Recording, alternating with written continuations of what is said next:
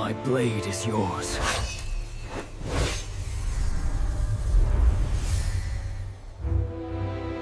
Hello everyone, welcome to What If Belle Became the Guardian of Riveria, the Princess of the Elves movie. Before we start, please go support L1 Papri for writing that awesome fanfic. This is the translated version I made. There will be some mistaken character's gender, but of course Belle is a male. In this story, Belle will be an elf from the age of Riveria and from the forest of Alf. After an attack on the king of the elves, he decided to send his best soldier to protect his daughter Riveria and Aario. Join Belle on his mission to defend the princess of the elves. Chapter 1. At the entrance to Aario, an elven carriage can be seen, bearing the royal symbol, causing everyone, especially the elves, to make way for it. Inside, you can see a white-haired elf, wearing a rather peculiar uniform, but it was his uniform, so he wore it. Imagine it's Belle with elf ears, and the medals are medals given by the king of the elves. I'm already 100 years old, why are you putting me in charge of the princess? Belle complained, while inspecting his luggage. Then he remembered when the king entrusted him with a mission. He was truly surprised by the mission, but he would not disobey his king. Flashback. Belle was walking through the halls of the king's palace. He had been told that the king required his presence. He continued until he reached the throne room where the king was on his throne. "Did you call me, my king?" Belle asked his king as he knelt and bowed his head. "You don't need to kneel, Belle. You know we're friends, and I don't like it when one of my closest friends kneels," said the king, who, despite holding a very powerful position, liked having a friend with whom he could have a somewhat normal conversation. "I'm sorry, my king," Belle replied, getting up. "May I ask why you summoned me?" Belle politely asked the king. "Always straight to the point, huh? Well, I'll be direct. Due to the attack we suffered recently, I've decided to assign you a very important mission," the king said seriously. "And what would that mission be?" Belle asked seriously, seeing the seriousness of his king. "I want you to go to Aario and protect my daughter," the king told Belle, who was surprised by the mission. "I'll tell you my reasons. I'm worried they'll come after her. I know it's unlikely, but I'd like to prevent any misfortunes, and who better for this task than you, my best soldier," the king said sincerely to Belle. "I understand," Belle said after hearing his king's reasons. He still remembered how sad the king was when his daughter joined the Loki family after escaping from Alf's forest along with Akina. "Actually, I wouldn't mind if you were her fiancé, haha," the king joked, making Belle laugh too. But what Belle didn't know was that the king was serious. "Belle, you would be a great match for my daughter. Besides, you're almost the same age. You're only a year older," the king thought to himself, still laughing. "Then you leave tomorrow, good luck Belle," the king informed Belle, who nodded. "I will fulfill the mission perfectly, my king," Belle said, before leaving the throne room. "If only they had met. It's a shame that you trained from a young age to be a loyal soldier, although your enormous efforts have borne fruit. I couldn't introduce you to my daughter because of the war with other countries," the king thought sadly, watching Belle leave the throne. The next day Belle left the forest for Aario. The king had given him a carriage so he could travel comfortably and wouldn't have to run. Then flashback. Belle continued in the carriage toward Twilight Mansion, where Riveria was supposedly working as an adventurer. After walking for a while through the streets of Aario, where the elves stood up straight as soon as they saw the royal emblem of the elves, they finally arrived at their destination. Lafia was on her way to her captain's office, where the executives were in a meeting. For a moment she looked out the window and saw a carriage in front of the door of her headquarters. He was about to leave when he saw the emblem on the carriage, his eyes widened, and he ran to his captain's office, bursting in. "Riveria-sama," Lafia shouted, bursting into the room, surprising the executives with her entrance. "What's wrong, Lafia?" Riveria asked calmly, used to the little elf's attitude. "The carriage with the emblem of elven royalty is at the door," Lafia informed Riveria, who was surprised by this, as were all those present. Riveria wasted no time in running towards the door, followed by her curious companions. "They want to take my Riveria tan away," Loki complained childishly, although she was actually worried that it was real. It should be said that Gareth was carrying her on his back. Upon arriving, Riveria stood in front of the carriage door, thinking that it would be her father or some messenger from her father who would come inside the carriage. Then the door opens, and Belle comes down in his uniform, wearing his medals. No one knew what they were except for Riveria and Lafia, who recognized them perfectly. "Good morning, Princess Riveria," Belle greeted politely, bowing to Riveria, who was a little stunned but managed to compose herself. "What is a general of my father doing here?" Riveria asked seriously. This answer surprised his companions, but they remained expectant. "His Majesty Larful Joe's Alf has sent me to protect you. I inform you of your mission, Belle." Everyone was confused by this, and that Riveria was level 6 and therefore did not need protection. "What? I don't need protection, come back like dad and tell him I don't need his help, Riveria said seriously, thinking it was a tactic by her father to get her to come back. I'm sorry, Princess Riveria, but this is not up for discussion, Belle informed her politely, trying to reason with Riveria. Why are they sending protection? I don't see the reason for this, Riveria replied. They're already bothering 12 of us, but not Belle, but his father. That's right, you don't know, Belle said, confusing Riveria. The king's palace suffered a terrorist attack. Many elves died. Belle informed her of what had happened. This news surprised everyone, especially Riveria and Lafia, who couldn't believe that it had happened. How, Riveria asked, not believing what Belle said. Unfortunately, that's how it is, Princess Riveria. Apparently, they were rebel elves who committed suicide in the attack. The motive for the attack is unknown, Belle told her, reporting what he had been informed. I see, Riveria said, processing the information. Does that mean you're not here to take me back? Riveria asked Belle, who just shook his head. Then if that's the case, I don't see a problem with him staying, Loki said, joining the conversation. He didn't want to contradict the Elf King and have him turn all the elves against him. I guess there's no other option, welcome, I'm Finn Dane. I greeted him, welcoming Finn, and just like Finn, the others introduced themselves. Nice to meet you all, my name is bellcranel, general in command of the Elf King Larfel. Belle introduced himself politely and with a smile. At that point, several understood that the medals must be for that reason. Alright. Let's go inside, Loki said cheerfully, happy to still have Riveria and his family. With that, everyone started to go inside. Belle grabbed his luggage and started walking towards the mansion, but stopped abruptly when he felt a penetrating gaze. What was that? Belle wondered, wary of the look. He saw where it came from, noticing the Tower of Babel. It was from that tower, but who is it? I have to investigate, Belle thought as he entered the mansion. At the top of the Tower of Babel, there was a beautiful goddess watching Belle. This goddess was seated on a throne with a cup of wine. She's beautiful. Her soul is so pure, yet so wicked. I want her, Otter, I want her here by my side. Freya said, never taking her eyes off Belle until she noticed him turn around. Oh. She's looking at me. That makes me want her even more. Belle said to his most loyal follower, his familiar captain, Otter. Otter listened attentively to what Freya was saying. If she ordered him to bring her that elf, he would do it without hesitation. Otter, I want you to investigate everything about him, Freya ordered Otter, who simply nodded and left to fulfill his objective. Back with Belle, he was arranging his things in the room they had given him. After that, he went to look for Riveria, who had returned to the meeting that had been left upon his arrival. He reached the door and stood outside waiting for her to come out. That was his mission after all, to protect and serve Riveria. Inside the room where the Loki family executives were gathered, they were talking about Belle's arrival. So Riveria, do you know anything about your protector? Finn asked Riveria, this question caught the attention of the others. Well, I know he's an elven general with numerous decorations, if medals count. As for me personally, I saw him once at a meeting of generals in the palace and only a few times after that, though I think I've heard his name before, Riveria replied honestly. Those medals are only for the best, they're given by the king himself. Lafia added her 2 cents. Then he must be competent, Gareth analyzed, stroking his beard.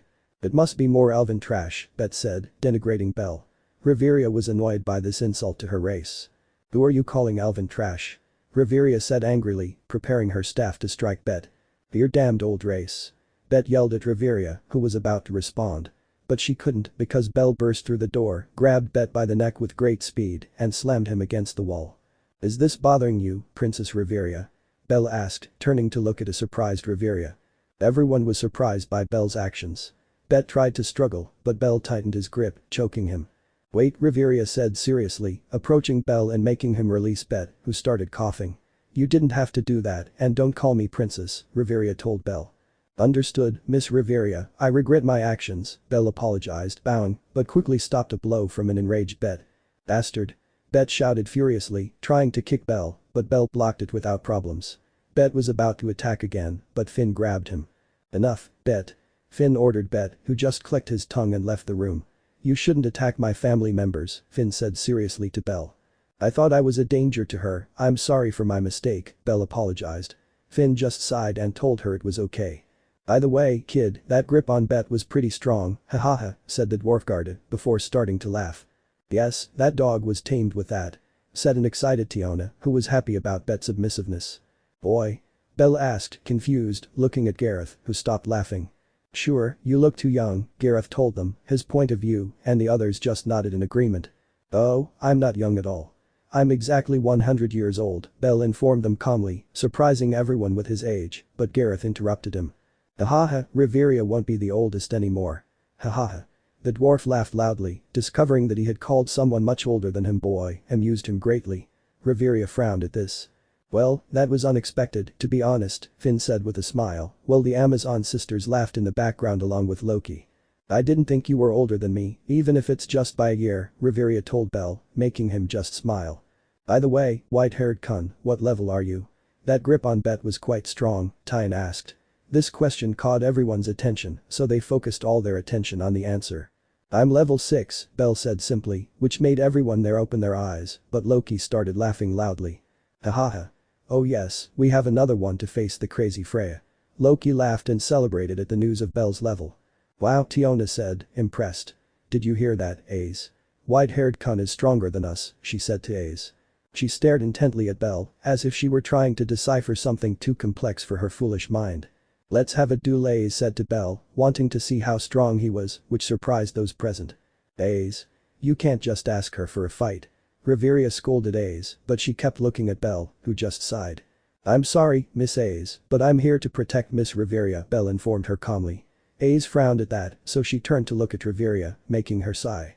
I'm sorry Ace, but Belle just arrived, he needs to rest, Riveria told Ace, who simply nodded and continued looking at Belle. I suppose this meeting is over, Riveria said, awaiting confirmation from Finn and Loki. You're right, Riveria, the meeting is over, Finn told her, so Riveria nodded and started to leave, with Belle following him. Will you follow me everywhere? Riveria asked, seeing Belle following her from behind at a safe distance. I'm sorry if I'm bothering you, Miss Riveria, but it's my mission, Belle said, apologizing to Riveria, who just sighed. Don't worry. It doesn't bother me. By the way, just call me Riveria, Riveria said calmly to Belle. I understand, Riveria-sama, Belle said, making Riveria sigh again. With that, they both went to the library, where Riveria sat down and began to read, while Belle stood a meter away from her. You can read, Belle, you don't have to stand there, Riveria said, turning to look at him. Are you sure, Riveria-sama? Belle asked, to make sure of what Riveria said, who nodded in confirmation.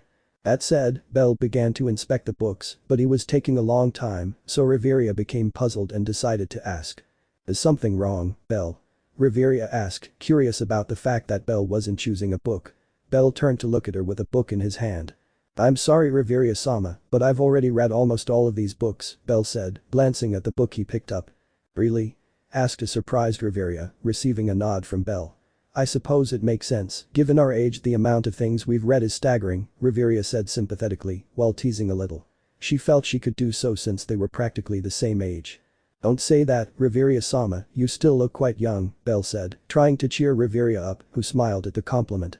Thank you, but it's a fact that we're already grown up, Riveria said, not wanting to say old. This made Belle smile, seeing how she didn't want to be called old. Well, that's true, but by elven standards we're still young, Belle said with a smile, which made Riveria smile. You're right, we're still young, Riveria said with a smile, happy to be able to talk about it with another elf her age.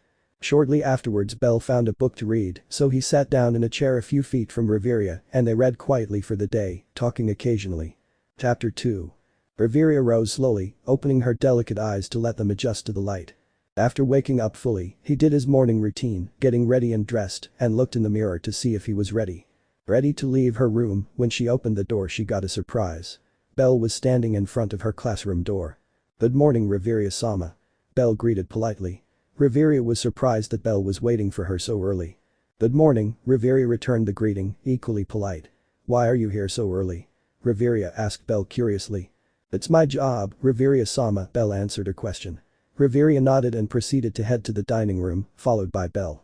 Good morning. Riveria greeted Finn and Gareth, who were the only ones in the dining room. At other tables there were few people, only the earliest risers. Gareth and Finn returned the greeting and began to eat their breakfast. Belle sat down at a nearby table to eat his breakfast. Belle. I called Finn, who turned to look at him. Why don't you sit with us? You'll be with Riveria the whole time, I suppose we'll see you all the time. Finn asked, curious not to see him with them.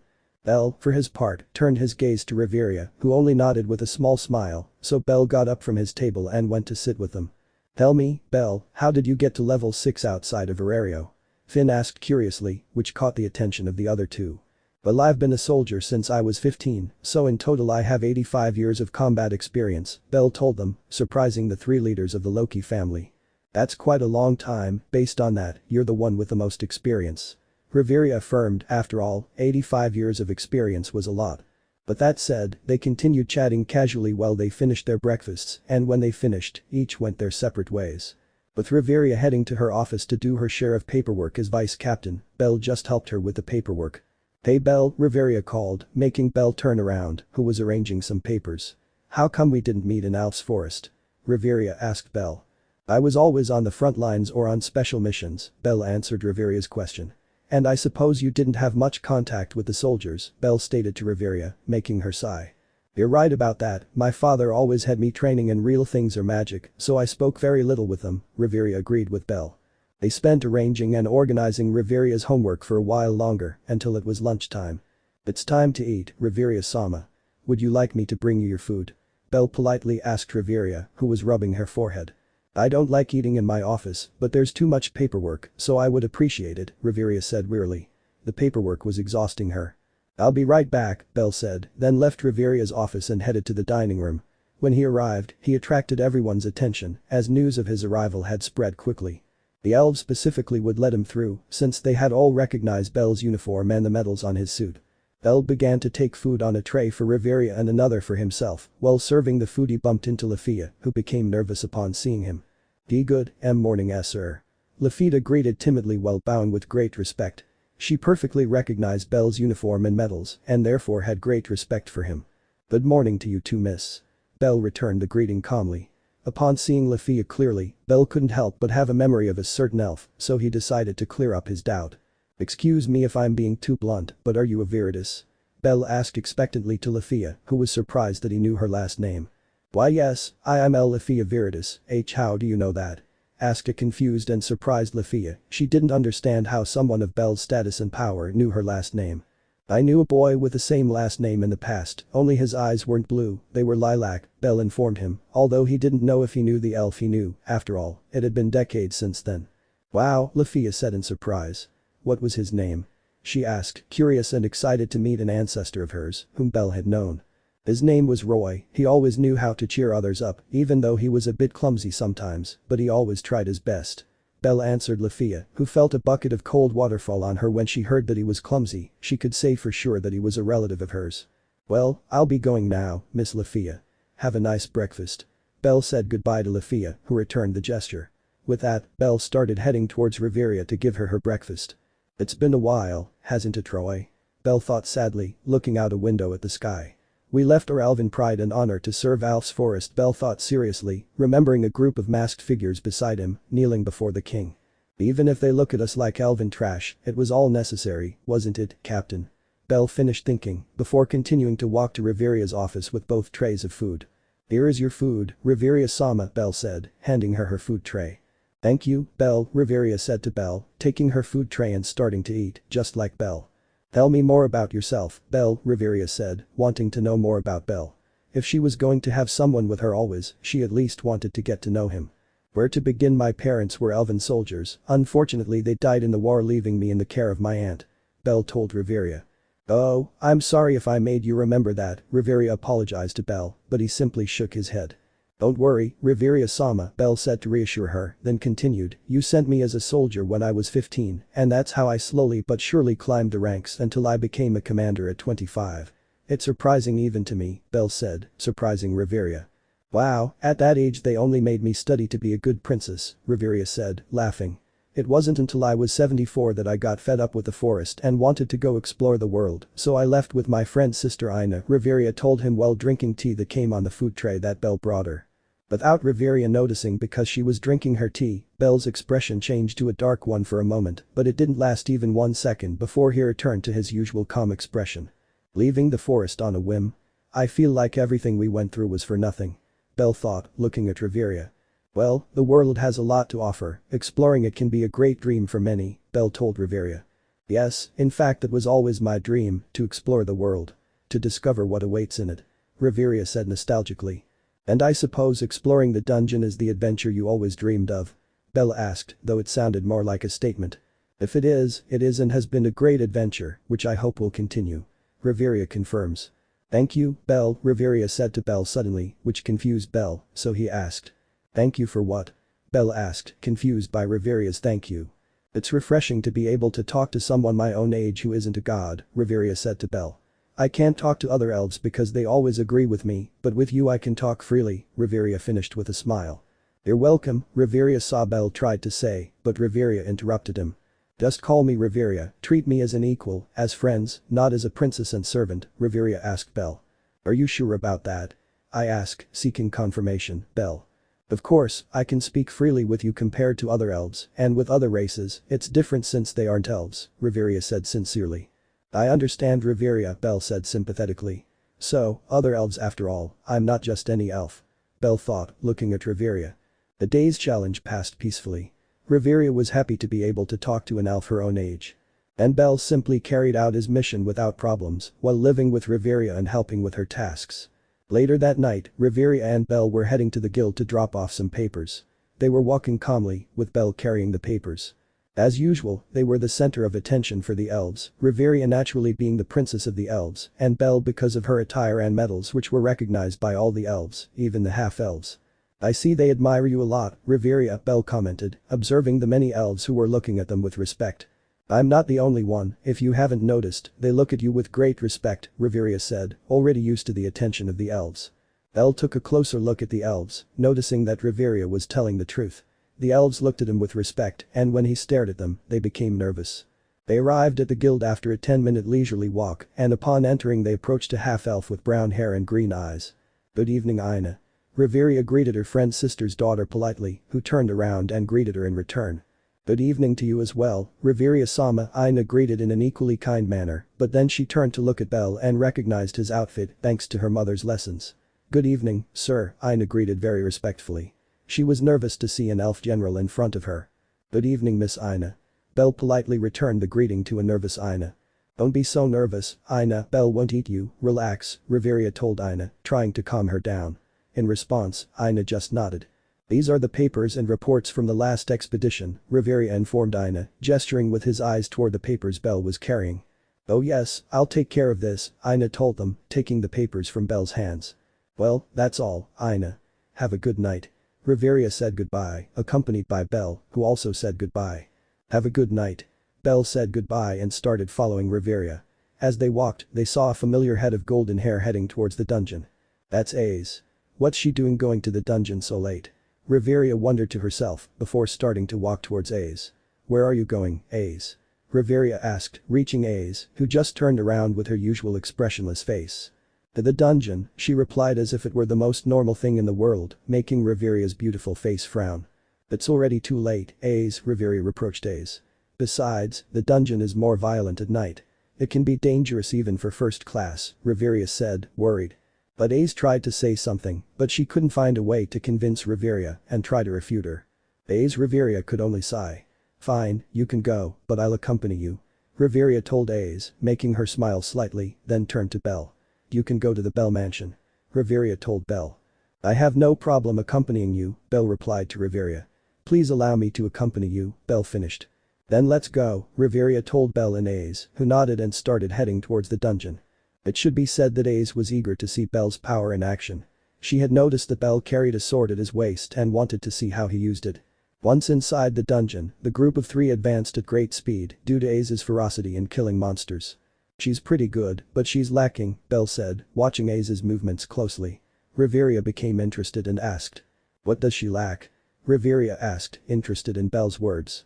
She wanted to know what Belle thought of Ace's fighting style. She's good, but in a fair 1v1 fight, she'd probably lose, Belle said, still staring at Riveria. Her fighting style is purely for killing monsters, and even then, she seems to take too many risks. Belle pointed at Riveria, who had no choice but to agree.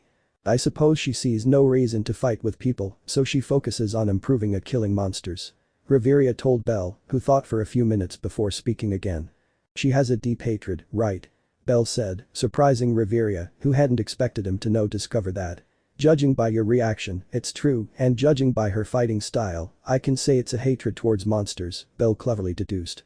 I see those decades of experience are quite real, Riveria said with a smile. They continued onward until they reached the entrance to the 27th floor. The amphisbaena is on the next floor, I think we should go back, Riveria told Ace, but Ace hadn't seen Belle fight. Let's go for amphisbaena, Ace told them, wanting to see Belle fight. Riveria frowned her beautiful face at Ace's words. Ace, it's late, we must go back. We can come back tomorrow and you can try to kill him yourself, Riveria replied, not giving in. Let's take a look to see if he's here. I understand he reappears after a month of his defeat. Let's go in, and if he's here, we'll fight him, and if he's not, we'll retreat, Belle said, trying to support Ace. He knew it was likely he would come sneaking in, and it was best to avoid him. Riveria, upon hearing Belle's words, could only sigh and accept. They proceeded to enter the 27th floor, where the Rex monster amphisbaena was supposed to be. Upon entering, they could see that the room was empty, with no trace of amphisbaena at all. It's empty, now let's go back, Ace, Riveria told Ace, who was disappointed not to see Belle fight, at least she would take it out on the monsters she found back on the surface. And so they set off back to the surface, with Ace destroying every monster he encountered along the way. After a while they arrived at the mansion, where Ace said goodbye and headed towards her room. I can clearly see his intentions, he wants to see me fight, Belle said to Riveria, walking beside her. Yes, that's more than clear, Riveria confirmed to Belle. Why don't you give him a demonstration tomorrow?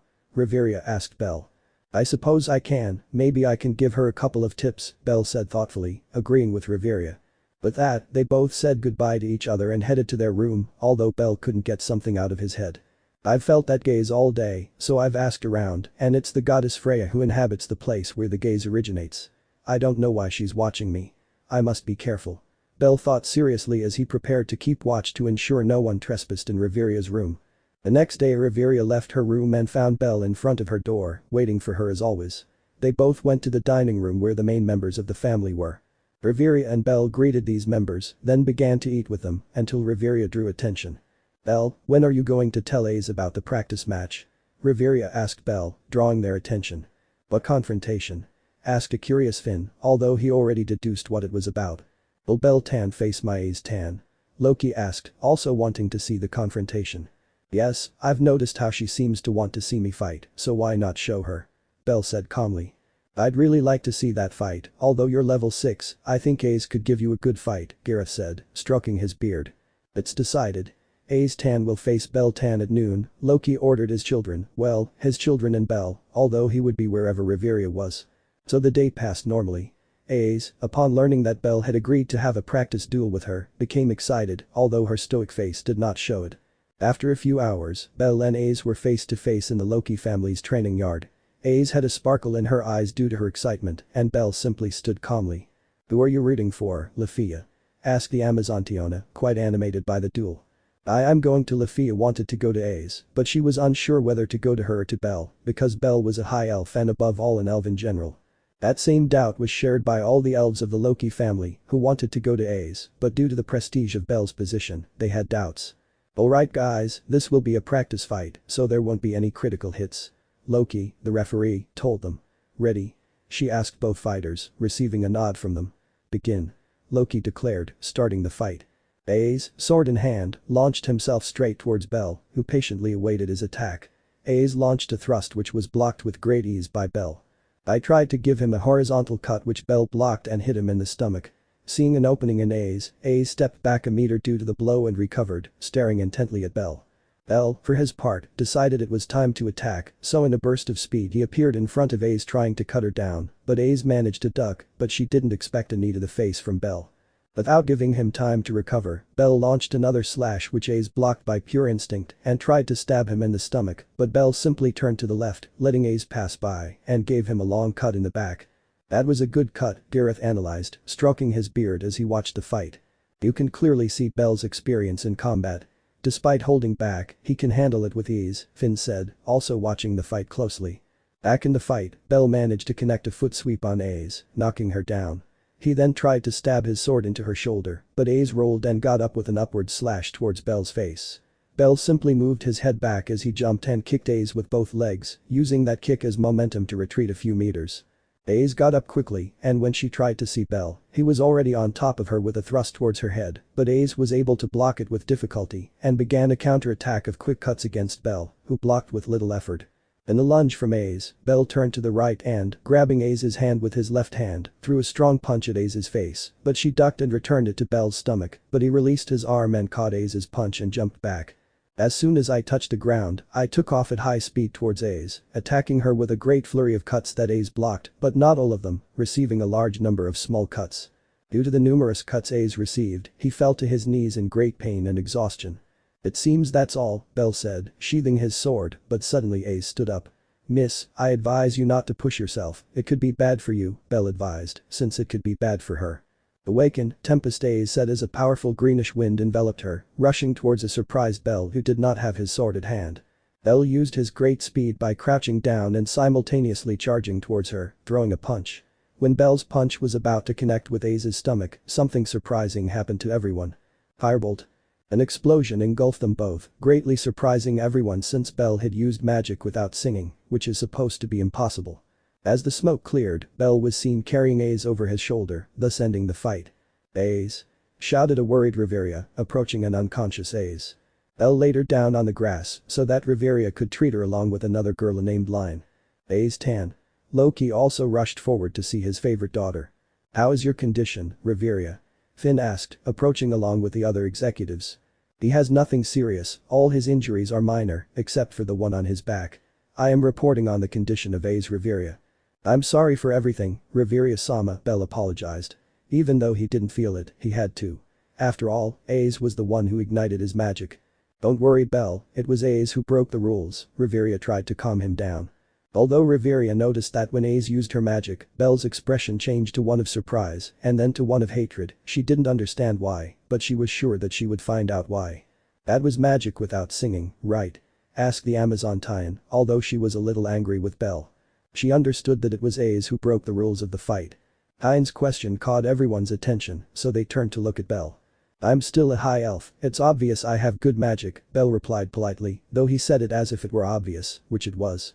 I had forgotten that you probably had your magic, said the dwarf Gareth, stroking his beard. It was certainly amazing magic, Riveria said, continuing to heal A's. How did you get it?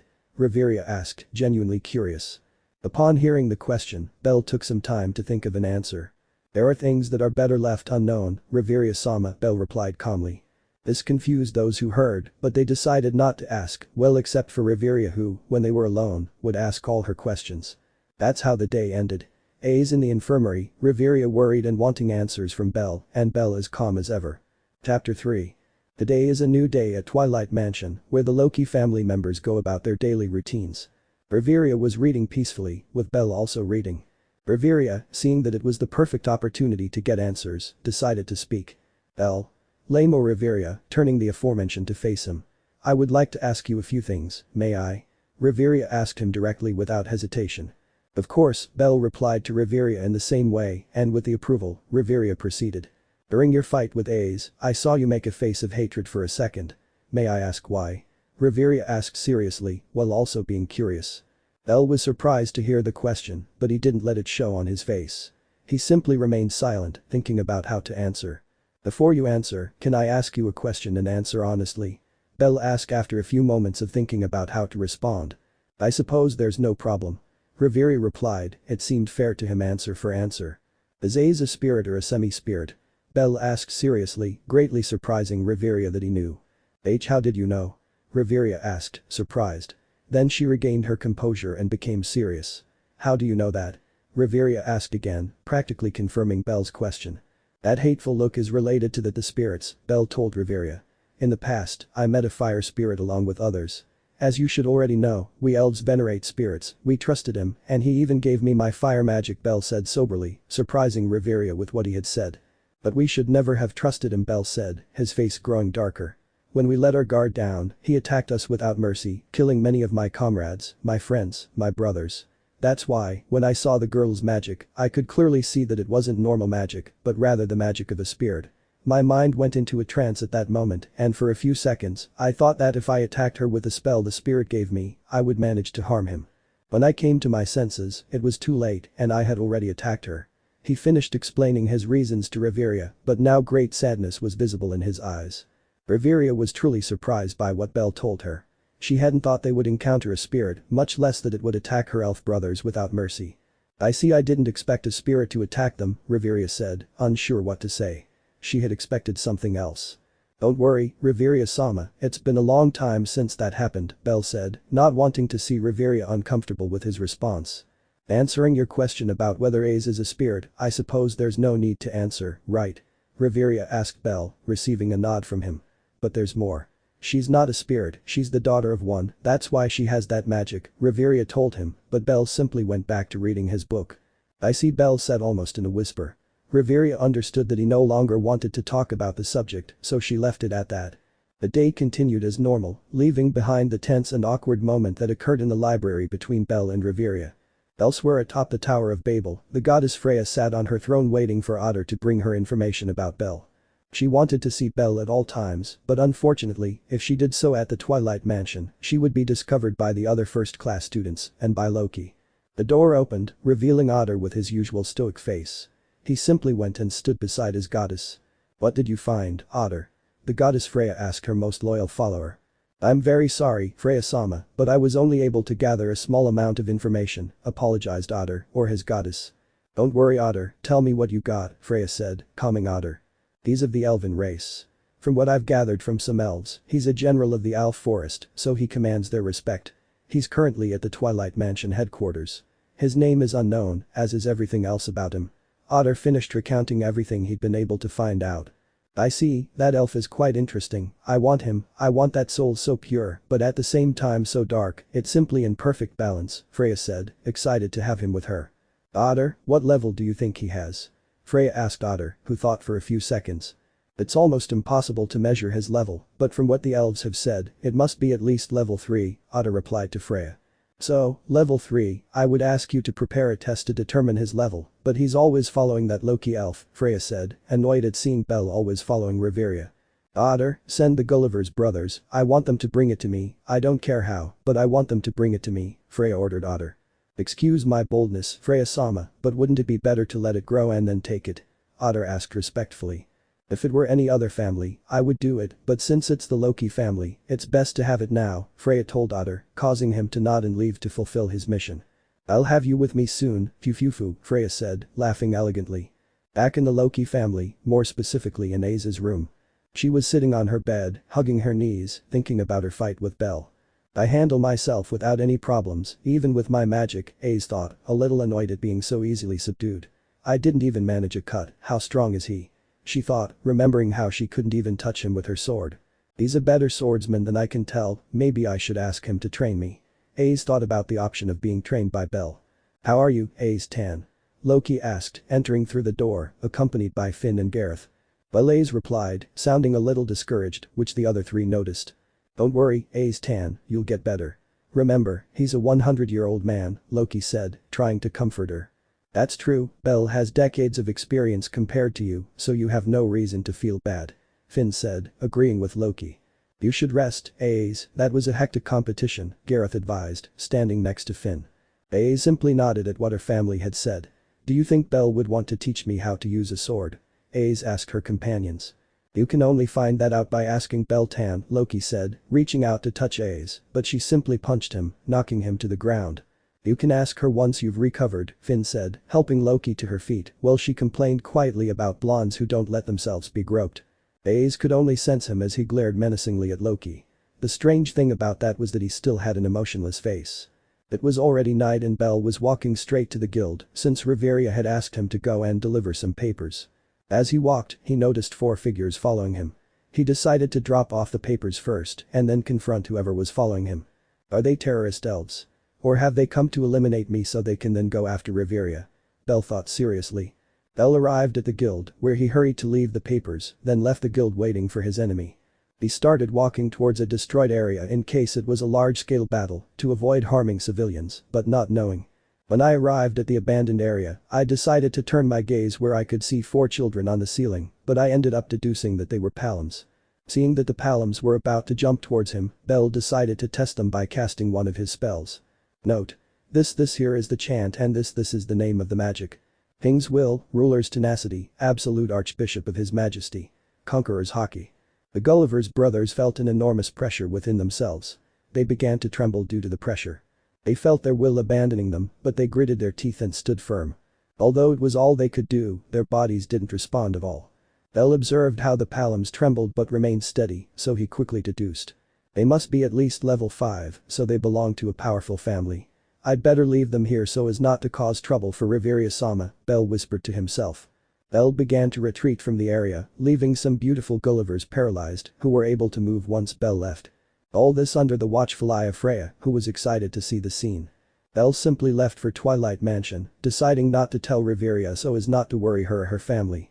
Meanwhile, at the top of the Tower of Babel, in the room of the goddess Freya, a few hours later. She was, as always, on her throne, with her ever-loyal otter beside her, awaiting Freya's order. That was interesting, Freya said after her ecstasy over Belle's actions. I regret my failed assumption, Freya-sama, Otter said, bowing before his goddess Freya. Don't worry about that, Otter. What level do you give it now? Freya calmed him down, then asked him. Otter remained silent, pondering his answer. He did not want to fail his goddess again. It will be at least level 6, but there is a possibility that it will be close to level 7, Otter told him. This answer put a smile on Freya's face. She wouldn't have to make it grow since it was already strong.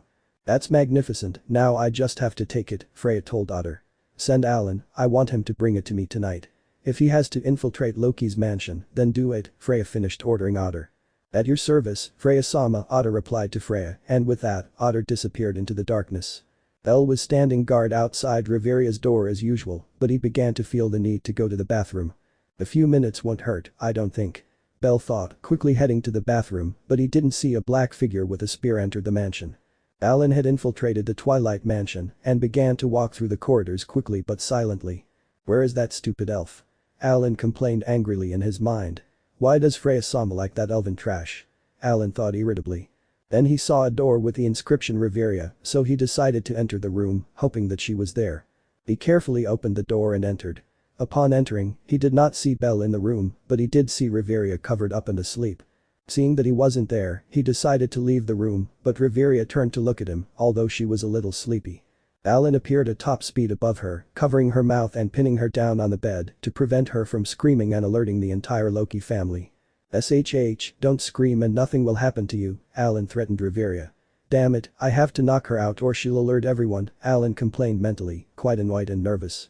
He knew that if the whole family woke up, he would be lost and unable to escape, but the worst thing would be the possibility that the Elf King would turn against his family, which would mean all the elves against their goddess. Riveria, finding herself subdued in her own bed by a man, could not help but shed tears of helplessness and sadness at being groped according to her by a man she does not love. Don't make that face, damn it. Alan said angrily to Riveria, seeing her start to cry. Someone help me, Riveria thought, crying.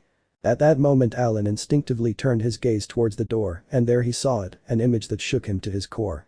Not even a second had passed when he had to dodge a sword aimed directly at his neck. He began dodging and blocking several sword strikes at his maximum speed. Even so, he was getting cut off and he was getting desperate and annoyed at being outpaced. Belle was blinded by rage and only thought about killing Alan. He wanted to cut off his head no matter what. While Alan was doing his best to dodge and block Belle's attacks with his spear, Belle began a chant alerting Alan and showing Alan and Riveria that he knew a crowded chant. Just as Belle was about to finish his chant, Alan managed to jump out the window and start running, his pride wounded because he was afraid to continue fighting with Belle. Belle approached the window, still chanting, and when he finished he pointed at Alan and fired from his mouth. The end of the earth is near, doom of the forest saints. Burning evil of the forest, imminent destruction of the elf. Nensho Ishii. This is how the attack works. The shot hit Alan even though he was running, showing the destructive power of magic. Alan got up in less than a second and took off at great speed, ignoring his multiple second-degree burns. And that's even though it didn't hit him directly. Alan was sure that if it had hit him directly, he would have suffered third-degree burns or even worse. Belle, seeing that Alan was still running despite his condition, was about to jump out the window and chase him down until he had Alan's head, but a call stopped him. Belle sniff. Riveria called out with a small sob. Belle, seeing this, came out of his hunter's trance and quickly went to Riveria. Are you alright, Riveria-sama? Belle approached Riveria to see if she had any injuries. But he didn't expect that as soon as he approached, Riveria would hug him tightly while trembling and crying. Thank you, sniff. Riveria thanked him, clinging tightly to Belle, not wanting to let go for anything in the world. Don't leave me. Riveria begged, still in a trance from what had happened. She had been afraid that the man who was subduing her would defile her. She couldn't even see what the man looked like because of the darkness. "I'll never leave you again, Riveria. I'll always be here for you to hold on to," Belle said, trying to reassure her. The truth is, Belle didn't know the right words, so he blurted out the first thing that came to mind. Just then some members of the Loki family arrived, which also worried Riveria. She would appear weak and defenseless in front of her family, and besides, she was in her sleepwear, which was a simple jade green pajama, which showed a lot for an elf. She couldn't present herself as vice captain like that. Riveria was about to move, but Belle simply covered her with his body so they wouldn't see her and told the adventurers to look for the intruder. The adventurers didn't hesitate because they knew Belle was with them. "Don't worry, I won't let them see you like this, just leave it to me," Belle whispered softly as he hugged her and covered her with his body. After a few minutes Loki arrived, he was about to speak but saw Belle hugging someone, so he deduced that it was Riveria. She was about to ask, but Belle signaled her to be quiet. This confused her, but Belle moved her mouth, and since Loki was a goddess, she could read what her lips were saying. "Riveria is sensitive right now, she was attacked by someone, we have to let her rest." That's what Loki read from Belle's lips. And understanding that this was serious, he decided not to speak and wait. He walked to the window and looked through the destroyed window. He was very surprised to see the ground in his yard. "Everything looked burned, so I deduced that was the sound of the explosion I heard. Riveria seems to be in a trance, so it wasn't her, and besides, she doesn't have magic like that, so it had to be Belle who fired the magic," Loki thought, analyzing the situation. After a few minutes, Riveria fell asleep in Belle's arms, so Belle carried Riveria like a princess while she was still asleep clinging to Belle, then he covered her with a blanket so that no one would see her. Just then Finn and Garrett arrived at Riveria's room. They had been organizing the other family members. "What happened, Belle?" Finn asked Belle. He noticed Belle was carrying something covered up and when he didn't see Riveria, he panicked and feared the worst. "Is she?" Finn tried to say, but Belle stopped him. "She's asleep. Loki-sama will tell you the superficial stuff. I'll give you details tomorrow," Belle informed them, starting to walk. That brought a sigh of relief to Finn and Garrett. "Where are you taking her?" Garrett asked Belle, wanting to know where to find them. "My room, hers isn't safe anymore," Belle replied without turning to look at him, although all three noticed the look Belle had. After Belle left the room, Loki told them what little Belle had told them. "They attacked Riveria, and from what you said, when you found them it was Belle who saved her," Finn analyzed after Loki told him the situation. "He also seemed to be in a trance, he wouldn't let go of Belle," Loki told Finn and Gareth. "The guards are second class, which must mean he's a first class. I'll tell you your deduction, Gareth. Tomorrow, when Belle tells us what happened in detail, we can look for more clues," Finn said, pausing the discussion until morning. "Now, another thing, did you see her eyes?" Finn asked seriously. "Yes," Gareth and Loki said, equally serious about what had been said. "They were completely empty, lacking their usual brightness, not even ours are like that," Finn said seriously, trying to think why Belle had those eyes. "I don't know why he has those eyes, but we can't meddle where we're not wanted," Loki told them seriously. The truth is that she wanted to know the reason for those eyes, but just by looking at them she knew there was a serious underlying issue and that they shouldn't get involved. Belle carried Riveria through the corridors. Anyone who crossed their path moved aside just by seeing her gaze. "When I got to her room, I went in and quickly closed the door, went over to her bed and made Riveria comfortable. He covered her with the sheets and let her rest, then he made sure, brought a chair to her bed and sat down there with his sword in hand. I'll find the person responsible and I'll finish them off. I don't care what family they belong to. If necessary, I'll wipe that family out," Belle thought, his gaze darkening. "Killing again won't affect me. I've killed so many that one more won't hurt me," Belle thought darkly, recalling memories. Several flashbacks. "Please spare my life." A man begged, but he couldn't continue because his head was cut off. "Mission accomplished," said a masked man in a monotone voice, wearing a black robe. There were more behind him. "Our mission is to kill everyone in that village," the leader of the masked men said to the other masked men. "Women and children too?" asked one of the masked men. The voice sounded feminine. "Everyone." That was all the leader said. With that everyone drew their swords and charged into the village. "Please leave my son alone," pleaded a desperate woman protecting a child. "I'm sorry," was all the masked man said before drawing his sword. "I am a god, they cannot kill me, it is the greatest sin of a mortal," shouted a god desperately trying to save his life. In front of him were several masked figures in black robes with swords ready to attack. "A few more won't hurt," said one of the hooded figures before they all rushed at him, killing him and returning him to the sky. "We have just committed the greatest sin by killing the goddess Volander," said one of the masked men. "It was necessary, he was one of the two gods who lead the Krazo family, now only the goddess Phobos remains," replied the leader of the masked men. If we kill her too, the Krazo family will be unprotected and we can easily annihilate you. Besides, Rakia will stop destroying so many elven forests, said another of the masked men. Let's get out of here, we have another eradication mission, said the leader of the masked men, making the others nod in agreement. Lion, go down, the masked leader ordered one wearing a lion mask, although you could see a little of the hair of the one wearing the lion mask, showing white hair. When Leon went down to the basement of the building, he could see several cages with many elves of all ages, from children to old people. He quickly approached and cut the locks, then went up to an elf who looked very damaged and malnourished. Don't worry, we'll take you to Elf's forest. Leon told the elf, who just turned to look at him with a dead stare. Kill me, the elf whispered, barely audible, surprising Leon. What? Wait, you can have a good life again, Leon told her, but the elf just shook her head. We can't live any longer, please, grant us this last wish, the elf begged. Leon turned to look at the other elves, who had knelt down awaiting their end. The worst part was that the children were the same. Leon picked up the elf and placed her before the other elves, where the elf also knelt. Are you sure about this? You can still have a life, Leon said to the elves, the sadness in his voice clearly audible. There's nothing left for us in that forest, another elf told Leon.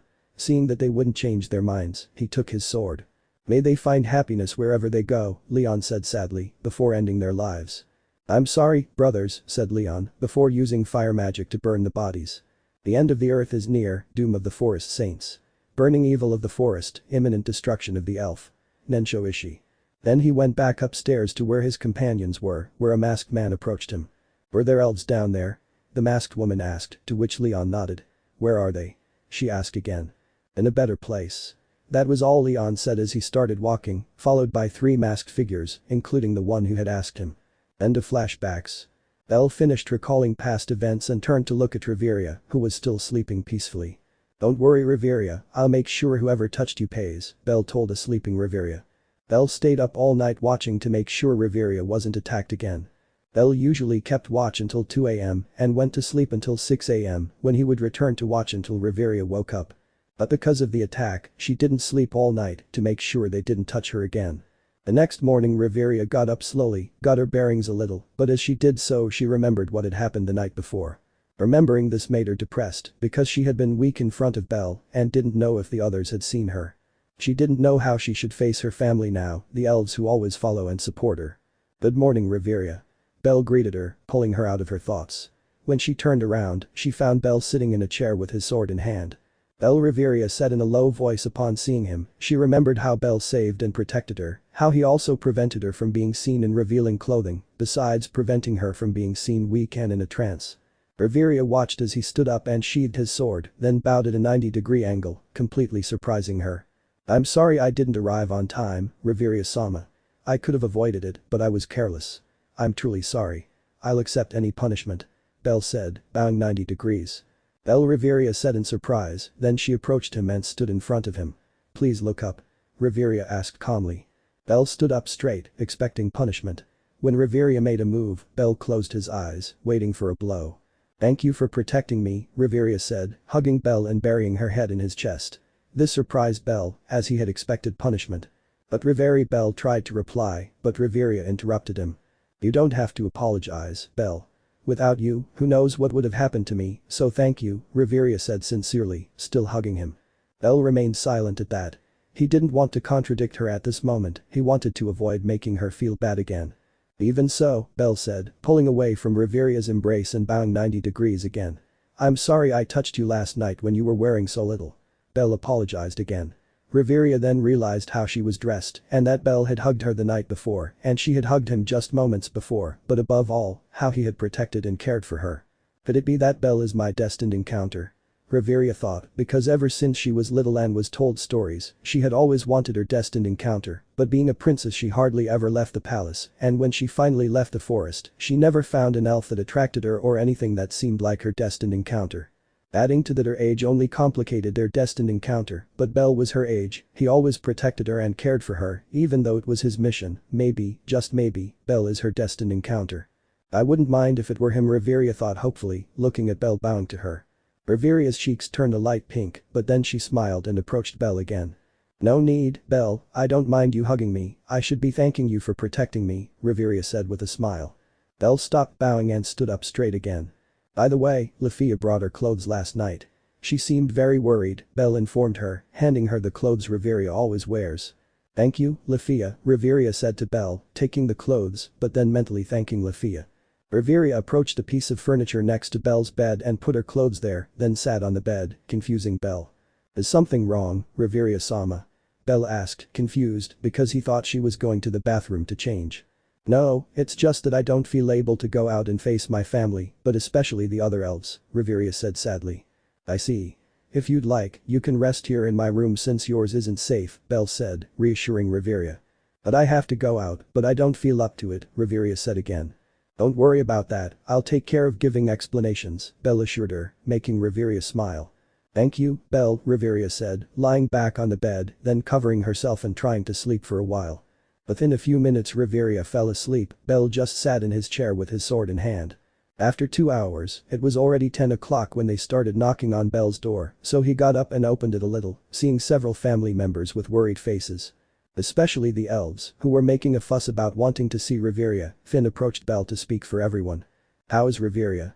Finn asked, a little worried, although he was confident she would recover. "She's fine, she's just resting today.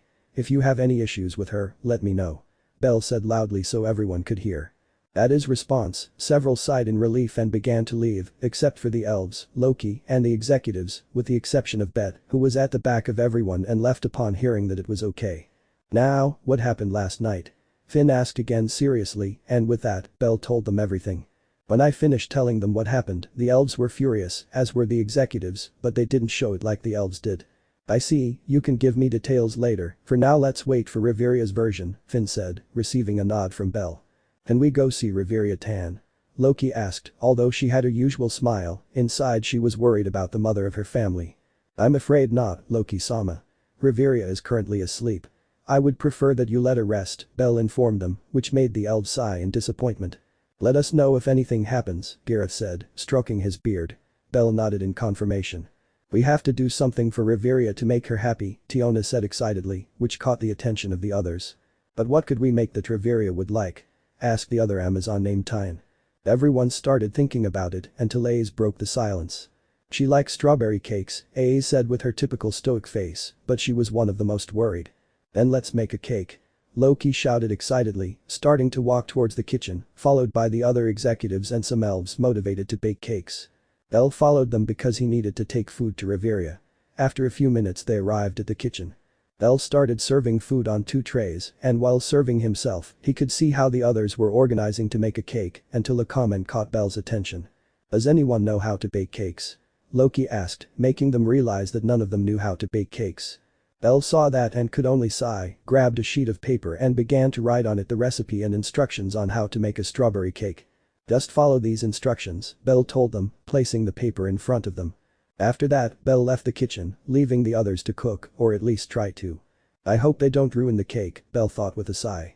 "It's a good thing Mom taught me how to bake cakes before she died," Belle thought, grateful to her mother. "Shortly afterwards I arrived at her room where I left the trays on a table. I would wait for Riveria to wake up to keep her company while she ate." After 30 minutes Riveria got up and they started eating, while chatting about anecdotes from their past. Well, it was Riveria who told anecdotes to forget what had happened. "I think you're my destined one," Belle, Riveria thought, looking at Belle with a small smile. "Aina always told me that if I found my destined one, I shouldn't let them go. I won't let you go, Belle," she thought with a determined look as she ate and looked at Belle. What's with that determined look? Has she decided to leave the room? Belle thought, confused. Chapter 4.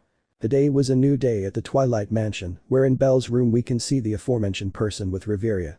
"Are you sure, Riveria?" Belle asked, not wanting her to rush out and face the music.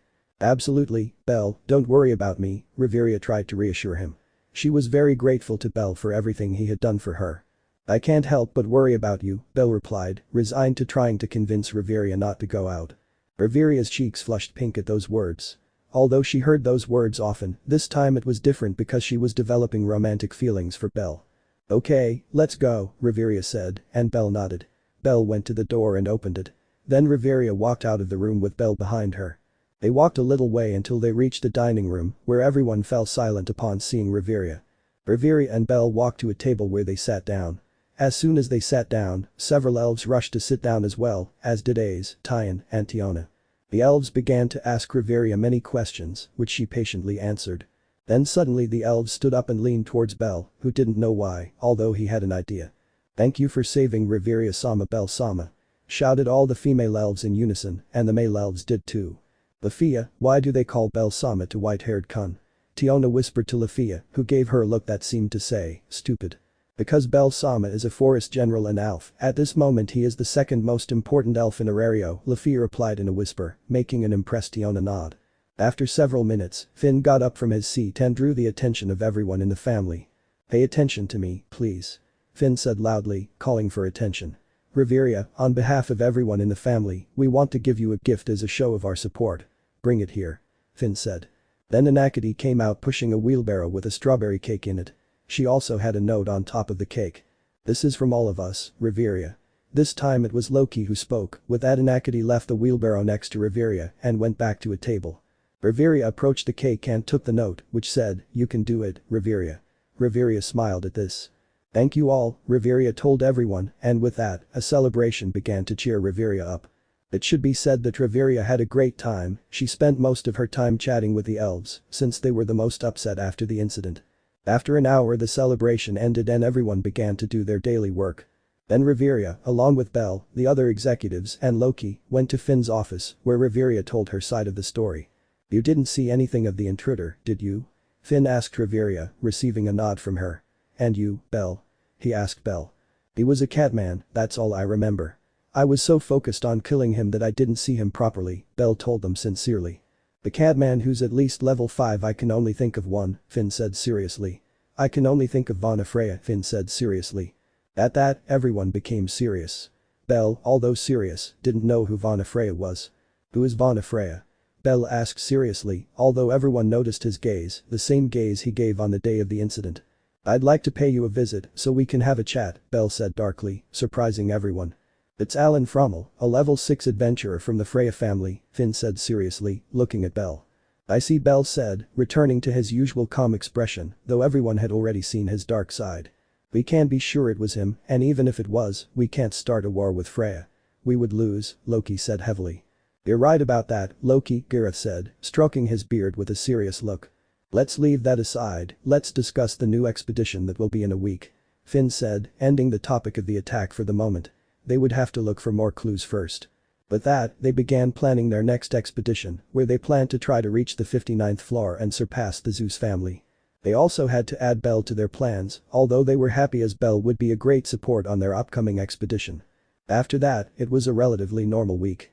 Belle didn't leave Riveria's side that week, which naturally didn't bother Riveria. On the contrary, she now enjoyed being with Belle. The day had finally arrived when they would make the expedition to try to reach the 59th floor. Everyone was preparing. Belle was already ready, since he always carried what he needed with him, so he stayed with Riveria helping her prepare for the expedition. "Are you sure you want to go on this expedition, Riveria-sama?" Belle asked Riveria, worried. After all, it hadn't even been 2 weeks since the attack, and Belle was going to make sure she found the person responsible. "Don't worry, Belle, I'll be fine," Riveria said with a smile. It made her happy that Belle cared about her. Belle just sighed at that and accepted Riveria's words, and they continued preparing for the expedition. After several more preparations, the whole family headed towards the dungeon entrance, where Finn gave a speech. "This reminds me of the captain's speeches. They were just as motivating. I thought, with a mixture of nostalgia and sadness." Thus the expedition began. They descended without any problems. Belle simply stayed by Riveria's side to protect her. When they reached the 17th floor, they easily defeated the Goliath, as it was only level 4. They continued going down until they reached the room of Amphisbena, a level 5 boss. It was the same as with Goliath. Only this time Riveria asked Belle if he could support them in this floor manager, to which Belle agreed. Those designated to defeat Amphisbena were the Amazon sisters, Aes, Bet, Lafia and Belle at Riveria's request. "How do you want me to support you?" "Vanguard or support?" Belle asked those who would fight. "DSK, just don't get in the way," Bet said in his typical stupid way. "Give us your support, white hair cunt," Tiona said cheerfully, and Tyan and Aes nodded in agreement. "Okay," Belle replied to Tiona.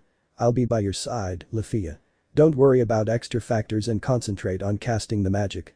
"Hi Belle-sama," Lafia said nervously, although she was happy to fight alongside Belle. For her, it was a great honor. With that, those who would be the vanguard set out to face Amphisbena head-on, beginning to attack it on both of its dragon heads. "Okay Lafia, I'll start, then you," Belle told Lafia, who nodded. Belle began to recite his magic, making a red magic circle appear beneath him. After a few seconds, he finished and launched it directly at Amphisbaena's left head. The end of the earth is near, doom of the forest saints. Burning evil of the forest, imminent destruction of the elf. Nensho Ishii. Amphisbaena's left head was about to spit blue fire. Its mouth was already open with the fire about to come out. But just as he was about to fire it, Belle's magic hit him right in the mouth, causing a huge explosion and making the right head roar. When the smoke cleared, it was clearly seen that the left head of Amphisbaena was missing. "Your turn, Lafia," Belle said after recovering. Lafia was so surprised that she didn't react to Belle's call. "Lafia," Belle said, waving a hand in front of her, making her react. Lafia wanted to start reciting her chant but kept losing focus as she thought she wouldn't do anything similar to Belle. Belle noticed how Lafia was losing focus and unable to perform her chant, so he decided to speak. "Relax, Lafia, don't think about anything other than your chant, that's all you need to think about," Belle said, trying to calm Lafia, which worked, and she began to recite her magic correctly. "We're done." Tiona shouted happily from afar, preventing Lafia from finishing her magic. "Huh?" Lafia said in surprise. Both elves watched as Amphisbaena turned to ash, which depressed Lafia. "Don't worry, Lafia, you'll have another chance," Belle said, stroking Lafia's head, making her nervous. "Hi Belle Sama," Lafia said shyly. She liked being told she could do it. They both returned to the three top executives, where they congratulated Belle on such great magic. "That's great magic, Belle. I congratulate you, Finn, as do the other members of the Loki family." So they continued advancing through the dungeon, passing Udius's chamber, who had not yet appeared, so they continued on. The only mishap was A's leaving the formation and Lafia's fear causing her to not finish her magic again. They continued advancing until they reached the 49th floor, where floor manager Baylor was also absent, which benefited him in terms of avoiding wasting supplies. They entered the safe zone on the 50th floor, where they began to set up camp to rest. Belle was chatting with the top executives about some things, but they noticed the Tyans seemed to be intimidating Lafia. So the four of them started to approach them, Finn asked them what was wrong, and Tyan became submissive. Ace, do you have a moment?" Finn asked, nodding at the call, which was expected to result in a scolding. "Lafia, come with me, we need to talk," Riveria said seriously to Lafia, starting to walk away, and signaled to Belle to come as well. They walked for a few minutes, until they were in a place where the three of them could talk quietly. "Aren't you used to fighting on the lower floors yet?" Riveria asked calmly, looking at the scenery. "I'm sorry, even though I know they come when monsters run towards me, I can't stop my mind from going blank," Lafia said dejectedly, looking at the ground and clutching her staff. "She's just like Roy," Belle thought as he watched Lafia's actions. She was a copy of his old friend. "You lack experience, but you have potential. You have that rare ability that helps you on your path and you're above level 3, which is why we brought you on this expedition. Do you understand?" Riveria asked Lafia, receiving a hi from her. "You want to fight alongside A's, right?" Riveria asked, exasperating Lafia. "Yes. That's what I dream of doing," Lafia said shyly without looking at her. Riveria began to give Lafia some motivation, but Belle was staring intently at Bet, who was watching from a tree. He seemed about to interrupt Riveria with something stupid by insulting Lafia, so Belle placed a hand on his sword and pulled it out a little, then put a finger to his mouth as a sign for him not to speak. Ed understood the message perfectly, so he just clicked his tongue quietly and left in silence. Riveria continued to motivate Lafia, making her feel motivated. When Riveria finished, she signaled to Belle to also say a few words to Lafia. "Lafia," Belle said, drawing her attention. "It's okay to be afraid. It doesn't make us reasonable or capable of overcoming challenges and moving forward. But you can't let yourself fall too deeply into fear. Remember, what matters is completing the mission and protecting your family," Belle told her. Riveria raised an eyebrow at Belle's peculiar statement. "Hi," Lafia said, happy with Riveria and Belle's motivations. They were very meaningful to her. After that, she said goodbye, leaving Riveria and Belle alone. "Thank you for motivating Lafia," Riveria said to Belle with a smile. "You're welcome. She has great potential and I'm sure she'll surpass us in the future. But she's still very young and lacks experience. It's just a matter of time," Belle said. "By the way, that phrase is very peculiar, it sounds to me like it's not how you said it," Riveria said, curious about Belle's statement. "You're right, that's not how it goes," Belle said nostalgically, recalling the original phrase. "Can I know what it originally looks like?" I asked with great curiosity, although it was just an excuse to spend more time alone with Belle. "It's okay to be afraid. It makes us reasonable and capable of overcoming challenges and moving forward. But you can't let yourself be consumed by fear. Remember, what matters is completing the mission and protecting Alf's forest, no matter the cost. That's the original version, Belle said with great nostalgia. So much so that a tear escaped her, but she quickly dried it, although Riveria managed to see it, which left her curious. That's a great phrase, who told you that? Riveria asked curiously. My captain told me, the one who taught me everything about the world, Belle replied sadly. I see, Riveria said, noticing how sad Belle looked and feeling discouraged, thinking it was her fault. I'm sorry, Riveria apologized. You don't have to apologize, Riveria, it's just that it's been a long time since then and I got nostalgic, Belle said with a smile. He must have been a great person for you to appreciate him like that, Riveria said, wanting to lighten the mood. I have no doubt about that, I idolized him so much that I followed him wherever our mission took us, Belle said, recalling that past time in his life, but he realized that he had let slip too much information because he was feeling nostalgic. Mission? Elves only fight in wars, we don't give missions, Riveria said, confused by what Belle had said. Damn it, Belle mentally complained about his information leak. During the war, we were assigned missions to gather information, Belle excused himself without showing any nervousness, which seemed to work. I see, Riveria said, understanding. For a moment he thought of certain masked figures in robes, but not even a second passed before he had dismissed the idea. After that they continued talking about various topics, but stopped talking after hearing a scream. Ah! Brawl's scream echoed throughout the camp area, alerting everyone. That came from the entrance of the 51st floor, let's go Belle, Riveria said, starting to run alongside Belle. Upon arriving they met up with Gareth and Finn, and continued until they reached the area, where they saw Lafia healing Rawl's burned arm and Tyan and Tiona fighting some caterpillars. Tiona, Tyan. He shouted, drawing their attention. Our only option is to burn them with magic. Distract them and buy us time. Finn ordered. Belle, could you take care of those who are at the camp? Riveria asked seriously because of the situation. At your service, Riveria, Belle said, before darting off towards the caterpillars inside the tent area. I arrived just in time, cutting one in half. It released acid before turning to ash, but Belle managed to dodge it. Seeing that it was dangerous to attack them with melee combat, I took out shurikens, throwing them with great force and precision, killing several caterpillars. It's good to see I can still Belle recalling masked figures also throwing shurikens, but those were people. Belle saw that some members of the Loki family were about to be bathed in acid, so he ran while reciting a chant. Holy protector of the heavens, protect me. Shirodu. Belle finished his short song to stand in front of the adventurers and create a barrier in front of him, protecting them. Go to a safe place. Belle ordered, deactivating his shield and taking off, hitting a caterpillar hard, which flew away due to the strong impact, colliding with another and killing both. Everyone inside Riveria's circle. Finn shouted, alerting everyone. Belle was no exception and stepped inside Riveria's magic circle. Bray Levitain. With that, strong pillars of flame charred the entire area and with it all the attacking caterpillars. After all the caterpillars were destroyed, they began to regroup to give orders and carry out a course of action. Should we retreat? But we've come so far. Tiona complained as Finn ordered them to return to the surface. We have no choice. We suffered a lot of damage, Gareth said, arms crossed. I know how you feel, but let's retreat for now. Whenever my thumb throbs with pain, something bad is going to happen. Finn said, licking his thumb. There will always be a next time, Gareth said, prompting everyone to start packing and getting everything ready. When they had everything ready, they began marching towards the surface to rest and give the expedition report. They marched until they reached the 17th floor, where several minotaurs appeared, and Finn ordered them to be quickly eliminated. So Tiona approached one quite cheerfully and killed him with a kick to the head, then Tiona finished off another. This frightened the minotaurs, who began to run towards the beginners' floors, alerting everyone. After them. Don't let any of them escape. Finn ordered, sending the fastest ones after the minotaurs. Among them was Belle, who was the fastest of them all, surpassing Bet and A's. They were hunting the minotaurs, but one was missing, the one who had climbed the highest. Ah!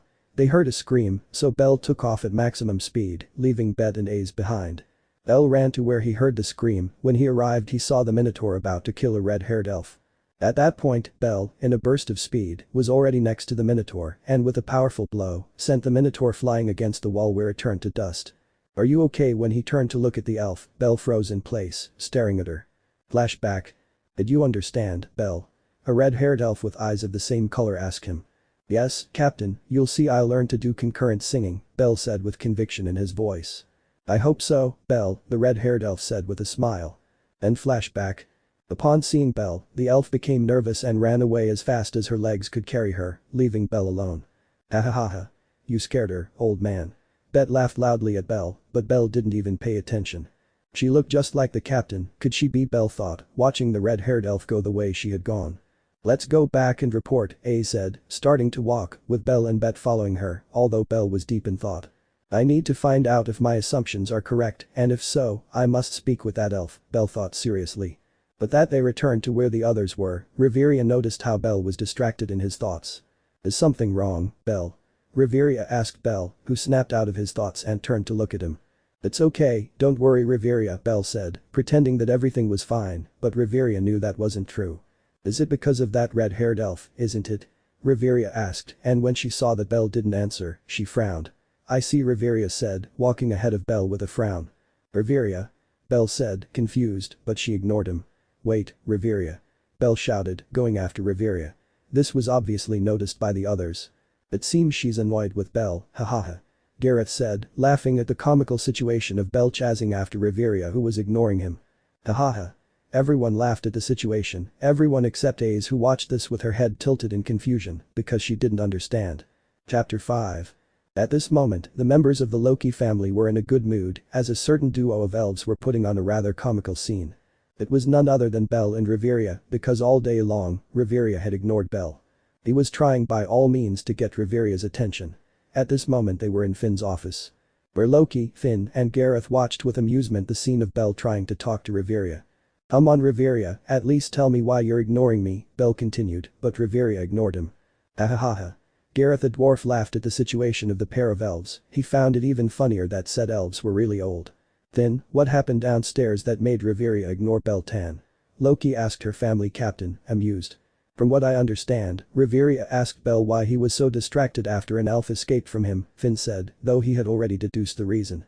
So, Mama Riveria is jealous, Loki said mockingly to Riveria, who blushed slightly and glared at Loki. Ahahaha. The three of them started laughing when they saw her blush, which made it more than clear that she was jealous. What are you laughing about? Riveria asked seriously, while glaring at them. Oh, but you don't deny it, Loki mocked Riveria, making her blush even more and frown. This won't stay like this, Riveria said, leaving the room, with Belle following her. It should be noted that Belle did not hear Loki. It seems Riveria has fallen in love, Gareth said with a smile as he stroked his beard. You know how elves are. If they believe they found their destined encounter, they won't let it go, Loki said with a sigh, though he was happy that Riveria had finally fallen in love. We'll just have to see how their relationship develops, Finn said with a smile.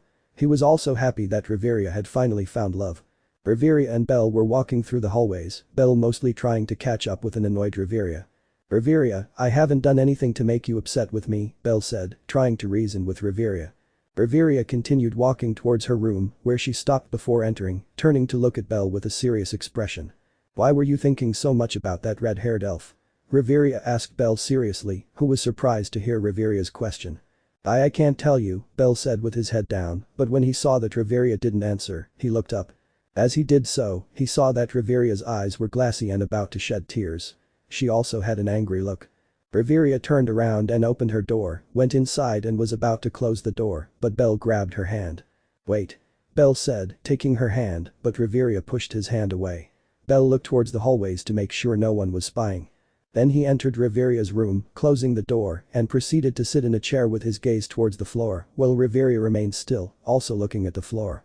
Riveria. I called Belle, but she didn't even move. The reason I was thinking so much about that red-haired elf is because I think she's my captain's granddaughter. Belle told her sincerely with a sigh. Upon hearing Belle's words, Riveria looked up in surprise. She hadn't expected that response, and now she understood the reason for his actions. I knew from what Belle had told me that his captain was someone very important to him, and for him to say that he was related to his captain, it had to be serious. I didn't expect to see her here, and when I saw her face to face I couldn't avoid the captain, Belle said, a tear escaping from her eyes. Riveria noticed this and approached Belle, then launched herself into a hug, surprising Belle. Riveria, Belle said, surprised by Riveria's sudden hug. She had buried her head in him. Sorry, Riveria said without breaking the hug. Belle stroked Riveria's hair until she reacted. Riveria, you shouldn't hug a man you don't love, Belle said, alarmed. Baka, Riveria said angrily because Belle didn't realize her feelings. You don't understand a woman, Riveria said, separating from Belle with a smile.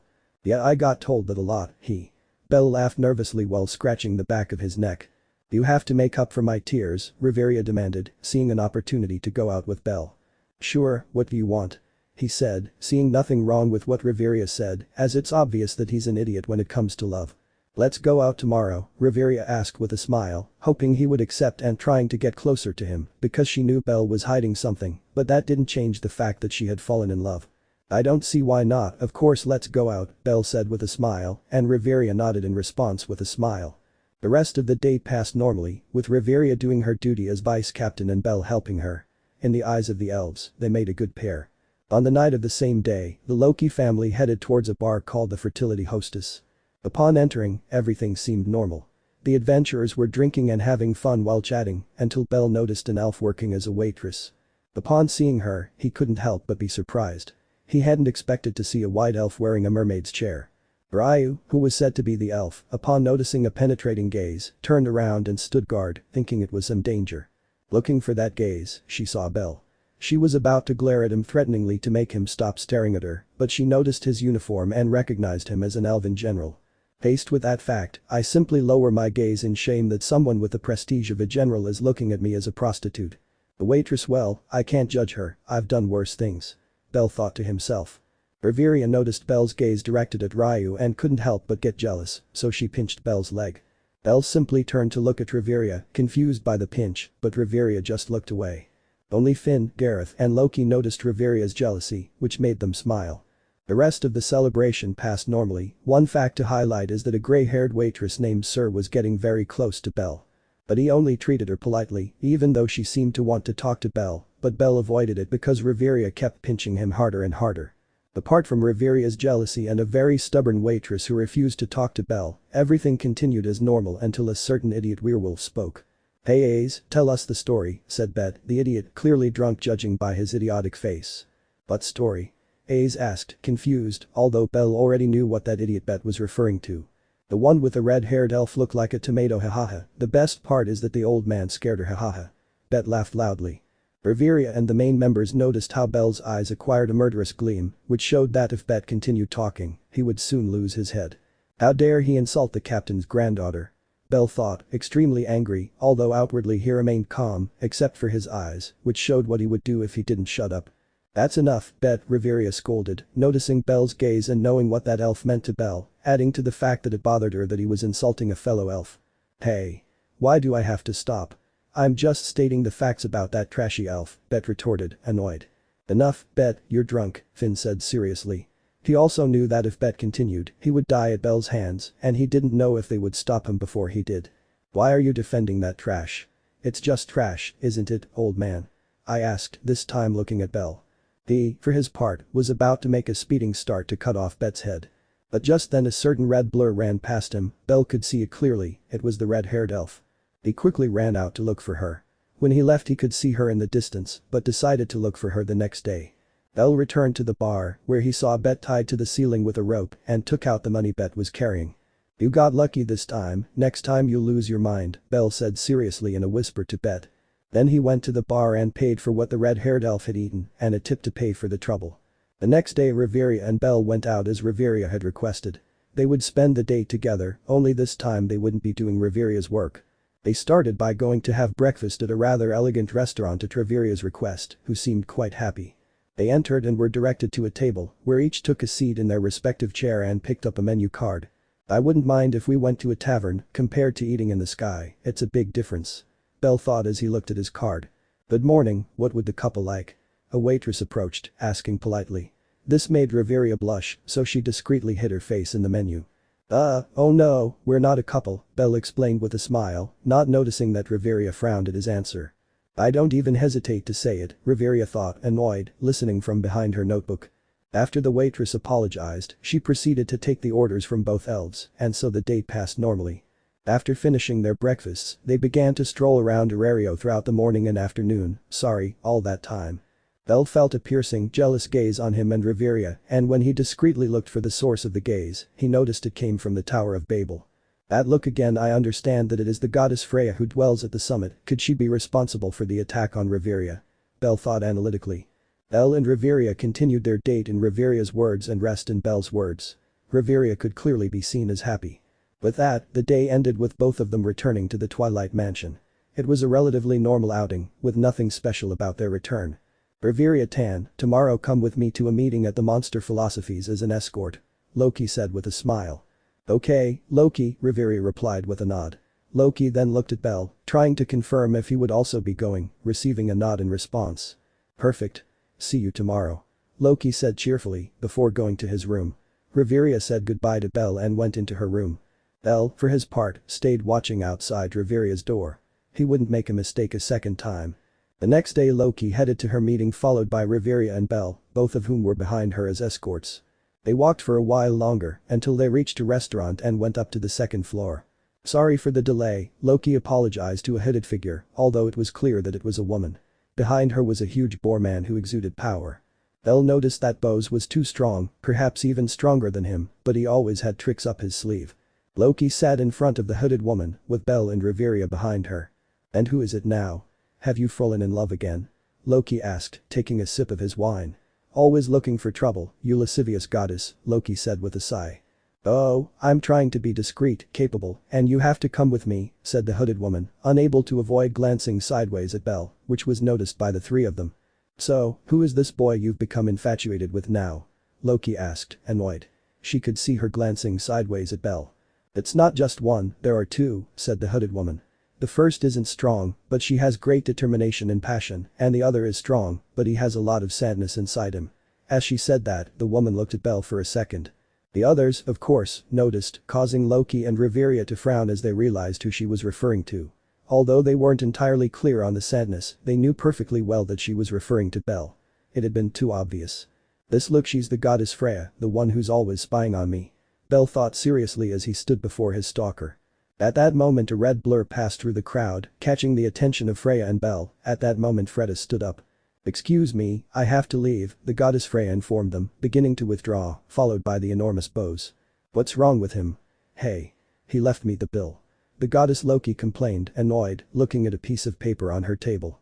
It must be a coincidence, Belle thought seriously, noticing that Freya had also seen the red-haired elf. Then the three of them started walking around the festival buying food, with Loki advising Riveria to feed Belle. Riveria first acquired a pinkish hue that was almost imperceptible to the eye, but then she thought it was a good idea. Belle, Riveria called to him under Loki's amused gaze. Here, she said, holding out a roasted squid. Belle was going to refuse, telling her that he couldn't do that with him, but he noticed the hopeful and excited look in Riveria's eyes, so he gave her a bite. Yum yum, this is pretty good, Belle said after swallowing the squid, which brought a happy smile to Riveria's face. You're not even trying to hide your feelings, Loki thought, amused, since Riveria wasn't even trying to conceal her feelings. They spent a little more time strolling through the stalls with Riveria, giving Belle a taste of her food. It should be said that many elves saw this and got angry, but then they looked at Belle's uniform and they got over it. Then they saw some female workers from the trade talking, quite worried about some reason, so they approached. Is something wrong? Riveria asked seriously, abandoning her love-struck schoolgirl attitude in front of Belle. Loki was trying his hardest not to laugh at Riveria. Just seconds ago she had been acting like a girl in love with Belle, but in a second she returned to her usual seriousness. Riveria sama and Belle sama. Ina said, surprised to see the high elves suddenly appear before her. Help us please, there are monsters in the city, the other hair guild worker said hurriedly. Let's go, Belle, Riveria said seriously to Belle, who nodded, and with that they began to search for the monsters along different paths. Belle cut down all the monsters he encountered with great ease, until he noticed Aze, Tien, Tiona, and Lafia fighting some very tough plant species. I noticed that Lafia was injured, so I hurried and arrived, cutting one of those things in half, which had opened its mouth to attack them. Belle sama, Lafia said, surprised to see Belle there. She thought he would be with Riveria and Loki at the meeting.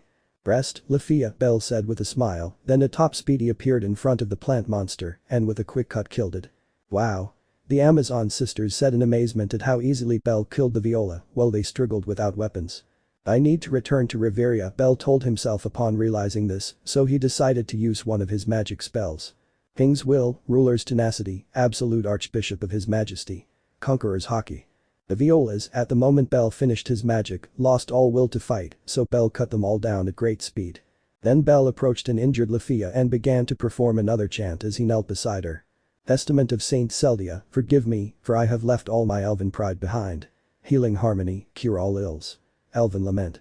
The green aura formed in Belle's hands, so that he placed them a few centimeters from Lafia's wound and began to heal it. Don't worry, just rest, I'll take care of your wound, Belle said calmly. After a few minutes, Lafia's wound healed. "White-haired cun, that magic you used was amazing," Tiona exclaimed excitedly, referring to Belle's magic. "Yes, it was pretty cool, you paralyzed those plants." She agreed with her sister Tyan. Ace just remained expectant but was still curious. "I'm sorry, but I have to go find Riveria, see you later," Belle told them, apologizing to the 12 before taking off at high speed. "His power is far greater than mine," Ace thought, watching Belle go. "I wonder if he trained me," she added, her eyes gleaming. Meanwhile, Belle was looking for Riveria until he saw her on top of a building staring at a crowd. "Riveria?" Belle called, going up to the house where Riveria was. "Are you alright?" Belle asked worriedly, inspecting Riveria. "I'm fine, Belle," Riveria replied, a slight blush on her cheeks, but still happy that Belle was concerned about her. "By the way, look," Riveria said, pointing towards the crowd of people surrounding two in particular. As he focused his gaze, Belle was surprised to see the red-haired elf being congratulated by a dwarf goddess with a great personality and two pigtails. "I fought a silverback alone," Riveria informed Belle, who was astonished by what Riveria said. "I see," I replied, still staring at the red-haired elf. This naturally made Riveria a little jealous, but once she understood why that elf was so important to Belle, she felt better. Will she be as strong as the captain in the future? Belle wondered to himself. Then they saw the goddess faint, alerting the red-haired elf. Belle wanted to talk to the elf, but seeing the goddess faint, he preferred to wait. "Let's go back to Loki, Belle," Riveria said, starting to walk. Belle looked at the red-haired elf for a few seconds before following Riveria. Soon they found Loki with the other girls, so they joined them, but Belle approached Loki in a deaf ear. "Loki?" Belle called calmly and in a low voice, catching Loki's attention. "This display of monsters, it was the goddess Freya, wasn't it?" Belle asked, surprising Loki that Belle had noticed. "Don't say anything, I'll take care of it," Loki said in a low voice. Belle simply nodded at the seriousness of his words. Then they all returned together to the Twilight Mansion while discussing what had happened with the monsters and the new species. Chapter 6. Currently, Ace, Tyan, Tiona and Lafia were having breakfast in the Loki family dining room. "Hey Ace, what are you doing today?" I asked while eating Tiona. "I was thinking of going to jail, I need money," Ace said, remembering how she went into debt for breaking a borrowed sword. "And Ceres, well, if that's the case, I'll go with you," Tiona said cheerfully. "I have to get money to pay for my new Urga," Tiona said without getting discouraged. "I'll go too," Lafia shouted, receiving nods of agreement from the two of them. "Are you going too?" Tiona asked her sister, who was eating next to her. "No, I prefer not to stray too far from the captain," Tyan said without stopping eating, but at that moment Finn, Riveria and Belle passed by. "Oh, it's Finn, Riveria and Belle," Tiona said, surprising Tyan. Then they told her what they would do. "I see, it would be like going for a walk," Finn said, stating that he would go along with Riveria doing the same, and obviously Belle would follow Riveria. After everyone had breakfast, they headed towards the dungeon where they destroyed every monster they encountered. "I was expecting a better christening for my Urga too," Tiona said, disappointed by the lack of a fight. "These are easy floors for us, Tiona, wait until the deep floors," Finn said, trying to encourage her. "HMPH." Tiona pouted. "Oh, white-haired cun, you who have decades of experience, show me how you would use my Urga," Tiona asked with a smile. Finn and Tyan chuckled at the indirect way she called him old, while Riveria frowned at how she indirectly insulted her man. "I don't see a problem," Belle replied calmly, then took Urga and headed towards a stampede of monsters and with great skill annihilated them. Everyone was impressed by how masterfully Belle used Urga. They thought he focused on swordsmanship. Then Tiona approached him asking him to teach her how to do that, then they continued down until they reached the 18th floor where they headed to Rivera. Upon entering Rivera, they began walking while talking animatedly, but Belle noticed how quiet he was. "It's too quiet," Belle said, drawing the group's attention. "It looks like the scene after a murder," Belle said, surprising the group. Finn and Riveria noticed how he said it quite casually, and from his face it seemed that it didn't affect him in the slightest. Just then they saw a man with an eye patch come out, seemingly complaining about something. "Bores?" "I'll call Finn," making him turn around, seeing the Loki family he sighed even more annoyed. "The Loki family, what a time for them to come," he said, annoyed, while putting a hand to his face. "A murder?" Bores said seriously. This surprised the Loki family, who turned to look at Belle, since he had guessed it as if it were nothing. After that, Bores took them to the place where the corpse was located so they could see if they could discover anything. "Any idea who it was?" Finn asked as he approached the corpse and inspected it. Belle, seeing it, was able to deduce how it died. It could have been the woman he came with last night, but she was gone when Villy returned this morning. Villy said. At that moment Belle approached and looked closely at the corpse without flinching at all. This of course was noticed. The subject died by hanging until his neck exploded. Taking the woman into account, this was a seduction to obtain information or to carry out a murder. Belle said analytically. Finn was surprised by how Belle put the whole scene together in a matter of seconds and just with a glance from her eyes. This made him serious. He didn't know how Belle could deduce that so easily. He should be used to this type of scenario, but he would confront him at the mansion. The same was true with Riveria, who had suspected it for days but ignored it, wanting it not to be real. You can't tell who he is from his appearance, much less the woman, Belle continued, deducing. Yes, that's why I brought this, Bors said, taking out a bottle with a red liquid. Riveria became serious when she saw it. A state thief, don't you feel any shame for doing that to a dead man? Riveria asked seriously. This isn't the time for details, Bors said, dismissing Riveria's comment before letting out a drop of blood, revealing his condition. Can you read it, elf? Bors asked Belle, since he was the most cooperative. Yes, Belle replied, beginning to read. She's from the Ganesha family, her name is Hashana Dorlia, and she's level 4, she said, surprising everyone except Belle. Level 4, how could he take down an adventurer of that level so quickly? Bros said, alarmed. He must be a first-class pro to pull something like that off, Belle said, drawing everyone's attention. The grip must have been quite strong to leave him like that, Belle finished explaining. Each deduction Belle made Finn and Riveria realize even more how accustomed and familiar Belle was with this. Woman, Bors said, thinking. And level 6 Billy finished the sentence. With that, they both turned to look at Riveria, but before they could say anything, they felt an enormous pressure on them. I hope you're not thinking anything wrong, Belle told them with a smile, knowing what they were thinking. Riveria, seeing how he defended her, couldn't help but get a small blush on her cheeks, but she managed to hide it. What was the assassin's objective? Tyan asked, confused. Seeing the state of his belongings, she wanted to take something from him. Finn analyzed, looking at the belongings. Assuming that was it, the killer is still in town. Belle said, alarming Bors and Villy, and the girls too, but to a lesser extent. If he resorted to murder, he won't back down from finding what he's looking for. It's a hunch, Finn said, looking seriously at everyone.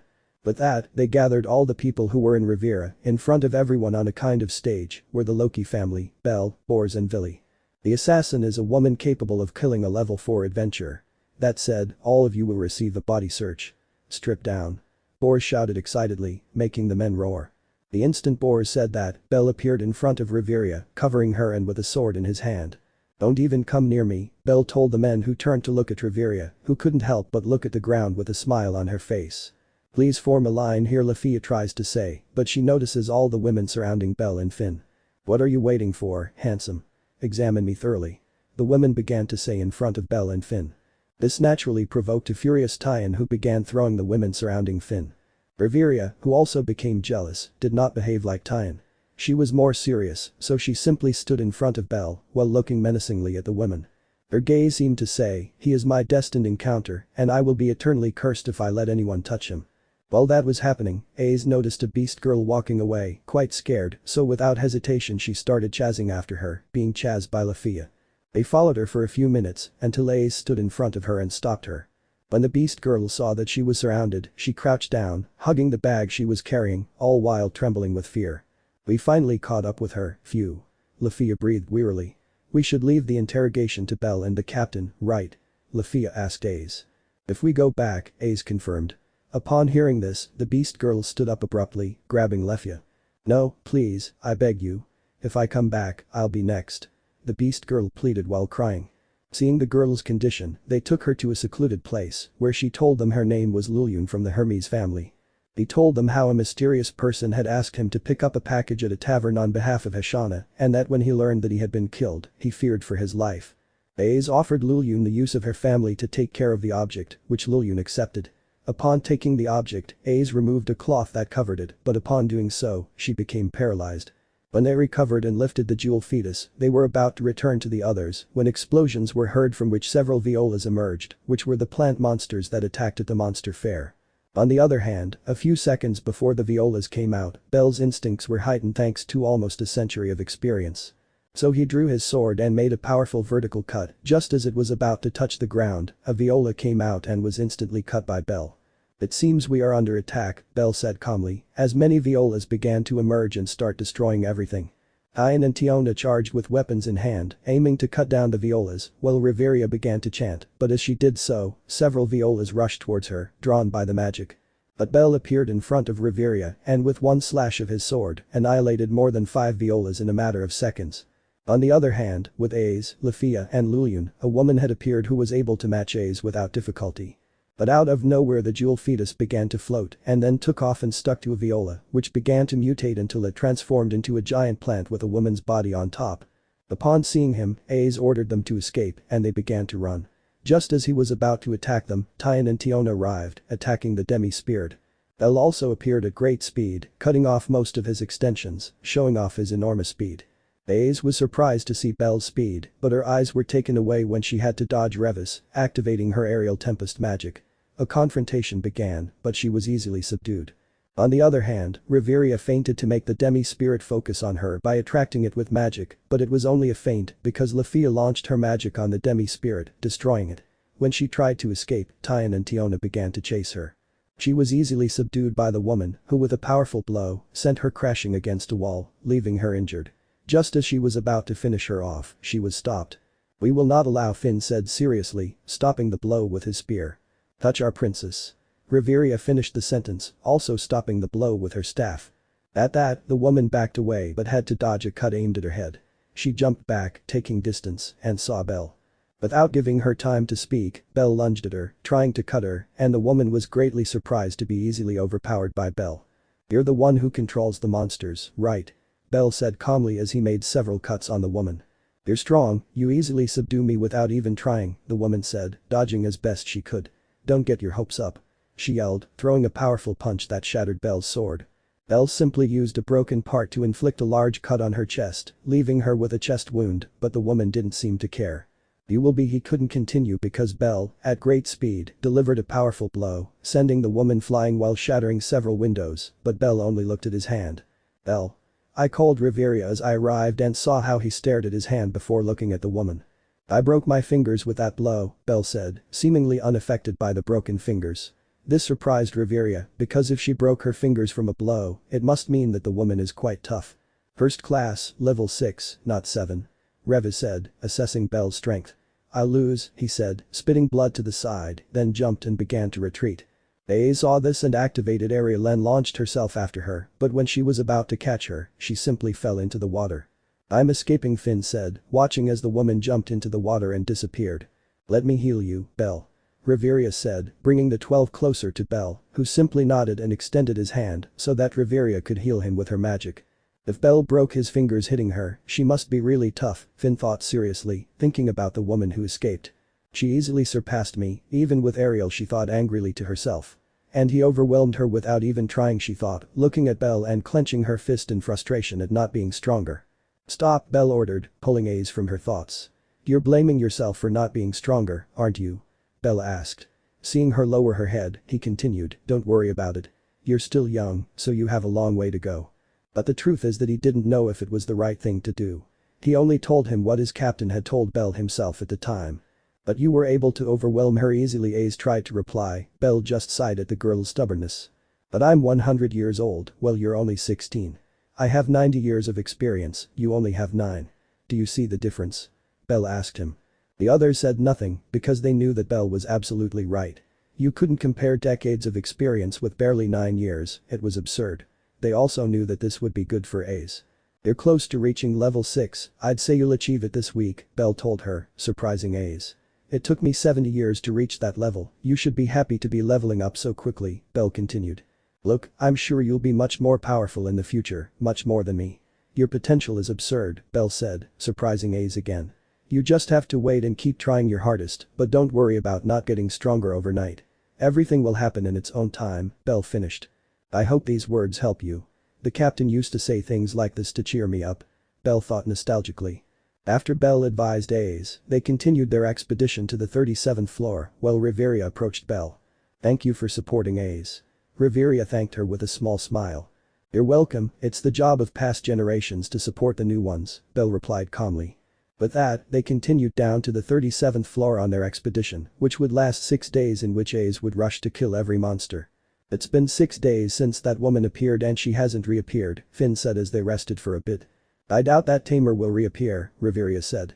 "Then, Riveria, let me stay," Aes pleaded with them, her eyes fixed on the ground. It doesn't mean you have to share your food with me, she added, trying to persuade them. Then, let her stay, I'll stay with her, Riveria pleaded, knowing that if they didn't, things could get worse. But Captain. Lafia replied, not wanting them to stay in the dungeon. Okay girls, Riveria and Belle will stay with them, Finn told them, calming the other girls. With Riveria and Belle here, no one will attack them, he informed them. With that, they withdrew to the surface under protests from Lafia, who also wanted to stay, but they wouldn't let her because of a lack of food. Belle, you don't need to stay with us, Riveria told Belle. I can't leave her alone, Riveria, I'll stay to take care of her, Belle informed her, making Riveria blush slightly. Relax, Riveria, you shouldn't blush at everything he says, even if it only makes you fall more in love. If he keeps this up, everyone will notice. Riveria scolded herself in her mind, but outwardly she maintained her calm and serious demeanor. Although I wouldn't mind if he noticed, she thought the last part sadly, realizing she couldn't make any progress with Belle. They continued walking a little further until they reached the floor boss Eudadius, who emerged menacingly from the ground in front of them. Riveria, Belle, don't interfere, I'll take care of it. Ace asked them, to which Belle and Riveria nodded, although Riveria wasn't very sure about doing that. Don't worry Riveria, she'll be able to handle it. Belle reassured her, which calmed her down a little, but she would still keep an eye on things in case anything happened. I should take advantage, Riveria thought, moving a little closer to Belle without him noticing, because he was busy making sure nothing happened to Ace. He didn't even realize, Riveria thought, depressed and annoyed. You're an idiot, Belle. Riveria insulted, annoyed by Belle's ignorance. Even with that thought, Riveria didn't leave Belle's side. She wanted to take advantage of the moment. While Riveria tried to get closer to Belle and make him notice her without seeming forward, Belle didn't even notice, bothering Riveria. While doing that, in the background Ace was giving it her all to defeat Eudadius with her magic activated. The fight is the same as in the anime. After Ace defeated Eudadius, the three began to ascend to the surface, but on their way they encountered a red-haired elf on the ground. In a flash, Belle was already checking that she had no injuries.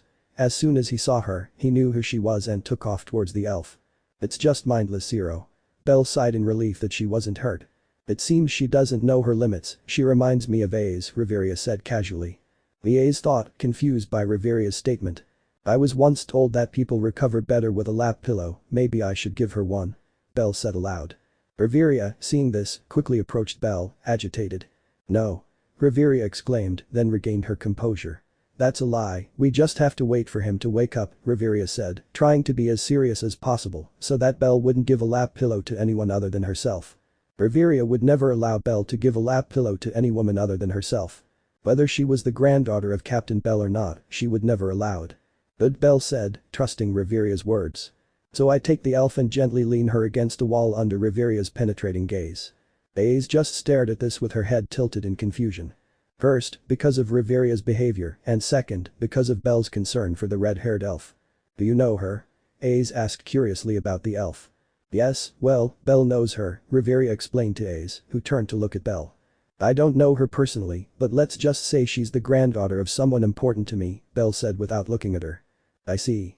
That was all Ace said, understanding that. Shortly afterwards the elf began to awaken, so Belle stood in front of her. Dad, the elf asked, confused and disoriented. I'm not your mom, Belle replied calmly. Huh? The elf managed to get her bearings and upon seeing Belle, she did the first thing she thought of. Ah! The elf screamed, rolling away from Belle. Everyone was surprised by the elf's actions, but Belle acquired a depressive aura. Girls, do I scare you?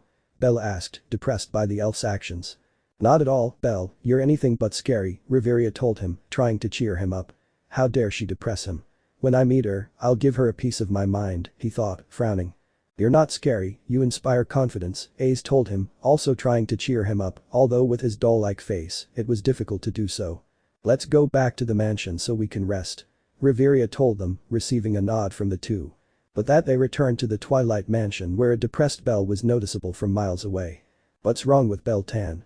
Loki asked, confused by Belle's behavior. The red-haired elf escaped from him, Ace said casually. This made the others laugh, except for Riveria, who was frowning at the mocking looks that Loki, Finn, and Gareth were giving her. The next day Belle was with Riveria and Loki as they were going to buy supplies. While looking for a place to buy something, they came across Ina. Riveria-sama? Ina asked, confused, upon seeing Riveria. Ina, what brings you here? Riveria asked curiously, seeing Ina looking in an adventurer's shop. Oh, I was just doing some research for an adventurer under my charge, Ina explained to Riveria. Do you happen to know anything about the Soma family? Aina asked Riveria hopefully. The Soma family I'm afraid all I know is that they make wine, but Loki might know something. She said, pointing at Loki who was drooling at a glass case looking at wine. Loki-sama, could you tell me about the Soma family? Aina asked respectfully. I could if Riveria buys me Soma wine, Loki said with a victorious expression. Riveria could only sigh as she bought what Loki had asked for, and Aina apologized for the trouble. After they bought Soma wine for Loki, they went to the Twilight Mansion where Loki told Aina everything he knew about the Soma family. After she told Aina everything, Aina left to update Aza's level, announcing that she had risen to level 6. With that, Aina thanked them for their help and said goodbye to leave the place. What should I do to get closer to Belle? Riveria thought after Aina left, leaving her alone with Belle. Chapter 7. At this moment, Belle was accompanying Az to the dungeon at Riveria's request. The road was quiet but peaceful. No one was bothered by it, so they said nothing. As they walked, they saw Aina in front of the gourd looking quite worried. When she saw them, she immediately ran towards them. "Belle-sama, Miss Az, please help me," Aina pleaded, arriving where they were. "Calm down Aina, what's wrong?" Belle asked calmly. "An adventurer under my charge is in danger, she's going to be ambushed, she's a red-haired elf." Aina couldn't continue because Belle had taken off at maximum speed. Az barely saw it move, but for a millisecond she saw eyes completely red with anger. So he also went into the dungeon to pursue Belle. Belle was currently running at his maximum speed, while the other adventurers felt only whined. "Come on, hold on," Belle pleaded with the elf in his mind. "Those who ambushed you are dead, and if anything happens to you, their families will be too," he thought darkly and without doubt. Soon Belle arrived just in time to see the red-haired elf surrounded by monsters, so in less than a second he killed them all. "Thank you," the elf shouted, running frantically, seemingly looking for someone. Belle then noticed a green protector. So Belle simply followed her silently from a distance, and after a few minutes the elf caught up with a group of adventurers. They seemed to want to sacrifice a Palom girl, but the elf saved her and then attacked the adventurers. The Palom girl seemed angry as she yelled at her, then began to insult her while clinging to the elf. After Palom calmed down, they left to return to the surface. Belle, seeing this, slowly approached the adventurers. "Help, please," one of the adventurers pleaded, but Belle ignored him. He was about to kill them, but then he heard footsteps behind him. "Belle?" Az asked, arriving at the place. She had been looking for Belle for a while. Az was just checking on them. They were the ones who ambushed them. Belle informed him. Az understood the situation and nodded in understanding. "Go ahead, I'll take care of it," Belle said with a calm smile. Az nodded and continued down. After Az left, Belle said nothing and simply cut off the adventurers' heads without letting them speak. "Anyone who tries to harm him should consider themselves dead," Belle thought darkly. Then he took the corpses and piled them up, then he put a piece of paper with strange writing on them and left. Boom. That was all that was heard where the seal Belle left was, but he left without looking back. 2 days after the incident with the red-haired elf, Belle headed to the guild to look for Aina. When Aina arrived, I greeted him respectfully and took him to some chairs to talk. "Aina, you said that the adventure you're in charge of is a red-haired elf, right?" Belle asked. "Oh, yes, her name is Akina Suzuki, why?" Aina asked curiously. "If she's the captain's granddaughter," Belle thought. "I'd like to return this to her," Belle said, taking out the green protector that had fallen off the girl now known as Akina. "It's her bracelet, don't worry, I'll make sure to return it to her," Aina said, trying to grab the bracelet, but Belle stopped her. "In fact, I'd like to return it to you personally," Belle said. At that moment, a certain red-haired elf was happily entering the guild. "Aina-san," he shouted, calling his advisor Akina, but upon seeing her with Belle, whom he immediately recognized, he turned around and prepared to leave. "Wait, Akina," Aina shouted, trying to stop the elf, but she started running. "Relax," Belle said, appearing in front of her in the blink of an eye. Akina was surprised by this, but seeing that she had no escape, she resigned herself to talking to Belle. Aina soon approached them and took them to a private room so they could talk without being interrupted. "Nice to meet you, my name is bellcranel." Belle introduced himself since Akina didn't speak. "Oh, I'm Akina Suzuki, nice to meet you." Akina introduced herself, bowing slightly. "Here," he said, handing her the bracelet. "You dropped it in the dungeon," he finished. "So it was you who helped, thank you," he said, taking the bracelet and bowing again. "Tell me, Akina, do you know who your family is?" Belle asked her directly. She had to know. "Oh no, well, my grandfather told me that my parents died shortly after I was born," Akina replied, confused by Belle's question. "His grandfather? He must be his second grandfather. The captain had a son, so he must have been his wife's father," Belle analyzed in his mind. "But why the sudden question?" Akina asked, confused and curious. You see, I knew your grandfather, Belle said, surprising Akina. Wow, but my grandfather never told me about anyone like you, Akina said, confused. No, it's just that I knew your other grandfather, your father's father, Belle explained, and Akina nodded in agreement. If you knew him, you must be old by now, Akina said without thinking, then processed and blushed with embarrassment. Sorry, I didn't mean that.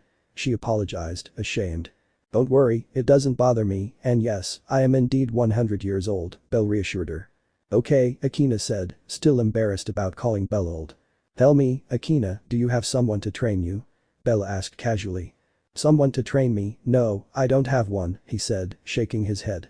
I see, wouldn't you like me to train you? I asked with a smile, at which Akina's eyes lit up. Really? I asked excitedly, receiving a nod. Then I accept, but won't the Loki family say anything? I asked, thinking she was from that family. Don't worry about it, I'm not part of the Loki family, I'm just on a mission to protect Princess Riveria, Belle reassured him. Akina understood, because her grandfather, being an elf, taught her about her own race, so that she would not be marginalized by those of her race. Then I accept, Belle-sama, Akina said happily, pleased to be trained. Just call me Belle, from now on I will be your teacher. Belle said, he could not allow his captain's granddaughter to call him Sama. Hi. Akina said happily. After that, Belle said goodbye to Akina, but not before telling her that he would see her tomorrow at the wall. After saying goodbye, Belle went straight to the Twilight Mansion, walking for a while until he finally arrived. The guards let him pass without incident, so he headed to the library, where Riveria was showing Ace some things. I'm back, Riveria, Belle greeted, entering the library. Oh, hi Ace, she replied, noticing Ace and receiving a nod from her. Did you find what you were looking for in the guild? Riveria asked curiously. Yes, I finally spoke with a red-haired elf, her name is Akina, I'll start training her tomorrow, Belle said casually. Upon hearing that, Ace stood up in the blink of an eye and hurried to stand in front of Belle. Train me too, please, Ace asked, bowing down in front of him. Huh? Belle said, confused by Ace's action. He turned to look at Riveria, but she was laughing. Sigh of course, but you'll train with Akina, Belle told her. Ace nodded enthusiastically to be trained by Belle. She knew that he easily surpassed her in everything, even with the sword he could master without problems, so she could learn a lot from him. Riveria, seeing this, could only smile, but a thought stopped her from that happy moment. Belle will be alone with that elf. Ace will be there, but she hardly speaks. Riveria thought. I can't let that elf be left alone with Belle. She thought with great determination. I'll go too, Riveria said very seriously. Belle was about to say something, but Riveria gave him an absolute look, seemingly saying, shut up, you damned faithless elf. Belle didn't understand that, but he ignored it. I don't see a problem, you could help Akina with her magic, while I teach Ace, Belle said, agreeing that Riveria could also come. Yes, Riveria confirmed, accepting that. It's my chance to score points with Belle, and helping a fellow elf wouldn't hurt either, Riveria thought with determination. The next morning, as planned, Belle, Riveria and Ace were at the academy. She's taking so long, Belle complained under his breath about Akina's lateness. When do we start? Ace asked excitedly, although she didn't show it with her doll-like face. Akina will arrive soon, Belle said calmly, not noticing that Riveria frowned. I'm even calling her by name now, Riveria thought. I have to make more progress with Belle, she told herself with conviction. Hello. Akina shouted as she reached the wall. Sorry for the delay, an orange-haired elf was chasing me, Akina told them. The other three, upon hearing orange-haired elf, instantly knew who that elf was. Lafia. They all thought at the same time, but left that for later, each for a different reason. Okay Akina, what's your fighting style like? Belle asked Akina. Oh right, I'm a magic swordsman, Akina said, pulling out a beautiful sword with a gem. Your sword is quite beautiful, Riveria said, examining the sword closely. Ace nodded, also looking at the sword with a gleam in his eyes. Thank you, my goddess gave it to me.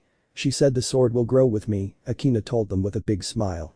That's good, I also have a gem-encrusted sword for magical swordsmen, Belle said, drawing his sword.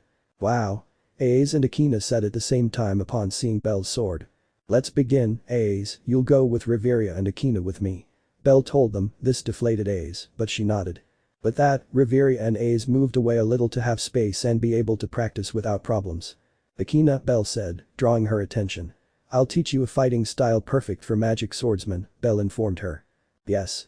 I'll do my best. Akina said excitedly, sword in hand. Get into my position, Belle ordered.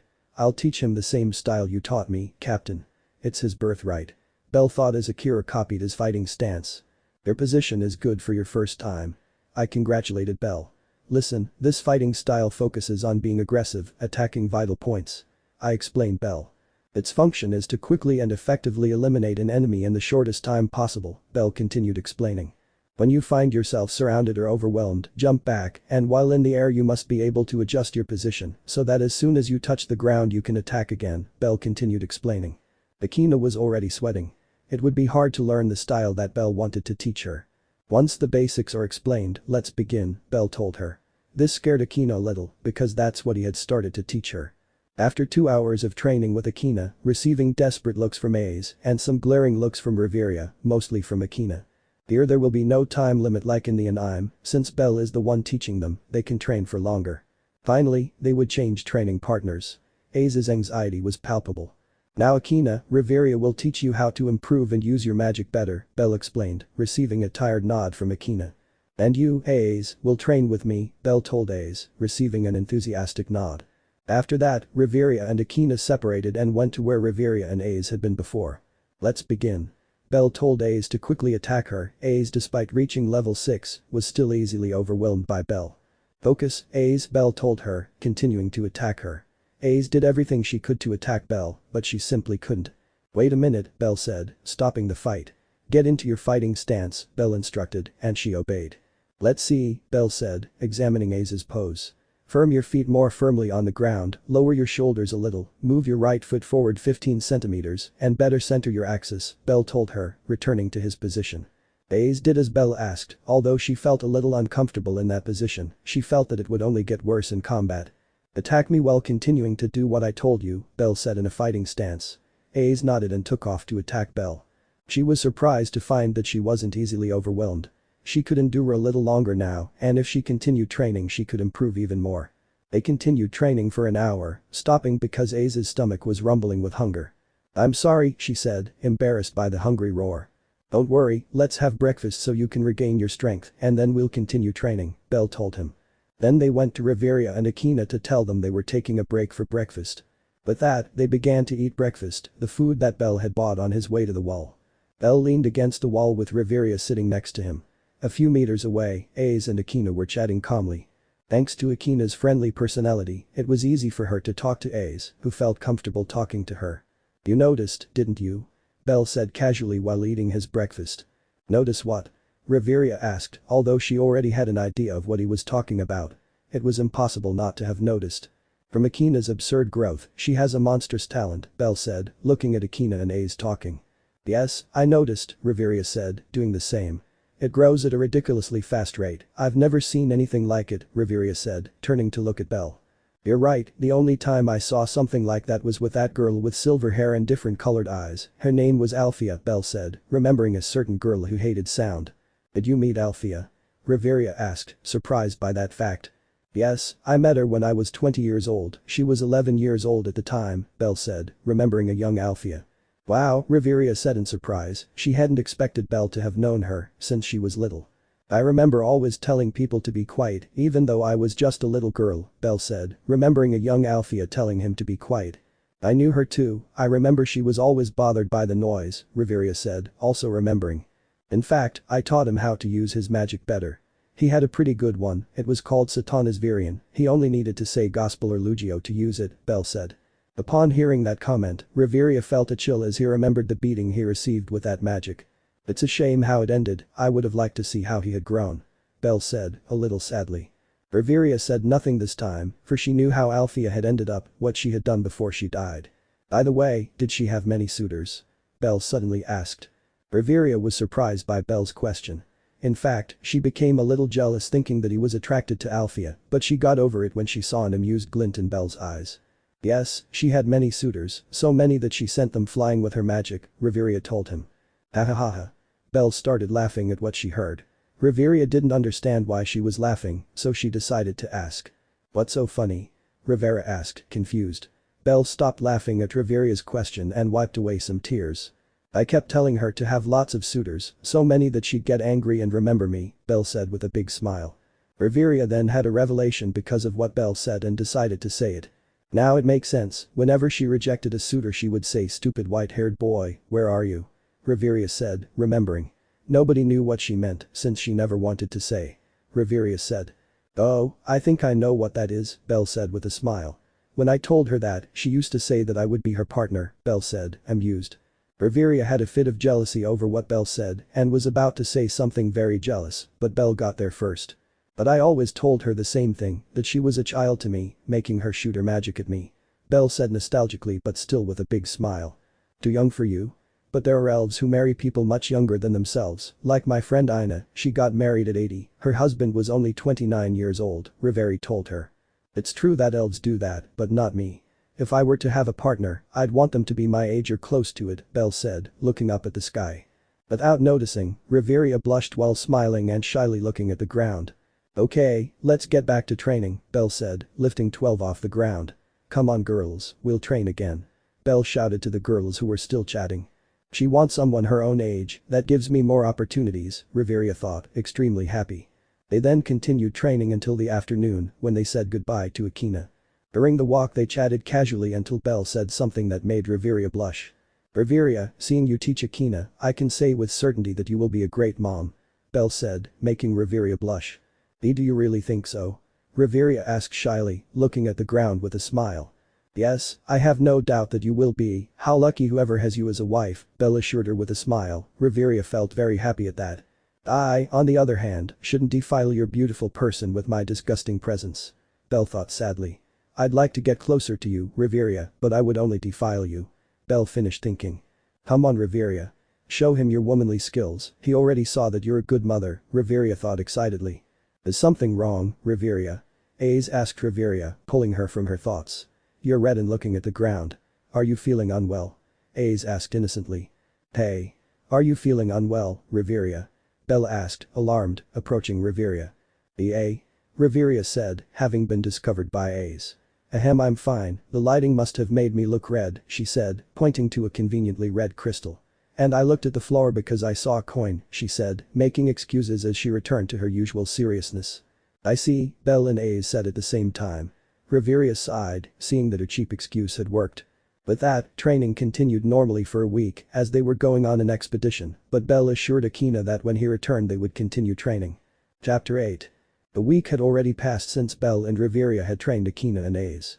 Both girls had learned quite a lot, with Akina learning absurdly fast and Ace improving her sword skills. At this moment they were preparing for an expedition to the 59th floor. The Loki family would try to surpass the Zeus and Hera families. A second encounter with Revis has already happened, only Belle didn't participate. Then, after giving a motivational speech, proceeded to start the expedition. "What do you think we'll find, Belle?" Riveria asked, walking beside Belle. "Anything is possible, Riveria, we should be prepared for anything," Belle said with a smile. "Help." A shout was heard, and when everyone turned around they saw some injured adventurers running towards them. "Hey. What's wrong with you?" Tiona asked curiously as she saw them approaching with them. "There was a minotaur, that red-haired elf must be dead by now." As soon as the adventurer said red-haired elf, Belle had left at an overwhelming speed. The Loki family executives didn't even notice when it moved. They only realized it because of the breeze Belle left behind when it took off at full speed. Upon learning who it was, Ace also began to run after Belle. "Wait, guys!" Tiona shouted, running after them, followed by Tyan and Bet. "Rawl, I'm entrusting the group to you." Finn seriously ordered Rawl to go behind the others along with Riveria. Belle was running with all his might. He wouldn't forgive himself if anything happened to Akina. When he got close he saw a Palom crawling, but Akina had priority. If she was alright, she would come for the Palom later. Suddenly a huge figure appeared in front of him. He decided to ignore it and walk past it, but the figure attacked him with a large sword. Belle dodged it and was surprised to see that the figure could follow him with its eyes. When he looked closely at who it was, he saw a boss. "Stand back," Belle said in a cold voice. He had no time to waste with this boss. "Let's have a duel," said the boss, whom Belle identified as Otter through his research. Belle took off attacking with the intention to kill. Otter was surprised by his speed, but still defended himself with his enormous sword. "This speed isn't level 6, it must be level 7. Otter thought seriously, becoming serious about the fight he had against Belle. He knew Belle was trying to kill him for interfering in his path. They were both attacking each other with everything they had until Belle began to recite. Otter tried to stop him by attacking with all his might. He couldn't use his Hildisvini magic because Belle wouldn't give him a break. So, seeing nothing else to do, he activated his Von Argancher ability, causing him to become superior and begin overwhelming Belle. But just at that moment Belle finished his chant. My sins are my eternal damnation, my laments are silent howls in the forest. Consume me, sins of blood, feelings lost in battle. My life is dedicated to suffering. Great misery. Belle grew greatly stronger with his magic, putting the two in a deadly fight. Belle's eyes were completely burning with rage. Upon activating his magic, Belle's eyes turned completely red, adding to his enormous anger. That's how his eyes are. With both of them going all out, the floor began to tremble from the tremendous power displayed by both warriors.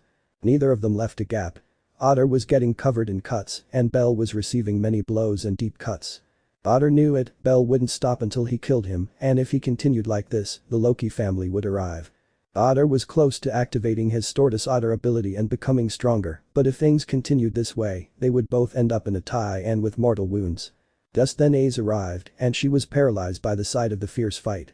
She clearly saw that even after reaching level 6, there was still a huge gap between her and the two warriors. I could barely see any blurs from the fight, but I knew that, plus the tremors, were because of their fight. Aario activated her magic to help Belle, but as soon as she approached, she received a strong blow to her stomach, crashing into one of the walls. Ugh. Ace had spat out blood from the powerful blow she received. The worst part is that she didn't see who hit her. Ace. Tiona shouted, arriving next to Tyan and Beth, the three of them freezing as they watched Belle and Otter's fierce fight. They seemed to be in their own world. They knew perfectly well that if they approached, they could be seriously injured in a single blow. Though after Akina, Belle's shout could be heard coming from those blurry patches of fighting. Alright. Ace shouted, going in search of Akina. The others, seeing that they had nothing to do in that fight, also went with Ace. Belle. Riveria shouted, arriving at the scene with Finn. They were surprised that Belle could match Otter. He's standing up to Otter, Finn said in surprise. Suddenly, the floor began to shake even more, showing that the intensity was increasing. Suddenly they began to hear Belle reciting a chant, but this was a different one, and seeing that Belle was fighting with everything he had, they knew it would be devastating magic. He pulled me from the pit of destruction, from the miry mud, set my feet on a rock, and steadied my steps. My world, ravaged by holy war, the horn roared. Wait, Belle. If you use devastating magic, I could reach Akina. Riveria shouted in alarm, causing Belle to stop reciting his most powerful and devastating magic. Riveria, if we don't stop them they'll kill each other, Finn said seriously, knowing they couldn't get involved in that fight of titans. Belle, Riveria said worriedly, a few tears threatening to escape her beautiful eyes, but she wiped them away, trusting that Belle would not die. At that moment there was a great crash, separating both titans from their fight. Finn and Riveria were surprised to see Otter extremely injured and tired. But Riveria was horrified to see Belle mortally wounded and covered in blood, yet she still did not give in to Otter. Before they could attack again, Riveria interrupted. Stop. Belle, stop fighting and let's go get Akina. Riveria shouted, trying to bring Belle to his senses. Belle reacted from his trance and without wasting any time took off as if he were not injured, surprising Otter, who was having trouble standing. Wait, Belle, you're still hurt. Riveria shouted worriedly, going after Belle. Otter, Finn called to Otter. Is this a declaration of war? Finn asked, his gaze serious. Well, Belle had just proven that he was level 7 and had managed to fight on par with Otter. It's on my own, Otter said, slowly walking away because of his wounds. You saw that there's someone who can stop you, I hope the goddess Freya understands that, Finn said without looking at Otter, who said nothing. After that, Finn approached the palom that was being healed by Tyan with potions. Belle ran with all the strength his injured body allowed, arriving just in time to see Akina in a tough fight with an irregular minotaur. I tried to run to help her, but she couldn't take more than 3 steps before falling to her knees. Ugh. Belle spat out a large amount of blood, drawing the attention of those present. Belle. Ace said, worried about Belle's condition. The Amazons also approached him to help him, but he brushed them off. Akina, Belle said, trying to get up, but he fell back to his knees, his eyes only seeing blurry images. But he refused to faint, and without surrendering, he began to approach the fight on his knees, but was stopped by a shout from Akina. Let me fight. I can't let you always save me. Akina shouted, continuing to fight. Belle was surprised by those words, but he was still ready to try to help, but seeing her condition, he glanced at Ace. Seeing Belle's expression, she understood what he meant, so she nodded in agreement. Akina soon managed to defeat the minotaur, leaving it unconscious standing with its back exposed. Belle, seeing this and having already taken a short breath, hurried towards Akina, covering her back. Well done, Akina, Belle whispered, taking Akina in his arms and wrapping her in his bloodied cloak. Belle. At that moment Riveria arrived along with Finn. Belle had left Riveria behind due to his enormous speed. Upon arriving, she saw Belle hugging Akina. She approached to heal Belle, but he refused. Please heal her, Belle pleaded in a supplicating voice, but even so, Belle's condition was much worse. But Belle, your Riveria tried to protest, but Belle stopped her. Please Riveria, heal her, Belle said with what little strength he had left. Okay, Riveria said sadly to see Belle in such a state, and with that she began to heal Akina, at least to get her out of danger. Upon seeing that Akina was being healed, Belle finally fell unconscious due to his condition. Captain, he faced Otter on equal terms, Tyan told Finn. I lost, Belle lied when he said he was level 6, Finn said, looking at an unconscious Belle, who kept hugging Akina. When Riveria managed to stabilize Akina, she desperately began to heal Belle, as he had already lost a lot of blood. Come on Belle, hang in there, Riveria said, starting to cry because of Belle's condition. Everyone watched this with sadness. Everyone had noticed Riveria's attitude towards Belle. Riveria's feelings for Belle were obvious from miles away. There are too many wounds for my magic, we must bring him to the surface, Riveria said, carrying Belle on her back. Aze took Akina and Finn to the palom, with that the three of them took off towards the surface, on the way seeing the second group. Belle-sama. Lafia shouted worriedly as she watched Riveria speed past, without stopping to say a word. We'll tell you later, Finn said, walking past them with the palom in his arms. What could have happened down there? Gareth wondered, because he knew that adventurers got hurt, but Belle, as far as he knew, was level 6. Belle-sama, Lafia said, very worried. She had managed to see Belle's horrible state. She saw how he was covered in deep cuts and blood all over his body. Soon Riveria and the others arrived at a clinic where they began to treat Belle urgently because if he wasn't treated right away he could die. They also healed Akina and the palom, but Riveria stayed close to the room where they were healing Belle. Please hold on, Belle. Riveria thought with great anguish. Finn and Aze, noticing Riveria's worry, decided to let her stay with her. Riveria, he'll be fine. Finn tried to calm her down. Stay here with him, we'll wait for you on the 50th floor. Finn said with a smile. Thank you. Riveria said, happy to hear that. After a few minutes of chatting, Finn and Aze said goodbye to Riveria. Everything will be alright, Belle. I'll stay by your side no matter what. Riveria told Belle, who had been healed and put in a bed. The next day Belle opened his eyes slowly and not even 5 seconds had passed before he abruptly got up. Akina. Belle shouted, sitting up in bed and waking Riveria, who was asleep on Belle's lap. Belle. Riveria shouted, giving Belle a big hug. Idiot, you had me so worried, Riveria said, burying her face in Belle's chest as she cried. Riveria, Belle said, looking at Riveria. Where is Akina? Belle asked directly. Is that the first thing you ask? Sniff, you're an idiot, but she's fine, she's been treated and she's resting. Sniff, Riveria said between sobs. Thank goodness, Belle said with great relief. Ouch, Belle complained in pain, as Riveria was pinching him. Baka, Riveria said, pinching Belle without taking her face away from his chest. You had me, Sniff, very worried, Sniff, Baka, Riveria said, clinging even tighter to Belle. I'm sorry, Riveria, Belle apologized, hugging Riveria. It's okay, we're all fine, he said, rubbing her back. With that, Riveria stayed hugging Belle for several hours until she fell asleep hugging him. Forgive me, Captain, Belle thought, looking up at the sky through a window. Your granddaughter almost died, forgive me, Belle thought, a treacherous tear welling in his eye. Chapter 9. At this moment, Belle was putting on another uniform as he was preparing to go to the 50th floor with Riveria. Belle, I already told you that you don't need to go, you were only injured yesterday, you can stay and rest and take care of Akina. Riveria said, worried about Belle. I can't leave you alone, Riveria. Besides, I already checked that Akina was alright. Her goddess will take care of her, Belle assured her, adjusting his tie. I'm ready, Riveria, Belle said. So I suppose nothing I say will change your mind. Riveria said with a small smile. They both set off towards the dungeon to catch up with the expedition. They were running because they had no other people or cargo with them. Riveria, I'm sorry I worried you yesterday.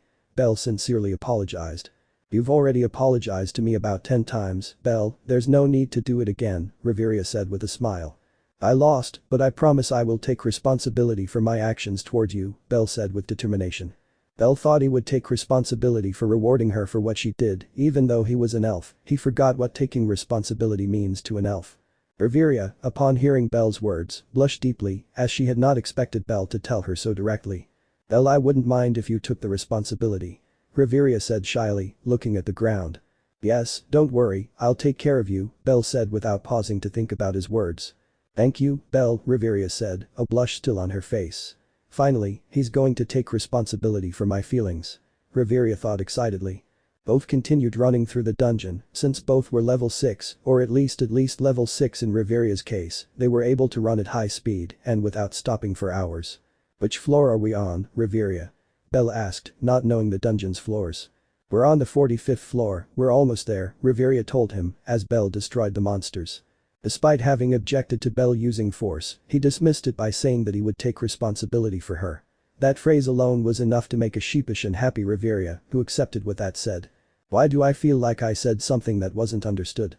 Belle thought, smashing monsters in his path. They continued descending floors at great speed, since they only killed those who obstructed their path, so it was quick. "That's the entrance to the 50th floor, Belle," Riveria informed Belle as they arrived at the 50th floor. "I guess there's no need to run anymore," Belle said, stopping as he ran alongside Riveria. "Yes, by the way, Belle," Riveria said with a hint of doubt. "You're level 7, right?" Riveria asked seriously. Yes, I am, I thought there was no reason to tell you," Belle said without looking at her. "I didn't know I would be facing the other level 7, Belle said, scratching the back of his neck and still not looking at Riveria. Riveria approached Belle and stood in front of him. "That doesn't bother me, you must have had your reasons, I was just surprised that you were level 7, that's all," Riveria said with a smile. "I see, thank you for understanding," Belle said, returning her smile. An aura of love began to form around them. Clearly, Belle, in his ignorance of Riveria's feelings, failed to realize this. Riveria slowly began to approach Belle, who was confused by this. When Riveria was about to pounce on Belle, a familiar voice snapped her out of her love-struck elf trance. "Riveria, Belle, hello," greeted the familiar voice of Aze, standing there 4 meters away from them. Belle waved to her, as he had already seen her, but only gave her a sideways glance. Riveria, for her part, remained silent without looking at either of them. "Let's go to camp, Belle," Riveria said without looking at him. Belle nodded and started walking beside her, but Riveria stopped next to Aze. "I hope you're ready, because I'm going to give you a very tough swimming lesson," Riveria said with a smile. Aze began to tremble upon hearing about the swimming session she would have. Just thinking about it made her tremble with fear. "Doesn't he know how to swim?" Belle asked innocently, unaware of the dark background of the story. "Of course she knows, Aze loves to swim, especially if the water is very deep, right Aze?" Riveria asked, glaring at poor Aze. Aze just nodded, fearing that Riveria would do something to her but give her a swimming lesson. "See, Belle, nothing to worry about," Riveria told Belle. "Come on, Aze," Riveria said to Aze, who nodded fearfully. With that, the 3 of them began walking to the camp, where everyone greeted them, especially the elves who approached Belle. Some had managed to see the state in which Riveria was taking him away, others heard that he managed to stand up to King Otter. Undoubtedly everyone looked at him with admiration, and the elves with even more respect. They soon arrived at the tent where the executives were meeting and entered the tent where Finn and Gareth were. "Belle, I'm glad you're okay, you had serious injuries yesterday," Finn said with a smile. "I'm glad to see you're doing well too. I heard how you stood up to Otter yesterday," Gareth said amicably. "I appreciate your concern," Belle told them with a smile. "But shouldn't you rest more? You were severely injured just yesterday," Finn said, raising an eyebrow. "Don't worry Finn, I'm fine now," Belle said confidently. "I see, now tell me the truth, what level are you really?" Finn asked seriously.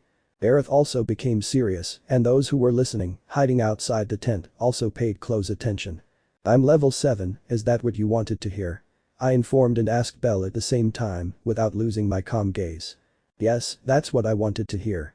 It'll be a relief to have a level 7 down there," Finn said, returning to his usual smile. "Hahaha. With a level 7 it will be easier." The dwarf laughed at Belle's level. "Level 7. Tyan and Tiona shouted from outside the tent, then there was silence, showing that they had covered their mouths. "These girls," Riveria said with a sigh. "I'll talk to them about eavesdropping," she added with her usual seriousness. "Let them be, Riveria, they're still young," Finn said cheerfully. "Besides, it's good that they're entertained before we go down," Finn added. "If you say so, I'll let them be this time," Riveria replied, sighing heavily again. With that, everyone returned to their work, although everyone noticed that Riveria was sticking closer to a confused Belle. Later that night, after Finn decided who would go down to the unexplored floors, it was Finn, Greth, Riveria, Belle, Aze, Bet, Tiona, Lafia, Tsubaki and Rawl. Tsubaki proceeded to give the others weapons that would not be destroyed by the acid caterpillars. Belle did not need them because they did not affect him. But that settled, everyone went to sleep because tomorrow would be the great expedition to the unknown floors. Throughout that day, Belle was confused by Riveria's behavior as she clung to him a lot. But he deduced that he was just overthinking things, and while he was thinking about that, Riveria was sitting next to him on a log. Is something wrong, Belle? Riveria asked, looking at a thoughtful Belle, who came out of his thoughts at her call. Nothing's wrong, Riveria, Belle assured her, then stared at Riveria. She looked beautiful in the light from the crystals in the ceiling. Riveria, you look beautiful, Belle told her. Riveria blushed at what Belle said, making her shy in front of him. Thank you, Riveria said softly with a smile. Riveria approached Belle and rested her head on his shoulder. Riveria? Belle asked, confused by Riveria's actions, but she only snuggled closer to his shoulder, leading him to a stupid deduction. Of course. She's tired and wants to recharge for a while to rest, Belle thought, believing he had discovered a great mystery. Finally I can be with him, Riveria thought with a smile, lying on Belle's shoulder. Don't worry, Riveria, you can always lean on me, Belle thought resolutely, unaware of Riveria's intentions. Belle began to stroke Riveria's hair, causing her to fall asleep because of how comfortable she felt. Belle smiled at that, but felt a gaze, so he slowly drew his sword, but when he turned his head a little he saw Ace spying on them from behind a tree. When Ace saw that Belle had spotted her, she clumsily hid behind the tree, thinking he wouldn't see her anymore. Ace, I hear Belle's voice calling her, so she slowly came out of her hiding place in the tree. Is something wrong? Belle asked calmly. I'm sorry, Ace said, embarrassed, bowing. I just wanted to see what you were doing, she said, looking away in a clear lie. He smiled at how bad Ace was at lying, so he decided to let it go. Come, sit here, he said, patting the side of him where Riveria wasn't. Ace slowly approached and sat down next to Belle, at a normal distance for conversation. Tell me the truth, Ace, why were you spying on us? Belle asked Ace calmly. I wanted to see what you and Riveria were doing, Ace replied sincerely, though Belle noticed. I see, don't worry about Riveria, I will always protect her as long as I can still move, Ace assured her, receiving a nod from her. Now tell me the other reason, Belle said, knowing that Ace still had a reason for spying on them. Ace didn't know how to tell him. When I saw your fight with Otter, I noticed the great difference between you and me. I thought that if I observed, I could see how to increase my power, Ace said, looking at the ground. But a hand began to stroke his head, and when he looked up he saw Belle smiling at him. So that's it, Belle said, still rubbing her head. Ace, don't worry about it, your potential is huge, if you were my age you'd be at a much higher level, Belle told her. You're still very young, Ace. I'm sure you'll be stronger than me. Just don't despair, because that will only hurt you, Belle explained to an attentive Ace. You may not be as strong as me right now, but it's only a matter of time before you surpass me, so be patient. Enjoy life, because you only live once. Spend time with your family, because they can be gone in an instant. Enjoy life as if tomorrow were your last day, because tomorrow you may not be able to live it anymore. While you enjoy your life, you can continue to grow in power, striving to the fullest, and there is nothing wrong with that. It's good to strive, but there's a limit. If you push yourself too far, you can ruin your future, so you must be patient. You know, my teacher once told me, setting goals is the first step in turning the invisible into the visible. Don't give up, don't lose hope, don't betray yourself, because only in this way can we move forward. Belle finished telling him. Ace processed everything Belle said and saw that he was right in what he said, so she nodded with a small smile. Thank you, Ace said sincerely. Belle smiled at her and stroked her head again. I'm glad you understand. Now go to sleep, because tomorrow will be an important day for you. And don't worry about Riveria, I'll take her to her tent, Belle assured her. Ace nodded and went to sleep. Riveria, who heard everything when she woke up, smiled gratefully at Belle. Thank you for helping her, Belle, Riveria said, now snuggling up to Belle's chest. You're welcome, Riveria, Belle said, hugging her. I still remember your words perfectly, Captain, Belle thought sadly. He was so deep in his thoughts that he didn't notice Riveria lying on his chest and him hugging her. Otherwise, she would have made a huge fuss about how Riveria should only do that with the man she loves. Chapter 10. It was still night on the 50th floor, where Belle sat on a log, with Riveria curled up on his chest. Belle was hugging her, while stroking her hair, causing Riveria to smile. It's very late. Belle thought, looking around. Riveria, we should go to rest now, tomorrow will be a busy day. Belle said, trying to wake Riveria up. Upon hearing what Belle said, the aforementioned woman frowned, as she did not want to get up from Belle's chest. A little longer, Belle, Riveria said, snuggling closer to Belle's chest. I want to rest like this a little longer, she finished, snuggling even closer. She must be very tired. Belle thought, looking at Riveria. Do you want me to give you a ride, Riveria? Belle asked her kindly. At that, Riveria quickly raised her head, with a strange gleam in her eyes and great happiness. Yes. I mean ahem, I would appreciate it, Riveria said after composing herself and excited to be carried by Belle. Okay, Belle said, carrying her like a piece of luggage. Belle isn't the smartest when it comes to these things. Belle, Riveria spoke, drawing the attention of the aforementioned. Could you carry me in your arms? Riveria said with a chibi face. It must be because she's tired, Belle stupidly analyzed. Of course, Riveria, Belle replied with a smile. But that said, Belle held Riveria in his arms like a princess and Riveria then snuggled her head into Belle's chest. Thus Belle led Riveria to his tent where the whole time it seemed like a romantic scene, which would undoubtedly have made the family elves squeal with excitement. They soon arrived at Riveria's tent where Belle approached Riveria's bed, gently laid her down, and then covered her with the sheet. "Good night, Riveria," Belle said with a smile as he adjusted the sheet on Riveria. "Good night, Belle, I love you," Riveria said with a love-struck smile that was reciprocated. "I love you too, Riveria," Belle said innocently, not quite understanding what Riveria had said. With that, Belle left Riveria's tent, leaving Riveria very happy. "I love you, Belle," Riveria thought, snuggling into her bed, very happy to be having some time with Belle. Unfortunately, she was the only one who saw it that way, because Belle thought she was tired or thinking about her captain and didn't realize it. The following morning, those who were going down were standing in front of the entrance to the 51st floor, ready to begin their expedition. But before doing that, Riveria had cast her Veil Breath magic, which increases the target's resistance against physical and magical attacks. "You guys in front, bet, Tona." Finn ordered everyone to start running with the aforementioned at the front. They started running through the 51st floor, taking care of the monsters on those floors with relative ease. "Something's coming from below." Belle informed the others and the others, knowing what it was, changed course. As they did so, a great pillar of fire swept through the area where the group would pass, instantly incinerating them. "What was that?" Lafia asked, frightened, without stopping running alongside the others. But before anyone could answer her, she was caught in a spiderweb and dragged towards a huge spider. "Lafia!" They shouted in anguish at seeing Lafia being captured. Belle was about to jump in to rescue her but stopped. At the same time as Belle stopped, a pillar of fire shot out from the ground, killing the spider. When the spider died, Lafia fell through where the pillar of fire came out, going straight to the 58th floor.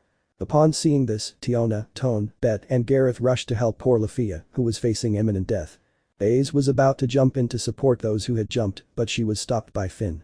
"Wait, Aze, we still have Tsubaki and Raul with us, I'm saving you for that floor," Finn said with a smile. Upon seeing this, Aze nodded in agreement with what Finn had said and so the group resumed their race, launching themselves into the hole. They went down the floors until they reached the 58th floor, where the others were. As soon as they arrived, Riveria used Wind from Bolvator, freezing all the monsters. After freezing them, Aze arrived and annihilated all the monsters he saw. "We'll rest a bit, Tsubaki, get the weapons ready." Finn ordered the others, then asked Tsubaki to sharpen the weapons further. Everyone proceeded to sit down to rest a little, but Finn and Belle were very thoughtful about different matters. "This feeling is like that of a corrupted spirit," Belle thought, staring directly at the entrance to the 59th floor. "Is something wrong, Captain?" Tyan asked Finn, noticing how serious and thoughtful he looked. The records left by the Zeus family mention that before reaching the 59th floor, there is glacial territory, Finn said seriously. "An area of glaciers as far as the eye can see, and it's difficult to advance," Tyan said, confirming what Finn had said. "That's why I brought salamander skins," Raul said with a smile, approaching them. "So why aren't there any glaciers in the area?" Finn asked again, making everyone realize it. "What's going on then?" Bet asked, frowning because he didn't understand, the idiot. "We don't know, but I find it hard to believe that the Zeus family lied," Gareth replied to the idiot Bet.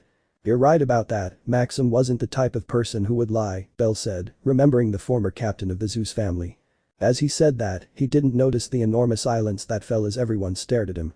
"What? Did I say something weird?" Belle asked, confused by all the stares he was receiving. "Did you meet Maxim, Belle?" Finn asked, surprised like everyone else, although the younger ones didn't know who Maxim was. "Of course, it was quite a few years ago, I think I was 18 years old, I was quite a charismatic person," Belle said, remembering the one he called Radiant Brat. This answer surprised the veterans again, although if they took into account that Belle was 100 years old, it made a lot of sense that he would have known him. "Who is Maxim, Captain?" Tyan asked Finn, confused because none of the young people knew who Maxim was. Maxim was the captain of the Zeus family before its fall. Finn informed them, surprising the young people. "That brat always knew how to motivate others. I remember he convinced that other gluttonous brat to join the Zeus family. Zald was his name, if I remember correctly," Belle said again, remembering. "If you knew Maxim, it's obvious you knew Zald," Gareth reasoned after Belle's comment. "Of course I knew them, I was the one who motivated them to become strong. I didn't think those kids would surpass me. Maxim reached level 8 before his death," Belle told them with a smile. "That makes sense. I remember Maxim once saying that his teacher was the one who motivated him to be strong. He said he was an elf. I suppose that was you. Gareth said, recalling Maxim's words. I only trained him for 1 week, and no matter how many times I knocked him down, he kept getting back up, he said with a large demonic smile, causing the younger ones to tremble with fear. Haha, I remember him saying that his teacher had no heart for him, haha. Gareth said, laughing.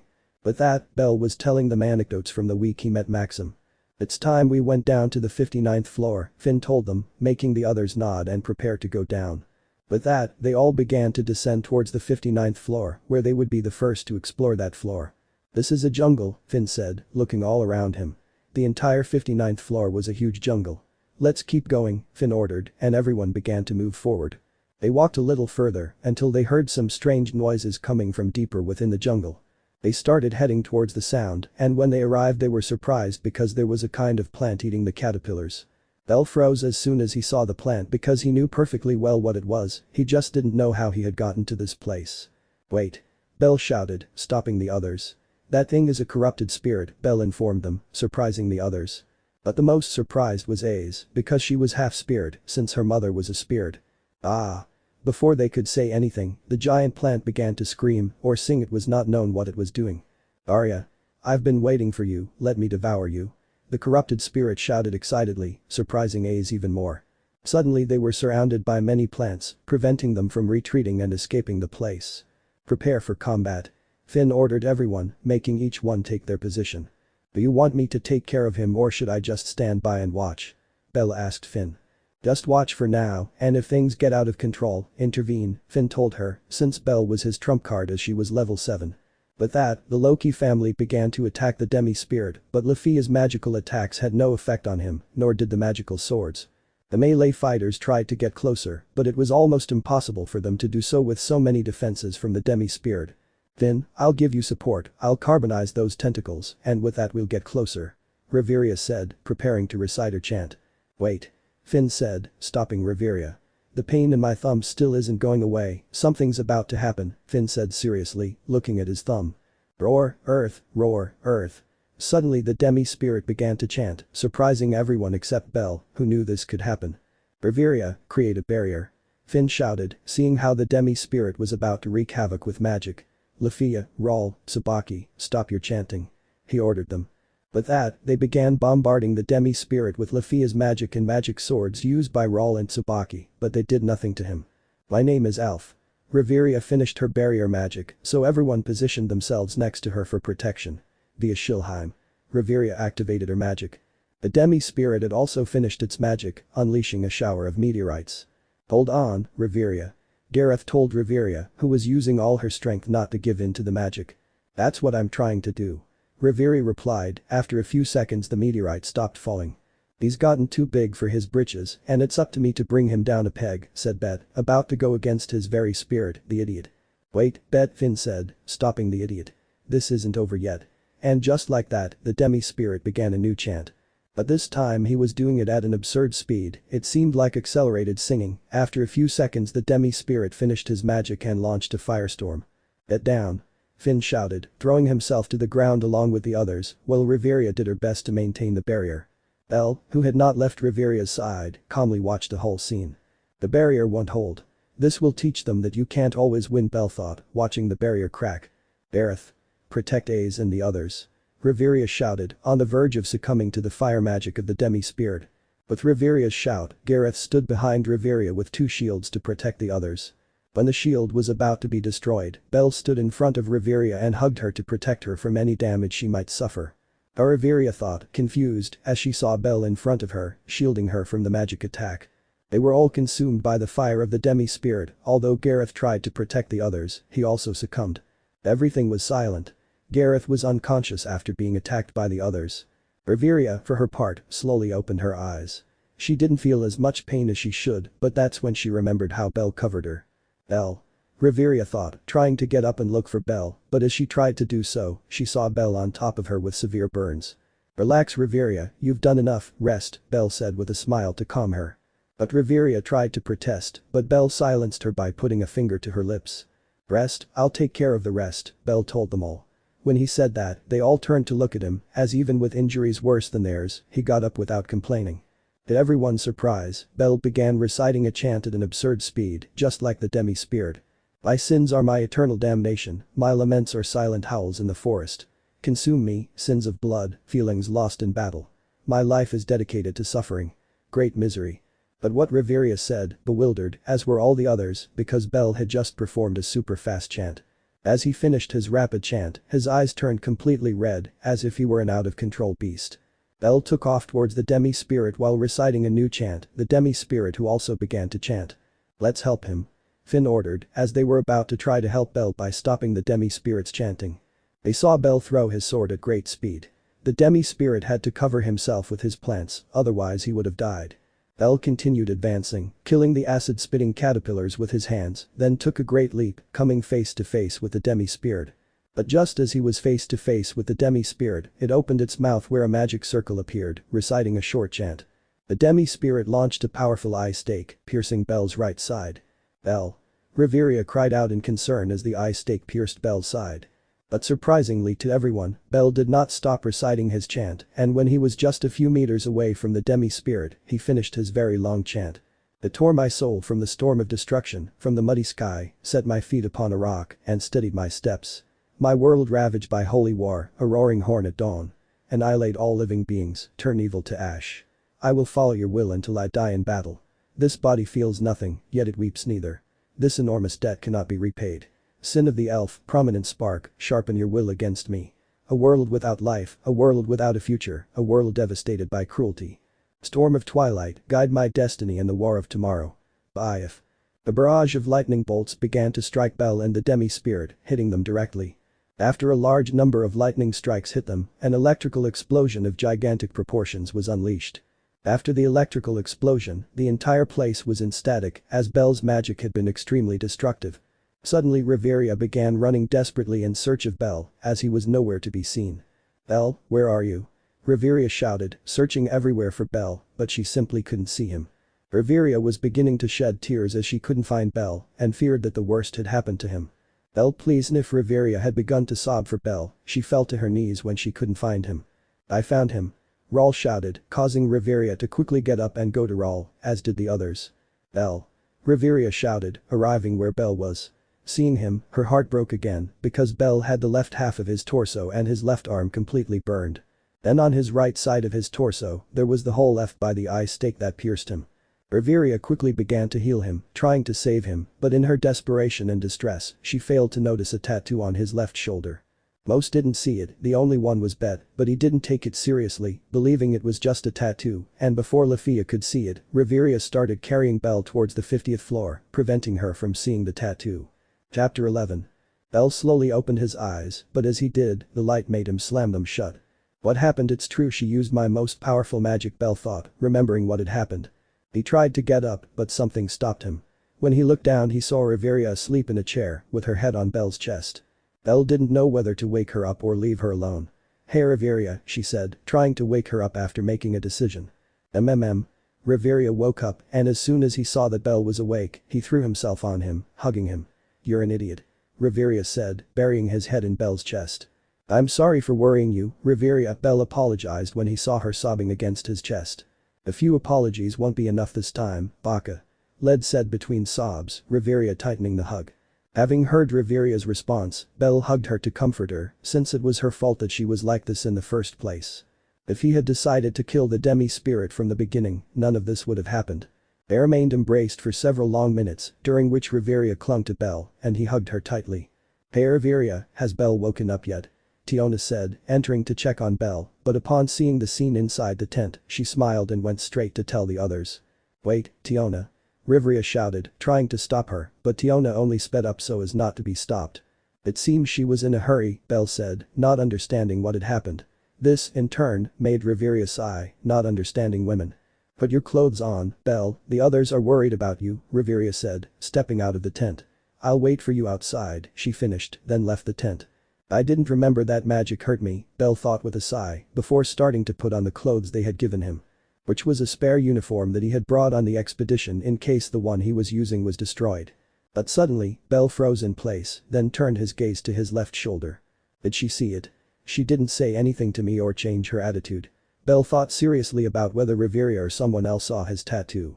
With that, Belle finished getting dressed, and when he came out of the tent, Riveria was already waiting for him. They both started walking towards the tent that was Finn's temporary office. Along the way, several members approached him to ask how he was, but Belle just told them that he was fine. It should be mentioned that when the elves saw Belle, they quickly approached to see him, causing Riveria's jealousy, but she managed to control herself. They soon arrived at the tent where Finn and Gareth were. There they greeted each other and had a relatively normal conversation. "Come on, Belle, it's time to eat," Riveria said to Belle. With that they said goodbye and left the tent. But not before Finn reminded them that they would be heading to the surface that afternoon. "You saw it, right, Finn?" Gareth, the dwarf, asked with a smile, scratching his beard. Yes, Riveria was very close to Belle. She usually keeps a considerable distance, but she doesn't do that with Belle, Finn said, also with a smile. "She's not even trying to hide her feelings, hahaha," Gareth said, laughing at Riveria's attitude. Meanwhile, Belle and Riveria arrived where they were making the food. Both had sat down on a log.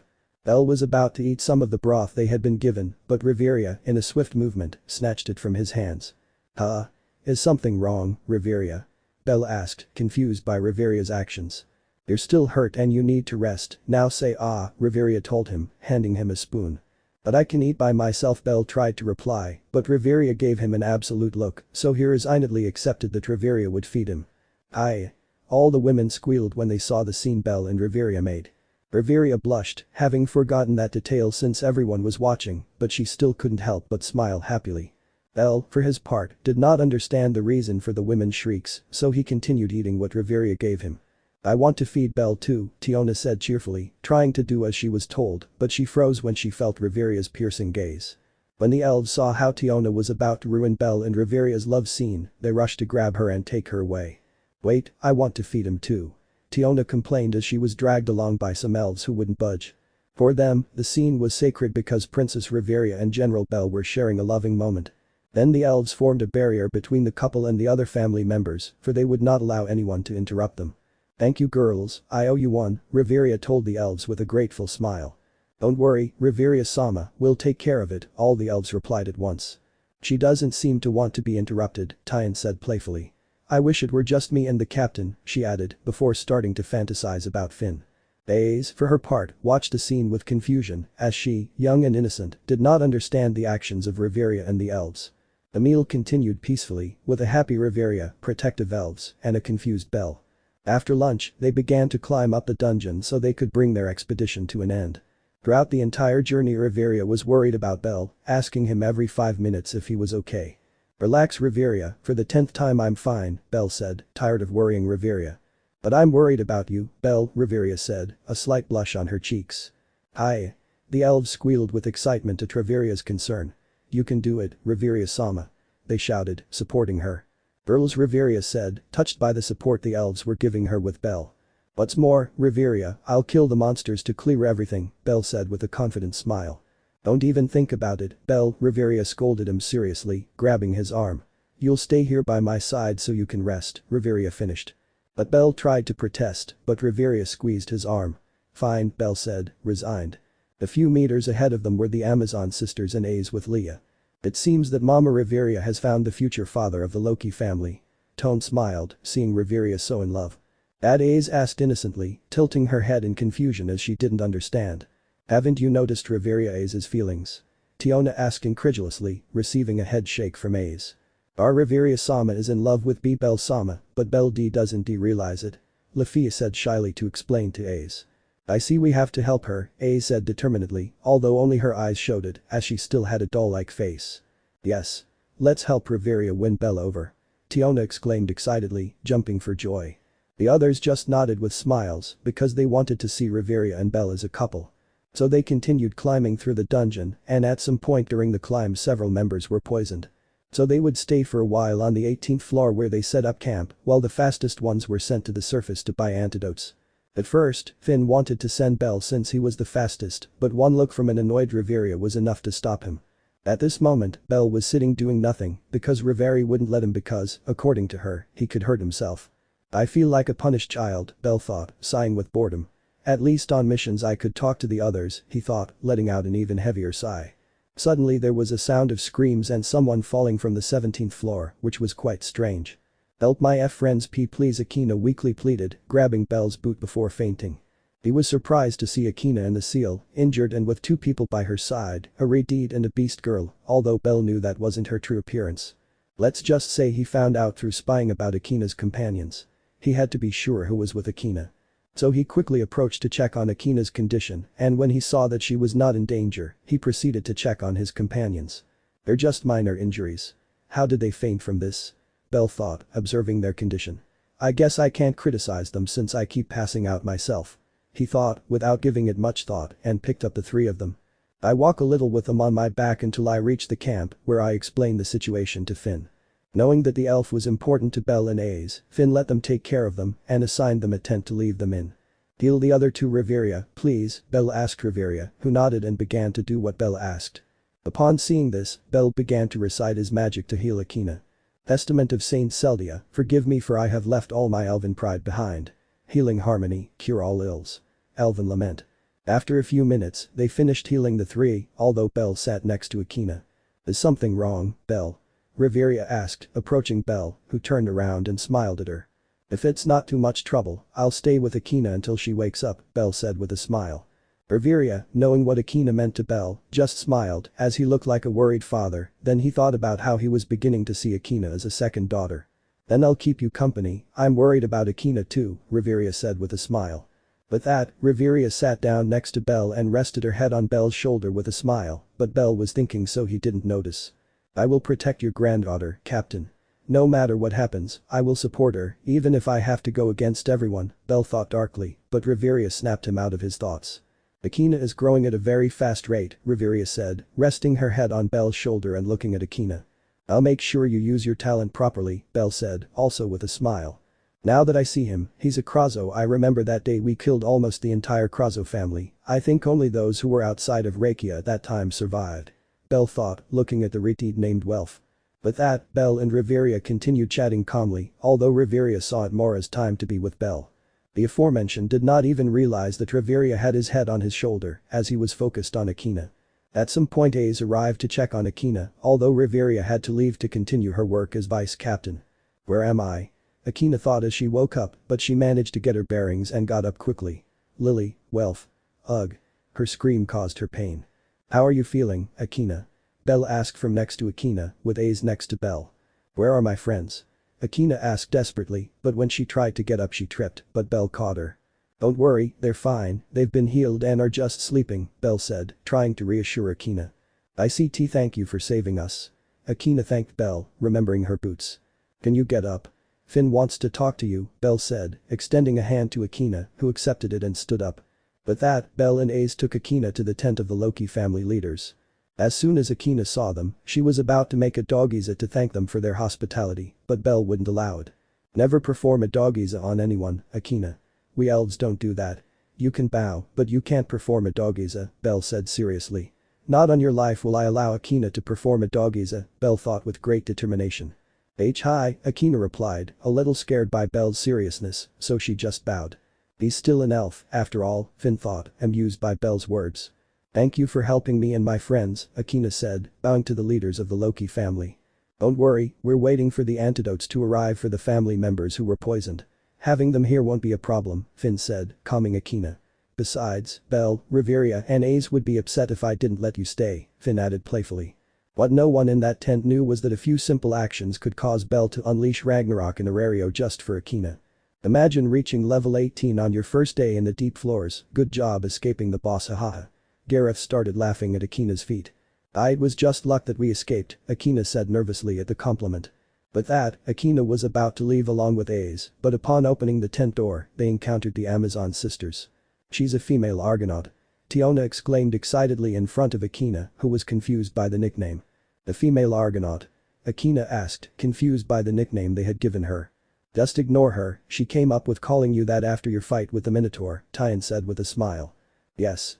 When I saw you fight the Minotaur, I remembered the story of the Argonaut. Only you're a woman. Tiona said excitedly, about to hug Akina's arm, but Belle stopped her. Please avoid giving her nicknames, and above all, don't put things in her head, Belle said with a smile and her eyes closed, although everyone except Akina noticed that it was a threat. With that, the Amazons retreated, a little scared. Ace and Akina were about to go and explore the 18th floor a bit, but Belle stopped Ace. "I want to ask you a favor, Ace," Belle said seriously, receiving a nod from Ace. "Please protect Akina. If those Amazons approach her again, don't let them put bad ideas in her head, you know, Amazon things like their clothes, provocative attitudes, and all that. I trust them and I know they won't do it, but Akina is very pure and innocent, so she could unintentionally pick up some bad habits from that. That's why I trust you'll prevent it when I'm not around," Belle said seriously. "Yes, I understand," Ace replied affirmatively. Belle nodded with a smile and went off with Akina to explore a bit. "Aren't you protecting her too much, Belle? At this rate, she won't know how to handle things on her own," Riveria asked, having heard Belle's request. "You're right, but I can't help it," Belle said with a sigh. "Riveria's right, I have to let her learn on her own, though I can always help her from the shadows," Belle thought. But that they returned to the tent of the Loki family leaders, they discussed some things, occasionally asking for Belle's opinion.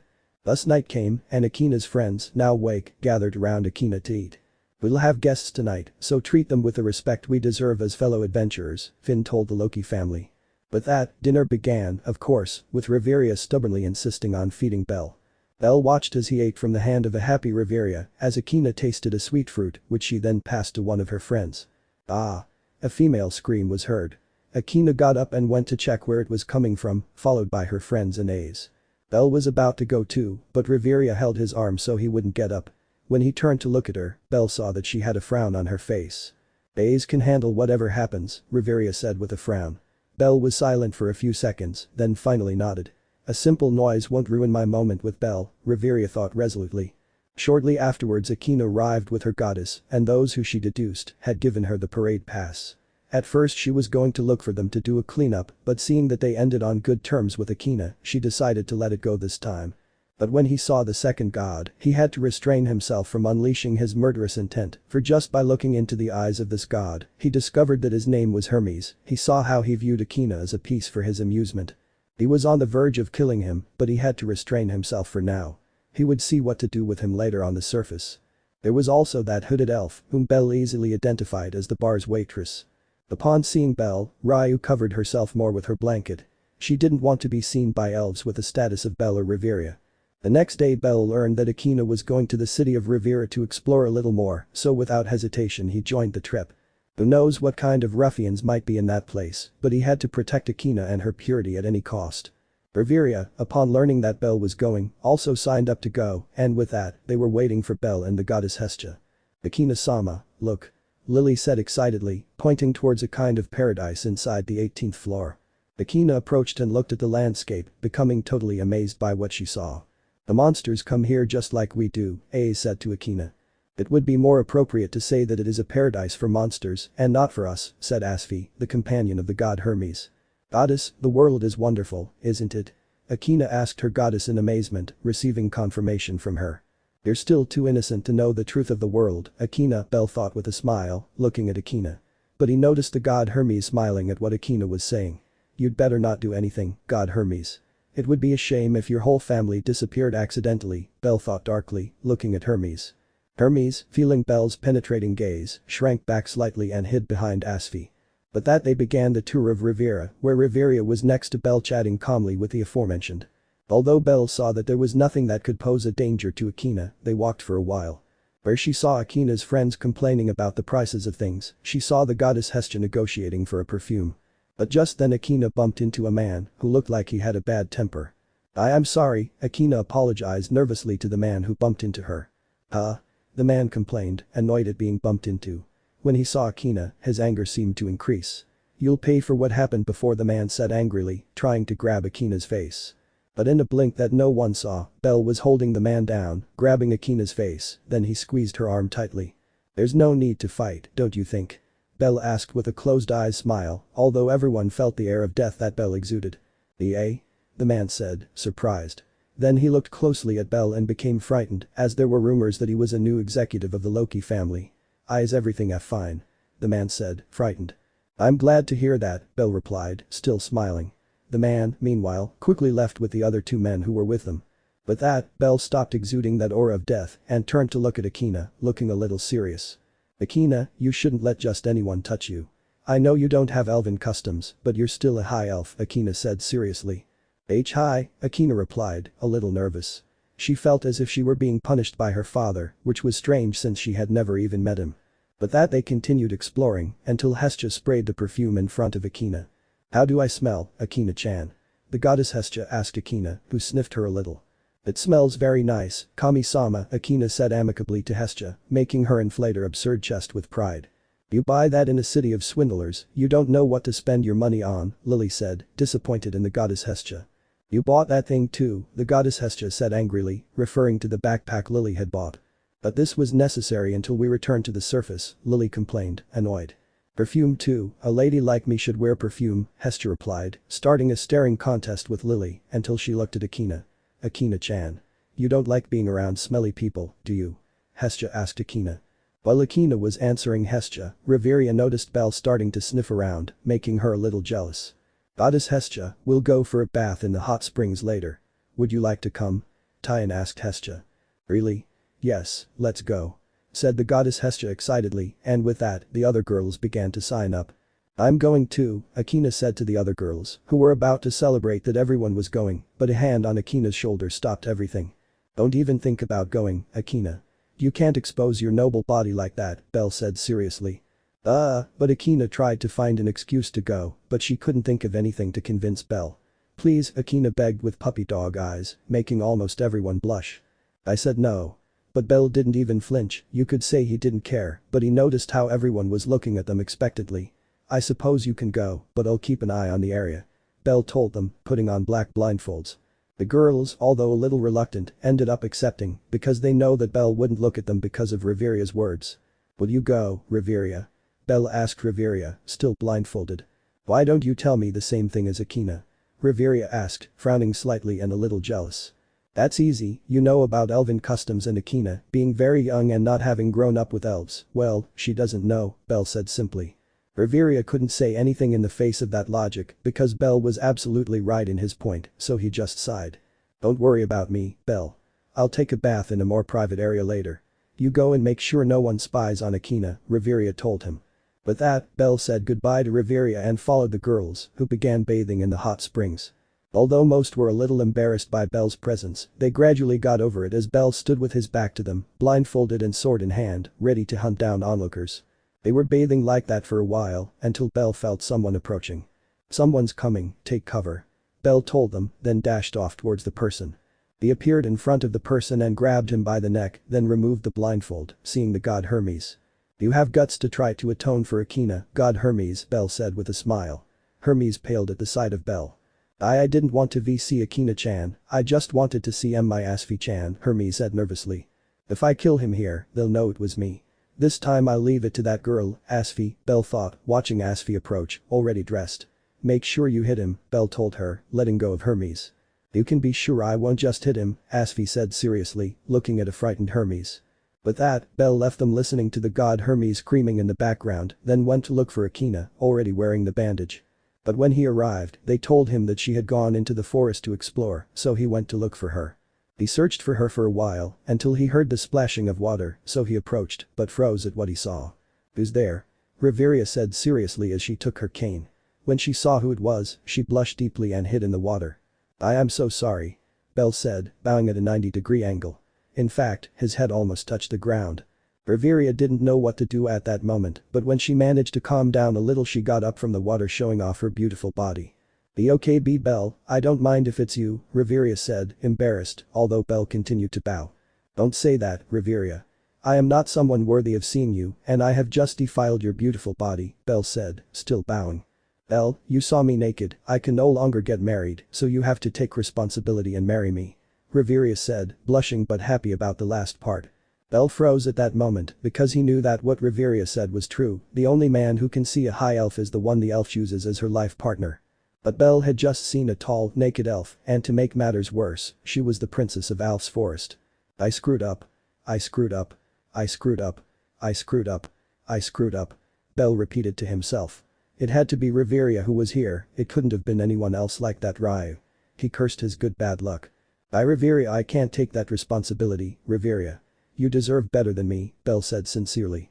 "Belle," Riveria said, a little sad that Belle wouldn't accept, so she approached him, still naked. "Belle, look me in the eyes, please," Riveria begged, but Belle didn't answer. Please, Belle, Riveria pleaded again. Belle remained silent for a few moments, doing nothing, until he slowly raised his gaze, still with his eyes closed. When he was sure his gaze connected with Riveria's, he opened them. Belle, I don't mind that it was you who saw me, I was glad it was you and not someone else, so please, take responsibility. Riveria begged, her eyes glistening at the thought of Belle rejecting her. Riveria, Belle tried to say something to stop him, but she knew that what she had just done was irreversible, so she sighed. If you're okay with someone like me, then I'll take responsibility. Belle said seriously. Riveria couldn't contain her excitement, so even naked she threw herself into Belle's arms, knocking him to the ground. Thank you, Belle, Riveria said, extremely happy. Belle could only hug her while looking up. How do I tell the king this? Belle wondered, trying to figure out how to tell the king what had happened. I should tell Riveria the truth about my past. Maybe that way he'll change his mind. Belle thought, now knowing what to do. So he decided to tell Riveria about his past once they were on the surface. After the hug, Riveria got dressed again and they left for the camp. Although everyone noticed Riveria's great happiness, she was very close to Belle, who only lowered his gaze whenever someone saw them. He also found out that Akina had been with that elf Ryu in the forest, but he didn't say anything, since Ryu was also an elf. And from what he saw, she did have elven customs, so he thought Ryu would take care of Akina in that regard. Chapter 12. After Belle accepted responsibility for seeing Riveria naked, they both returned to camp. Upon returning to camp, all eyes were on them, as Riveria was very close to Belle. Riveria wanted to take Belle's arm and walk as a couple, but she had to maintain her composure in front of her family. So, with her typical serious demeanor, all she did was walk very close to Belle, who just sighed at the recent events. The day passed normally, if you can call Riveria, who was very clingy with Belle, normal. The next day, as planned, everyone began preparing to return to the surface. Belle was looking for Akina because he wanted to say goodbye to her as well as threaten her with not doing anything that an elf wouldn't do. The most ironic thing about that is that Akina was friends with Akrazo, but Belle wouldn't say anything if she was happy that way. Akina, Belle called, interrupting a conversation between Akina and her goddess. I'm sorry to interrupt your conversation, but I came to say goodbye, Belle said apologetically. Oh, it doesn't matter, Belle, we were just talking for a bit, Akina said with a smile. Fine. I'm leaving. Be careful on your way back to the surface, especially since you seem to attract trouble, he said, glaring at her. That's not true, I don't attract trouble, Akina said, looking away. When she said that, many people stared at her as if she were stupid. If you say so, Belle said, dismissing the topic. Don't do anything a high elf wouldn't do, Akina, Belle told her seriously. Yes, Akina confirmed, until she realized something. But I don't know everything an elf doesn't do, Akina said with a nervous smile. Sigh elf. Belle called to Ryu after sighing. Upon hearing Belle call her, Ryu came out from behind a tree a little nervous inside, although her usual serious face did not show it. Do you need me, Belle-sama? Ryu asked respectfully. Akina had told him Belle's name, so he knew it. If it's not too much trouble, I'd like you to keep an eye on Akina to make sure she doesn't do anything an elf wouldn't do, Belle said calmly, waiting for a response. Of course, Belle-sama, I've been doing that for a while now, since you seem to know almost no elven customs, Ryu said, accepting Belle's request. Akina looked away, her cheeks red, because Ryu was right about what he said, since she hardly knew any.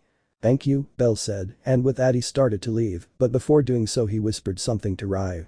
I'd like to talk to you later to discuss a few things, Belle said as he continued walking. Ryu didn't say anything, but she was nervous about what someone like Belle might want to talk about.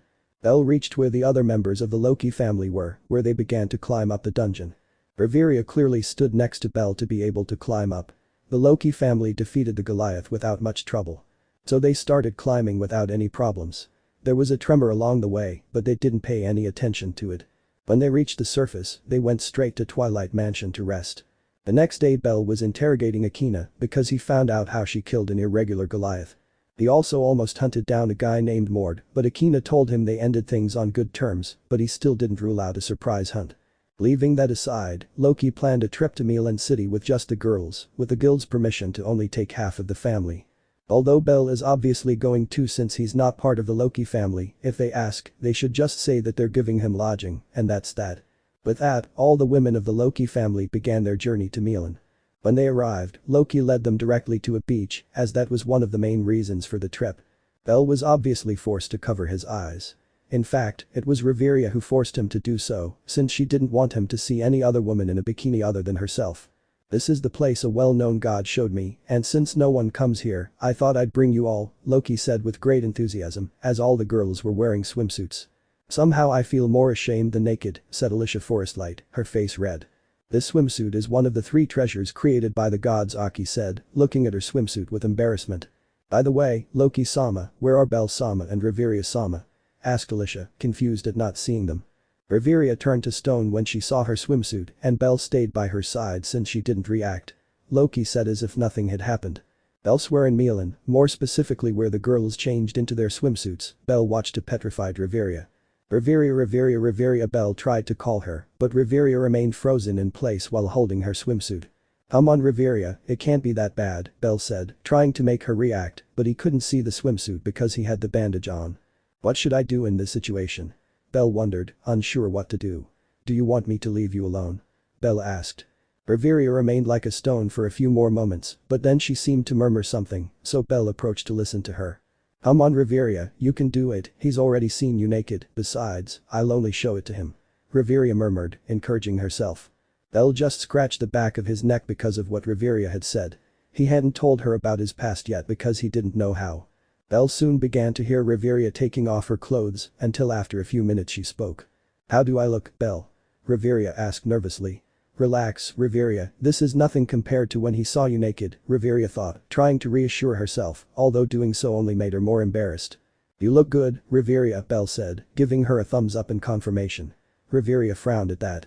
At least take off the bandage, Baka, Riveria said, annoyed, because Belle hadn't even taken off the bandage. Oh yeah, what an idiot, Belle said, taking off his blindfold. As he did so, he could see Riveria in a swimsuit, looking quite embarrassed.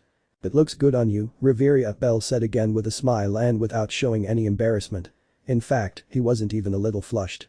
But won't you say something else? Riveria said, a little discouraged that he wasn't praising her appearance. That's when Belle realized that he wanted Riveria by pure miracle of the writer. You look beautiful, Riveria. You're probably the most beautiful elf I've ever seen, Belle said sincerely, at which Riveria started to fume. Riveria.exe has become overloaded, starting backup program. Riveria said, then fainted from embarrassment. Huh. Riveria. Belle shouted, worried by Riveria's sudden fainting spell. He started shaking her, but she didn't react. Ace told me to use, Belle thought, remembering something very important Ace had told him. I gently took Riveria's head and placed it on my lap, giving her a lap pillow. Now what? Belle thought, not knowing what to do, because Ace only told him that and nothing more, so Belle, with nothing to do, stared at the ceiling to kill time. After 2 minutes Riveria began to wake up. When she opened her eyes she saw Belle staring at the wall, bored. Belle, Riveria asked, confused, but then she realized where her head was. Are you giving me a lap pillow? Riveria asked, happy that Belle had taken the initiative. Yes, Ace told me they were very effective, Belle said calmly. That girl deserves a reward from Jag-Americans. Riveria thought, grateful to Ace. Can you get up, Riveria? Belle asked, making Riveria alarmed that their romantic time was over. No, Riveria replied quickly, though Belle could see the clear lie in her answer. But we have to go with the others so they can see you, Belle told them with a smile, knowing what would happen. Huh? No, Riveria said, getting up from Belle's lap. I'll only show you the swimsuit, Riveria said, refusing to let anyone else see her like that. Then go in your usual clothes, Belle told her, believing he had the situation under control. I could do that, but that would end our private moment, Riveria said dejectedly. Before Belle could answer, Riveria stood up and sat on Belle's lap, leaning her back against his chest. Let's stay here a little longer, just the 2 of us. Riveria said, snuggling closer to Belle's chest. But Belle tried to tell her to go back to the others, but Riveria gave him a pleading look, so he just nodded. Seeing that Belle accepted, Riveria smiled, so she took Belle's arms and wrapped her arms around his stomach so that he would hug her. The minutes passed peacefully until they heard a shout from someone approaching them. Riveria-sama. Belle-sama. Lafia shouted, approaching them, causing Riveria to hurriedly get up and start putting on her usual clothes. Upon seeing this, Belle left the locker room so that Riveria could change in peace. What's wrong, Lafia? Belle asked, coming out of the changing rooms and finding Lafia in her swimsuit, but she had already put the bandage back on. Ian and Tiona were chasing a viola, but ended up finding their old family, the Kali family. Lafia reported anxiously, as she saw the change in Tyan's mood. Kali? Belle said, surprised by the mention of the dwarf goddess of the Amazons. That dwarf didn't learn her lesson last time, Belle thought with a sigh. "We'll be right there, Lafia. Riveria will be here as soon as she leaves," Belle informed Lafia, who nodded and began to go back to the others. Belle went back inside the locker room and saw Riveria already ready to leave again. "What did Lafia need to interrupt us?" Riveria asked, frowning. "You'll see, Lafia, you ruined my moment," Riveria thought darkly. "It seems there will be problems, let's go with them so they can explain the situation," Belle said, sighing heavily. With that, the two went to where the Loki family girls were, and upon arrival they explained the situation to them. While Tyan and Tiona were checking the seal of the dungeon with the Leviathan's body, they saw Viola in the water and chased after it. The Viola attacked a ship but was easily killed by an Amazon whom the Amazon sisters identified as Batch. "Tomorrow we'll start asking around the city about the carnivorous flowers," Loki informed the girls and his family and Belle. "Of course, we won't forget about the visitors," he finished. "The Kali family, the goddess who reigns over a country called Tulskura, that's what is known about the nation," Riveria said, reporting on the Kali family. "In fact, men are forbidden there. They are only used for procreation and as slaves," Loki added casually, causing all the girls to unconsciously turn towards Belle. Ahem, Riveria coughed, frowning at the sight of all the girls heading to Belle. Tulskura is also known as the land of blood and fighting, one of the few places where they use fierce battles to gain power. Information about the place is scarce or classified, but there have been rumors that Captains Batch and Argana reached level 6. Riveria informed them. "Even without the dungeon, how do they do it?" Ace asked, surprised by that fact. "Being strong is the sole purpose of that country, so they seek any means." Day after day the Amazons face each other in the Colosseum in fierce fights in order to become stronger, Riveria informed them, surprising the girls. "When that Amazon killed the plant monster, Tyan and Tiona seemed to know that woman," Lafia told them, remembering. "Tulskura is their hometown. 5 years ago they left Tulskura and came to Aario, where they joined the family. They are former members of the Kali family," Riveria told them. That ended the conversation, although Belle could hear that Tyan and Tiona had argued, but he wouldn't interfere. The following day they split into groups. Riveria and Belle would go to the guild located in Milan to ask. "What do you think of the situation, Belle?" Riveria asked, awaiting his opinion on the situation. "Well, if they're here, it's because they're going to do something, I'm sure of it," Belle replied, giving his opinion. "That might be the most logical explanation," Riveria analyzed, then discreetly looked around. "There are no other members of our family nearby," Riveria thought. So with that thought, I hugged Belle's arm as if we were a couple casually walking. They continued walking like that until they reached Milan's guild, at which point Riveria reluctantly let go of Belle's arm. Upon entering, they were greeted by a thin man in the typical guild employee uniform named Rubato. Apparently, he is the guild leader in Milan, so they asked him. "Monsters like carnivorous flowers?" That's new information not coming to the guild headquarters," Rubato said. "But they have certainly appeared, shouldn't you take action and investigate?" Riveria said in response to the man's statement. "We leave the job to George's boys to handle the case," he said, dismissing the topic. "Hey you," Rubato said to a guild employee. "It smells like fish, take care of it." The woman nodded. "Sorry, I hate the smell of fish. I prefer dealing with those foreign Amazons. We get complaints that they try to approach men, and some even say they steal their things," Rubato said casually. What a way to change the subject, it's obvious he knows what's going on. Belle thought, silently watching the scene. "Was your access to the port not allowed?" Riveria asked, responding to his words. "The port of Milan is not an entrance to Aario, so there was no problem letting them through.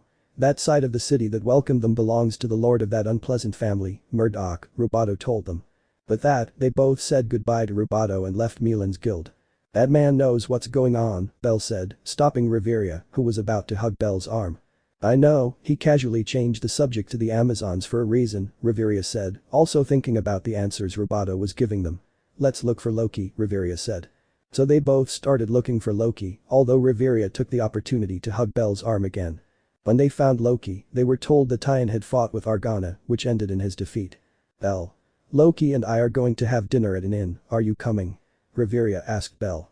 "No thanks Riveria, I'll stay here and make sure they don't do anything stupid," Belle said, looking at the two Amazon sisters, who weren't speaking to each other. "Okay, I'll come back later," Riveria said, leaving with Loki. As Riveria left, Belle approached Tyan. "Hi Tyan," Belle greeted her, sitting down next to her. "I wanted to tell you something about Kali," Belle said calmly. "What do you know about Kali?"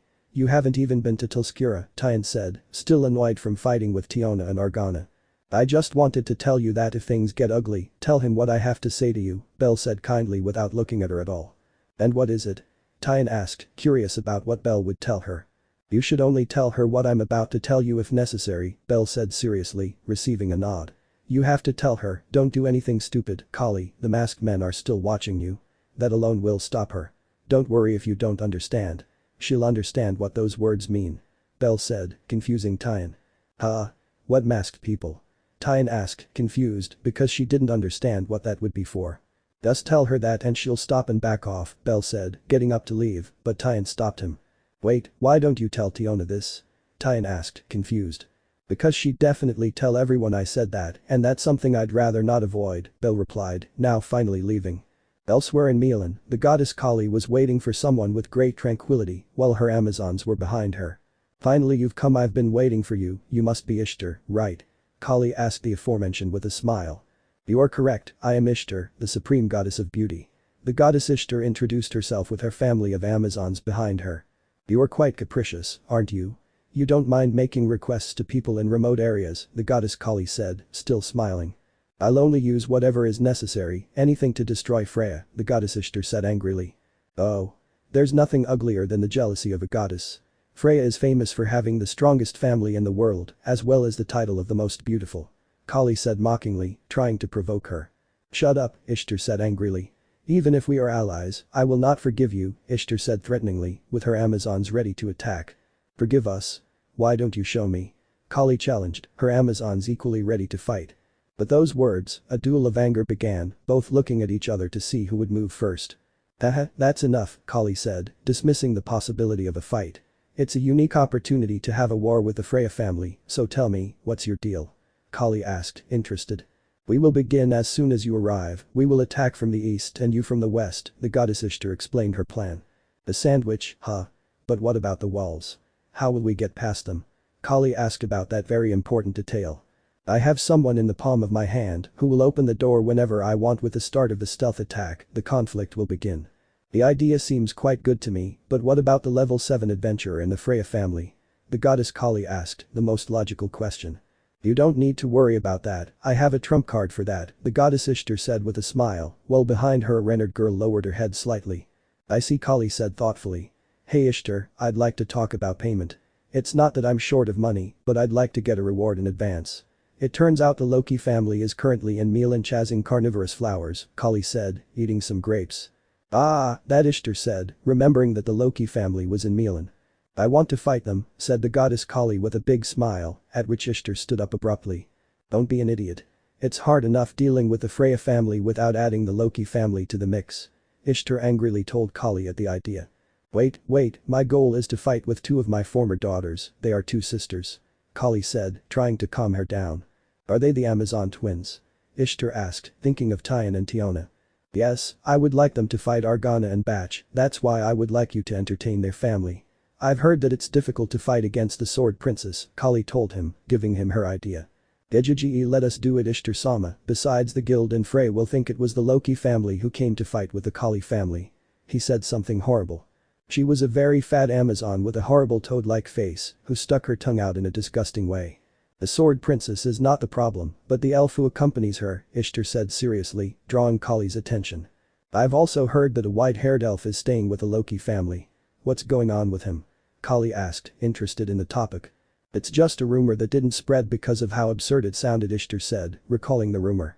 But I heard that a member of the Freya family was seen carrying the injured level 7 captain through the dungeon, and shortly after, Ninehell was also seen carrying the white-haired elf with many injuries, Ishtar said seriously. So it is believed that they clashed. I also finished analyzing Kali seriously. If that was true, they would have problems stopping the elf. Then this will be interesting, can you take charge of entertaining him outside for a while? Kali asked Ishtar. Yes, but it will only be for a short time, Ishtar confirmed, making Kali smile. The sisters who distanced themselves from their other sisters and the sisters who stayed with me, I want to see how that battle ends, Kali said macabrely. Chapter 13. The Njord family, the guild branch, and the city's chief. From today onward, we will investigate those 3. Loki told them, leaning against a wall with her arms crossed. I'll stay here and keep an eye on Njord's family. You guys find out something about the guild in the city. Besides, we basically don't know anything about the Kali family, so we have to be careful, Loki told them. Tyan and Tiona, it will be different, Loki said, drawing their attention. Tiona, you'll go with Ace, and Tyan, you'll stick close to Riveria and Belle, Loki ordered. That way, if a conflict arises, you can resolve it, he explained, clarifying his reason for preventing Tyan from retaliating. With that, all the groups began to investigate in their respective areas. In the Riveria group there were mostly elves, with the exception of Belle and Tyan. How do you think all this will end, Belle? Riveria asked, walking beside Belle, but when she didn't receive an answer, she turned away, confused. Belle? Riveria asked. He saw Belle staring intently at one of the rooftops of one of the houses they were passing, and when he focused on where Belle was looking, he managed to see her. Argana. It was Argana. She smiled and with a leap ended up in front of Riveria's group. She hadn't even landed when Belle was already in front of Riveria with his hand on the hilt of his sword, ready to be drawn. Argana. You're looking for trouble again, aren't you? Tyan, seeing Argana, exploded in anger but was stopped by Riveria. Stop and use your head, Tyan. Riveria ordered, stopping Tyan. If you have something to say, we'll listen.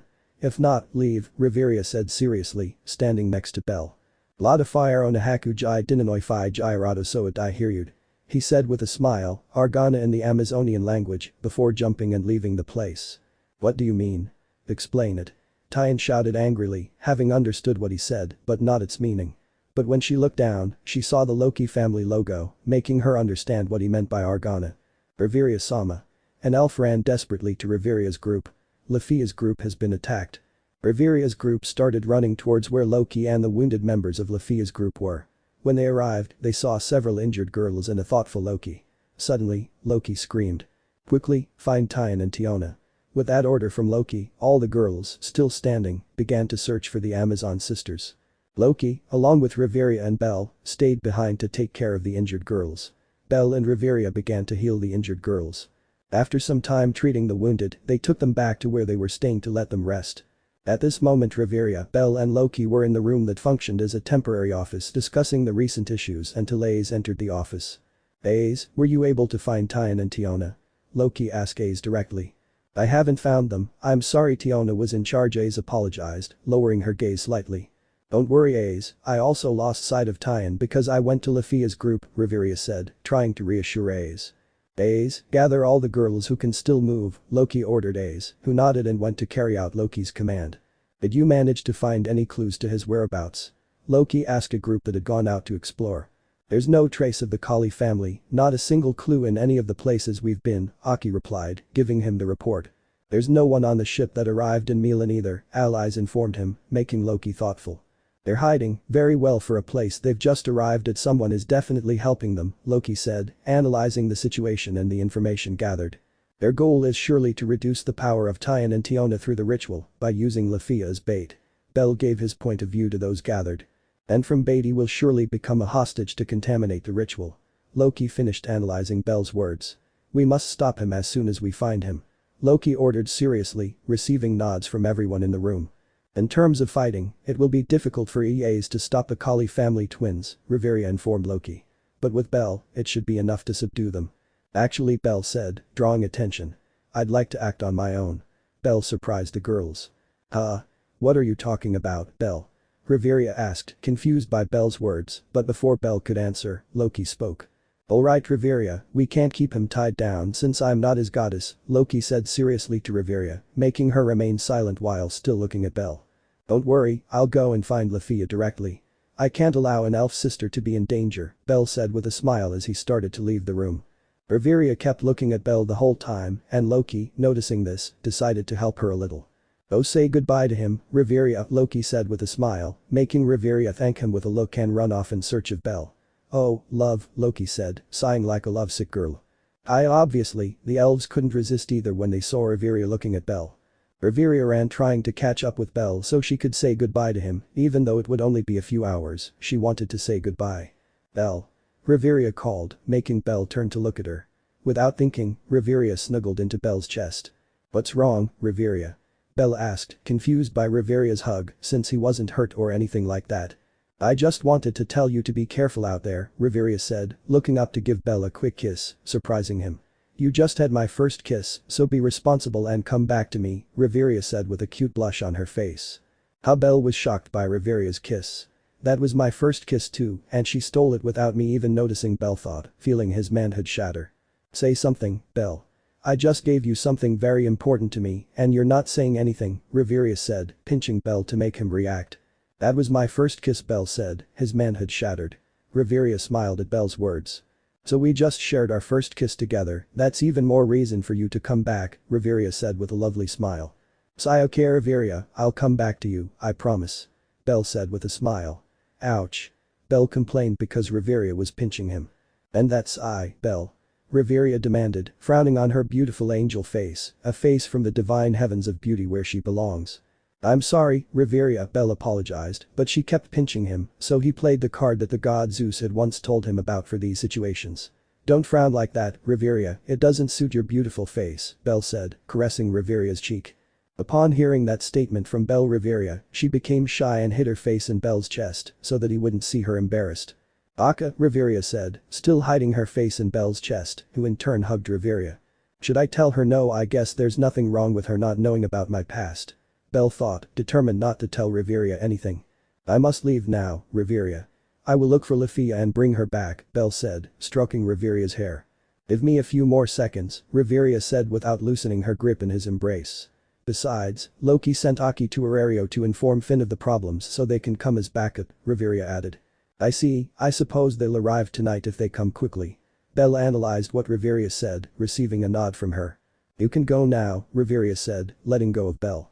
Remember to come back to my side, Belle, she said, looking him straight in the eyes.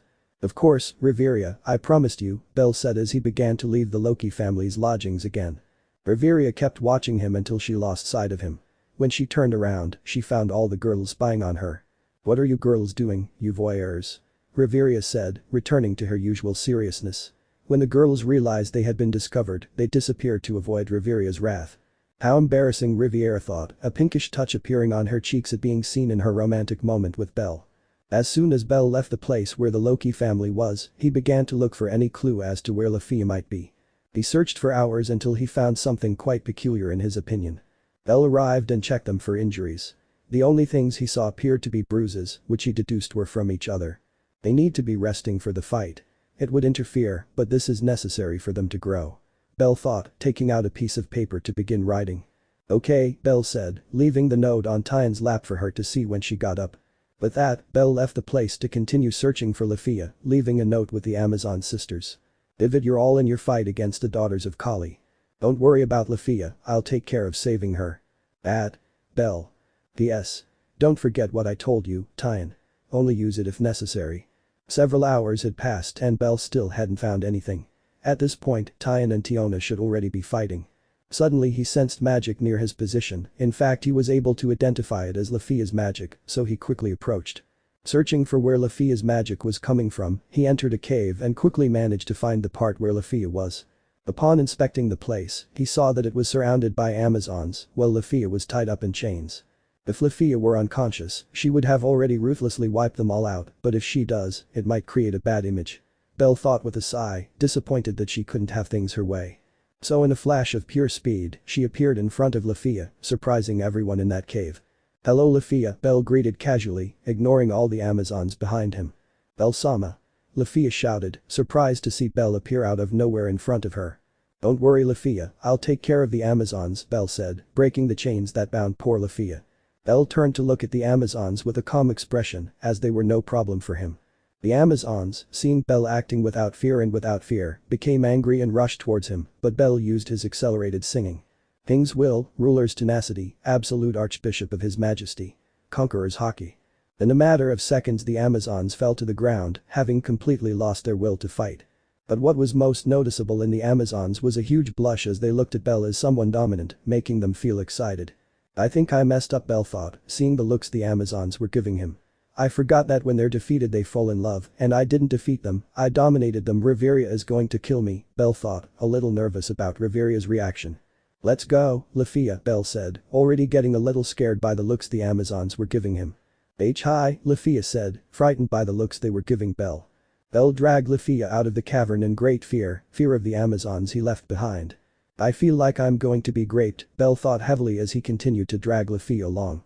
But Belle kept hearing sounds of fighting, so he told Lafia to hide while he checked. Upon checking, he saw Tyan still fighting with Batch. The fight looked very even, although both were already exhausted from fighting. Batch. Belle watched as Batch delivered a powerful blow to Tyan's face while she was surrounded by what appeared to be poison.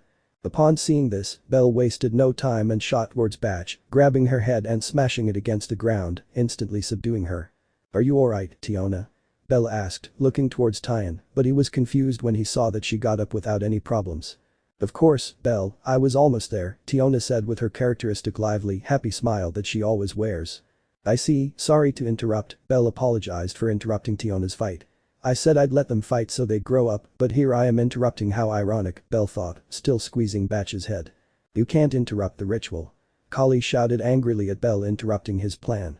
"Shut up, dwarf, you have no say here," Belle said, looking at Kali as if she were mere trash. "Damn it, even so, Tiona must either die or kill."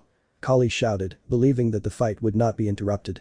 "I see, if that happens, I fear a calamity will strike Tilskura for the second time," Belle said with a smile but cold eyes. That simple phrase made Kali start trembling with fear as she remembered the last and first time she heard it. Flashback.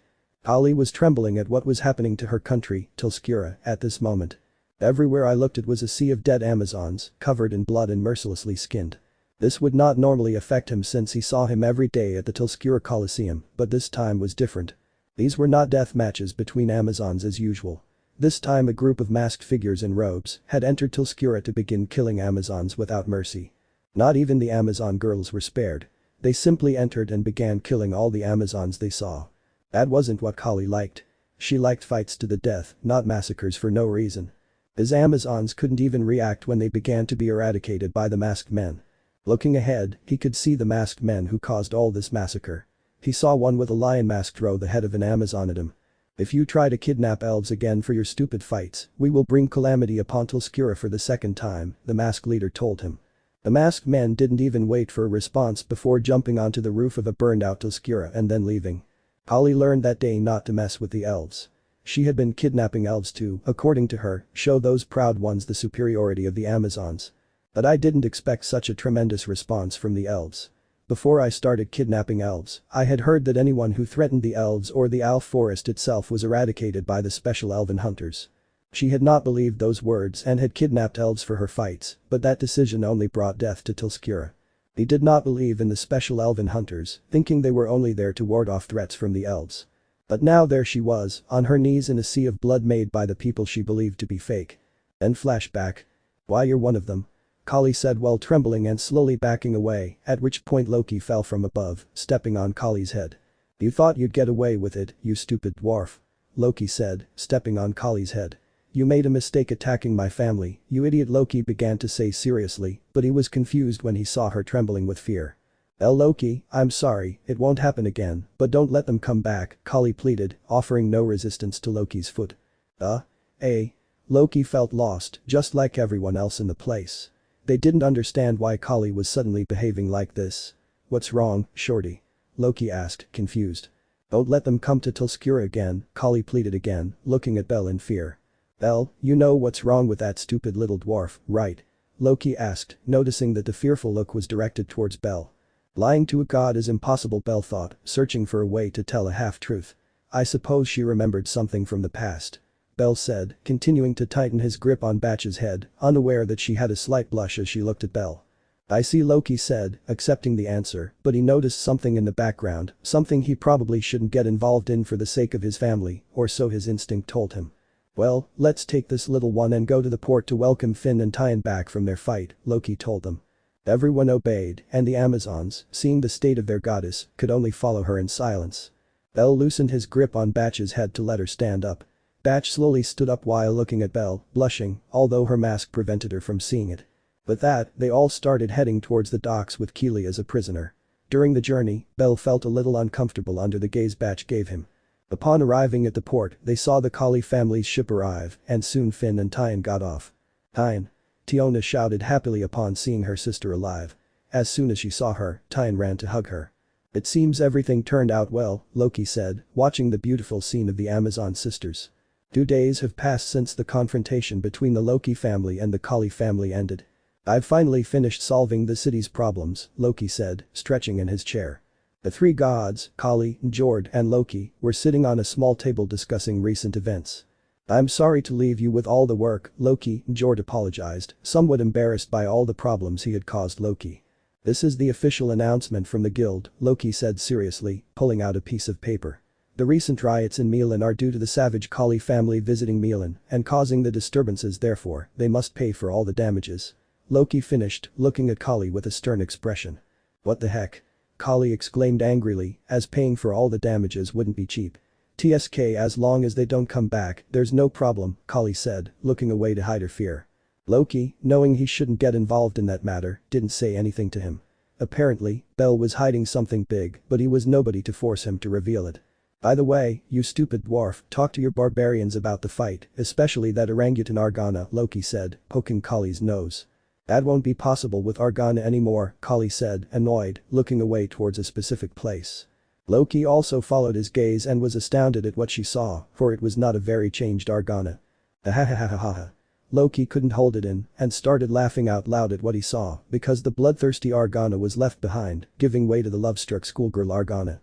That's the nature of the Amazons, if they lose they fall in love, that's what happened to Argana with your captain, Kali said angrily, pulling at her hair in frustration at seeing her best warrior like that. And it's not just Argana, all the women who lost to a man are now in love, said a dejected Kali. Loki watched as all his children were harassed by Amazons until he focused on a certain white-haired elf. This scene was more than peculiar as he was being surrounded by a circle of protective elves. In the center was Belle being hugged by the arm by an annoyed Riveria because of the constant attempts of the Amazons to get closer to her. Belle. Get away, you crazy women, this man already has an owner, Riveria said threateningly to the Amazons who were trying to get past the wall of elves. Among them was Batch, only she didn't insistently try to enter the circle with Belle. Daka you tore me Ryu crew. Batch said to Tiona who was there as her Google translator. Batch says she just wants to have a chat with Belle. Tiona told Riveria, who looked at her badly, thinking she was supporting another woman in winning Belle over. Tell him not to go near Belle, Riveria said firmly without letting go of Belle's arm. She no longer cared about maintaining her serious composure as long as she could protect her Belle. While Tiona was translating Riveria's answer for Batch, she noticed how the elven orches were being overtaken by the Amazons. Stay away from my fiancé, Amazons, Riveria told them without thinking, and when she realized it, it was too late. The place fell silent at Riveria's words, for they were not mere words. Tiona was also stunned by Riveria's words, but she still translated for Batch. Der Mun's I try Kamerus me dick. Batch told Tiona, making her smile maliciously. Batch says she doesn't mind being Belle's second wife. Tiona told Riveria, making her frown even more. Can I say something? Belle tried to say something, but Riveria silenced him with a single look. How scary, Belle thought, trembling slightly. You shut up, Belle. I'm defending you like my man, so shut up, Riveria replied angrily. Damn, being dominated by a woman and on top of that, she's a princess, Belle thought depressed. Where's my manhood? He wondered, searching the ground for it. Belle began searching for his manhood while Riveria argued with Batch about being Belle's partner. Chapter 14. At this moment, the Loki family was walking back to Aario after their stay in Milan. Riveria was sitting in a carriage next to Belle, looking quite embarrassed, although to hide it, she had her eyes closed and wore her best serious face. But even so, I could not erase the words I shouted to the Amazons in my moment of despair. Come on Riveria, tell us about your engagement to Belle, Loki said with a big smile. Hey Riveria, tell us about it, Finn said with his characteristic smile, supported by the others with nods. Sigh how annoying they are. Riveria complained after sighing. It's just as you heard, Belle is my fiancé now. Riveria told them as succinctly as possible. But tell us the details of how you got engaged, Loki demanded, wanting to get the most out of Riveria. But instead of a response from Riveria, they got a blush from her as she remembered how she and Belle got engaged. Riveria couldn't help but blush as she remembered how Belle saw her naked, forcing him into marriage. Belle, knowing this and seeing the shame on Riveria's face, decided to intervene. Let's just say some elven customs compromised us, Belle said, trying to end the topic. I guess we wouldn't understand the reason. Finn analyzed Belle's answer. The others were a little deflated, not knowing how it happened. Thank you, Belle, Riveria whispered to Belle for his help. If only we were alone I'd snuggle up to his chest, Riveria thought, feeling a little discouraged by that thought. The journey continued peacefully towards Aario, and upon arrival they went directly to the Twilight Mansion to rest. As soon as they arrived, Loki received a letter from the Apollo family. Loki took the letter and then went to see his family. What did the letter say, Loki? Finn asked curiously, because Loki had been staring at Ace, but then he smiled and looked intently at Belle and Riveria. Belle, Riveria, get ready because there's a banquet tonight at the Apollo family headquarters and we were allowed to bring a child. Loki told them with a suspicious look. But you just said that they only allow one child to be brought to the banquet, Riveria said, pointing out the obvious fact. Don't worry about that, I'll send someone to get Apollo to give us another invitation, Loki told them with a confident smile. Even if I wasn't invited, I'd be there. Belle thought brazenly about how to sneak into Apollo's party. Oh, and Riveria, I'll get you the dress, Loki informed her while smiling maliciously. You'd better not do anything stupid like what you did with my swimsuit in Milan, Loki, Riveria said seriously, threatening Loki.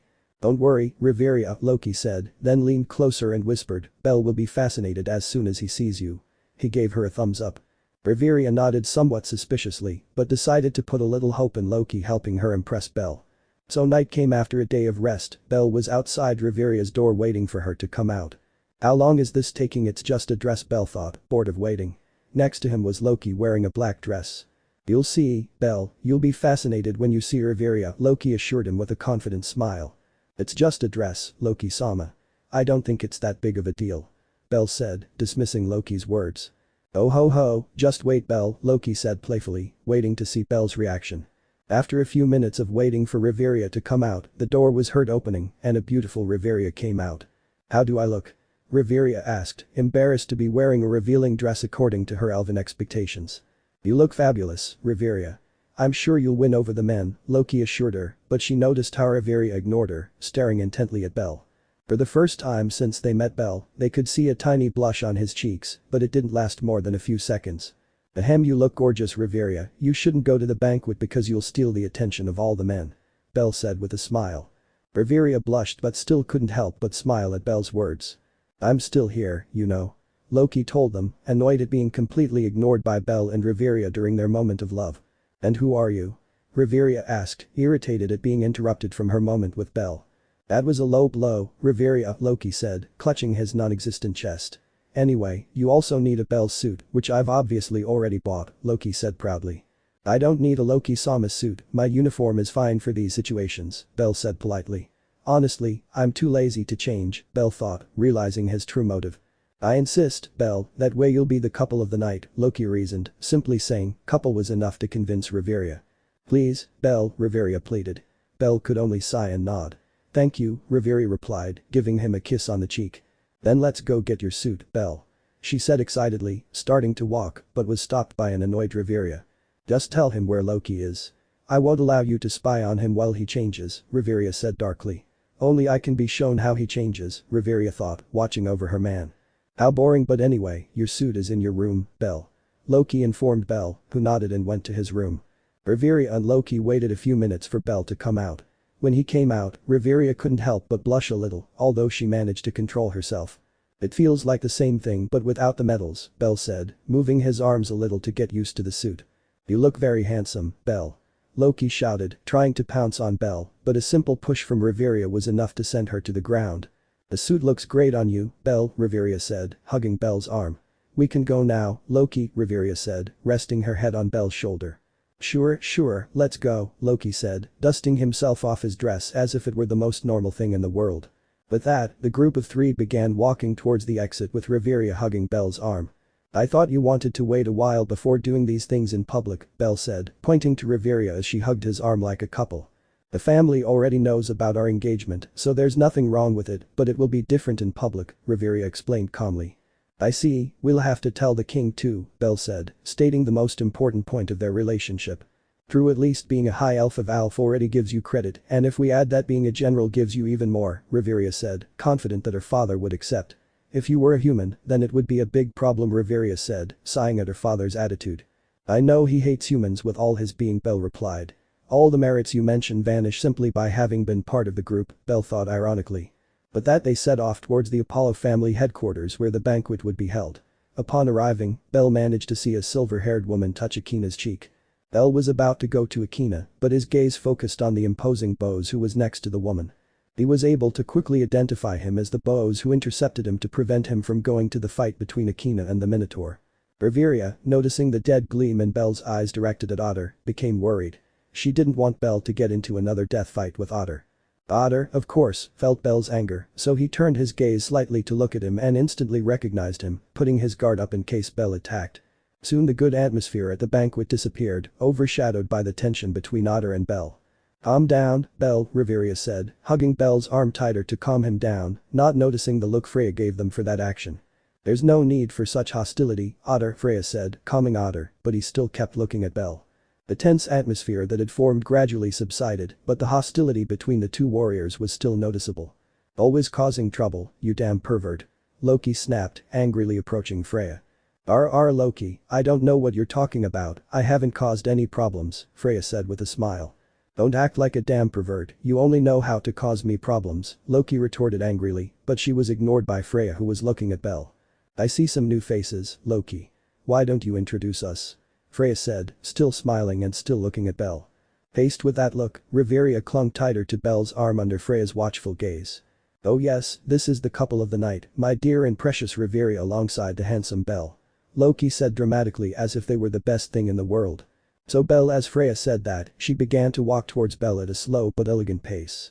Belle also began to walk towards her under the gaze of Riveria, who was a little sad thinking that Belle would fall under Freya's charms. Freya was already close to Belle, and when she was about to put a hand on his cheek, something surprising happened to everyone. Belle walked past Freya and went directly to Akina, completely ignoring Freya. Otter was about to attack Belle for that insult, but Freya stopped him. "There's no need for Otter," Freya said, stopping the enormous bows from starting a massacre in that place. "I see that he is someone even more interesting," Freya said to the air, going somewhere else with Otter. Riveria, seeing that Belle completely ignored her, couldn't help but sigh with happiness. It made her happy that Belle wasn't unfaithful to her, not even with his eyes. "Hello Akina," Belle greeted, arriving where Akina and her goddess, Hestia, were. "Oh, hi Belle," Akina greeted cheerfully upon seeing Belle greet her. "Who are you to approach Akina-chan?" Hestia demanded, standing in front of Belle. "Who are you, that elf who's training her?" Hestia said, more to herself.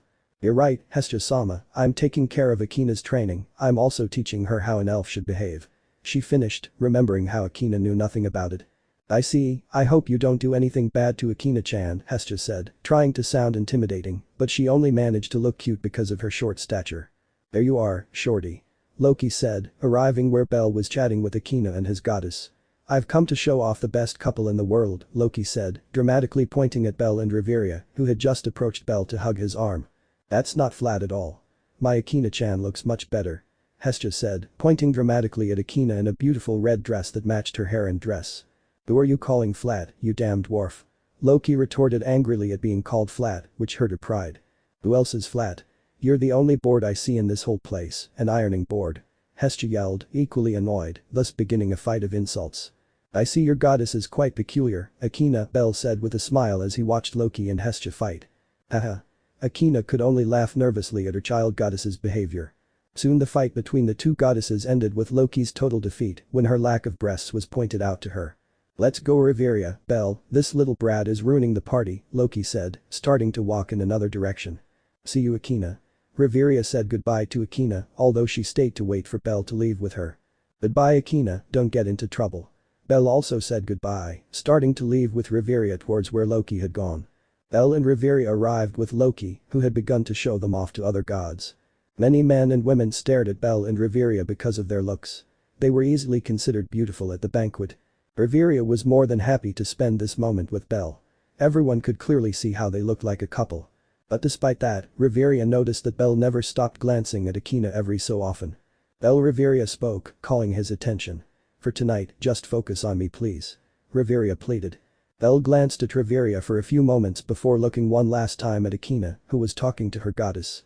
"Okay, Riveria," Belle said, accepting Riveria's request.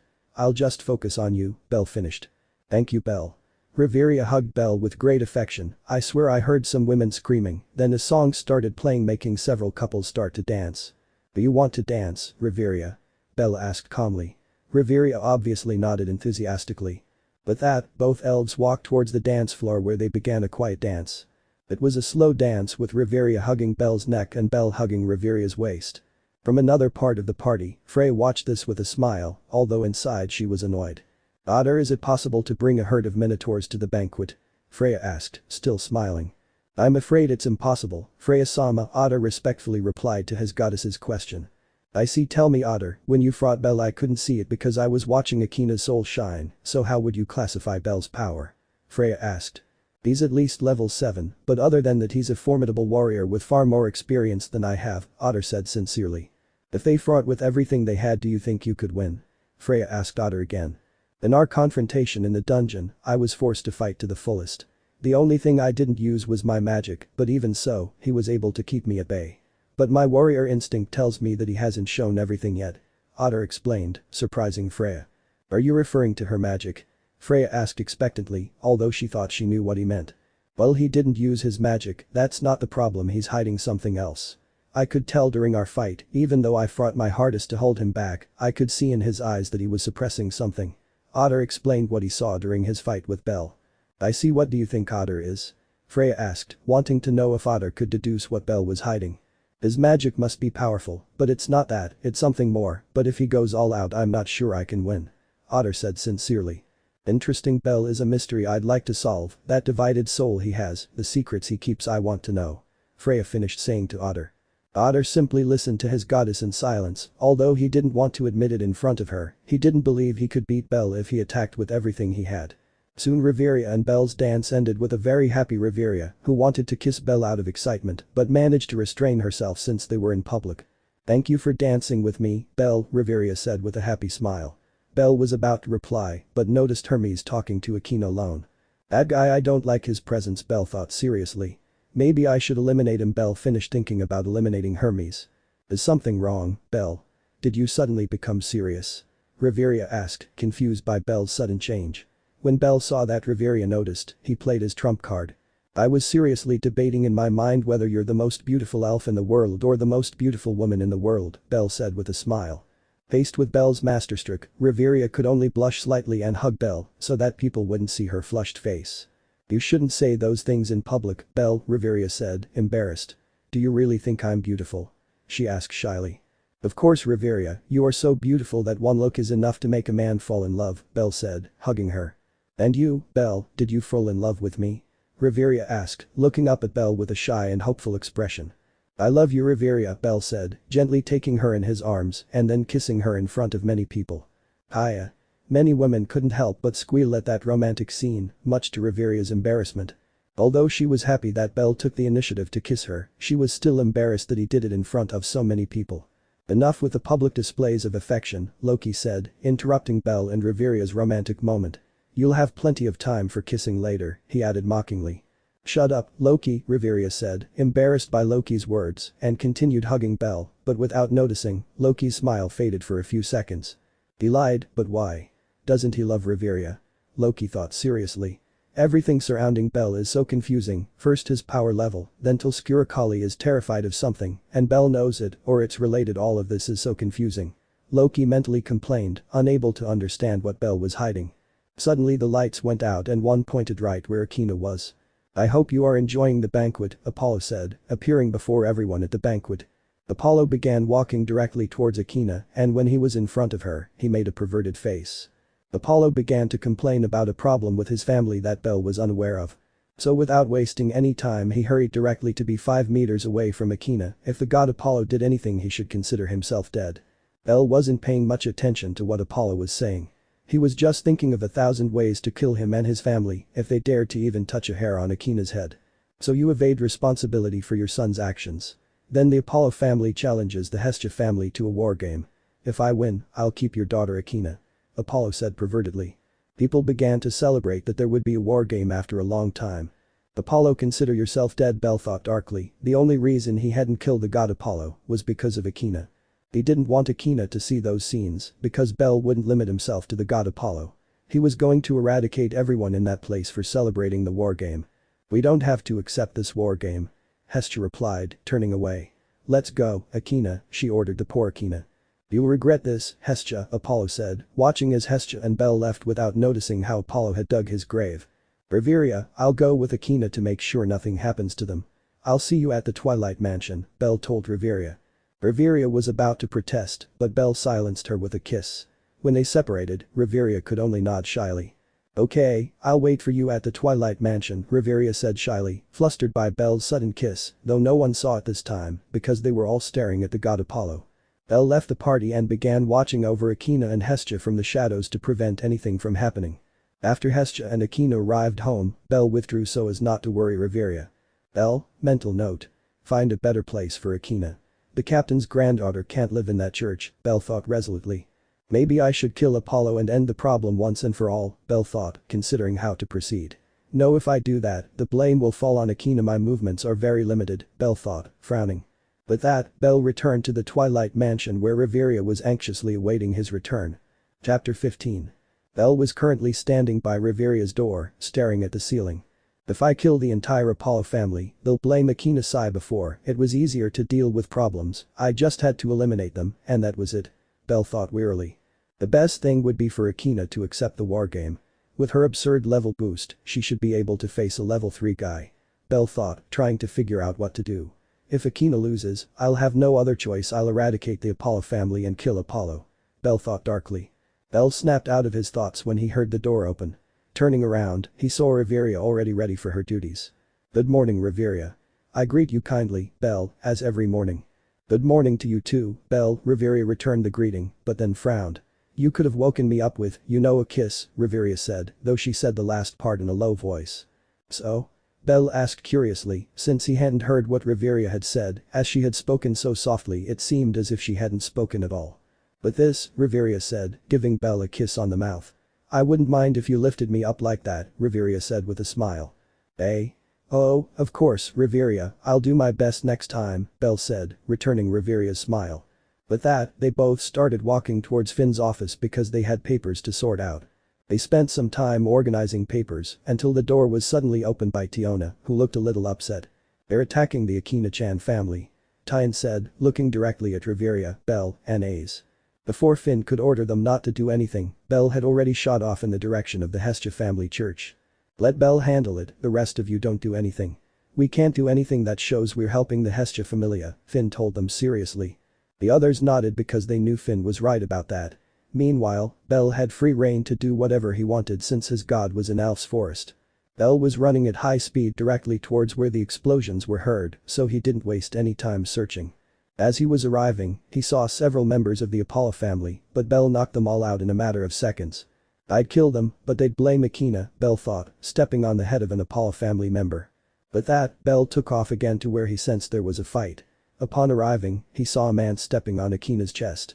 The man didn't even realize when an iron grip landed on his head and slammed him against a wall.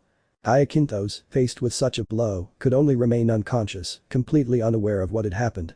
You dared to touch the captain's granddaughter, Belle said darkly, about to kill Hyacinthos. But he remembered that Akina and her goddess were behind him, so he reluctantly released Hyacinthos while wishing him the worst possible suffering. Belle turned and approached Akina, knelt beside her and sprayed her with a poultice to help her recover. Belle? Akina said weakly as she looked at Belle. When did you arrive? She asked, now recovered. Don't worry about it, Akina, Belle said, helping her up. Then he turned to Hestia. Are you alright, Hestia-sama? Belle asked the lowly goddess. Huh? Yes, thank you for helping Akina-chan and me. Hestia said, bowing to Belle. It's nothing, for now we must find a place to shelter them, Belle told them, watching as Akina's friends arrived. Akina, it seems your friends are coming to help you, he said, looking at Akina's group and the Takemikazuchi family. It would be best if you accepted the wargame, Akina, because otherwise they won't stop attacking you, Belle said, throwing a kunai at a man's leg.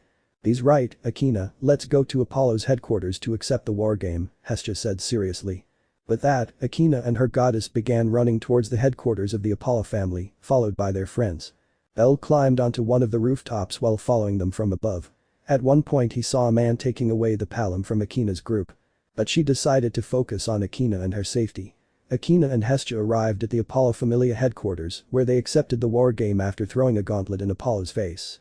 Belle saw Welfkrazo saying something that worried Akina, then Hestia said something to Akina making her nod and run off in the direction of the Twilight Mansion. Belle started running straight towards Akina and dropped off the roof, landing next to her. Akina? Belle spoke to her, startling her with his sudden appearance. Belle, you scared me, Akina said, placing a hand on her chest. Oh. Right. I want you to train me for the wargame. Akina said with great determination. Of course, Akina, Belle said without hesitation. Come on, we'll train on the walls since you won't be able to enter the Twilight Mansion, Belle said, beginning to guide Akina. They both walked directly to the walls where they trained before the Loki family's expedition. Listen to me, Akina, this time we will train seriously so that you can achieve a good margin of improvement. Belle said seriously, making Akina shudder. Hi. I will do my best. Akina said with great determination in her eyes and words. "I'd like to help you too, Akina," said a female voice. Belle and Akina turned to see Riveria with A's. "Will you also help train Akina?" Belle asked, looking at the newcomers and receiving a nod from them. "Of course we can't leave Akina alone," Riveria replied, taking out a tablecloth and putting it on the floor. Then he put a backpack he was carrying there. Belle could see that it was full of potions. "Thank you," Belle said gratefully for their help with Akina, even though they might have problems with it. "Don't worry, Belle," Riveria said. "I should start training A's and Akina while we plan how to make the training more effective," Riveria said, receiving a nod from Belle. Akina and A's began training while Riveria sat on the tablecloth she had brought. "Sit down, Belle, so we can plan Akina's training," Riveria said, patting the side of her. Belle, without saying anything, sat down next to Riveria. She wasted no time and rested her head next to Belle. "Let's see." Riveria took out a small notebook and a pencil. "Let's start planning the training," Riveria said without taking his head off Belle's shoulder. With that, they began planning what Akina's hell training would be like up to the wargame. Elsewhere, a meeting of gods was taking place where the terms for the wargame would be established. "Why is Hestia taking so long?" Apollo asked, annoyed by Hestia's lateness to the meeting. "What did you expect after chasing her all over the city? She must have caught a fever," Maich said, sighing at Apollo's attitude. At that moment the doors to the room opened, revealing Hestia with a smile. "Let's begin then," Hestia said, sitting down opposite Apollo.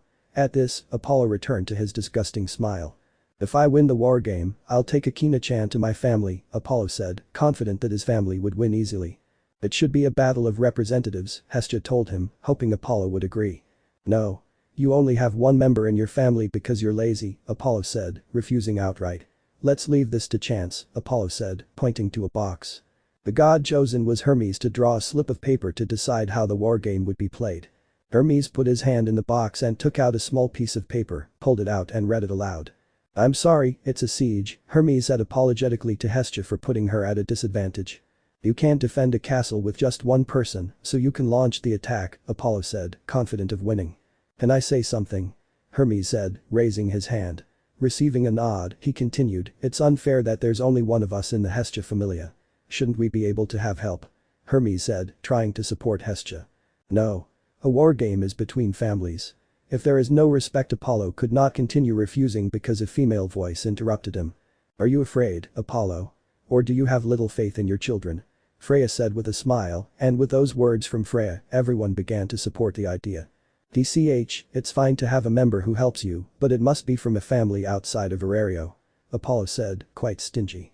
"Make it two," Hermes shouted, already having a plan to help Akina and Hestia.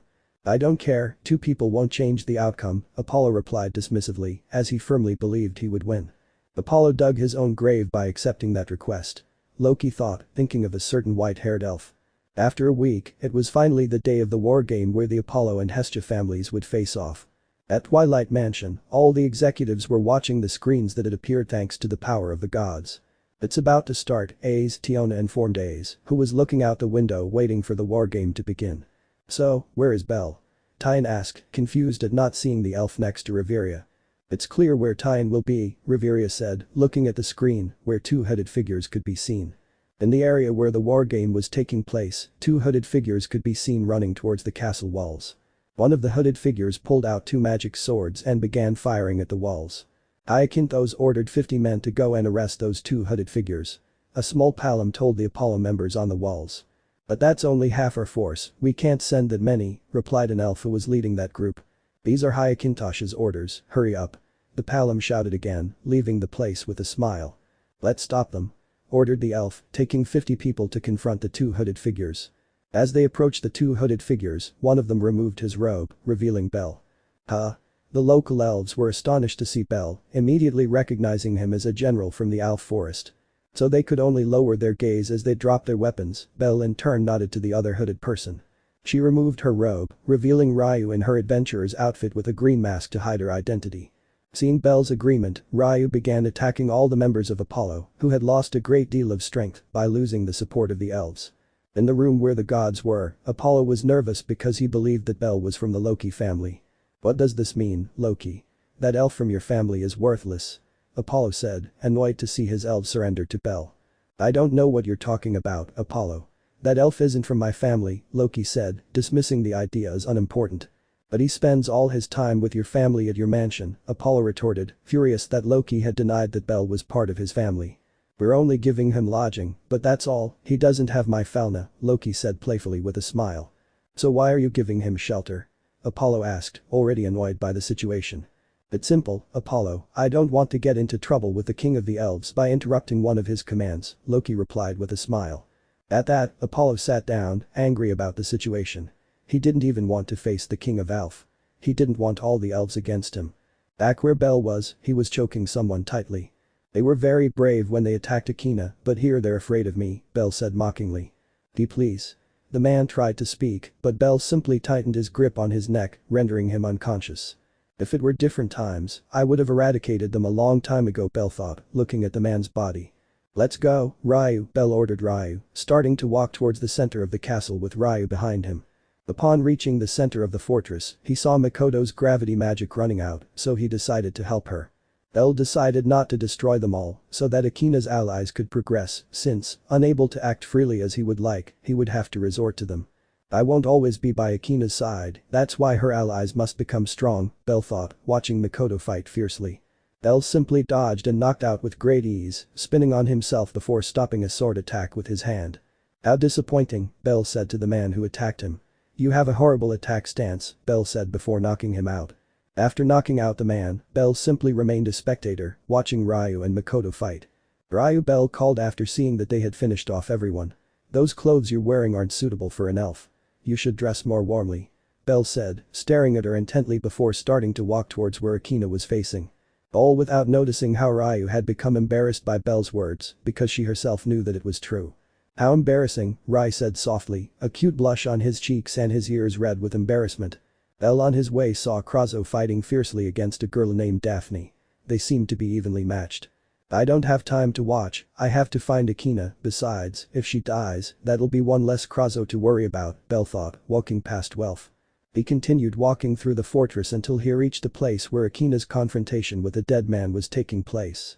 This is how Belle had categorized Hyacintosh. Touching his captain's granddaughter was a sin punishable by death.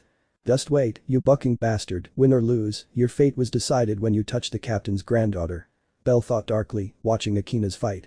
In fact, I only watched for a few seconds before Akina defeated Hyacintosh by hitting him hard in the face. Come on Akina, kill him. No, wait, if he does, he'll lose his innocence. Don't worry, Akina, I'll kill him later, don't worry, Belle thought with great determination. Should I show Akina our way, Captain?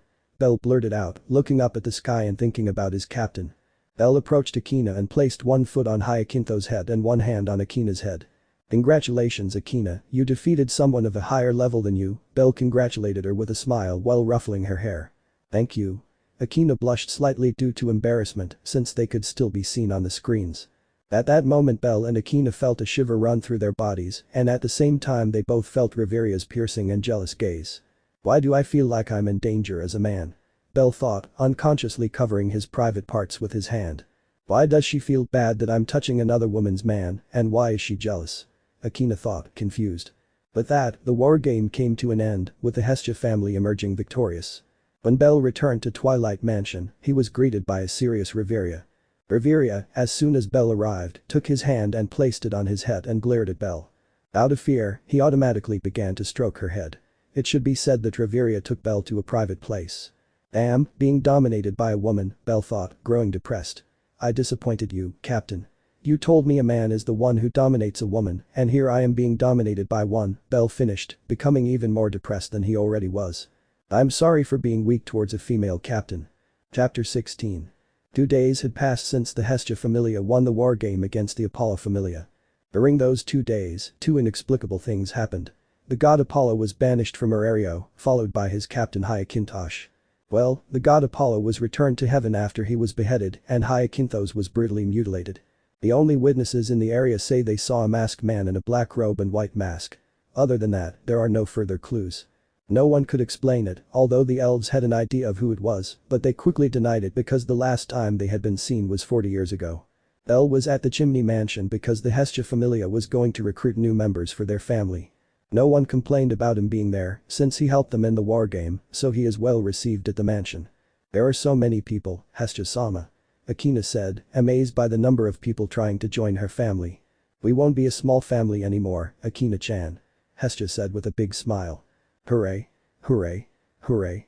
Hooray. Hooray. Hooray. Hestia and Akina began to celebrate with happiness. This was their opportunity to grow as a family. You should start with the elves, Belle suggested, observing the large number of elves in the crowd. So, why are there so many elves? Akina asked, confused by the enormous number of elves in the place. That's easy, Akina. Most of them are here because of Belle. Being a general of Elf gives him enormous prestige among the elves, Hestia explained, making Akina understand. Wow, that woman looks really strong, Akina said in amazement as she looked at a very muscular werewolf.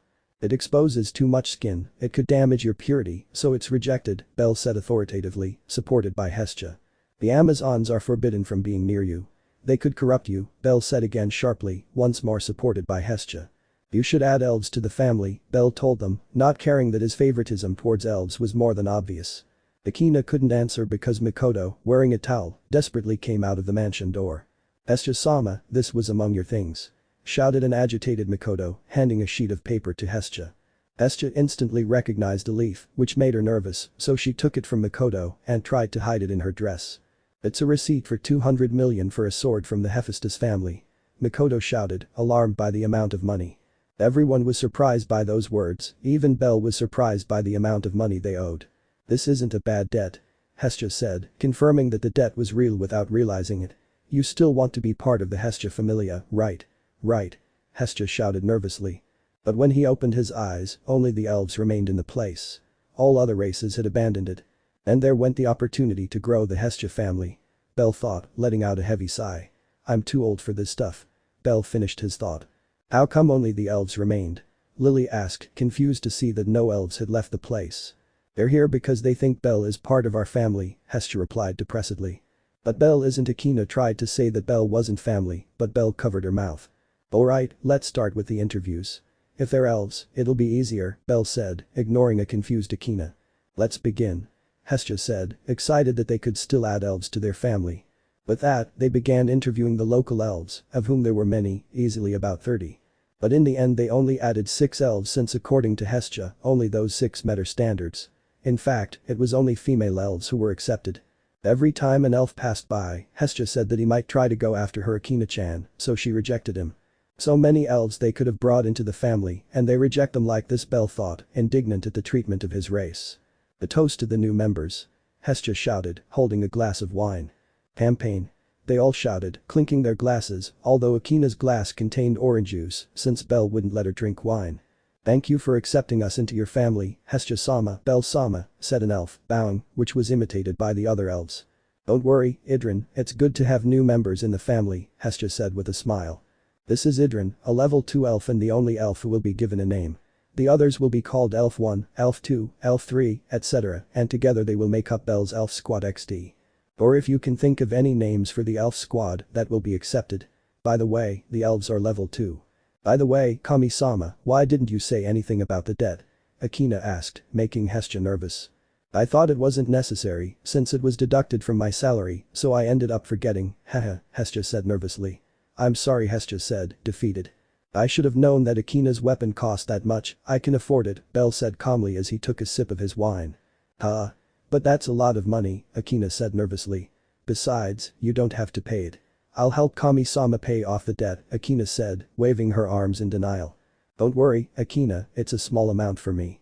I have so much money that I could retire and live the rest of my life comfortably, and that's a long time considering how long elves live, Belle replied with a smile. How much money do you need to be able to do that? They all asked aloud upon hearing Belle's words. Remember, I'm 100 years old, I've been in service for decades, it's normal that I have so much money, Belle explained. Faced with that, the others couldn't help but agree with Belle.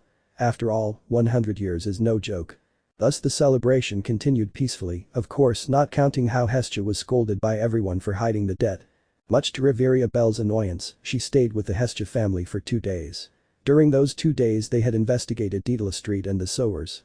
In the sewers, there turned out to be a huge door made of orichalcum, which made it indestructible.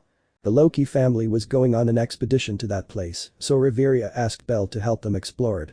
That is why Belle and the entire Loki family are currently standing in front of the orichalcum gate, ready to enter. This place is exactly like the last mission the last time I saw the captain, Belle thought, staring at the orichalcum door. Without realizing it, his hands began to tremble as he relived past traumas, those traumas that still haunt him. I can't go into this place. Belle was starting to panic.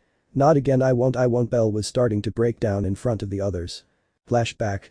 The group of masked figures stood before what appeared to be catacombs, identical to those the Loki family was about to enter. Listen, the operation will be simple, we go in, see what's there, and don't leave. A man in a black robe and dragon mask told them. Hi. Everyone else responded in reply. As they went further in, a man in a lion's robe spoke to the captain. What do you think we'll find, Captain? Leon asked the captain. There could be an infinite number of things, Belle, don't think about that and focus on your surroundings, Dragon replied. With that, they ventured into the catacombs, unaware that this place would be the last they would ever see, for this place would become their tomb. The place was completely destroyed. Everywhere Belle looked there was ruin and the bodies of his companions. Belle was even covered in mortal wounds and severe burns, but he still continued to use his healing magic on a red-haired elf. Hang on, Captain, you'll get through this.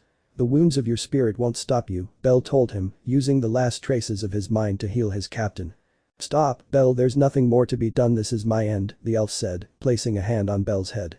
Take care, Belle, and I'm sorry for leaving you alone, the elf said with a smile as his eyes faded. The elf's hand slowly fell to the ground. The elf had died after saying goodbye to Belle with his last breath. Captain, please Captain, answer, this isn't funny, Captain. Belle tried to wake the elf while thick tears streamed from her eyes. Please, Captain. Wake up. Belle used what little mental faculties he had left to use his healing magic on the elf. No, sniff, don't sniff, just Captain, sniff, but it was no use. The elf was already dead. Captain. That day Belle acquired his greatest and only trauma, the day he lost the one he admired most, the one who had cared for him for so long. Who taught him everything about the world, from fighting to speaking and walking. That day something broke inside Belle, something that could probably never be repaired. Then flashback. Belle was about to crumble, to break down in front of everyone in that place, in Riveria. And when it seemed that it was going to break, someone took his hands affectionately. When he turned his head he saw Riveria looking at him worriedly. What's wrong, Belle? Why are you trembling? Riveria asked, worried. Belle noticed everyone looking at him with concern. It was not normal to see a level 7 person about to break down due to fear. If that happened, chaos could ensue. "Eh?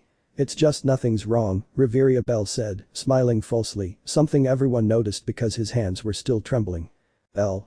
Riveria tightened his grip on her hand and looked at him seriously. "Trust me, what's wrong?" Riveria asked again. Everyone was wondering why Belle was trembling. They could clearly see how his gaze expressed fear. "I sigh, it seems I still haven't let go of my traumas," Belle said after calming down a bit. That answer confused everyone. They didn't understand how someone like Belle could have traumas to the point of making him tremble. Riveria wanted to know what was tormenting Belle to the point of making him tremble, but she would have to wait. "It's okay, Belle, you don't have to tell me now, but remember that you're not alone. I'll always be by your side to help you, but for now we need you strong to get into this place," Riveria said with a warm smile as she stroked Belle's cheek. "Riveria," Belle said, moved by Riveria's words, so he began to clear his mind to calm down. "I'm ready," Belle said, returning to his calm smile. This managed to calm the others a little, but Riveria still didn't let go of Belle's hand. "Let's go then," Finn said, urging them to approach the door, which opened out of nowhere, though the level 6s managed to see a hooded figure. "Cruz, Bet, go and explore a little, don't go too deep," Finn ordered them, so the aforementioned began to venture in. After 10 minutes Cruz and Bet arrived where the rest of the Loki family was, and there they explained what they had seen. It turns out there were neither monsters nor people in the place, but there came a point where the place split into different confusing points. "We'll make vanguard, rearguard, and treatment groups. Gareth and I will lead the attack. Riveria, you stay with Loki and the others while we gather information about this place," Finn ordered, receiving nods of approval from his family. "We're ready. Tyan, Tiona and Bet will go first. Gareth, Belle and Aze will bring up the rear. Rawl, mark the ground with chalk as a reference point. Rakta, you'll map the area," Finn told them. Seeing everyone nod, he continued, "Research team, advance." Finn ordered, beginning the expedition to Knossos. The group began to advance through Knossos, where several doors were blocked by adamantine. Further ahead there are 2 more descents and they continue. "I approached but did not detect any presences," Cruz informed Finn. "What do we do, Finn?" Gareth asked, looking at Finn, who thought for a few seconds. "We'll split into 2 groups since neither path is big enough for everyone," Finn told them. Belle was assigned to Gareth's group along with A's, Tiona and Tyan, plus 18 other members, while the rest would go to Finn's group. Belle's group walked for a few minutes until they reached a large room. In the background, they could see an old-looking man muttering like a madman. "Are you the human who was trading creatures in Milan?" Tyan asked, arms crossed. But the man did not answer. Instead, he continued to babble things that the others did not understand. Although they heard him speaking, they could not understand him. "Hey, don't go off on a tangent," Tiona shouted, watching the man get lost in his own mumbling thoughts. "I am Barika and my mission is to send you into the dark trap," the man said, holding his head. "Jump everyone," Gareth shouted, but they couldn't because the ground opened up, causing them to fall. Belle couldn't do anything because he wasn't in his best condition. His fears prevented him from thinking clearly. "A's," Gareth shouted to A's, who approached him as they fell. Gareth used his axe to propel A's forward. A's used Gareth's axe to propel herself up and pursue Barika. As they fell, Gareth used his axe attached to a rope so that some members could hang from the walls and not fall completely. Belle reacted in order to land on his feet and upon falling he observed the place where he had fallen, which was a dark room. Quickly, with his sword, he tied up a kind of glass ant and looked around to see how many were with him in the room. In that place were Gareth, Belle and 3 other members of the Loki family, Naruvi, Nick and Stalk. "We fell about 8 floors, and we were also separated from the rest of the family," Nick said, looking at Gareth and Belle, who were on the highest level. "Gareth-san, Belle-san." Stalk shouted in alarm as he saw several doors opening in the dark room. From this place men began to emerge wearing white robes and carrying strange red stones. Tears could be seen on their faces. "Those stones," Belle thought, looking at the stones. They seemed relatively familiar, but he couldn't quite remember what they were. "They're going to commit suicide," Gareth warned them, and as soon as he finished saying that sentence, the men began to glow. "This is the price of our desires," shouted one of the robed men, and as he finished saying that, he immolated himself. Boom. "Run fast," Gareth ordered as he saw the men immolating themselves. Everyone started running at the sight of the explosions. "That's right, we've fought with suicide bombers before," Belle thought, remembering men who had also blown themselves up. As they ran, Belle pulled out several knives and threw them at the suicidal men, preventing them from immolating themselves. "Keep running. I'll stop you," Belle told them as he continued throwing knives, preventing the men from immolating themselves. "It can't be done this way either," Naruvi told them, having tried to dig through the floor only to find the explosive stones. "If they explode in such a narrow passage with rocks everywhere," Belle thought, alerted by this fact. "Anato-sama, I grant you my wish," shouted a man emerging from the smoke, about to immolate himself. "Run, it's going to explode," Gareth shouted, using himself as a human shield to take the blast for the others. "You can still move, right Gareth-san?" Belle asked, staring intently at Gareth, who just smiled. "This is just a little warmth for me, as the dwarf would say, my body is truly the most resilient," Gareth told them with a smile. "We have to get out of here, help me Gareth-san," Belle said, approaching the adamantite wall and starting to hit it. "Of course," Gareth replied, and they both began to smash the arches with blows. The other 3 just watched in disbelief. "Wait, your hands will be destroyed," Naruvi said, watching Belle and Gareth's hands get destroyed. Although it was Belle who was destroying his hand, since he did not specialize in brute strength, although he did have surprising brute strength for an elf. Gareth, on the other hand, only injured his fingers, since his specialization in strength and endurance allowed him to handle it more easily. Crack. Finally, after a few minutes, a hole large enough for a person to pass through opened up in the wall. "If we continue through that passage full of bombs, only certain death awaits us," Gareth told them, pouring a potion into his hand. "Be Belle-san, your hand," Naruvi said tremulously, looking at Belle's hand, which was mangled. His hand was covered in blood from hitting adamantite non-stop, so it was normal to have his hand like that. "Don't worry about this," Belle reassured him, pouring a good quality potion on himself to completely heal his hand. "We can't use this method much, it's best to find Finn," Gareth told Belle, watching him heal his hand. "You're right, that would be best," Belle agreed, squeezing his hand to check that it had healed properly. They had been running for a while when suddenly a strong wind hit them in the face. "That wind is from A's," Belle thought, feeling the wind. He remembered his confrontation with A's. It was the same one, he was sure of it. "That silly girl is up to her old tricks again," Gareth complained loudly, continuing to run. "Come on. If we lose that wind, we're lost again," Gareth shouted to them. They all started running in the direction from which A's wind was coming. This was their only chance to meet up with the others. A's was on her knees with a wound in her chest, a cursed wound that prevented her from getting up properly. In a desperate attempt, Aario unleashed her magic as much as she could so that her companions would head to her position. Revis was about to end Aze's life, but had to retreat to dodge several attacks. When she turned around, she was surprised to see a large part of the Loki family in front of her protecting Aze. I tried to make the edit, but it just didn't work out XD. If you know where to edit it easily and simply tell me, because I just didn't know how. Aze. Are you okay? Tiona asked, worried about her friend's sister, who looked unwell. Of course it's in bad condition. You stupid Amazon. Bet yelled, the idiot, as always being an idiot. I really wanted to scold you, Aze, but you did well this time. Gareth congratulated her, encouraging her. No, it's thanks to everyone being here, Aze replied weakly with a smile. Just then a scream was heard. Eyes. When they all turned around, they saw her all carrying a badly injured Finn. Tyan didn't waste a second before she was already by Finn's side. Aze's wounds aren't healing with the potions. Neruvi warned, seeing that Aze's wounds weren't closing.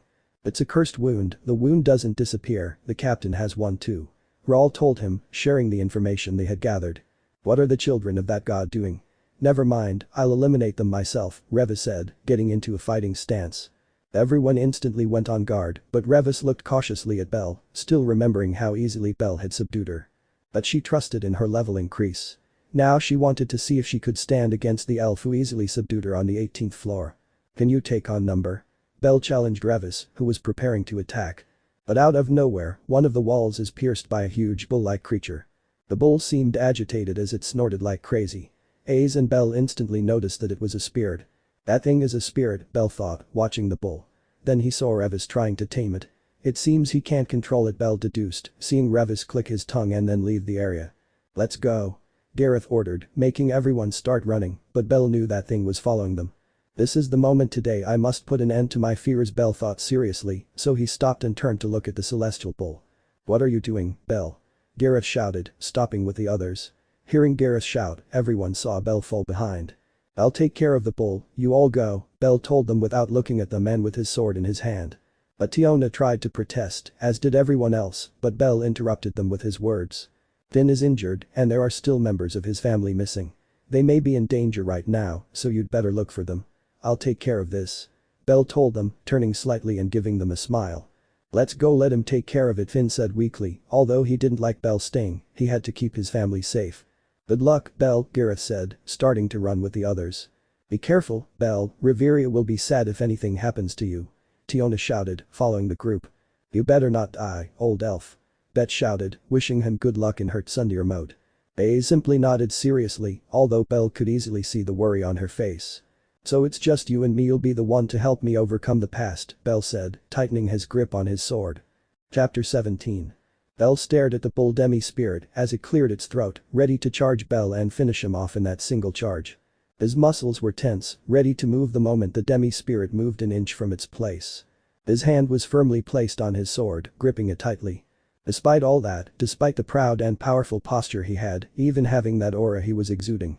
Despite all those factors that demonstrate what an excellent warrior he was, his eyes did not show enormous determination or great courage.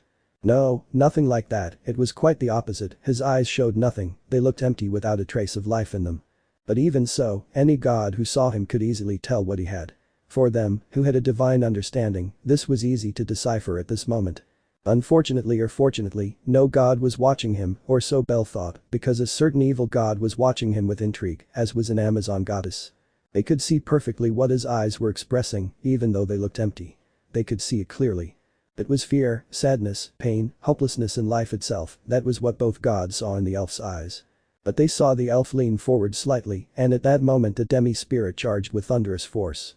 Belle slid through the legs, swinging his sword at one of the legs ready to cut it. But all he managed to do was make a not very deep cut which regenerated quickly.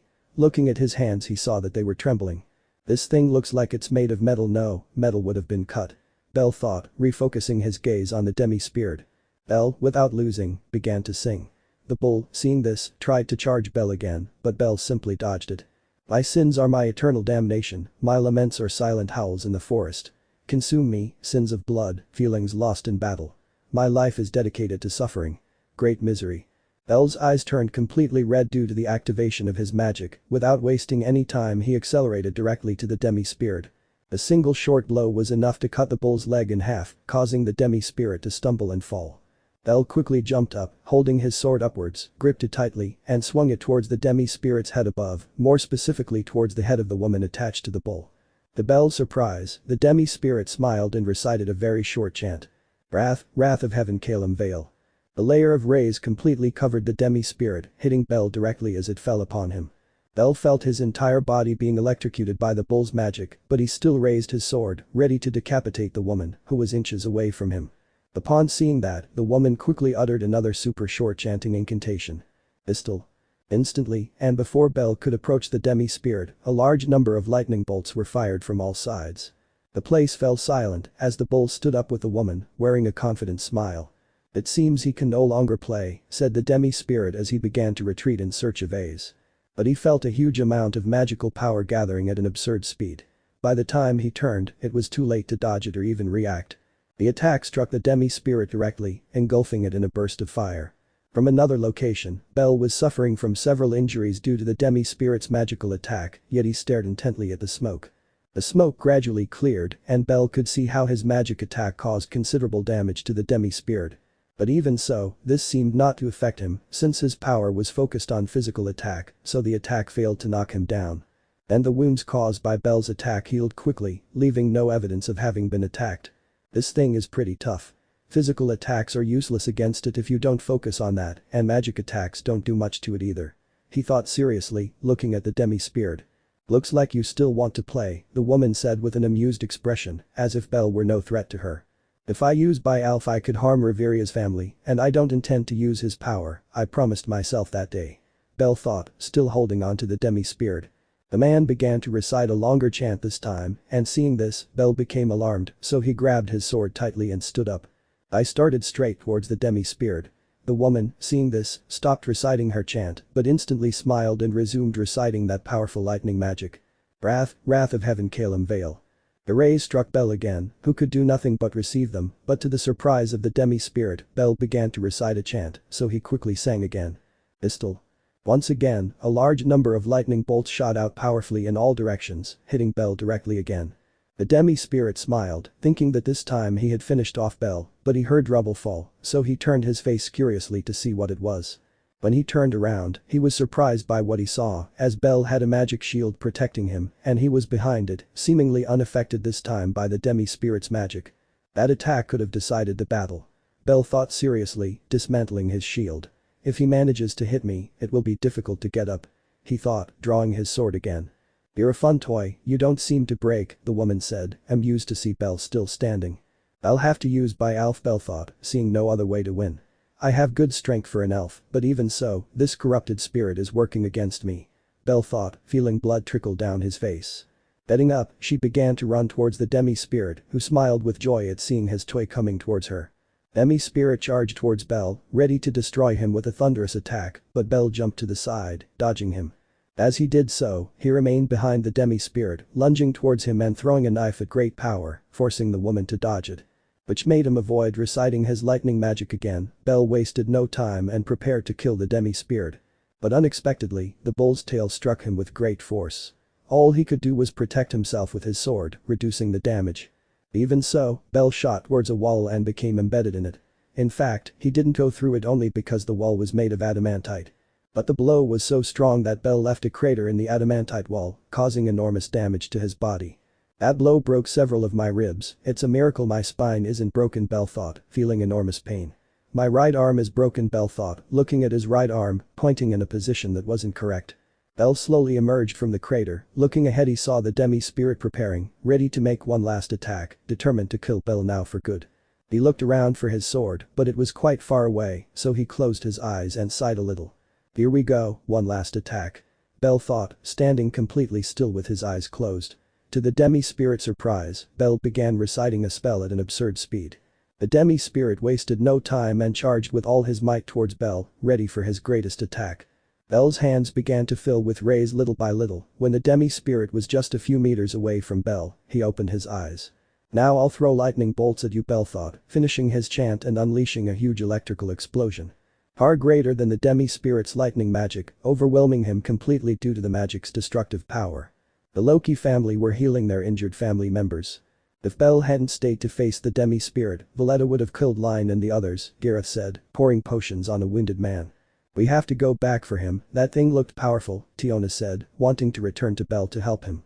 That senile old man won't stand a chance against that thing, Bet told them, seemingly without giving it much thought, but in reality he wanted to go help Belle. We have to help Belle, Ace said seriously, wanting to go to Belle too. But as much as they wanted to go, they couldn't. They had to take care of the wounded. Besides, Finn had been taken to Ermid to be healed, being taken there by Tyne. Riveria, on the other hand, was eager to finish healing her family members so she could go to Belle. Don't you dare lose, Belle, Riveria thought, extremely worried. What she wanted most was for Belle to win and come back to her. This time Belle really shone as the hero, Riveria. Loki said jokingly to try and cheer Riveria up a bit. Loki could easily notice the great distress Riveria was experiencing at that moment, so he tried to cheer her up a little. I'm not in a mood, Loki, Riveria said seriously and in a threatening voice, making Loki shut up. Then an earthquake was felt in the place where they were located and all the executives quickly became alert. What was that? Why did it suddenly shake? Tiona asked, confused by the tremor, but still attentive to whatever it was. It must have been because of Belle's fight with that thing, Gareth told them seriously, holding his axe. Belle? Riveria couldn't help but worry even more than she already was because of Gareth's words. She hadn't seen the demi-spirit, but from what the others said, it seemed to be more powerful than the one they had faced. If the tremor reached here because of the fight, Loki said seriously, making everyone worry about Belle. Riveria quickly looked at Loki with a pleading look on her beautiful angelic elf face. Loki, understanding what Riveria wanted, nodded in confirmation, so Riveria, without wasting any time, began to run towards the dungeon. Riveria-sama. Lafia shouted, worried about Riveria. She had heard everything her companions had gone through, so she feared for her, as well as for Belle. Go with her, we need to get Belle out of here, Loki said seriously, looking at the executives. They nodded and quickly began running after Riveria. They were worried about Belle. If the tremor reached them, they didn't want to imagine the area of the fight. Those who can still fight, be alert to anything, prepare to leave this place. Loki ordered his family, he couldn't have them vulnerable now that the powerful members were gone. Back in the fight between Belle and the demi-spirit, the entire room was completely destroyed after Belle's attack. Belle was getting up slowly and in great pain. Every movement hurt so much he felt he might faint at any moment. There are so many wounds, if I try to heal myself I'll exhaust all my strength, Belle thought, examining his body where he indeed had many wounds. Did I kill him? Belle began searching for the demi-spirit throughout the room, which was no longer a room. Rather, it was a huge crater with adamantite remains scattered throughout various parts of the crater where Belle was located. After a few seconds of checking his surroundings, he managed to find him. Demi-Espiritu was seriously injured. He looked more dead than alive to anyone, but Belle noticed how he began to regenerate, alerting him. How is he still alive? Belle thought in surprise, yet he took his sword and began to approach the demi-spirit. His body is very resilient and he managed to survive by Alf. Belle thought seriously, standing near demi-spirit. I must kill him, he's a great danger. He thought, raising his sword. Belle was ready to decapitate the woman's head when to his surprise, she recited a chant even in her deplorable state. Wrath, wrath of heaven Calum Vale. The lightning bolts reappeared, striking Belle directly again, but Belle rushed towards the woman to kill her before she could say distal. Just let yourself die, you damned woman. Belle shouted, swinging his sword and decapitating the woman, thus putting an end to the demi-spirit. He's finally dead, Belle thought, letting out a heavy sigh. Now I must return to Riveria. He said this to himself, starting to walk, but a voice interrupted his stride. So you're the bastard causing trouble, Valletta said, arriving where Belle was. Because of you, I couldn't kill anyone. Valletta complained angrily to Belle. And who is this crazy woman? Belle wondered to himself, watching the woman scream like a madwoman. She seems to be part of Evilus, Belle deduced, ready to kill her even in her deplorable state. You killed the celestial bull, it was a danger I must eliminate, Valletta said with a sadistic smile on her face. Valletta quickly took off towards Belle while swinging her sword, but to her surprise, Belle dodged it and gave her a powerful kick. How can you still fight in that state? Valletta asked angrily as she looked at Belle's pitiful condition. But Belle paid no attention to it. Instead, he discreetly searched for his sword, but it was far away from him. Don't ignore me. Valletta snapped, noticing how Belle was completely ignoring her. Belle saw Valletta attack again with her sword, so without seeing any other option, he lunged at her with a piece of adamantite that he picked up from the ground. Both swords clashed, each beginning to exert pressure to subdue the other. Despite Belle's deplorable state, he did not give in so easily. Valletta only grew more enraged seeing how Belle was matching her even with her injuries, so she moved a few meters away. Lugo started again, launching a fury of attacks with the aim of killing Belle, but Belle blocked them. But Belle's injuries were taking their toll, causing him to receive several cuts from Valletta. Adding to that the fact that he was fighting with a piece of adamantite picked up from the ground only put him at a greater disadvantage. I have to finish her quickly, Belle thought seriously, deflecting Valletta's attacks. If I don't stop her quickly, I'll end up dead, Belle thought, dodging a furious Valletta as best he could. Valletta grew increasingly angry as she watched Belle resist the fight, so she tried to provoke him into letting his guard down. You're really attached to that red-haired elf, aren't you? Valletta said, stepping into a minefield. I'll kill her after I'm done with you. Valletta finished, her voice filled with rage. The next second, without her even noticing, a titanic grip settled on her face, then mercilessly smashed it against the ground, destroying it with the force exerted, leaving Valletta unconscious. Above her stood Belle with a completely cold look, he lifted the piece of adamantite ready to kill Valletta. But his instincts, honed through decades of battles, screamed at him to move. Belle with all his might jumped off Valletta, narrowly dodging a sword that was about to decapitate him. Looking at who was holding the sword, he saw Revis, whom he had fought on the 18th floor. He remembered having subdued her with great ease. Her aura is stronger. Belle thought, looking seriously at Revis. He knew she had become much stronger since their battle on the 18th floor. She seems to be at the beginning of level 7, Belle thought, looking closely at Revis. If she were at her maximum, I could deal with her in my current state, I can only escape. Belle thought, deciding what to do. I'll pay you back for the 18th floor, Revis said seriously, launching himself at Belle with a flurry of cuts. This time, Belle could do nothing more than dodge the maximum cuts his body allowed, but Revis, being at level 7, was giving him too many cuts. I need a sword, Belle thought, alarmed as he watched the piece of adamantite he was using as a sword break. Belle, as best he could, directed the fight towards Valletta to try to take her sword, and when he was close, he threw himself for Valletta's sword. But to achieve that, he had to receive a large cut on his back from Revis and his cursed sword. Ugh. Belle groaned in pain as he received a cut on his back, but thanks to that he was able to get Valletta's sword. Having a sword doesn't change anything, Revis said seriously, as if he were declaring the battle over. Belle did not answer him, instead he held his sword tightly ready to attack Revis and his deadly attacks. Both began to unleash ferocious lashes, intent on killing the other with one of them. Belle, seeing Revis's expression, deduced that he felt her thought with great ease. His decades of experience were indeed effective. You're a tool, aren't you? Belle asked, but received no answer from Revis. It seems I was right, Belle said again. They continued to launch merciless cuts, although Belle was adept at deflecting and blocking as best he could. My vision is getting blurry. Belle thought, his vision blurry, and because of that he received a strong blow to the chest from Revis. The blow was so strong that it slammed him into some rubble, burying him in it. Belle could only writhe in pain. Looking up, he saw Revis approaching him, ready to kill him. Belle, seeing this, tried to get up. Come on. Come on. Come on. Belle told himself mentally, forcing himself to get up despite his mortal wounds. When Revis was about to kill Belle, a door fell, stopping her advance. Revis, who was responsible, got angry as she went up. What are those gods trying to do by preventing me from killing this elf? Revis thought, annoyed at not being able to finish off Belle. On the other hand, there were two gods watching the fight between Belle and Rives with fascination. Are you sure you want to let him live, Ishtar? Thanatos asked the goddess Ishtar, sounding doubtful. Absolutely, if I charm that elf and give him a level boost, he'll be my trump card to destroy Freya, Ishtar replied, smiling as she looked at Belle. As you say, Ishtar, let's hope Revis-chan doesn't give him a home, Thanatos said again, hoping that Revis wouldn't hunt Belle down. Back with Belle, he was confused by the sudden door that saved him, but he still couldn't help but sigh in relief. Saved by the bell. Belle said with relief, then tried to get up, but only felt pain when he tried. I'm at my limit, Belle thought, slowly getting up from the rubble. I have so many broken things that I don't even know what's broken anymore, he thought ironically. He began to walk slowly down the corridor, but he hadn't gone more than 10 meters before his legs gave way to his injuries. My legs won't respond anymore, Belle said, trying to move them, but they wouldn't move.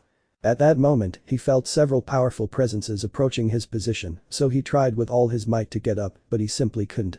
Despite knowing that if they were enemies that would be his end, despite that he kept his head held high, well he took out the only knife he had left that was not broken. Little by little the presences approached where Belle was. He was about to throw the knife, but sighed when he saw Riveria with the rest of the executives. Riveria, upon arriving at the place where Belle was, became wary upon seeing a person, but was horrified to see the deplorable state in which Belle was found. Belle. She couldn't help but shout his name as she ran towards him. "Hang on, Belle, I'll heal you," Riveria said, extremely worried about Belle. "I can imagine you beat the bull," Gareth said, alert in case an enemy appeared and tried to re-rob Belle. "Yes, but two women appeared," Belle told them weakly with the only shred of conscience he had left. Belle's response surprised the members of Loki, as there were only two women who could cause problems, namely Valletta and Revis. "Did you defeat them?" Ace asked directly, she knew firsthand the power of Revis, having been easily defeated by her. "I managed to knock out a crazy woman who wouldn't stop screaming," Belle replied, making Gareth and Riveria understand that he was referring to Valletta. "And the monster woman?"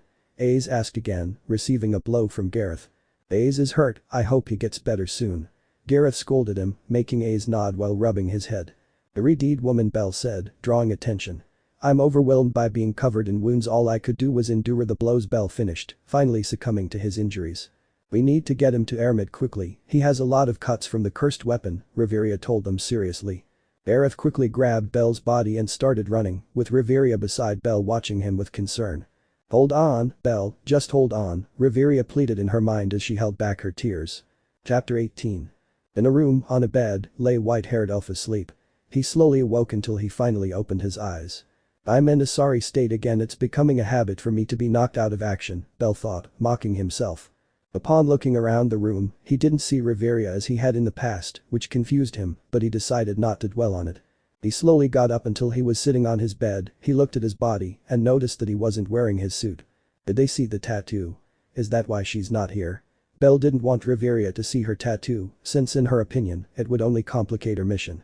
Suddenly the door opened, revealing a small girl with silver hair and golden eyes. Upon seeing him sitting on the bed, she frowned. "You should be lying down, lie down," the little girl ordered, confusing Belle, who didn't understand what was happening. When the girl saw that Belle was ignoring her, she got even angrier, so she pushed Belle back onto the bed with her anus. Since he was still running on fumes, he couldn't hold on. "Who do you think you are, girl?" Belle asked, confused by the girl's actions, but when he called her a girl, she frowned. "I am Ermid Tiesener, captain of the Die insect family. I am also the one who healed you, and I am not a child, I am 19 years old. Ermid introduced herself politely. "I see, thanks for cure." Belle thanked her, making Ermid nod with a small smile. "Didn't Riveria come?" Belle asked again. "Yes, but she didn't want to leave your side, so I pulled her away by force," Ermid explained, making Belle smile nervously. "By the way, Ermid-san, did you see it?" Belle asked, and Ermid was confused. Ermid was silent for a few seconds, when suddenly he blushed a little out of nowhere. "I only healed you, don't think I did anything perverted," Ermid said hurriedly, thinking Belle was referring to her private life. Belle was confused by Ermid's answer, but after thinking about it for a bit, she understood. "I don't mean that, I mean the tattoo," Belle explained. At that, Ermid blushed even more when she realized she looked like a pervert, but she managed to regain her composure, although her cheeks were a little flushed with embarrassment. "Yes, but it wasn't a problem for your recovery, I was able to heal you perfectly," Ermid said proudly, having healed the wounds inflicted by Ara Maldita on Belle. "I see, that's a shame, you seem like an honest person, I'm sorry," Belle said, looking at a scalpel next to some clothes for him. Outside the room where Belle was being held, Riveria sat in a chair waiting for Ermid to let her see Belle. When Belle was brought in for Ermid to heal him, she wouldn't let him in because she needed to concentrate. So he had to wait for Belle to recover. Belle's condition was terrible when they brought him in.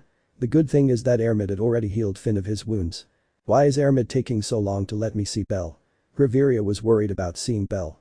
"What are you trying to do, Ermid? Can't you see I want to see my man?" Riveria was starting to get desperate about not seeing Belle. Suddenly she heard footsteps beside her.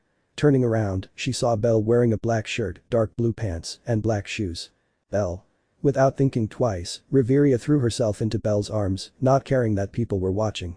"You have no idea how worried I was." Riveria buried her head in Belle's chest. "I'm sorry, Riveria, I didn't mean to worry you, but I had to tie up that thing," Belle said, stroking Riveria's head. "Aka, a sorry won't save you this time," Riveria reprimanded, lifting her head from Belle's chest. "What do you want in return then?" Belle asked calmly, awaiting Riveria's response. "This." Riveria quickly kissed Belle, surprising him, but then she remembered where they were and pulled away. She was about to say something, but noticed that most of the women were staring at Belle, so she frowned. "Follow me." Riveria began to drag Belle along. "Where are we going, Riveria?" Belle asked, watching as Riveria dragged him around the place. "Just keep not asking, Belle." Riveria silenced Belle, making him feel like his already fragile manhood was breaking again. Riveria dragged Belle all over the hospital until he opened a door through which he entered with Belle, then locked the door. Riveria. Belle was confused because Riveria took him into a private room and locked it. First you worry about your condition, then you recover, but you expose yourself to other women, Belle. Riveria slowly approached Belle. Now I'm your woman, Belle, you should know that. Riveria moved closer and began kissing Belle. Belle was confused by what Riveria was saying, since he didn't understand what she was talking about, but without being able to do anything he just returned the kiss as best he could. But to Belle's surprise, Riveria began kissing him more passionately, even starting to use her tongue. Belle, not knowing what to do, simply replicated what Riveria was doing, starting a battle of tongues. Riveria took Belle's hands and placed them on her chest. Belle was surprised by this and tried to remove his hand, but Riveria squeezed it tighter, causing Belle to squeeze her chest. I'm yours, Belle. You can do these things with me and no one else, Riveria said as she continued kissing Belle. They continued kissing passionately for several minutes, while Riveria held Belle's hand on her chest. Just when it seemed that the situation was about to escalate to a new level, they were interrupted by a knock at the door. Is anyone in the room? A female voice asked, alerting Riveria, who stopped kissing Belle. Please excuse me for being in the room, but I needed to fix my clothes, Riveria said, embarrassed. Oh, okay, I'll leave so as not to disturb you, said the female voice, then heard her leaving. It was close, Riveria, Belle said, sighing with relief, but he saw Riveria looking at him with a blush. Don't tell me you were excited that we were almost discovered, Belle said incredulously. At his words, Riveria blushed even more as she began to gently press her arms around Belle's chest. That's not true, Belle, Riveria retorted, annoyed, though Belle noticed she was lying, which in turn showed that she was excited by the near discovery. But it's our first truly intimate moment, Riveria explained with a smile. I see, Belle replied, somewhat skeptical of Riveria's answer. How many days have I been unconscious? Belle asked, trying to change the subject. 3 days, your injuries were very serious. Do you know how worried I was? You should take your wife's feelings more into account, Riveria scolded him angrily. I'm sorry again, let's get out of here, I need to check that Akina hasn't done anything stupid, Belle said, about to open the door, but was stopped by Riveria. Are you serious, Belle? I'm here worried about you, and you're only thinking about Akina, Riveria said angrily, with tears welling in the corners of her eyes. Belle then realized how he was ignoring Riveria's concern, so he approached her and gently hugged her. You're right, Riveria, I don't take your feelings and concerns into account, Belle said, hugging Riveria, who buried her head in Belle's chest again. Because she likes to bury her head in my chest, she always does it, Belle thought, amused by Riveria's habit of burying her head in his chest. Now we're a couple, Belle, you need to consider me more in everything you do, just like I do for you, Riveria said without looking at him. It saddens me that you always put Akina before me. I know she's important to you because of your captain, but that's no reason to leave me out, Riveria continued. Belle remained silent in the face of that, as he had no way to refute it, since he knew it was true. He was aware that he always puts and will always put Akina before everyone else. Belle suddenly picked Riveria up like a princess, much to her surprise. Then Belle walked to a bed and lay down with Riveria on top of him. Riveria was confused by Belle's actions, but she didn't complain because she liked that Belle was aggressive about these issues. This is my way of apologizing. I'll be here with you until you get angry or something important happens, Belle said with determination. Faced with that, Riveria could only begin to kiss Belle. She felt happy that Belle was dedicating his time to her over Akina. The kiss gradually intensified to the point where Riveria slowly began to undress. Are you sure about what you're doing, Riveria? Belle asked, seeing that Riveria was only wearing her underwear. I'm more than sure, Belle, I want to show you how much I love you, Riveria said confidently as she kissed Belle again. Riveria was about to take off her bra when they overheard a conversation that completely froze Belle. I heard they saw little Rookie in the pleasure district for the second time, said a voice from outside the room. Upon hearing her, both Belle and Riveria froze. When Riveria saw Belle's face, she could only sigh while smiling at him. Make sure you tell her off for me for going to those kinds of places, Riveria said gently, before giving her a quick kiss on the mouth. Thank you, Riveria, Belle said, putting on his shirt. You should hurry up and get dressed again. I don't want anyone to see you like this, Belle said, giving him a kiss. Belle left the room, closing it so no one would see Riveria. As soon as he heard Riveria lock the door, Belle disappeared in a blur of speed. I just shattered the illusions of several people, huh? See. I'd better not be doing something stupid, Akina, Belle thought, annoyed to hear that Akina was in the pleasure district, and not only that, but that she was there for the second time. Although Belle didn't want to accept it, he was getting the wrong idea about what Akina might be doing. As he was approaching the pleasure district, more specifically at the gates, he saw the Hestia family and Take Mikazuchi wanting to enter the pleasure district. So without wasting any time, he went to them to ask for some information. Depending on the answer, he would decide how to proceed. Goddess Hestia. Belle called out, surprising them, because as far as they knew he had been seriously injured on the Loki family's last mission. What are you doing here? You were supposed to be badly injured, Hestia asked, surprised to see him. She had accompanied Akina to visit Belle. That can wait, I heard Akina was in this disgusting place. Belle told them about what he had overheard during his intimate moment with Riveria. At Belle's words, everyone fell silent. The Amazons guarding the gates wanted to protest that he shouldn't insult the pleasure district, but a look from Belle silenced them. She was kidnapped by the Ishtar family, Hestia said bluntly. The Amazons were about to deny it, saying they had no proof, but as soon as Hestia finished, Belle appeared with both hands in the Amazons' faces and then slammed them against the door. Everyone was surprised to see Belle's absurd speed, since they only saw Belle appear with the unconscious Amazons. Belle didn't turn to look at them, he simply took the hand of one of the Amazons and took off again in search of Akina. Belle advanced like a hurricane among the Amazons who were there, but this time he was showing no mercy. Some Amazons would not survive their injuries, for Belle, although restraining himself, was so furious that he launched deadly attacks. None of the Amazons could react to or identify Belle, as he was just a blur in the eyes of all the Amazons. Boom. Suddenly an explosion was heard in the area. Belle only vaguely saw several adventurers attacking the pleasure district. I noticed that they all had the same logo, so I deduced that they were all from the same family. At one point, I saw a lone adventurer, so I attacked him. Belle appeared next to the adventurer and knocked him out with a single blow, then removed the hooded cloak he was wearing, followed by a helmet that completely covered his face. That should be enough. Belle thought as he started running again. He knew that if he was identified he could have problems with the guild. Although that didn't matter to him, there was Akina. According to Aario, Belle is part of the Hestia familia, so everything he does will be redirected to his family. Then he approached an Amazon who was off guard, grabbed her by the neck and squeezed tightly. Where is the red-haired elf named Akina? Belle asked, changing his voice to a dark one so he wouldn't be identified.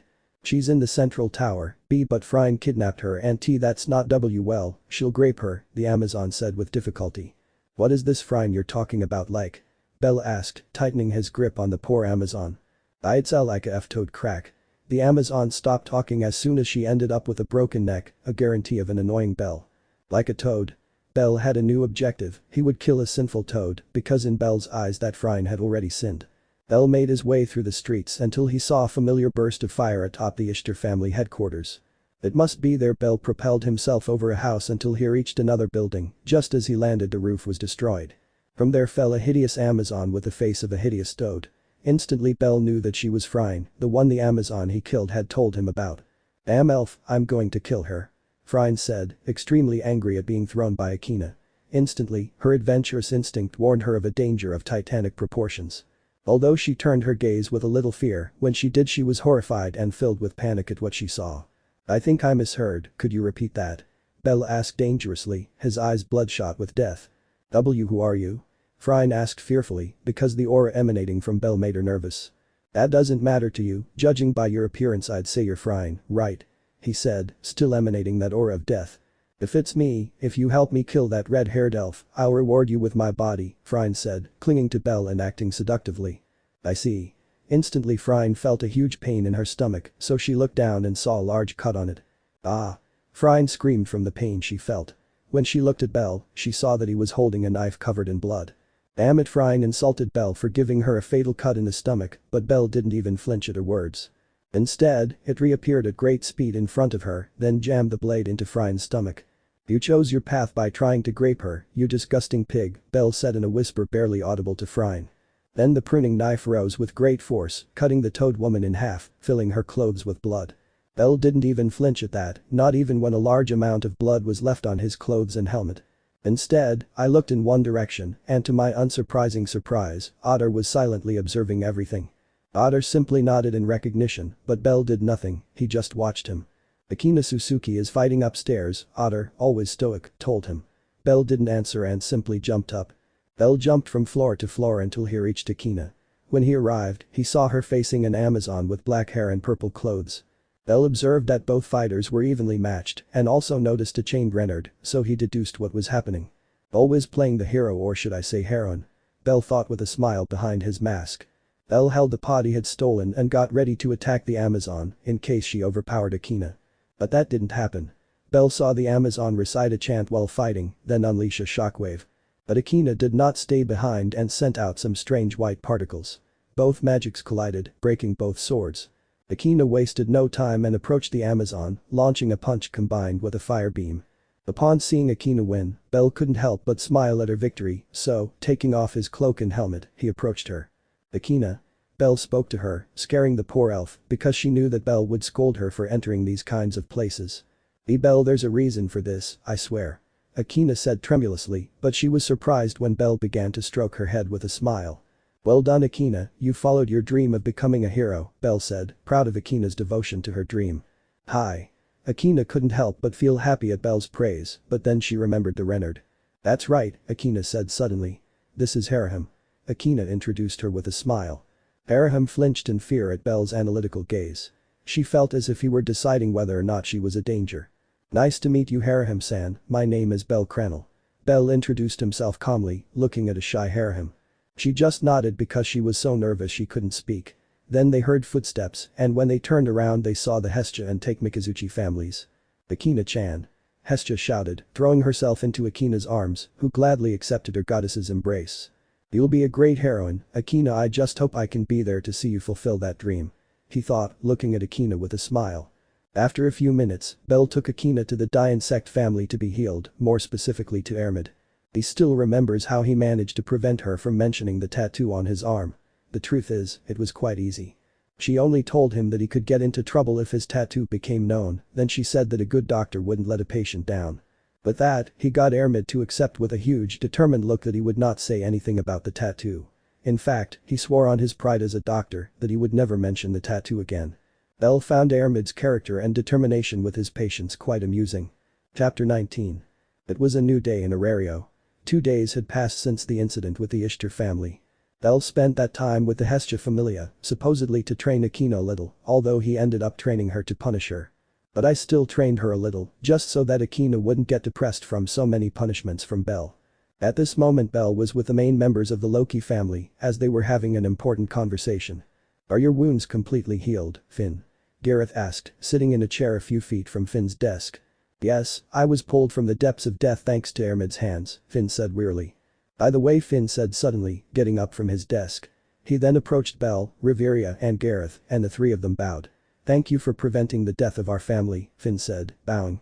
Belle was surprised by this, as he hadn't expected the three of them to bow down to him. At most, he imagined a simple gesture. "You don't have to bow, a simple thank you is enough," Belle told them calmly, although when he said not to bow he looked directly at Riveria. "But if it weren't for you holding back the demi-spirit, we wouldn't have been able to find Lean and the others in time to stop Letta from killing them," Gareth said, ceasing his bow. "Don't worry, Riveria, you shouldn't bow over this," Belle said, trying to get Riveria to stand up. "Thank you." Riveria stopped leaning and then stood still next to Belle. Putting that aside, Valletta said that the official name of the labyrinth is Knossos. It's located beneath Daedalus Street, in my opinion it covers all of Aario. Finn said seriously. In addition to the complex labyrinth, they should also take into account the magical items, the Orich Alchem gates, and the demi-spirit. Belle added the points he saw as necessary. "Anyway, the enemy's strength is geographically overwhelming, it wouldn't make sense for them to leave that place," Gareth added. Also, according to what Ace said, there were 7 jewel fetuses, but they had all been taken away, which means they are ready and just waiting to come out. If those things come out, it will be the end of Aario, therefore the dungeon's lid would break, bringing a new era of war to the world, Finn said seriously. "Now for the main topic, what did the Ishtar family do to make the Freya family attack them like that?" Finn asked, not understanding Freya's attack. "It's not clear why the Freya family attacked the Ishtar family at this time," Riveria said with her eyes closed. "There were some rumors that Ishtar touched Freya's man." Gareth told them what he had heard. "For such a stupid reason." Riveria sighed, but noticed Gareth and Finn looking at her with incredulous faces. "I don't think I'd be the one to talk," Riveria, Finn said mockingly, because Riveria was the most upset when something happened to Belle. Upon hearing Finn's mockery, Riveria could only glare at him while trying to hide an almost non-existent blush. "I think there's a good chance that goddess has what we need," Finn told them, ignoring Riveria's glare. "You mean the key to Knossos, right?" Riveria asked, leaving her embarrassment behind. "Yes, at this moment the search for the key to Knossos is our main objective," Finn told them seriously. Before any of the four could say another word, they heard noises coming from the dining room, so with a sigh, the four of them went to investigate. But as soon as Finn and Gareth arrived, they had to move to prevent Bet and the Amazon sisters from hitting each other. It seems he's insulting those who almost died. Belle, just by looking at the situation, could deduce what was happening. As Bet was being detained by A's and the Amazon sisters by Gareth and Finn, in the background Belle could see those who almost died with their heads bowed. Belle simply waited in the hallway for Riveria to arrive with Loki. In his opinion, they should resolve this themselves so they could grow as people. Ah. So early in the morning and there's already so much noise, Loki complained as he arrived with Riveria by his side. This time you've gone too far, Bet. Have some empathy for your family members, Loki said seriously. So Belle began to see how they scolded Bet, but he simply continued ranting that they were just a burden and that they should have died in that place so that they would no longer be in the way. Those are cruel words, but he's not being honest with them. Belle thought, watching Bet's behavior. He actually cares about them. Sundeer dog. Belle thought, amused by Bet's attitude. Bet, take some time and don't come back until you've cooled down, do you understand what I mean? Finn said seriously. Bet, on the other hand, just clicked his tongue and started to leave the place, but to do so he had to pass by Belle. You should be more honest with them and with yourself, Belle said without turning to look at him. Bet, on the other hand, just lowered his head as he saw how Belle had read it without any problem. With that, the day continued calmly. The next day they began searching for the key that the goddess Ishtar might have had. But Riveria was heading to where Ermid was to talk about the cursed swords, and obviously Belle accompanied her. Belle. I called Riveria, catching the attention of the aforementioned. What we didn't finish is still pending. Riveria said without turning to look at him, but a small blush appeared on his cheeks. Of course Riveria, Belle said, although he didn't really know what Riveria was talking about. But Riveria said with a smile, then happily hugged his arm. I have to mark my territory, Riveria thought, looking seriously at all the women who were staring at Belle. So they both continued walking calmly to the headquarters of the Dian sect family. After several minutes they arrived. I've been studying the dagger they gave me, and I can say one thing clearly: this weapon has a powerful curse. That day I attended to Captain Finn and Belsan, only my magic managed to remove the curse, Ermid said seriously, holding the dagger in front of her. I used a dagger to cut myself, but I couldn't avoid the curse with potions, antidotes, or magic tools, Ermid finished, holding the dagger wrapped in a rag. There is no defense against it, a powerful curse that can only be broken by your magic, Diafratel. Riveria said thoughtfully. So whoever created this cursed weapon is someone with an ability we can't even imagine, Belle said, standing next to Riveria. Is there any way to avoid the curse? Riveria asked hopefully. To be honest, it's more than difficult, that's the reality, but I'll do it. I can't forgive this kind of atrocity, that's why I'll take it upon myself to kill this curse. Ermid told them with a monstrous determination in her gaze. That's the spirit, Ermid, I like that determination, Belle said with a smile, only to feel a pinch on his side from Riveria. It's my duty as a doctor, Ermid said proudly of her work as a physician. I'll also keep our secret, she added, but then covered her bag, forgetting about Riveria. Upon hearing Ermid's words, Riveria froze in place. She had heard, I will keep our secret. Belle and Ermid are keeping a secret. Is Belle cheating on me with Ermid? Riveria felt like her world was falling apart right there. Upon seeing this, Belle decided to act before things worsened and reached a point of no return. Ermid, you're going to ruin Riveria's surprise, Belle said, winking at Ermid, who understood the message. I'm sorry Belle, my mind wandered because I was thinking about the curse, Ermid said apologetically. Riveria felt a little relieved when she heard Belle say that Ermid had ruined the surprise they had planned for her. What surprise are you talking about? Riveria asked, calming down a little. If I tell you, it won't be a surprise anymore, Riveria, you have to wait a little while, Belle said, making everything up. I see, Riveria said, a little discouraged, but in a quick movement, Belle grabbed her hips and pulled her closer to him. Don't worry Riveria, I would never go near another woman, Belle assured her, before beginning to kiss her. Although Riveria wanted to protest, she couldn't. She couldn't help but return the kiss with great love. Ermid, who was watching everything, felt uncomfortable, but she knew she had spoken too much, and so she remained silent. Belle Riveria whispered lovingly as she broke the kiss, though she wanted to keep kissing him. I love you. She said before hugging him tightly. Belle didn't answer her and only returned the hug, much to the elf's delight, but in his mind it was something else. Now I have to find a surprise for Riveria. Belle thought anxiously. Maybe dinner, no a massage, no a necklace, maybe I'll think about what to give her later. Belle decided to leave that for later. With that, they both said goodbye to Ermid and left the clinic, although Riveria looked happy in the way she hugged Belle's arm. Riveria, shouldn't you keep up appearances and act better in front of the elves? Belle asked, seeing how several elves were looking at them in amazement. That was before, Belle, now it doesn't matter what people say about you, you're my partner, Riveria said with a smile. I see, but why do you look threateningly at every woman who looks at us? Belle asked, having noticed that. Oh, don't worry about it, Belle, it's just women's stuff, Riveria said dismissively. Okay, Belle didn't know what to say to that. In her opinion, women were the most complex beings that had ever been created. One minute they were super nice to you and the next they were angry, they would tell you they didn't want something, but then, since they said they didn't want it, you didn't give it to them, and because of that they got angry, saying that they did want it, who understands them? Women are so confusing. First she seemed annoyed with me, then she seemed like she wanted to cry, and now she's all lovey-dovey, who can understand women? Belle thought wearily, looking at a loving Riveria. Is something wrong, Belle? You seem to be thinking about something very confusing, Riveria asked, intrigued by Belle's state.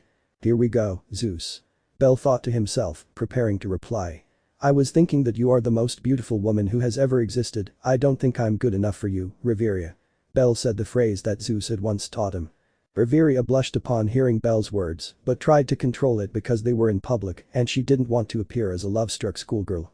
Belle, Riveria said, holding back with all her being from unleashing her inner lover. So I take Belle by the hand and drag him to a place where there are no people, and when we arrive I quickly corner him against a wall. I love you so much, Belle.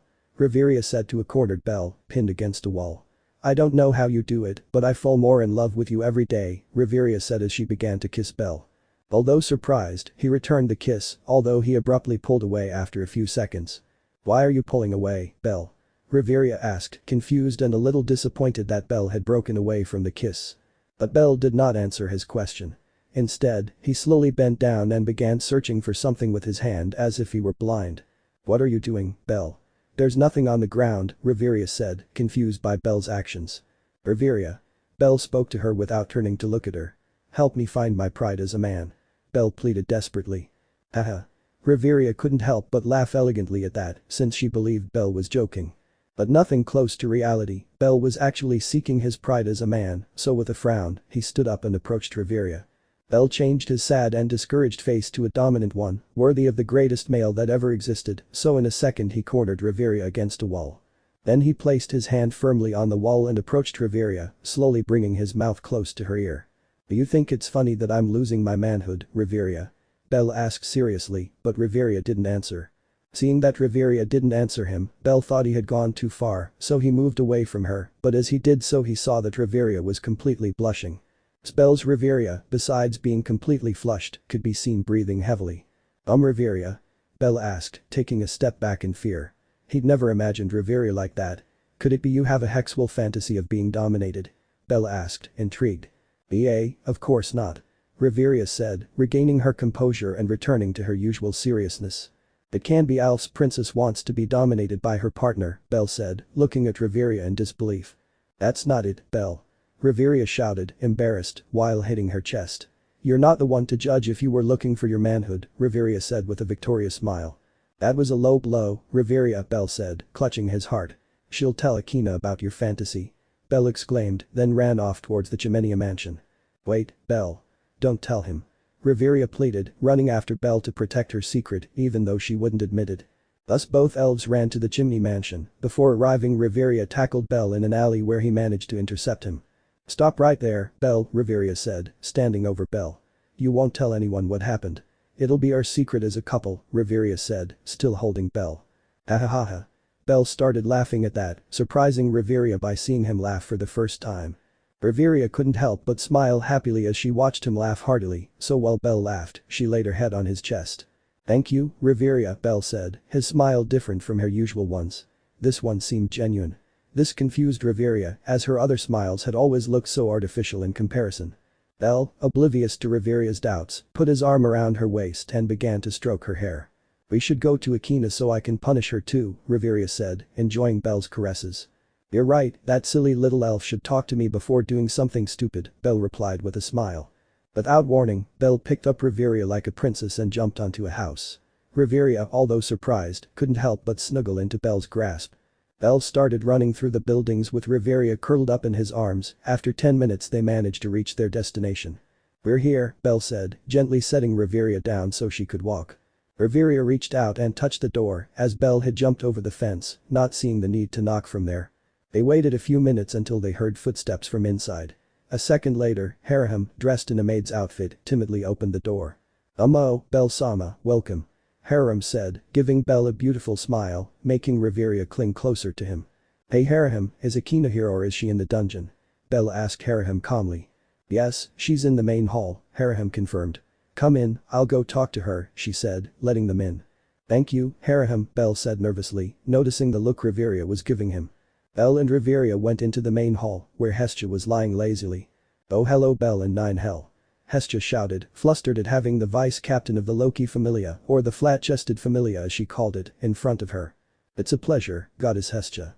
I hope my sudden visit doesn't inconvenience you, Riveria said respectfully. No problem, it's just that I didn't expect someone of your caliber to come here, Hestia said, dismissing any discomfort. Not to be nosy or rude, but what brings you here? Hestia asked. Well, Akina is also my student, so it's my responsibility to punish her for going to the pleasure zone. Oh, then I totally agree with that. Hestia said energetically, for she too thought that Akina should maintain her purity. Hello Belle, Riveria. Akina greeted them, arriving with a smile upon seeing her teacher father grandfather protector guardian shield admiration goal to achieve. Akina, I'm here to give you a punishment appropriate to your actions, Riveria said seriously to Akina, making her tremble. Isn't that up for discussion? Not a little. Grandpa, help me. Chapter 20. On a new day in Aario, Riveria had already given poor Akina her punishment, who could only resign herself to it. Leaving aside Akina's punishment, at this moment they were at the headquarters of the Die Insect family. I'm telling you, Ermid, I don't know what to give Riveria to make up for that supposed surprise, Belle told the one responsible for the situation. I'm sorry again, Ermid apologized regretfully. They were taking advantage of Riveria's absence while she was in the bathroom. You've already apologized several times, give me some ideas, Belle said, tired of receiving apologies every 5 seconds. Just give her something that's very symbolic for her, Ermid said, resting a hand on his chin. Maybe something related to her birthplace, he suggested, sparking an idea in Belle's mind. That's a great idea, Ermid, you're a genius, Belle said, flattering Ermid a little. What did I miss? Riveria's voice suddenly said from behind Belle, startling him at the same time. That's why I'm telling you, Ermid, Riveria is the most beautiful woman I've ever had the good fortune to meet in my entire life, and that's 100 years, Belle said, trying to hide his feelings. I totally agree, Belle-san, you two make a great couple, Ermid said, going along with Belle. Thank you, Riveria said with a smile as she stood next to Belle. Oh Riveria, I hadn't noticed you, I was so focused on my conversation with Ermid, Belle said, telling a big lie. What is this? This feeling is just like when we attacked without mercy, Belle thought seriously. But before Riveria could answer, they began to hear a lot of commotion outside the clinic. There's so much noise outside all of a sudden, Ermid said, surprised by the noises, but suddenly the door was opened by several women. Ermid, please help us. Shouted a desperate adventurer while carrying an Amazon. The wounds won't heal, said another adventurer, carrying an Amazon in very bad shape. Wounds that won't heal, it must be them. Belle thought, watching Riveria and Ermid begin to treat the Amazons. Riveria, Belle said, arriving with a wounded Amazon. The Amazons are being attacked. She told them, approaching them. This surprised those present at the clinic, but Belle had an idea in response to Aza's words, a rather crude idea. I'll go help Riveria, Belle said, receiving a nod from Riveria, and left the clinic. If I save many Amazons, I could get them to return the favor in a time of need, Belle thought, hatching a cruel plan. Belle quickly began running through the streets under a stormy rain until he saw a group of Amazons and other adventurers being surrounded by many hooded figures. Belle, in a burst of speed, had finished off all the hooded figures, then simply looked at them like trash. They're just a filthy imitation of us, it's like they were inspired by us, Belle thought, looking at a dead hooded figure. Go somewhere safe, the central plaza should do the trick. Belle told them before taking off again. He spent the next few minutes saving a large number of Amazons, and he saw other adventurers also helping the Amazons. He also saw the Loki family helping, but Belle simply continued saving any Amazons he could find while cutting down a large number of hooded figures. They seemed to have no sense of camaraderie. Belle thought, watching as a hooded figure tried to kill him by stabbing one of his companions with his sword. And they called us trash, what will these guys be like if they attack themselves? Belle thought again, cutting a hooded figure in half. Belle quickly killed most of them, leaving one alive, but in the blink of an eye he severed its limbs. I'd like to ask you a few questions, I hope you'll cooperate, Belle said, approaching him, but he noticed that the man was already dead. He's dead, he had poison in his teeth, they even copied us on that. Belle thought, moving away from the place. Although we were on fire. He thought to himself as he ran. He jumped onto a roof and then propelled himself to another, then saw the Amazon that Akina fought being surrounded. I wonder what Akina is doing. Belle said to the air as he fell into the street next to the Amazon. But what? The Amazon was surprised to feel someone fall beside her. When she tried to attack, she saw no one. So he turned his gaze and saw Belle with a hooded figure holding him by the neck. All around him were dead, those who had been his attackers. She already committed suicide. I should have cut off her jaw, Belle said, ignoring the Amazon named Aisha. Are you alright? Riveria asked Aisha, arriving with her in A's. We didn't ask for your help, Aisha replied reluctantly, though without taking her eyes off Belle. Tell that to all the Amazons I've saved from dying, Belle said, approaching them. What are you talking about? Aisha asked, not understanding what Belle was talking about. It seems the Amazons who were part of the Ishtar family are being attacked, Riveria replied, standing next to Belle. Even after that goddess left, she's still causing us trouble, Aisha said angrily, clenching her fists. Wait, they might go after Harahim. Aisha said, about to leave, but Belle's words stopped her. As far as I know, she wasn't part of his family, she wasn't even registered, so she's not in danger, Belle informed Aisha, calming her down. Putting that aside, is there anyone who could be a target? Riveria asked Aisha seriously. Wait it's the barber's Lena. Aisha shouted worriedly, so they started looking for her. They ran a little until they managed to see Bette standing in the distance, staring intently at something. When they focused their vision better they saw a small Amazon with a dagger buried in her stomach. Lena? Aisha shouted worriedly as she ran towards her. Upon arriving, Riveria quickly removed the dagger and tried to heal her. But the wound did not heal, proving that the dagger was a cursed weapon, so they would have to take it to Ermid. It's the curse, Riveria said seriously, looking at Lena's wound. At that moment, Aisha turned to face Bette. What is this, Vanguard? I told you that if anything happened to him, I would. Aisha was about to continue complaining to Bette, but he interrupted her. I don't have to take care of the weak who just run away, I was just getting in the way and I got tired of it, I'm not here to protect the weak, he died from his lack of strength, Bette said mockingly. Damn it. Aisha was about to hit Bette, but just as she was about to do so, she stopped dead in her tracks when she saw his gaze, the same one that Belle noticed. He's not even sincere in these situations, Belle thought, looking at Bette's gaze, but decided not to interrupt. The others simply picked up Lena and started to leave, leaving Bette and Belle in the rain. Why are you looking at me like that? Why are you making those eyes? Don't give me that. Bette shouted, unleashing his enormous frustration at not being able to save Lena. Belle simply looked silently at Bette, watching as she released her frustration with that heart-wrenching scream. Isn't it sad? Seeing them leave without being able to do anything about it fills you with an enormous sense of helplessness, not being able to protect them. Nothing is eternal, we can only remember them. You should get over the past, Bette. Make your fangs stop hurting. Belle said, walking past Bette. Belle went straight to the Die Insect family clinic to see what he could do, hoping to win the favor of the Amazons. The pain within her is great. Bette should overcome the past, although I'm not one to say that if I can't do it myself. With that thought, Belle went to the Die Insect clinic. Upon arriving, he asked for Riveria, so he went to look for her. When he arrived, he saw Riveria hiding Lena, the supposed dead Amazon, in a room. Well, I suppose they have their reasons, Belle thought, leaving the place so as not to be nosy. He waited a while until he heard footsteps where Riveria arrived, and when she saw him she approached him. Did the Amazon survive? Belle asked Riveria, pretending not to have seen anything. Instead of answering him, Riveria took his hand and led him to a secluded area. Upon arriving, he took one last look to make sure no one was around. Yes, thanks to Ermid who was able to finish a prototype to cure the curse, but I'll keep it hidden in case there's another attack, Riveria said seriously, surprising Belle that she had told him. Shouldn't you keep it a secret from everyone for her safety? Belle asked hesitantly.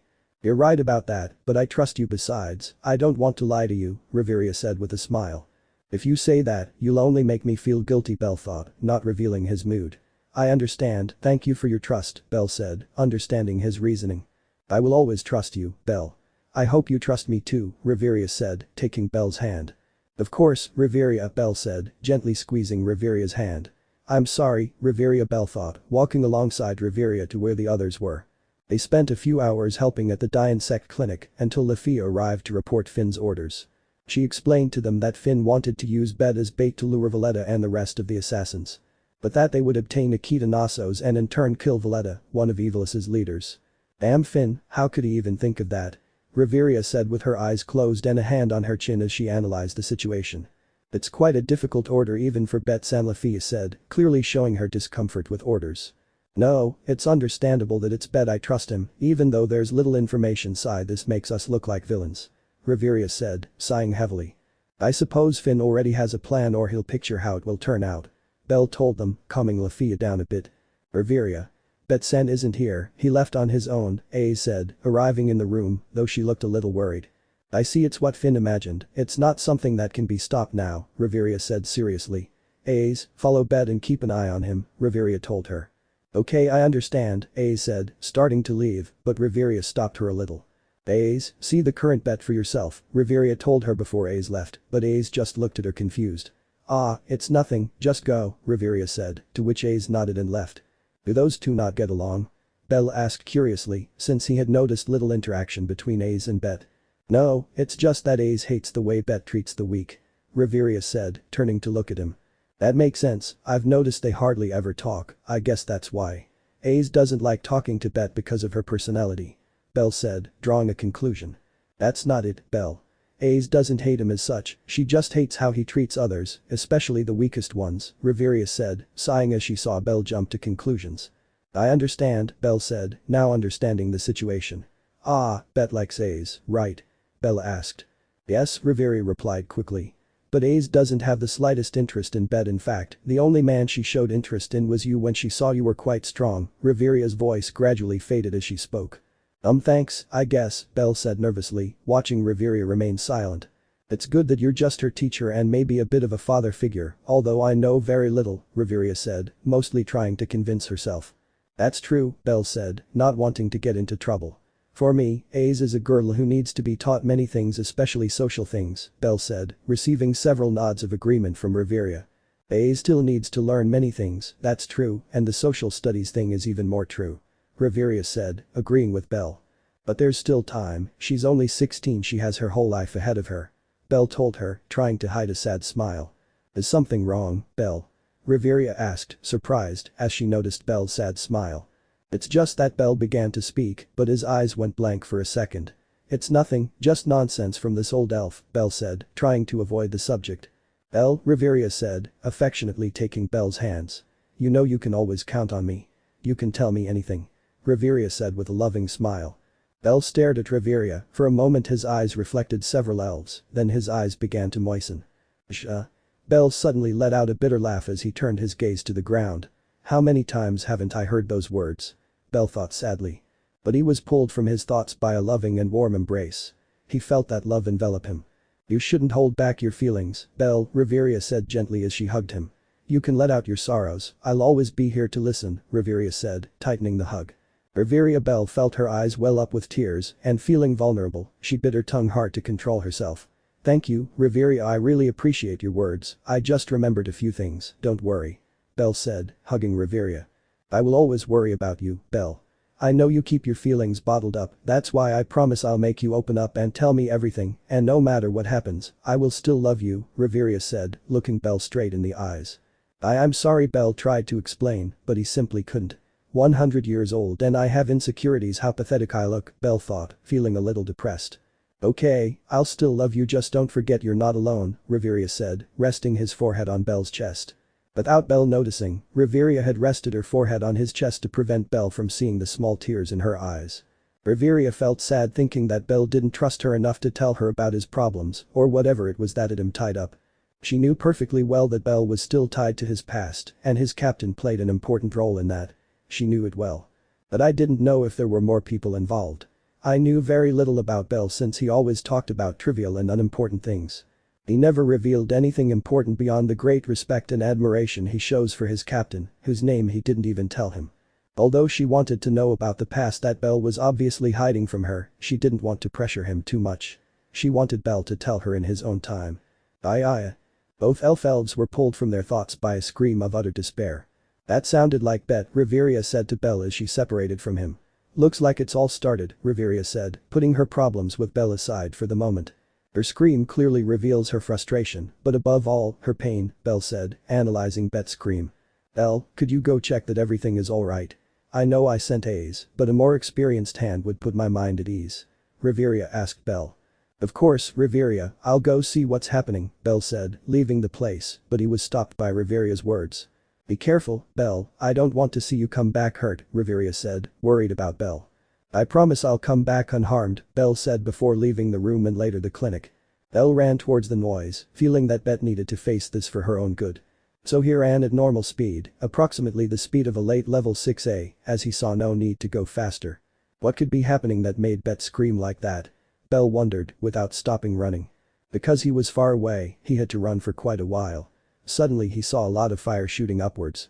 So he hastened his advance, and upon reaching the source he saw Bette covered in flames on his limbs. I didn't know she had magic, but she looks interesting. Belle thought, looking curiously at Bette. He saw how it absorbed any attack, whatever it was, Bette absorbed it and made his magic more powerful. It seems the increase in power has no limit, but his body will have a limit. Belle thought, seeing that Bette's body was feeling the effects of the magic. If I have to face the Loki familia, Bette would be one of the first I should eliminate. His magic is very dangerous, I would have to use only physical attacks. Belle thought seriously, considering the power of Bette's magic. While watching from afar, I noticed Ace arriving with Bette, but it seemed he told her not to get involved in their fight. It was then that Belle realized that Bette's enemy was Valletta, or the screaming madwoman as Bette knew her. I hadn't noticed the crazy woman. I had planned to hunt her down, but I see that won't be necessary. Belle thought, sitting down to watch the fight. Although it was more of a brutal murder of Valletta at the hands of the fire emitted by Bette than a fight. That woman was quite disappointing. In the end, she turned out to be a coward, Belle said, looking at the charred remains of Valletta. I have nothing left to do here. I'll go with Akina. No, Riveria will get angry. Belle said, looking at the sky.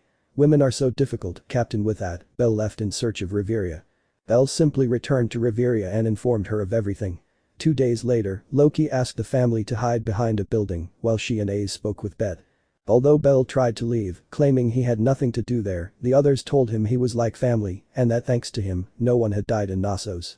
Belle watched as Ace asked Bette to tell her why she hated the weak. The result was the release of Bette's true feelings, managing to move the whole family. It seems everyone already knows that I'm at Sundeer. Belle thought amusedly, watching everyone talk about how touching Bette's words were. It seems the little wolf is now being accepted into the family with more affection, Belle said in an amused voice to Riveria, who was by his side. That seems to be the case, but something is still missing. Riveria replied, signaling to a small Amazon, who was Lena. The outcome of the reunion was funny at best, as Bette kicked Lena hard. Then, in great shame, he began attacking the members of his family who were mocking him, only to accidentally hit Tyan in the end, starting another fight. What a peculiar family. Belle thought, looking up at the sky. Chapter 21. We find ourselves with a new day in Aario, where Belle was as always by Riveria's side helping her with the paperwork. Thank you for helping me, Belle, Riveria said with a tired smile, weary from so much paperwork. No problem, Riveria, it's just paper, Belle said casually. Besides, I have nothing to do, she finished with a smile. Then there was a knock at the door, which then opened to reveal Raul, who looked bored. The captain called the executives to a meeting, Raul said, closing the door. It seems something important has come up, Riveria said, getting up from her desk. Let's go, Belle, she said, heading out the door. Belle simply nodded and began to follow her. They both walked for a few minutes until they reached Finn's office. It's great that everyone came quickly, Finn said with a smile. Why did you call us all captain? Tiona asked curiously. That's easy, Tiona. I'll be brief. Rakia will attack Aario and will be sent to defend it along with the Freya family, Finn told them, though he wasn't serious. Rakia? But they're not a problem for us, Tyan said, confused. I know that, but when Rakia attacks it's a good opportunity to raise our fame, plus many people come out to sell products at high prices, Finn explained calmly. So when do we leave? Gareth asked, scratching his beard. We're leaving at noon, get ready, Finn told them. They all nodded and started to leave the room. Belle simply waited for Riveria as he always carried his sword with him, so he didn't need to prepare. So Rakia, huh? Maybe she should relive her greatest trauma. Belle thought darkly, but he put that aside when Riveria left. They both departed and left the mansion towards the point where they met the goddess Freya. Upon arriving at the meeting place where Loki was already with Finn, Belle felt Freya's gaze, but as before, he simply ignored her completely. You two were the only ones missing, Loki said, watching Belle and Riveria arrive. Do you want to take on any of Rakia's platoons? Loki asked them. I'll pass, the younger ones should take care of that, Riveria replied, looking at the horizon. I'm in, Loki-sama, Belle said, surprising Riveria that he wanted to fight of his own free will. Why do you want to confront them, Belle? Riveria asked, confused. I am a Riveria elf, it's normal that I want to attack Rakia after all the forests they destroyed, Belle said. Okay Belle, there's a platoon of 1,000 soldiers to the north, take care of them, Finn said with a smile. The truth is that Rakia's soldiers were pathetic. Without the magic swords, Krazo could do nothing against Aario. I'll go with you, Belle, Riveria said, standing next to Belle, but then Belle felt a piercing gaze. I don't need to turn around to know it was Freya, but I don't even turn to look at her. Loki, who had noticed the look, smiled maliciously at the glint of jealousy in Freya's eyes. Looks like the crazy one is jealous, haha. Sorry Freya, but Belle already belongs to Riveria, so find someone else, Loki thought with amusement. Belle and Riveria set off for where the 1,000-man squadron was supposed to be. Belle, do you hate Rakia? Riveria asked him from beside him. Both were on a hill waiting for the 1,000 men. With all my heart, Riveria, they have destroyed numerous elven forests, they have killed many elves, Belle said without hesitating a bit. I see, Riveria said, surprised. She looked at Belle, who was standing in front of her with his back to her. According to Finn, around 1,000 men will come. How does he get so many soldiers? Last time we killed almost all of them and he still managed to rebuild his army. Belle thought. But he snapped out of his thoughts when he felt someone hug him from behind. He didn't need to turn around to know it was Riveria. Is something wrong, Riveria? Belle asked, turning his head slightly to look at Riveria. I just wanted to hug you, can't I? Riveria said, hugging him from behind. If you can, it's just that I was surprised you did it so suddenly, Belle told him. Riveria didn't answer him and instead rested her chin on Belle's shoulder to see where Belle was looking too. Tell me, Belle, did you lose someone important to you because of Rakia? Riveria asked. Belle, however, did not answer and remained silent for a few seconds when finally he opened his mouth. Yes, my parents died when I was 6 years old from an attack by Rakia. We were traveling in that forest visiting some of my dad's friends, but Rakia arrived with the magic swords. Krazo, all I remember is that my parents used their bodies so that I wouldn't die that sad night, Belle said, looking ahead. Riveria was surprised to hear Belle's story. She couldn't help but feel sad, so she tightened her grip. I'm sorry, Riveria said, clinging to Belle. I didn't know it was so deep, she said sadly. Don't worry, Riveria, it's been 94 years since that happened, Belle said, taking Riveria's hands. Besides, I've already had my revenge, he thought, watching the platoon of 1,000 men arrive. It looks like they're arriving, I'll go and take care of it, Belle said, pulling away from Riveria's embrace. Okay, I'll wait for you here, Riveria said, watching Belle walk away. Belle walked a short distance until he came face to face with 1,000 men who would attack him. Only one elf? Asked a confused soldier, although he received a blow from another soldier. Don't be an idiot, in Aario one person alone can completely wipe us out, the soldier scolded him. Besides, he's an elf, you shouldn't underestimate them, not after that day, said a soldier, but he was immediately reprimanded. Don't talk about it, that day is a taboo subject for Rakia, besides, we weren't even born when it happened, a soldier scolded him. Interesting conversation, it seems they are still traumatized by that day. Belle said, approaching them. Damn it, the massacre of that day will not be forgotten, said a soldier who sounded older, but when Belle blinked he was already in front of him. What you did will not be forgotten either, Belle said, giving him a strong blow that knocked him out. Attack. Rito, who was leading the soldiers charged at Belle, but he remained calm. Belle just sighed and began to throw punches, knocking out the soldiers with great ease. I don't even need to use a weapon, how pathetic Rakia made himself, Belle said mockingly. This further enraged the soldiers, who began to attack Belle more aggressively, although they only ended up being knocked out. It looks like around 100 have already fallen, Belle said, looking at several soldiers lying on the ground. Belle sighed in boredom and began a chant to alert the soldiers, because a chant from someone in Aario could kill them. King's will, ruler's tenacity, absolute archbishop of his majesty. Conqueror's hockey. Instantly, all the soldiers dropped their weapons, feeling their will abandon them as they fell into Belle's clutches. Sigh, how pathetic, pick up those who are on the ground and leave. Belle told them, turning around to go with Riveria. The soldiers merely nodded and began to withdraw with those who were unconscious. They lacked the will to refuse Belle's requests. When he arrived at Riveria's, she greeted him with a smile, approached him, and took his hand. Thank you, Riveria said, much to Belle's confusion. Seeing his confusion, Riveria decided to explain. For avoiding killing. I know many would fall for revenge, committing massacres, so thank you for not falling into that trap, Riveria said, resting her head on Belle's shoulder. Don't tell me that when it already happened, Belle thought, looking away. Of course, Riveria, Belle said, hugging her so she wouldn't see Riveria's expression. Riveria said nothing and gladly accepted the hug. She felt comfortable in the embrace and wanted to stay like that for a long time. The day continued simply for the Loki family, as they only had to send an executive to disperse Ares' army platoons. During the night, Belle was pretending to be asleep, waiting for most people to fall asleep. When the executives were asleep, Belle got up. Thanks to his rank, he could go unnoticed by the second-class guards. He got up, making as little silence as possible to avoid waking Riveria, since the two of them had been given a tent just for the two of them. Belle stopped and looked at Riveria, who was sleeping peacefully, making as little noise as possible as she was about to leave. "Where are you going, Riveria?" Riveria asked, having woken up. Belle remained still at her question. "I need to go to the bathroom, I'll go to Twilight Mansion," Belle said, hoping he would believe her. To tell the truth, he had everything in his favor, since being an elf, Riveria would understand him. "I see, I'll go back to sleep then," Riveria said, lying back down on her sheets. Belle sighed mentally upon hearing Riveria, but before he could leave, Riveria stopped him again. "Won't you give me a goodnight kiss, Belle?" Riveria asked from under her sheets. "Yes." Belle approached her and kissed her forehead. "Good night, Riveria," Belle said, caressing her cheek. With that, Riveria closed her eyes with a smile. Seeing this, Belle left the tent and headed towards the Twilight Mansion. "We need to remind Ares of the past, because he doesn't seem to remember it," Belle thought darkly. They arrived at Twilight Mansion and headed to his room, though he made sure to be seen, so he would have an alibi later. Once in her room, she went to her suitcase, and when she opened it, she took everything out until it was empty.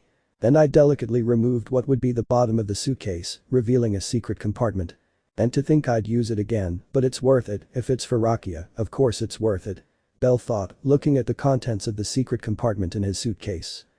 Inside Rakia's camp, the soldiers rested after a crushing battle against them. "These Aario types are monsters, how could Ares-sama even think of attacking them?" said an annoyed soldier. "We cannot disobey Ares-sama's orders. If we do, it will be insubordination," said another soldier in his bed. "We should desert, Ares-sama's actions make no sense, he's just an idiot," said a third soldier. "You're right, but I don't want to leave my parents and siblings alone by deserting," said the first soldier. "I can't wait to go back and see my little brothers. I want to take them camping for their birthday," said the second soldier. "That sounds great, I'm sure you'll have a good time. I want to go back to see my children," said the third soldier, looking at a photo of himself with two children. "Help." Suddenly the soldiers heard a cry of agony, so they stood up and grabbed their swords. "What was that scream?" said the first soldier, frightened. The scream sounded full of fear. "This must be a joke, but just in case, prepare to fight," said the third man. Soon they heard hurried footsteps, and a frightened soldier entered through the door who, upon seeing them, wanted to speak. But before he could speak, he had lost his mind. This terrified the soldiers, because in their battles in Aario, he only managed to knock them unconscious. The person entered slowly through the door, covered by a black robe that concealed everything about him, and wearing a lion mask on his face. "Who are you?" the first man asked, trembling. But the masked man only observed them in silence. That silence nodded the three men from within. "I'm asking you who you are, Ugh." The first man tried to ask again, but he couldn't finish because in less than a second he had been cut in half. "John?" shouted the third man, horrified by the death of his companion friend. "Wait please," the first man pleaded, falling on his backside as he backed away as best he could. The masked man simply approached him. The second man tried to attack him with his sword, but in the blink of an eye, he had a large cut in his chest. "Ah." The man fell to the ground, forming a large pool of blood. It could only mean his death. "Are you one of those who caused Rakia's darkest night?" the third man asked fearfully. "Yes." That was the brief answer given by the masked man, and in response, the man could only pray for the well-being of his children in the face of his imminent death. The masked man approached, ready to decapitate the man on the ground, but stopped when he saw a photo on the ground. He bent down and picked it up. Upon inspecting it, he saw the man standing in front of him with two children. The masked man couldn't help but notice in the photo a white-haired elf and two small elves with big smiles.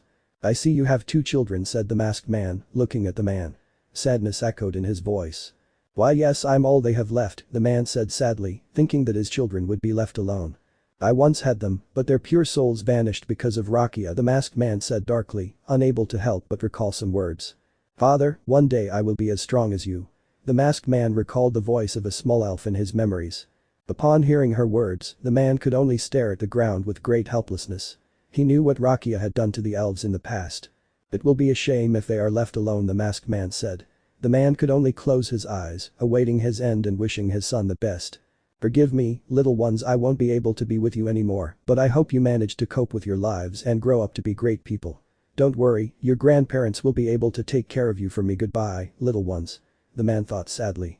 The masked man raised his sword and lowered it. The man's head rolled on the ground as it was decapitated by the masked man. He looked at the man for a few seconds before looking at the photo in his hand, then he simply squashed it and threw it away. They had no compassion. Why should I have it, the masked man thought as he headed towards the exit. The masked man headed towards the exit, but he heard some faint words. When he turned around, he saw the man who had wounded him in the chest still alive. "Forgive me, guys, your Oni-chan won't be able to see you on your birthdays, I'm sorry," the man said with his last bit of strength. The masked man approached and with his sword pierced his chest in the area of the heart, putting an end to his life. Having done that, he left the place in silence. Upon leaving, he saw the scene where the camp he had attacked was located. "I thought Ares would be here, how lucky he is not," the masked man thought, looking at the camp. Everywhere the masked man looked was a river of death, corpses here and there, mutilated bodies without mercy. But ignoring this fact, he simply walked silently away from the camp, leaving behind many shattered dreams. Dreams that never even began. Families that would never be reunited. Sometimes all it takes is for one heart to stop beating for others to stop beating too. Riveria slowly began to get up after a pleasant night's rest. Looking around the tent, I saw Belle preparing coffee, so I got up silently and approached him. Once I was with him, I hugged him warmly. "Good morning, Belle." Riveria greeted him with great love while giving him a kiss on the cheek. "Good morning, Riveria, I made coffee, would you like some?" Belle asked, pointing to the coffee maker. "Yes, I'd like it, thank you," Riveria said with a smile, accepting the coffee. Belle served them both, and the two left the tent watching a beautiful sunrise. "What a beautiful day, I hope everyone can enjoy such a beautiful day," Riveria said with a smile as she sipped her coffee. "That would be nice," Belle said, taking a sip of his coffee as well. "Why don't Rakia, instead of attacking, enjoy this beautiful sunrise with their families?" Riveria said, resting her head on Belle's shoulder. "Who knows, Riveria," Belle said without looking at them at any point. Chapter 22. Riveria-sama. Belle-sama. Lafia shouted, arriving where the aforementioned were. "What's wrong, Lafia? You seem upset," Riveria said, confused by Lafia's attitude. "The captain is calling you, it's urgent," Lafia told them, looking at the ground. Apparently, something was making her nervous. "What's wrong, Lafia?" Riveria asked, worried to hear Lafia. "You know you can tell me," she said, putting her hands on her shoulders. Lafia began to hesitate, occasionally glancing at the horizon as if trying to see something. Rakia camp was attacked, Lafia finally said. "Does that make you nervous?" Riveria asked, confused. Lafia, on the other hand, nodded. "But what's wrong with that?" she said doubtfully. "Well, of the 100 men in the camp no one survived," Lafia said, looking down. "Huh?" Riveria was surprised by what Lafia said. Now she understood the reason for the urgency of Finn's meeting. Belle, on the other hand, watched silently from behind, calmly sipping his cup of coffee. Who could have done that? Riveria wondered seriously. For a moment she turned to look at Belle, but shook her head to get rid of those thoughts. "Don't think about anything silly, Riveria. Belle wouldn't do those things," Riveria thought, shaking her head slightly. "Now that I think about it, what happened is similar to what they used to do all in one night," Riveria thought seriously. "Riveria-sama?" Lafia asked, seeing Riveria deep in thought. "Oh, sure, let's go," Riveria said, coming to her senses. Lafia and Riveria, accompanied by Belle, headed towards the meeting place. When they arrived at the meeting, all the executives were there, but the one who stood out the most was Finn with a serious look. "Since we're all here, let's be direct. Someone wiped out a small camp of 100 people north of here. There were no survivors, and the culprit is unknown," Finn told them seriously. Everyone's faces showed surprise. So many men dead in a single night. "How do we know it was only one person?" Gareth asked seriously. "That's another point, we don't know if it was a group, if so the only thing I can think of is that it was Evilus," Finn replied. "That wouldn't make any sense at all. Evilus has no reason to attack the soldiers of Rakia, and they certainly wouldn't dare to leave Knossos," Loki said. "Ed and I tried to find traces, but we didn't find anything, not even a scent. Whoever did this destroyed all traces of them," Finn said seriously. Faced with that, everyone remained silent, trying to think of who could have been responsible, although it seemed that they were experts at carrying out massacres if they managed to erase all traces of them. "Whatever you have to say," said Lafia. Finn told her, seeing that Lafia seemed to want to say something but didn't dare. "It's just that I maybe," Lafia tried to tell them what she was thinking, but she only seemed to get more nervous. Riveria, upon seeing her, immediately knew what she meant. After all, she was thinking the same thing. "You're thinking about them, aren't you?" Riveria asked, receiving a nod from Lafia. "Who are you referring to?" Tiona asked, confused because she didn't understand anything. Riveria turned her attention back to the others and noticed how they were all looking at her waiting for an answer, so with a sigh she spoke. She's thinking about the special elven hunters. Riveria told them seriously. It was a delicate subject for her race after all. Everyone fell silent after Riveria's response, as they didn't know who she was. The only one who opened his eyes was Gareth. I haven't heard that name since I was 16. Its year ended a long time ago, Gareth said, drawing everyone's attention. Explain yourself, Gareth Finn ordered, not knowing anything about what they were talking about. It was the first time he had heard of the special elven hunters. It's Riveria, Belle, Lafia, or any elf who should explain them to you. I only know details, Gareth said, looking at Riveria. Everyone's attention was focused on those mentioned, but Belle only turned to look at Riveria, as did Lafia. Upon seeing this, she closed her eyes and opened them with great seriousness.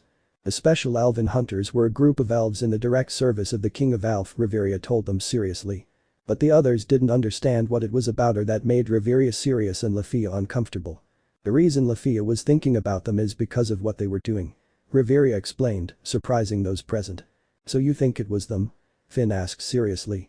No, Riveria denied directly. They're supposed to have been dead for 30 years, that's the information the king gave, Riveria replied.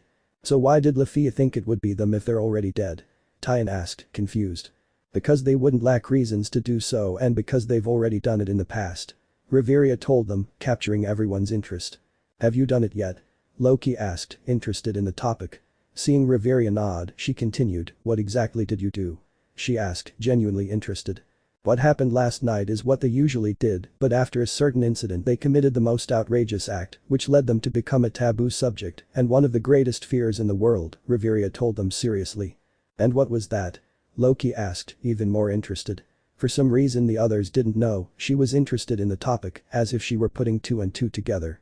40 years ago, they entered Rakia and destroyed half the city, killing almost the entire Krazo family and a large part of the royal family, and to ruin them even more, they left a curse that caused every magic sword created to explode as soon as it was created.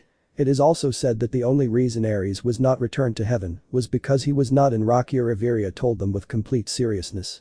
Everyone's eyes widened in surprise upon hearing what Riveria said.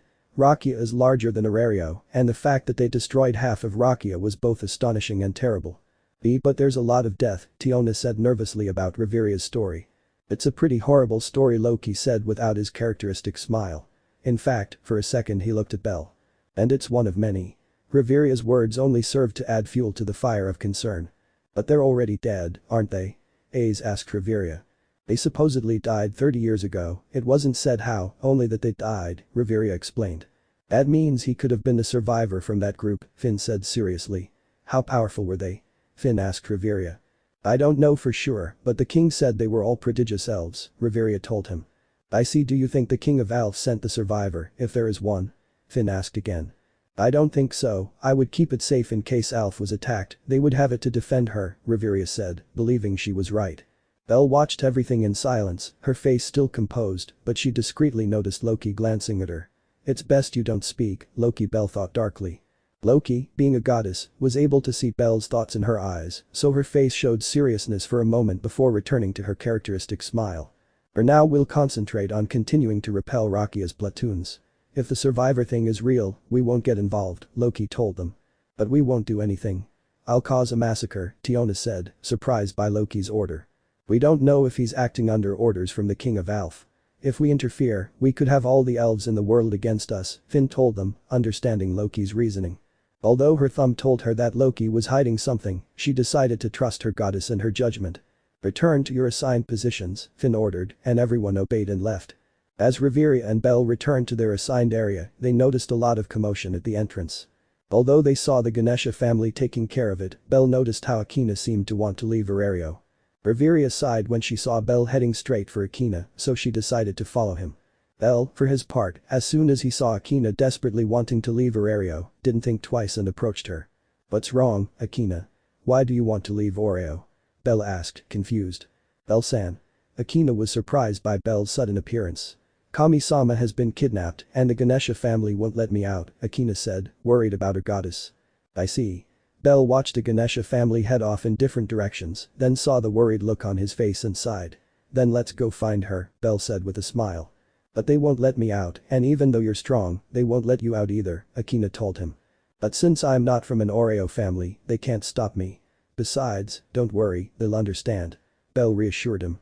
Belle looked a little longer at the Ganesha family before looking for Riveria, who was by his side. Okay Belle, I'll take care of explaining it to Loki and Ganesha, Riveria said with a smile, knowing what Belle would do. Thank you Riveria, always so reliable, Belle said, gesturing for Akina to follow him. Akina and Belle started running, but Belle stopped because they didn't know how to get to Hestia, but luckily Asfi appeared. I'll give you a sign of where it is, Asfi said, flying with her winged boots. Akina and Belle nodded, so Asfi left. After waiting for several minutes they saw a light blinking in the distance, so they headed towards that place. They were running for 10 minutes because Akina, being only level 3, was slower than Belle. Otherwise, they would have arrived in less than 2 minutes. As they got closer they saw Ares on a horse with Hestia tied to his back, behind him was a blonde-haired man who seemed to be second in command. Behind them came several men in armor. Aina was about to rush towards her goddess, but Belle stopped her. You didn't even bring a weapon, Akina, let me take care of it, Belle said, to which Akina nodded, embarrassed, remembering that she didn't have a weapon. Belle appeared in the blink of an eye in front of Ares, who was riding his horse with great joy. Huh? Who are you? Ares asked, confused by Belle's sudden appearance. A mere person won't stop me. Ares said with a wide grin. He got off his horse and drew his sword, then approached Belle and swung it at him. Nani? Ares exclaimed in astonishment as his sword had broken out of nowhere just 20 centimeters from impacting Belle. Don't be an idiot, Ares-sama. Marius scolded, grabbing Ares' head and making them both bow. What are you doing, Marius? Ares asked excitedly when he saw him bowing. Look at the uniform and the race of the man in front of you, Marius told him, scolding him, although he seemed a little nervous. What's so special about all that? He's just a man, Ares said, confused, seeing nothing special about Belle. He's an elven general. He knows what happened the last time he attacked them, Marius said seriously. Ares suddenly fell silent, to Marius's surprise he showed a serious look before returning to his silly attitude. There's no need to use violence, I'll just take the goddess Hestia and everything will be peaceful, Belle said, approaching them. He placed his hand on Ares and patted him on the back, then approached Hestia and carried her like a sack of potatoes. See you later, Belle said, leaving the place. As soon as he left, Marius hit Ares on the head. You're an idiot, Ares-sama. Didn't you see the immense hatred directed against you? Marius said angrily. I don't know what you're talking about, Marius. Let's go back to base, Ares said, mounting his horse. Could it be that Ares thought as he rode his horse? Ares certainly noticed Belle's immense hatred. After all, however foolish he may be, he is still a god. Belle, meanwhile, walked calmly towards Akina, while Hestia was angry at being carried like a sack of potatoes. Kami-sama. Akina shouted happily upon seeing her goddess, wasting no time and hugged her. Akina-chan. Hestia also replicated Akina's action and gave her a tight hug. I don't want to disturb your reunion, but we should head back to Aario. Once we're there, you can celebrate, Belle told them. Akina and Hestia nodded and the three of them headed towards Aario, having a fairly calm conversation. Once in Aario, Belle said goodbye to Akina and went to the walls to meet with Riveria. Did everything go well with the recovery? Riveria asked, watching Belle arrive. She was in the area assigned to Belle, and when he left she had to cover for him until he returned. Wonderful, we didn't even have to fight, Belle said with a genuine smile. This pleased Riveria because Belle's smiles always seemed a little tense. I'm glad, Riveria told her, then sat down in a chair and patted the one next to her. Sit with me, she asked. Belle didn't protest and obeyed Riveria. As he sat down, Riveria rested his head on Belle's shoulder with a smile. In Ares' base tent, he was being informed of the massacre that a platoon had mysteriously suffered. But there aren't people like that in Aario, Maria said, frightened by the fate those men suffered in a single night. But then he remembered something, Belle came to his mind and his eyes, full of hatred, were directed at them, but especially at Ares. He turned his gaze to Ares to tell him, but he was silent. Something very strange about Ares, since he was always shouting nonsense about defeating others in incredible wars. What are you doing, Ares-sama? Don't you see that this is an important matter? Maria said, annoyed that Ares didn't seem to care about the massacre. Maria soon noticed Ares staring at his back, but he didn't understand why because Ares' cloak prevented him from seeing.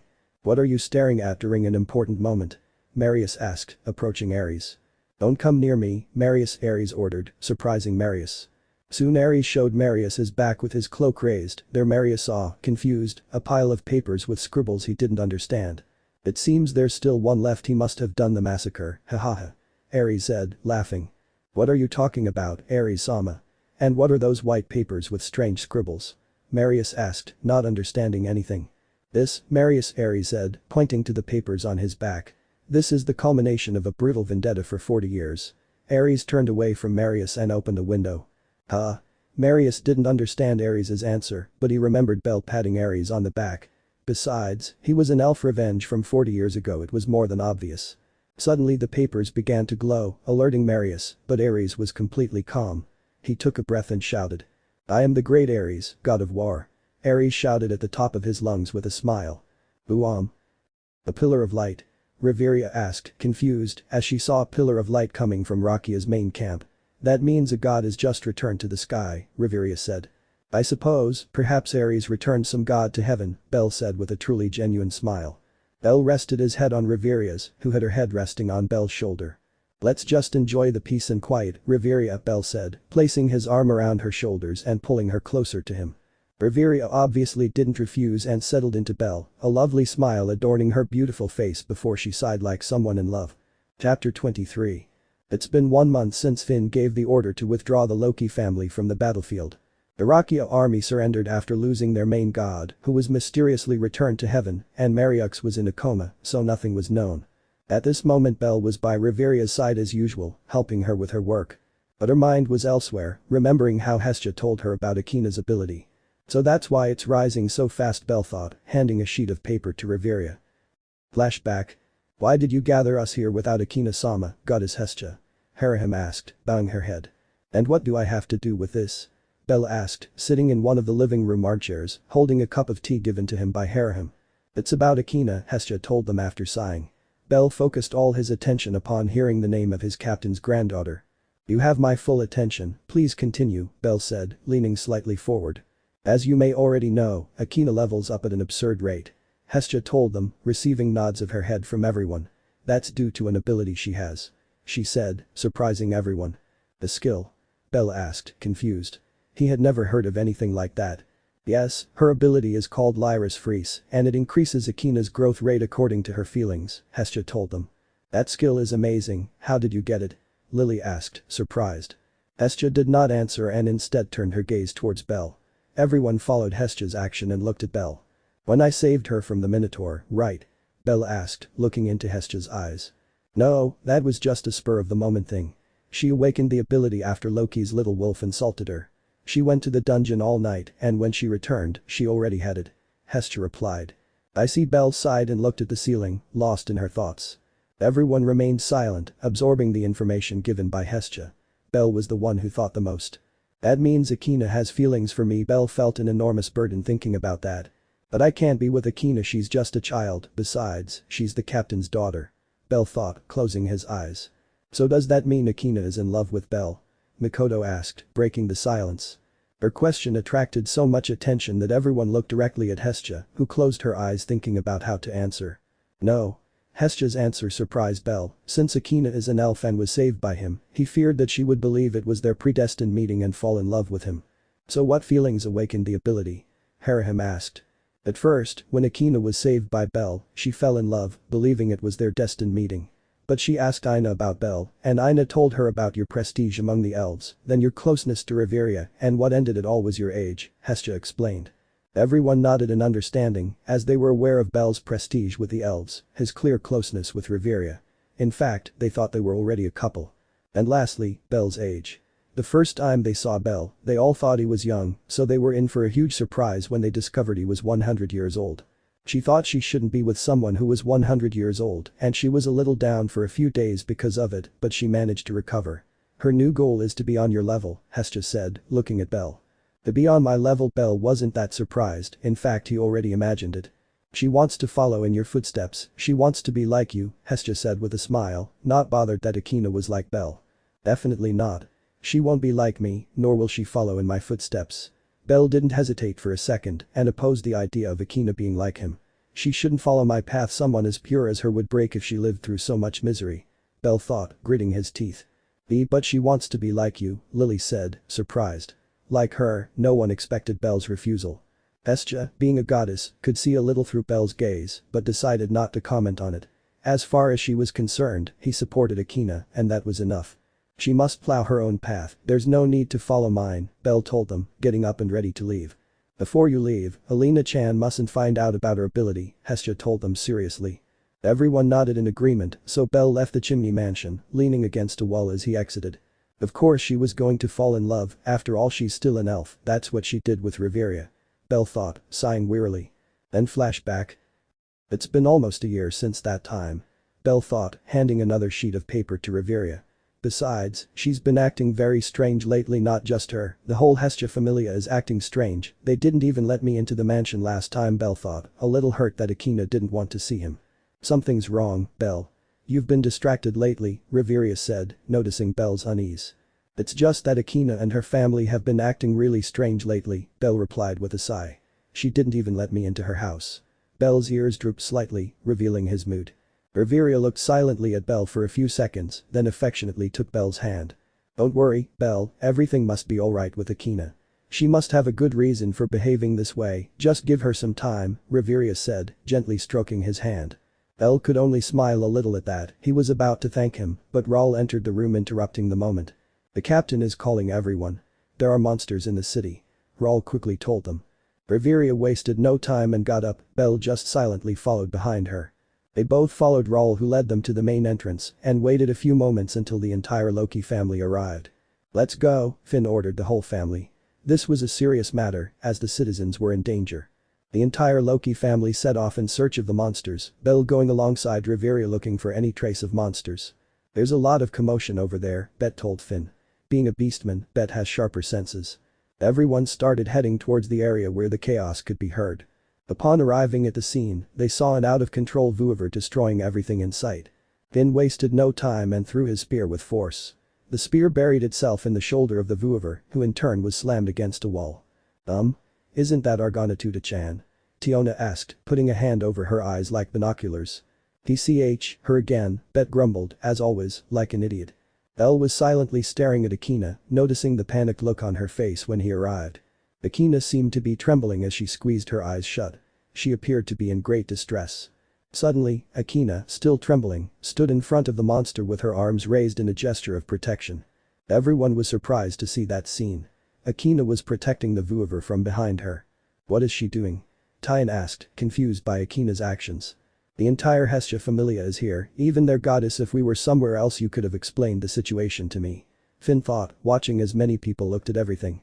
As the hope of the Palams aimed to be their light, I have no other option but their elimination. Finn thought, making a decision. Without Finn noticing, Belle noticed his gaze, so he discreetly placed his hand on the hilt of his sword. We don't have time for a child's whims, we must put an end to that Vouivre, Finn said seriously. Belle flexed his leg slightly and jumped from the large building they were in, arriving in an instant where Akina was. Belle stood in front of her, noticing how she began to tremble more because of his presence in front of her. It seems someone decided to take charge personally, Finn said, believing that Belle would kill the monster and end it all. Akina's pav. It can't be. Why are Belle and the Loki familia here? What should I do? If I don't move, they'll kill Ween. Why is Belle looking at me like that? His gaze is just like A's-san's. Belle-san flexed his legs and jumped to a few meters away from me. What are you doing, Akina? Why aren't you tying up the monster? Belle-san asked. Why is Belle-san staring at me so coldly? Her gaze scares me. If you're not going to answer, I'll eliminate the monster Akina right here, Belle-san told me, drawing his sword. This can't be happening, I have to speak or he'll kill Ween, but I'm afraid. Panic is taking over me. I feel like the pressure is consuming me. Just thinking about being Belle-san's enemy terrifies me. I have to protect Ween. She's innocent in all of this. Belle-san walked past me, ready to kill Ween, so gritting my teeth, I gripped my sword and attacked him. Clink. As expected, Belle-san blocked my attack without any problems. Why does her anger seem satisfied? I won't let you kill her. She's my prey, I said, stepping in front of Ween to protect her, but my legs are trembling a little. You're a liar, Akina. Tell me the truth and maybe I'll support you, Belle said, slowly approaching me. I have to tell her or he'll kill her, but if I tell her and she decides to support me, I'll be dragging him down, but I can't let Ween die. She's a Xeno, monsters with intelligence, and we're helping them, I said, gathering enough courage. Belle-san remained silent for a few seconds after my response. Do you know that if you don't kill the monster, everyone will look down on you? Belle-san asked me. I know, but I still want to help you, he said, tightening his grip on my sword. Belle-san suddenly smiled and turned his back on me. Then I'll help you, I'll get you some time, Belle-san said, turning her back on me. But I tried to say something, but Belle-san interrupted me. If you want to save that monster, you should leave now, Akina. I'll see you later, he said, walking a little further ahead. He's saving me again, but now's not the time to think about that, I have to get Ween to safety. Normal Pav. Thank you. Akina thanked her, leaving the way whoever had gone a few seconds ago. Belle glanced sideways as Akina left, then his gaze turned directly to Finn. Belle pointed his gun downwards, but everyone could see the clear threat Belle was giving them, move and I'll attack. Can I ask what you're doing, Belle? Finn asked seriously. It was more than obvious what Belle was doing, but I wanted to see if Belle would let them pass. To protect the last memory of my past, Belle replied with a sharp look. You know what your actions mean, right? Finn asked again. You have your reason for being, Finn. You want to be the light of hope for the Palms. I want to keep safe what keeps me in this world, Belle replied, surprising the Loki family, but especially Riveria. That which keeps him in this world. Riveria thought, gripping his cane. What does he mean by that? Was he going to die? Riveria thought, gripping his cane even tighter. Riveria turned her gaze slightly towards Finn, who seemed to be expecting this, so she simply nodded. With the path clear, Riveria jumped, landing a few meters from Belle. What do you mean by that, Belle? Riveria asked, approaching Belle, but stopped when Belle raised his sword. If you come any closer, you'll be my enemy, Riveria, Belle said with a cold stare. Now was not the time for hesitation. She would protect the only thing she had left. Belle Riveria couldn't help but be surprised by Belle's words. She thought that as a couple they would understand each other and be able to reach an agreement. I'm sorry, Riveria, but Akina is all I have left. I won't let them touch her, Belle said, his words devoid of any mercy. Those words, no, the way he said them, clearly showed that Belle meant it. As they reached Riveria's heart, a heavy pressure appeared in her chest. Bro. But before Riveria could say another word, a thunderous roar echoed through the area. Heavy footsteps began to echo through the place. Upon investigating the cause, they saw an enormous jet-black minotaur, carrying an axe in one hand and seemingly another on its back. Belle silently observed the minotaur, then glanced around, noticing how low-level adventurers succumbed to the minotaur's roar. The minotaur slowly advanced towards Belle and Riveria. Belle appeared next to Riveria and picked her up. Then I turn slightly and throw it directly towards Gareth, who catches it. Belle looked in the direction Akina had gone a few moments ago, and as he did so he saw some members of the Loki familia heading in his direction. In the blink of an eye, Belle appeared before them, with magic ready to be cast. King's will, ruler's tenacity, absolute archbishop of his majesty. Conqueror's hockey. The adventurers who were going where Akina had gone lowered their weapons. Just by looking at their faces, you could tell what was happening. They had lost all their fighting spirit. It seems I won't have to stall for time, Belle thought, watching the black minotaur ready to fight the Loki familia. Seeing that he no longer had to act as bait, he decided to leave. Now he had sided with the Hestia familia. Belle Riveria, from the building where his family was watching as Belle walked away, following behind Akina. She didn't know how in a matter of seconds Belle had left her side. She wanted to go after him, but as vice captain of the Loki family she couldn't leave her family. You'll have time to fix things later, Riveria, focus on the Minotaur, Finn said, looking at Belle and the Amazon sisters ready to fight the Minotaur. Good. Riveria took one last look in the direction Belle had gone, then let out a sad sigh and focused on the Minotaur. Chapter 24. After leaving the Loki family and letting them fight the Black Minotaur, Belle went to look for Akina. He ran a little way, seeing several injured adventurers, some with burns, so he deduced that it was Akina. Shortly after running I managed to see Akina in the distance, but several adventurers were running behind her. Belle paused for a second, then moved one foot forward and flexed it. She closed her eyes and sighed. When she opened them, she disappeared in a blur of pure speed. The adventurers who were running after Akina didn't realize what happened when they were already on the ground. Belle appeared amidst all the unconscious adventurers, looked at them for a second, and then ran back towards Akina. But suddenly he felt a hostile presence, so I had to be on my guard. Looking at the one from where he felt a dangerous gaze, he had to use his sword to block a spear. Clank. You again, is your desire to die that great? Belle asked the person who attacked him. Facing him was Alan Frommel, the one he had fought first since arriving in Aario. TSK. Alan didn't answer and began attacking Belle with great speed. Clink clank clank clink. But Belle was unfazed by Alan's speed. From his perspective, he was just a fast level 6. But he was much faster than him, so he was easily able to deal with him. Belle noticed how Alan began to increase his speed to the maximum, so he thought of one thing. I'll show you what speed is, Belle said, jumping up onto a wall. Belle's feet touched the wall, and he instantly disappeared from the place. Alan's animal instincts kicked in at that, so he raised his spear forcefully, blocking an attack from Belle. All Alan could see were white flashes going all over the place as he desperately tried to block the attacks. But Belle's speed was so great that he couldn't block them completely, receiving several cuts. Alan quickly began to succumb to Belle's swift attacks.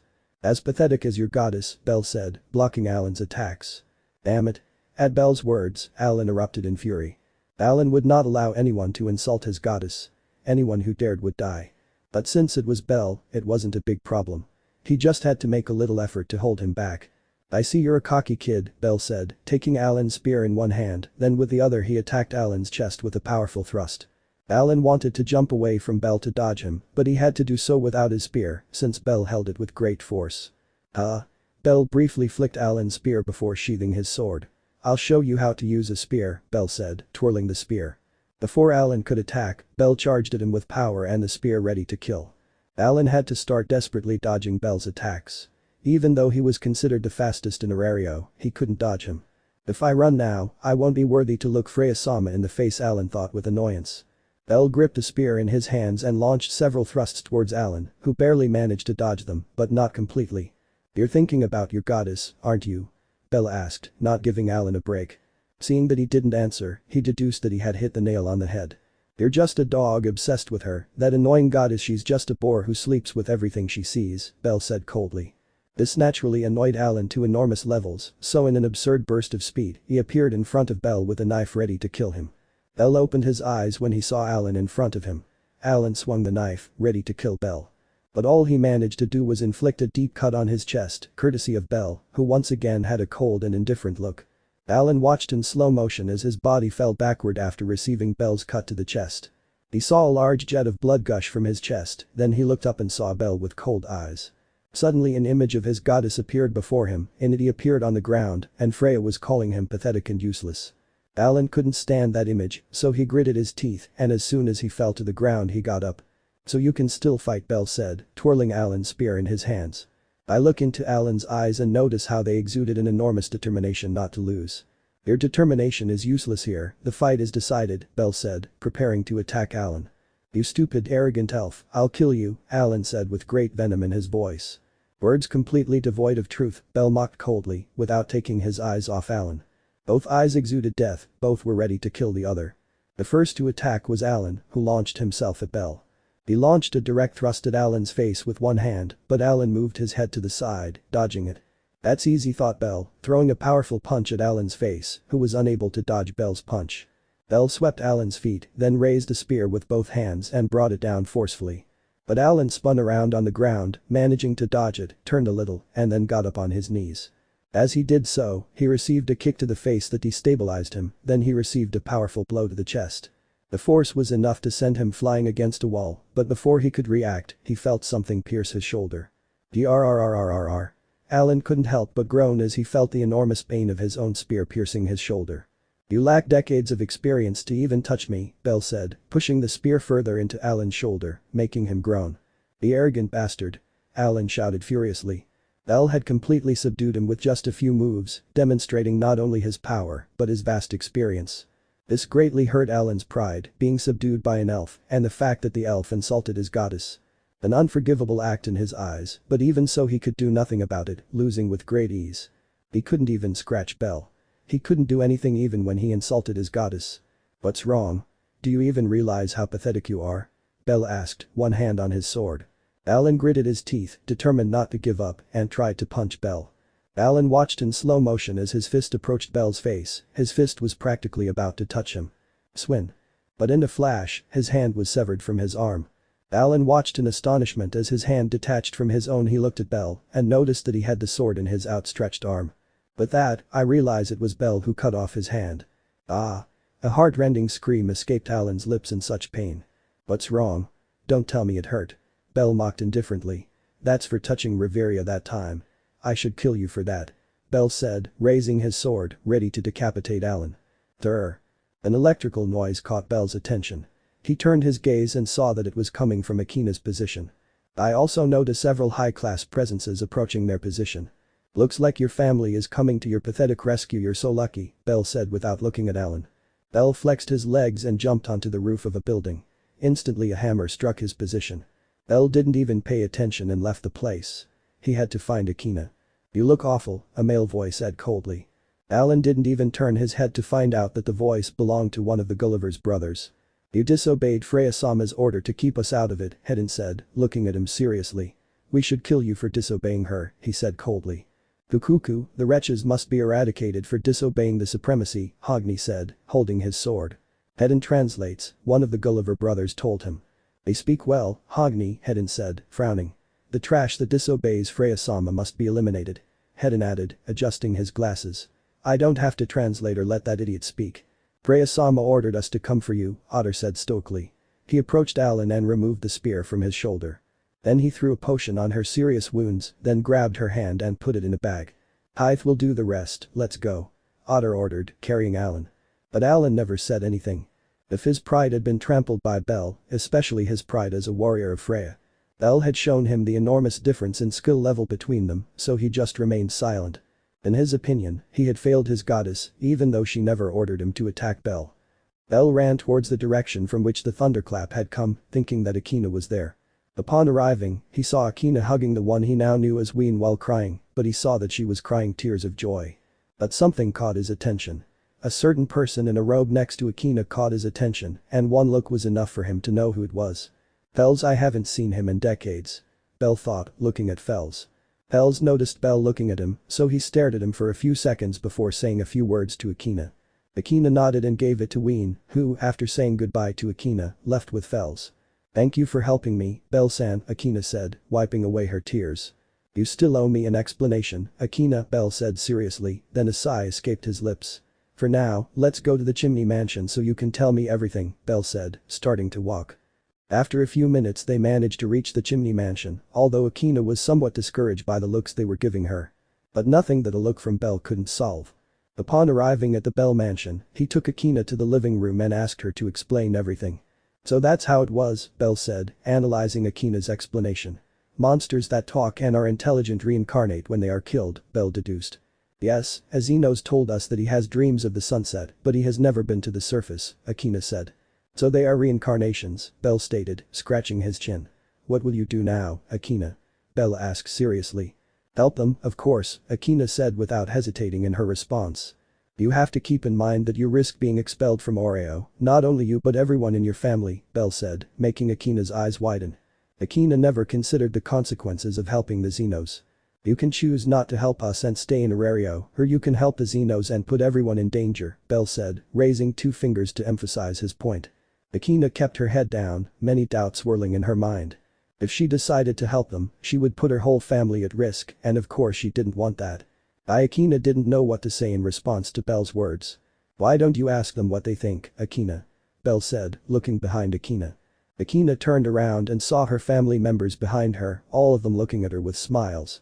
"Of course you have my support, Akina-chan," Hestia said with a big smile. "Although I still think we shouldn't, you can still count on Lily Akina-sama's help," Lily said with a sigh. "I will support her too, Akina Dono," Makoto said, smiling. "Even if my help is small, count on me, Akina-sama," Harahim said. "I'll help too," Welf said with his classic smile.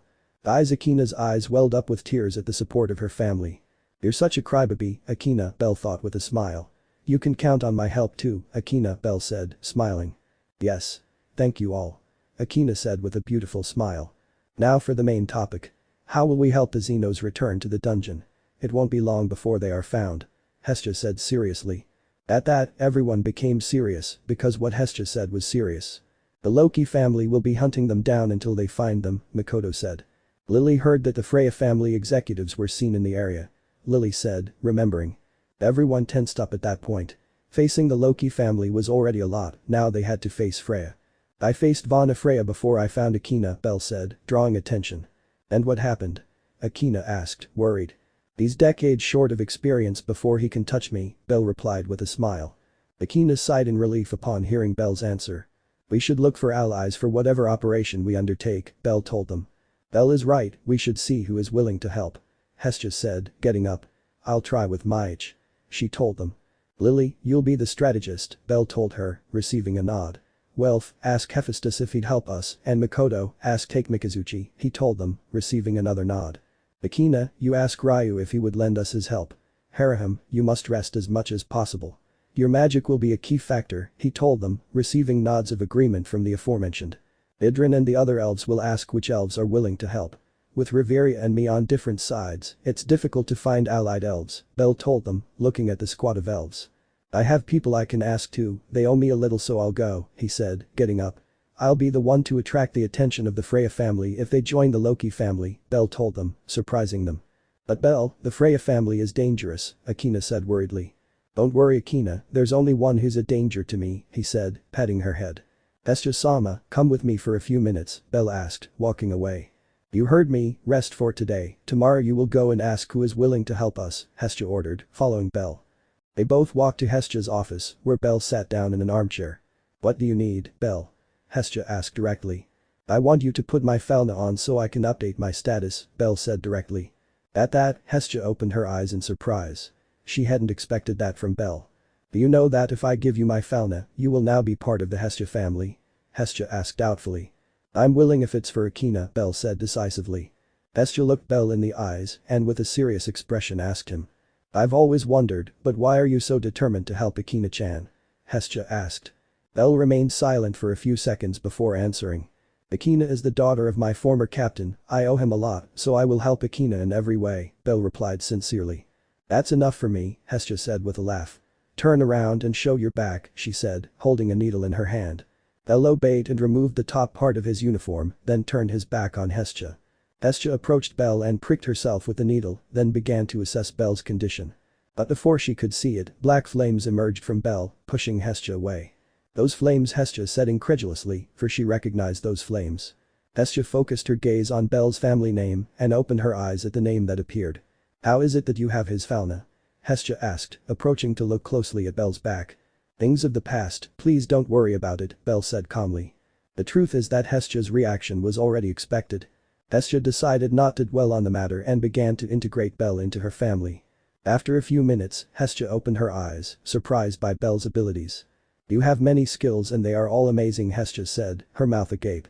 In the past, we were called miracle elves, Belle said casually. Hestia nodded and took a piece of paper to give to Belle, now with his status. I won't ask anything related to your former family or the spirit, I just hope you'll help us, Hestia said, handing the status sheet to Belle. Belle simply nodded as he took the sheet. Bellcranel. Family. Hades. Level. 7. Power. 999s. Resistance. 999s. Dexterity. 999s. Agility. 999s. Magic. 999s. Development skills. Swordsman S. Wizard S. Healing power A. Magic resistance E. Strong body B. Spiritual healing B. Strong defense only when Elendite is activated. Great strength only when Elenlight is activated. Skills. Rebellion. Greatly increases the user's stamina and resistance against magical attacks. Elf Spirit. Increases the effects of magic and all skills in the face of adversity. Accelerated Singing. Can accelerate a singing without risk of will-o'-the-wisp. Act Destroyer. Increases the user's strength and also provides an extremely resistant body. Active Trigger. Shizukani. Greatly increases speed and dexterity. The effect increases the more you fight without rest. Never Retreat. Strengthens the user's body as long as they fight against a single opponent. Pararskin. When fighting multiple enemies, your status increases greatly. Destroyed Cannon. Increases the effects of magic, tripling the power of attack magic. It also allows the user to maintain the magic circle of the spell they just cast as a ring on their arm, allowing them to use it whenever they want. However, they can only hold 2 spells at once, and using the ability requires mental effort. It has an active trigger, and the key to using it is to say the name of the spell. Benko. Increases resistance based on willpower. Mutant Stock. This ability emulates a magic staff, so no magic staff is needed. Elendite. Allows you to use the strong defense and great strength development skills. Active trigger. Magic. Nensho-ishi. He can shoot fire like a laser from his mouth, exploding when it makes contact with something. The end of the earth is near, doom of the forest saints. Hot evil of the forest, imminent destruction of the elf. By elf. Super long chant magic unleashes a devastating electrical explosion that destroys everything in its path. But since it's total destruction, the user is also affected. It tore my soul from the storm of destruction, from the muddy sky, set my feet upon a rock, and steadied my steps. My world ravaged by holy war, a roaring horn at dawn. Annihilate every living being, turn evil to ash. I will follow your will until I die in battle. This body feels nothing, yet it weeps neither. This enormous debt cannot be repaid. Sin of the elf, prominent spark, sharpen your will against me. A world without life, a world without a future, a world devastated by cruelty. Storm of twilight, guide my destiny in the war of tomorrow. Shirodu. Protection magic, creates a highly resistant magical shield. Holiness protector of the heavens, protect me. Elven lament. Healing magic. Testament of Saint Seldia, forgive me, for I have left all my elven pride behind. Healing harmony, cure all ills. Conqueror's hockey. Magic that allows the user to exert their own willpower over others. King's will, ruler's tenacity, absolute archbishop of his majesty. Great misery. Magic that increases the user's physical condition. My sins are my eternal damnation, my laments are silent howls in the forest. Consume me, sins of blood, feelings lost in battle. My life is dedicated to suffering. Spirit flame. Magic granted by the original fire spirit. It gives the user the ability to create fire around them by chanting flame. They can also manipulate it. I didn't remember several of my abilities. If I remembered them, everything would be so easy, Belle said, reading his abilities. Only one of your abilities would be capable of making any god like you, especially Destroyed Cannon, which I think is your best ability, Hestia said, surprised. I didn't remember her, it would have been so easy to kill the demi-spirit with that, Belle said with a sigh. He mentally berated himself for forgetting his skills. He couldn't remember a single one. That's what happens when you have decades without needing to use them. Now you're paying for it. Anyway, we need to get everything ready, Belle said, getting up from the armchair. Chapter 25. A new day dawns in Aario, and a certain white-haired elf moved through the shadows. He walked along without a care in the world, as if he had no problems in life. Perhaps if a person with problems saw him, they would feel enormously jealous of Belle's tranquility. Belle arrived at a building where he knocked 3 times, then scratched the door a little. Knock knock knock kiss. The place was silent for a few seconds, then the door opened. Belle simply walked silently into the place, then went and sat down directly on a sofa. I looked in front of him at the people I had come to see. There were a total of 3.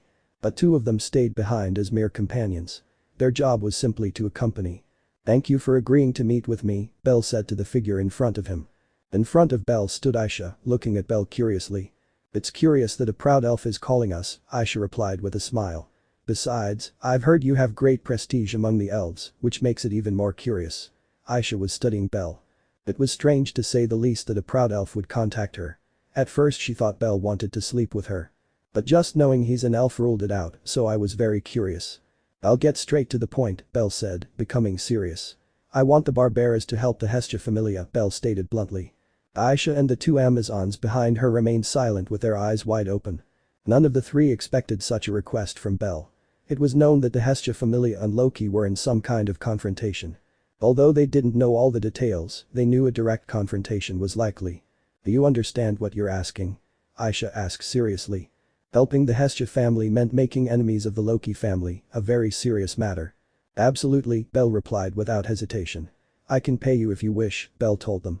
Aisha watched Belle for a few seconds in silence, thinking about what to do. Belle, for his part, was determined to recruit them for the mission. The Barbaras would be a great help if he could convince them. Belle saved many barbers on the day they were being hunted, that's a point in his favor. Aisha, after thinking for a few minutes, decided to speak. Alright, we barbers will help the Hestia family with whatever they do, Aisha said with a smile. After thinking about it for several minutes, he decided to help them. After all, there were several reasons. 1 Haraham was now in the Hestia Familia. 2 Belle had saved several barbers by preventing their deaths. 3 Belle would give them money that never hurt anyone. 4 Loga had beaten several Amazons in a drunken rage. That would be in revenge. Thank you for your cooperation, Belle said without bowing. After all, he was still an elf. Now, how much money are we talking about? Aisha asked, interested. In response to Aisha's question, Belle smiled slyly. For your help I will give you 100 million, if everything goes well in the end I will give you 500 million, Belle told them with a smile. Aisha almost choked at the absurd amount Belle was offering them. No mission from a powerful guild or family would give them that much money. And here Belle was, thanking them so much for their help. It was hard to take in. How much money does this elf have? Aisha thought, a drop of sweat forming on her forehead.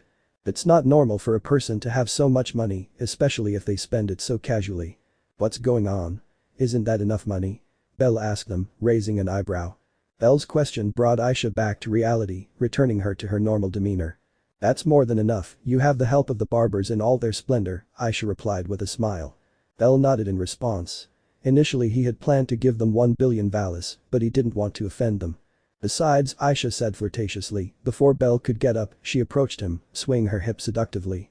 Maybe you could give me one more thing as payment. Belle didn't react to Aisha's flirtatious proposal, he simply replied. Don't tempt fate, because it usually doesn't turn out well, Belle told him in a clear threat. For a moment, the image of Riveria came to his mind. Why am I thinking about Riveria now? Belle thought, confused, but decided to let it go. Aisha smiled at Belle's answer.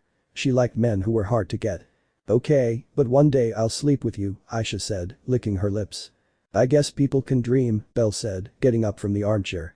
I'll send you the details of the operation, Belle said before leaving the building. Belle left the building in an unknown direction. An executive meeting was taking place at Twilight Mansion. The topic was simple and known to all. The Hestia Familia and the intelligent monsters. As you know, we have to capture the talking monsters and in the worst case scenario, eliminate them, Finn told them seriously. The other family members are already searching Daedalus Street. There's nowhere else to hide. Gareth said, sitting in a chair. There's a possibility we could come into conflict with the Hestia Familia over this, Finn told them seriously. Everyone remained silent about that. The Hestia Familia as such was not a danger at all. If not, who helped them? That single presence alone could change a battlefield. You mean Belle, right? Loki asked, opening one of his eyes with a smile. Finn nodded in response. Belle's presence complicated everything. Belle was able to match Otter's power, which makes things even more difficult, Gareth told them, stroking his beard in contemplation. You just have to go and find the monsters, and that's it, Bet the idiot told them as if it weren't difficult. You're not listening, you stupid dog. Tiona yelled back. Say that again, you stupid flat-chested Amazon. Bet growled in response to Tiona's insult. All you know how to do is bark. That tattoo of yours doesn't make you any cooler. Tiona growled, a vein throbbing in her forehead. What had happened to his chest had been a hard blow to his pride. Hey. That stupid old man has one too. Bet growled in response. This confused everyone, because according to them Gareth didn't have any tattoos. But I don't have tattoos, Bet, I don't know where you got that from, Gareth said with a smile. Hahaha. The dog doesn't even know what to invent. Tiona mocked, sticking her tongue out at Bet. Shut up. I'm not talking about the old man here, I'm talking about the elf older than the old woman, Bet said, looking away. He has a tattoo on his shoulder, Bet said, pointing to his shoulder. Wow, I didn't know White Haircon had tattoos, Tiona said in surprise. Considering he's an elf, it's something you wouldn't expect, Tyne reasoned. But what they didn't notice was that Riveria and Lafia remained in a deathly silence. Suddenly Riveria stood up, but her face looked serious as always. I'll go to my room for a moment, she said, hurrying out of the room. Everyone was surprised by Riveria's sudden departure. She was one of the most responsible people there. The fact that he wanted to leave like that in the middle of a meeting was strange. What's wrong with Mama Riveria? Tiona asked, confused. Why don't we ask Lafia? She seems to know the answer, Loki suggested, looking at Lafia. She was looking at the ground with her ears slightly drooping, as a sign of her mood. Lafia, do you know what's wrong with Riveria? Finn asked directly, he knew that what Riveria did wasn't normal. Lafia simply nodded in response without looking up. Can you please tell us? Finn asked politely. But Lafia shook her head, which confused the others. Why don't you want to tell us, Lafia? Gareth asked, becoming serious. Lafia remained silent in response to his question, making Bet impatient. Just spit it out, Bet growled, growing impatient with Lafia's silence. Loki looked at Lafia for a few seconds before slightly opening his eyes. Is it because of Belle, isn't it? Loki asked, already knowing what the problem was. He had known it for a while, actually. This time Lafia did respond with a nod. This didn't surprise the others. Riveria's feelings for Belle were obvious, and now they seemed to be enemies. But Riveria is strong, Ace said, speaking for the first time. Is it because of the tattoo, isn't it, Lafia? Finn asked, piecing things together. It was after Belle's tattoo was mentioned that both elves reacted that way. Although Finn didn't know what the tattoo meant, he knew it was related. Tell us what you know, Lafia, that's an order, Finn said seriously. They didn't have time to lose, and this could be important. After all, it put Riveria in a bad state, and since Belle was now his enemy, information about him would be useful. Lafia remained silent for a few seconds before slowly raising her gaze. That tattoo is Lafia didn't know how to say it, it seemed impossible to her. It has something to do with the special elven hunters, right? Finn asked, thinking that was it. Now he was putting the pieces together, starting with the alleged survivor of that group. Belle had just arrived 4 months ago. He was powerful despite not being an adventurer. Finn hoped he was wrong in his conclusion, otherwise he didn't know how they could win against the Hestia Familia. What do those guys have to do with this? Belle asked, confused. He wasn't understanding anything. Lafia explains, Finn ordered, also awaiting the response. There was something that characterized the special elven hunters, 3 things in particular. Lafia told them before taking a breath. 1. A black robe. 2. An animal mask. And finally 4. A tattoo on the shoulder. Lafia concludes with the characteristics of the special elven hunters. Everyone was surprised. They now knew why Riveria and Lafia were acting this way. Does that mean what about the massacre? Tyan asked with a complicated expression. Yes, it was Belle, Finn replied seriously. Let's give Riveria some space for a few hours, Finn ordered. No one objected to that order. They knew Riveria needed his time. As soon as Riveria left Finn's office, she hurried straight to her room. She felt her eyes gradually begin to moisten, a pressure flooding her chest. When he got to his room, he locked the door and then threw himself onto his bed. She buried her head in her pillow and began to shed tears. Belle, why didn't you tell me? Riveria thought, crying into her pillow. She had used all her willpower not to burst into tears in front of her entire family. Everything makes sense now, your level, your captain. The massacre, Riveria cried more and more. Her heart ached. She felt it was throbbing with pain despite not being attacked. During all the time he was with Belle, he never found out anything. Is everything you told me about yourself a lie? Riveria thought, squeezing her pillow tightly. Is that why you said you were taking care of the last thing that kept you in this world? Belle. Why didn't you tell me? Riveria grabbed her pillow and threw it against the wall in anger, or rather frustration and pain. Was the I love you told me also a lie? Do you even care about me or at least appreciate me? Am I anything to you? Riveria was staring at the ceiling with great pain in his heart. Riveria realized that all this time she had been living amid Belle's lies. Nothing he had said was true, not even his smiles were genuine. When she smiled at him when they saw that pillar of light, Riveria realized that Belle's smiles were fake.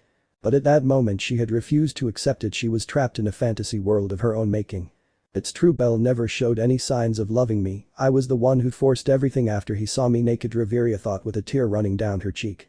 It was true, she forced Belle to be with her by force with the responsibility. All this time she'd been acting like a lovesick schoolgirl that had completely blinded her. Now I thought things through and they were so obvious. Everything surrounding Belle was a mystery. A mystery that she could have solved by paying attention and stepping out of her romantic fantasy. But despite all that, she still loved Belle. That's why I'm making my own decision. I look for Belle and ask him for answers face to face. No lies, no excuses, just the pure truth. Belle, you'll give me many answers, Riveria said decisively. Her love for Belle wouldn't disappear for any reason. It was clear that the love of an elf is the purest and most beautiful love that could exist. And Riveria's love would be no exception to that. Chapter 26. In a completely dark hallway, calm footsteps echoed. Little by little, he approached his destination, a light at the end of the hallway where a powerful aura could be felt. Red eyes gleamed in anticipation. It's been decades since the last time Uranus. Inside a huge, dimly lit room, the god behind the guild sat on his throne. This was Uranus, the god who keeps the dungeon at bay through prayers. With his eyes closed, he prayed for the calm of the dungeon until he opened his eyes due to a presence. Is something wrong, Fells? Uranus asked, slowly opening his eyes and speaking in a deep voice. Upon saying the person's name, an entity covered in black robes turned towards him. Someone is approaching, Urano-sama, a familiar presence. Fells replied in a strange voice. Uranus looked ahead, knowing where Fells was looking. In front of him was a wall with no humor whatsoever. No one should know about that passageway except them, Uranus said seriously. His gaze seemed to pierce the wall he was looking at, trying to deduce who was using the passageway. Since their deaths, the passageway has not been used. It has been inactive for 40 years, Fells said, reminiscing. Both of them pictured masked figures in black robes that emanated death. Soon a squeaking sound began to echo throughout the room. Looking at the wall, they saw it slowly moving to the right. Slowly the door opened completely, alerting both people in the room. A pair of red eyes shone brightly from the darkness, staring directly at the figures inside the room. How do you know about that passageway? Uranus asked him directly in a sepulchral voice. It's been a while, Uranus, Fells greeted the person emerging from the darkness of the hallway. As they did so, both people were able to observe Belle, who was calmly looking at them. You know Fells, how do you know that? Uranus asked seriously, without hesitating in his words. That path has been sealed for 40 years, nobody should know about it, Fells said, ready to cast a spell on Belle. You're right, it's been 40 years since I last used this hallway, Belle told them, his face expressionless. Uranus's eyes acquired a surprising gleam. He had grasped the hint and therefore understood who Belle was. Who would have thought there would be a survivor? I had my suspicions, but I couldn't confirm them from here, Uranus told him. Elves instantly understood what Uranus was talking about, so he relaxed his posture a little. He stepped back a little, deciding to observe everything in silence. Judging by your tone of voice, I can tell you're not a dragon, Uranus said, analyzing Belle. What kind are you? He asked with a curious glint in his eye. There's no need to know which one I am, Belle replied, shrugging his shoulders slightly. You're right. Uranus agreed, sighing inwardly. Not even now, seeing one's face, could he tell which one it was. Always in absolute secrecy. I suppose the news of their deaths was false, Uranus said in a grave voice. You're wrong, I'm the only one who survived 30 years ago, Belle said grimly. The atmosphere gradually grew gloomy, with a grayness invading their hearts. I see, said Uranus, deciding not to press the issue. So what brings you here? Uranus's eyes sparkled slightly. Her gaze fixed on Belle. She knew that if he had returned after so long, it was for a reason. Aario owes us many favors from the past, I hope you haven't forgotten that, Belle replied with a fake smile. So that's it. Uranus couldn't help but sigh at Belle's statement. I knew perfectly well that Belle was absolutely right, even if the people of Aario didn't know it. The elven hunters had done much for Aario from the shadows. Obviously, everything stems from an equivalent exchange between both sides. Both sides had made shady deals in the past, deals that were best forgotten. But the main benefit of Aario was the elimination and information about Evilus at the hands of the hunters. Of course, nobody knew this except him and Fells, and the almost extinct hunters. Aario had had a dark era because of Evilus, but that was just a kiss. If Evilus had been at its full power, Aario would not have been able to resist. Evilus's power was immense compared to what was believed, so Aario resorted to dealing with the hunters. Evilus had a lot of power more than 40 years ago, something unknown to everyone. Something the hunters had to deal with. In fact, it was so much that in the end they were indirectly responsible for the death of the special elven hunters. What would you ask for? Uranus asked him directly. Belle smiled, knowing that Uranus would return the favor. I know I can't ask much of you in these uncertain times, but I'll be direct, Belle said seriously. Both Akina and the entire Hestia familia will be cleared of all charges, no matter what happens, Belle demanded. Uranus looked silently at Belle, knowing what such a request implied. If you're asking for that, it's because something serious is going to happen, Uranus told him. He himself knew that the Hestia family and Loki would have a direct clash. It was inevitable with the Xenos involved. After all, he had given the Hestia familia a secret mission, but he didn't expect Belle to be one of the hunters.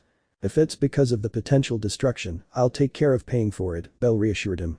From what you've said, you've already planned everything, haven't you?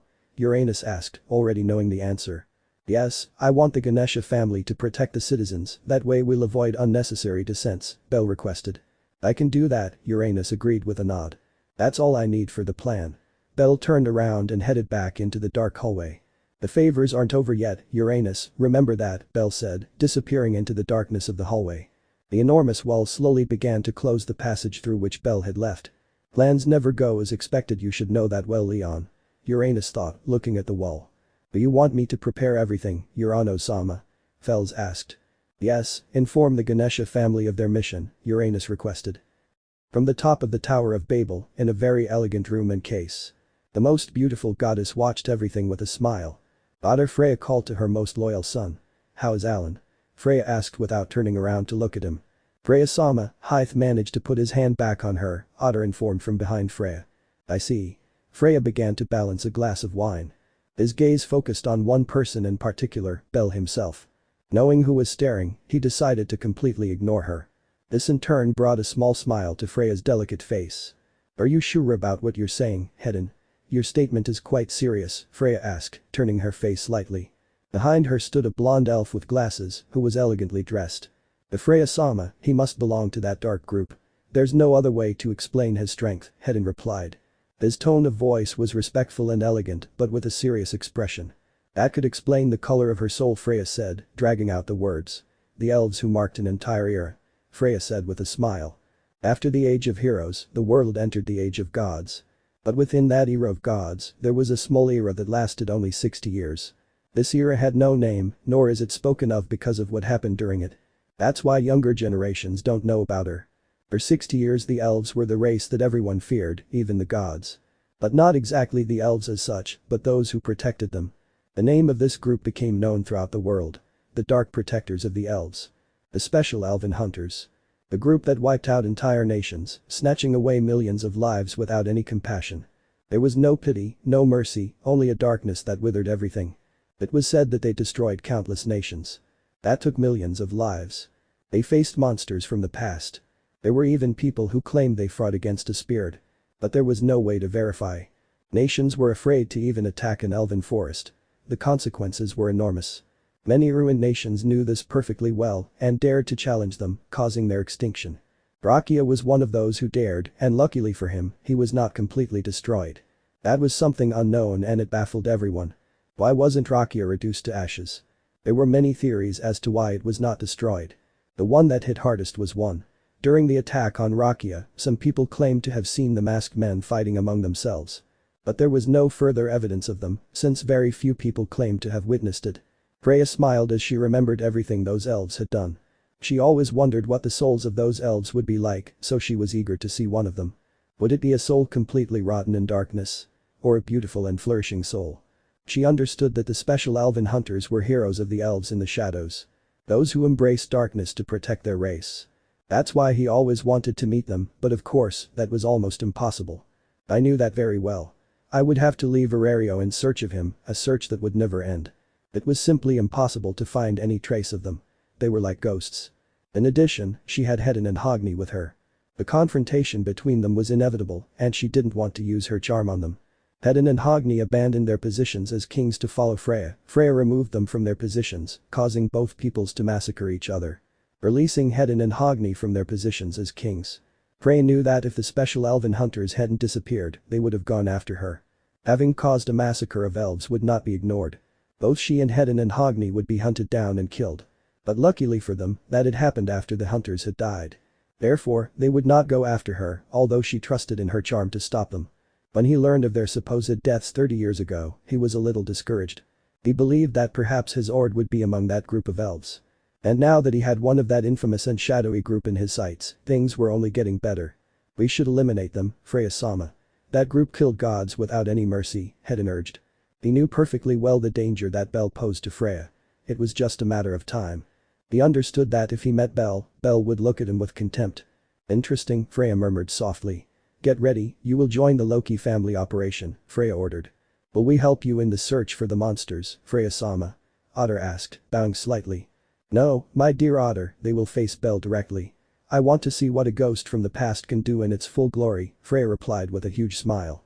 I understand, I'll go and organize everything, Otter apologized, leaving. Freya looked at Belle for a few seconds before speaking. Hedin, you and Hogni will go too. Freya ordered him. Although she loved her children and did not want them to die, her curiosity was greater as a goddess. I wanted to see an interaction between Belle and his beloved elf kings. The battle of elven ideals. Those who abandoned their race to follow a goddess. Against him who embraced darkness to protect his race.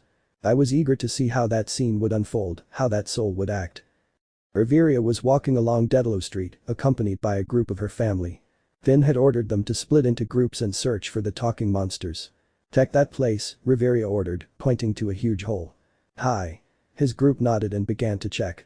Riveria kept her face serious, but inside she couldn't stop thinking about Belle. That elf who stole her heart, the one to whom she decided to give all her love for the rest of her life. He was the man who managed to win her heart, something that had never happened before. Without Belle by her side, she began to feel lonely, even with her family by her side she still felt alone. That only demonstrated the immense love he had for Belle.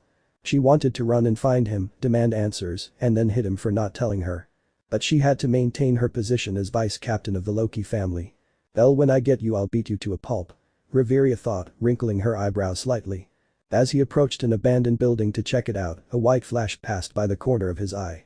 She turned around quickly, seeing Belle, walking calmly away from her. Belle. Riveria wasted no time and approached an elf. You're in charge until I return. Riveria ordered, receiving a high Riveria-sama from the elf. Seeing this confirmed, Riveria started running towards Belle. You'll give me answers right now, Belle, Riveria thought decisively. Chapter 27. Riveria was running, trying to catch up with Belle.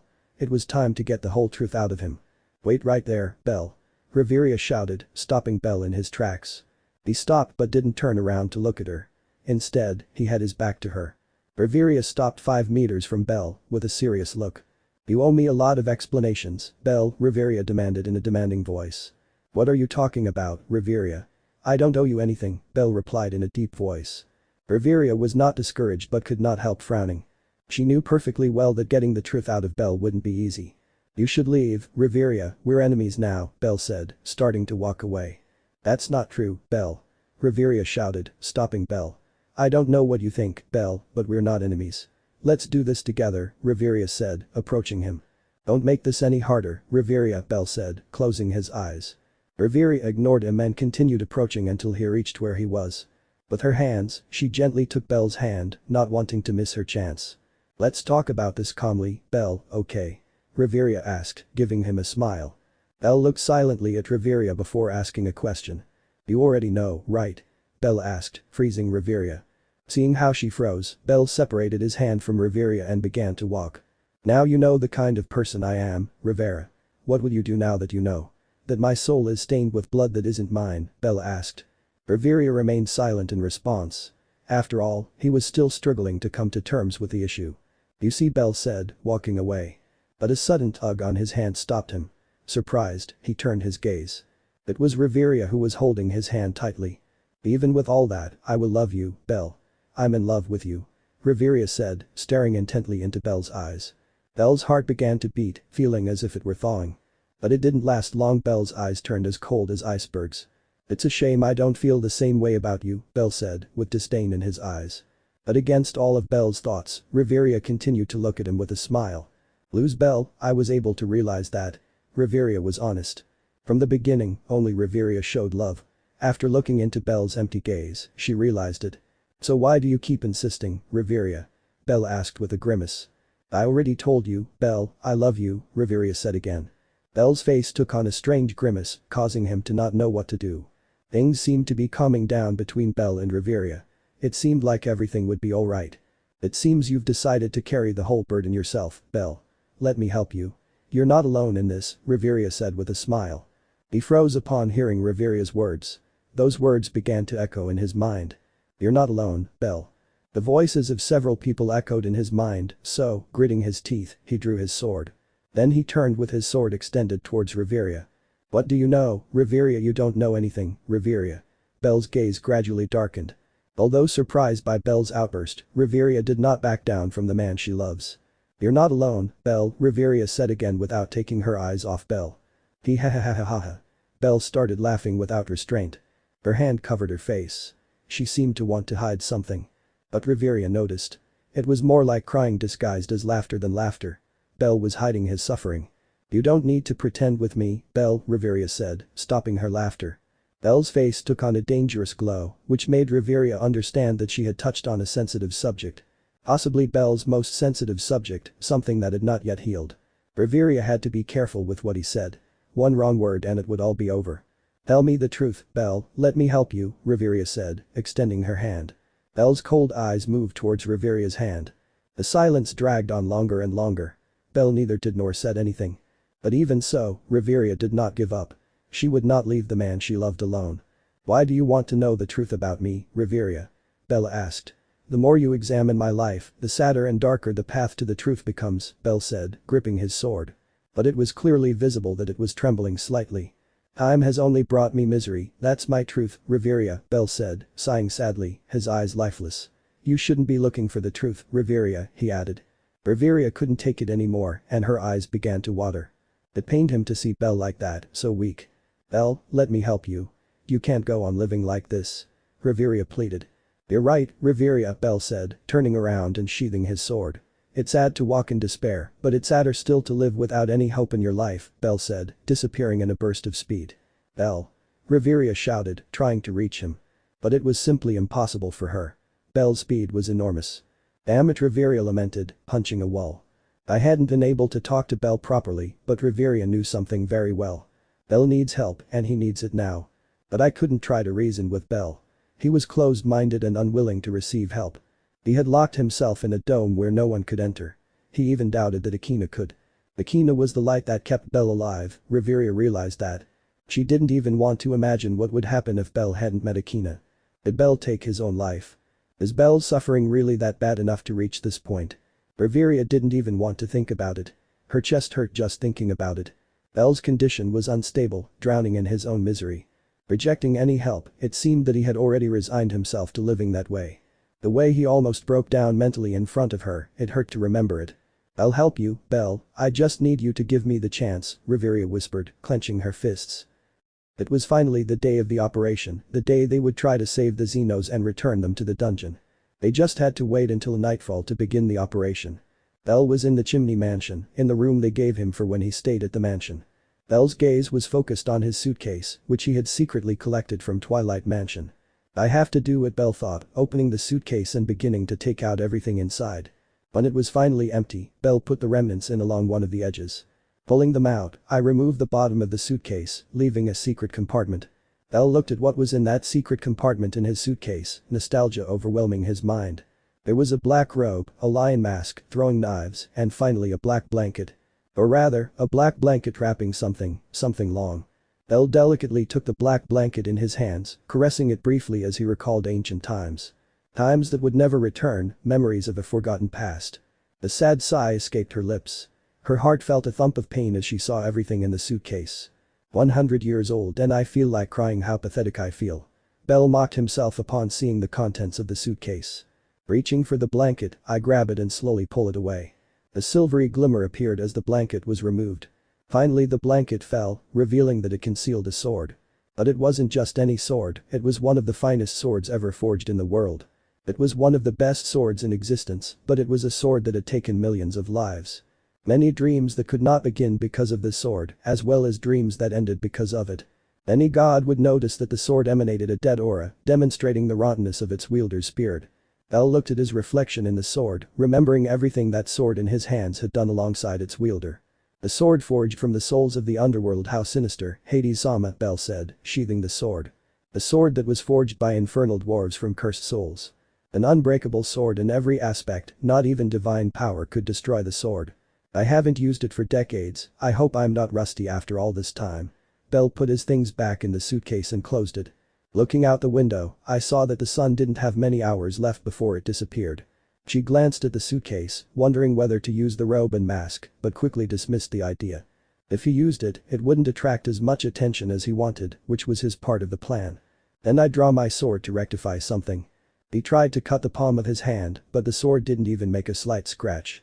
The king must have cancelled the contract, Belle thought, sighing. He placed the sword on the ground and went towards the door. She opened the door and put up a do not disturb sign that they had given her for when she was staying. He returned and picked up his sword, then approached the wall with his hand outstretched. He raised his index finger and immediately his finger caught fire. Belle remained like that for a few seconds until the fire on Belle's finger began to turn black. The black fire was at the tip of Belle's finger. What was it like? Belle began to draw a strange drawing on the wall. Belle's finger trailed across the drawing, leaving a burn mark. Finally the drawing was finished, being a circle with a triangle in the middle. In the triangle there was a kind of crescent-shaped staff with a small circle at the top point. "Merciful death, make way to your cursed and cruel kingdom." Belle said an incantation which was not magic. The mark that Belle drew suddenly burst into black flames, emanating a powerful energy. Outside the room, more specifically in the chimney mansion's living room, Hestia was going over the plan with her children. But she remained silent with a very serious look on her face. "Is something wrong, Kami-sama?" Akina asked, confused by Hestia's sudden seriousness. She momentarily ignored Akina's question, instead looking in the direction of Belle's room. "That power is hers," Hestia thought seriously. "It's the same as when I placed the Falna on Belle." "Who are you really, Belle?" Hestia thought seriously. Although he didn't want to interfere in Belle's affairs, that didn't stop him from being curious. Belle was a complete enigma to Hestia, and she was sure he would be to anyone who saw which family he belonged to. Hades was a more troublesome goddess than Freya herself, and that was already something quite astonishing in her opinion. "Kami-sama. Kami-sama." Hestia snapped back to reality as Akina began waving her hand in front of her face. "Oh, it's nothing, Akina. I was just remembering some things," Hestia replied with a forced smile. Hestia decided to trust Belle. Her desire to protect him from Akina was more than evident. So she decided to place her trust in him. Although she remained uneasy upon learning that Belle was related to Hades. Back in Belle's room, he silently stared at the mark engulfed in black fire. The fire gradually began to intensify greatly. Until it began to slowly rotate, forming a gloomy-looking door. Belle's eyes closed for a few seconds, mentally preparing himself for what he was about to do. It's because of the captain's granddaughter Akina is the priority, Belle said to himself, sighing slightly. Finally, she opened her eyes and began walking toward the doorway, a determined look on her face. What she was about to do was no child's play. When he opened his eyes, Belle found himself in a huge room lit in green. With a huge gloomy look about her, anyone could notice it if only they could get there alive in the first place. Belle's eyes began to inspect the room he had arrived in. A serious expression marked his face. He had gotten himself into a dangerous place. There were stone pillars supporting the room, with walls made entirely of black bricks. There were chandeliers on the ceiling to illuminate the place, but the curious thing is that it was a green fire that illuminated it. Who would have thought I'd see you again, Belle-kun? It's been decades since you last visited me. A solemn female voice resonated in the room, sounding powerful at its peak and with a divine essence. Focusing his gaze, Belle saw at the back of the room an enormous throne made of gold, or at least that's what it looked like. It's been a while, Hades-sama. I didn't think I'd see you again, Belle said seriously. The person in front of him was no joke. The aforementioned woman smiled slightly upon hearing Belle's voice. Hades was a white-skinned woman with a rather voluptuous body, comparable to that of the goddess Freya. She wore a plain black dress, with a black crown adorning her also black hair. His blue eyes scanned Belle's entire body, but not in a lustful way. Rather, in an amused way. You must be desperate if you've come to me, Belle-kun, Hades said, smiling and in an amused tone.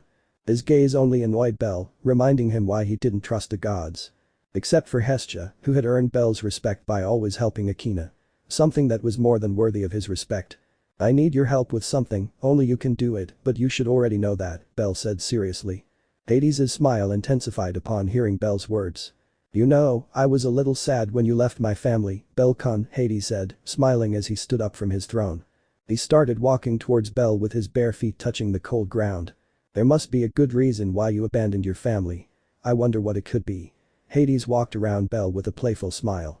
Just help me with the sword and I'll leave this place, Belle said, annoyed by Hades' attitude. Ooh, Belle-kun, you just arrived and you already want to leave, how mean you are to your beloved goddess, Hades said, caressing his cheek.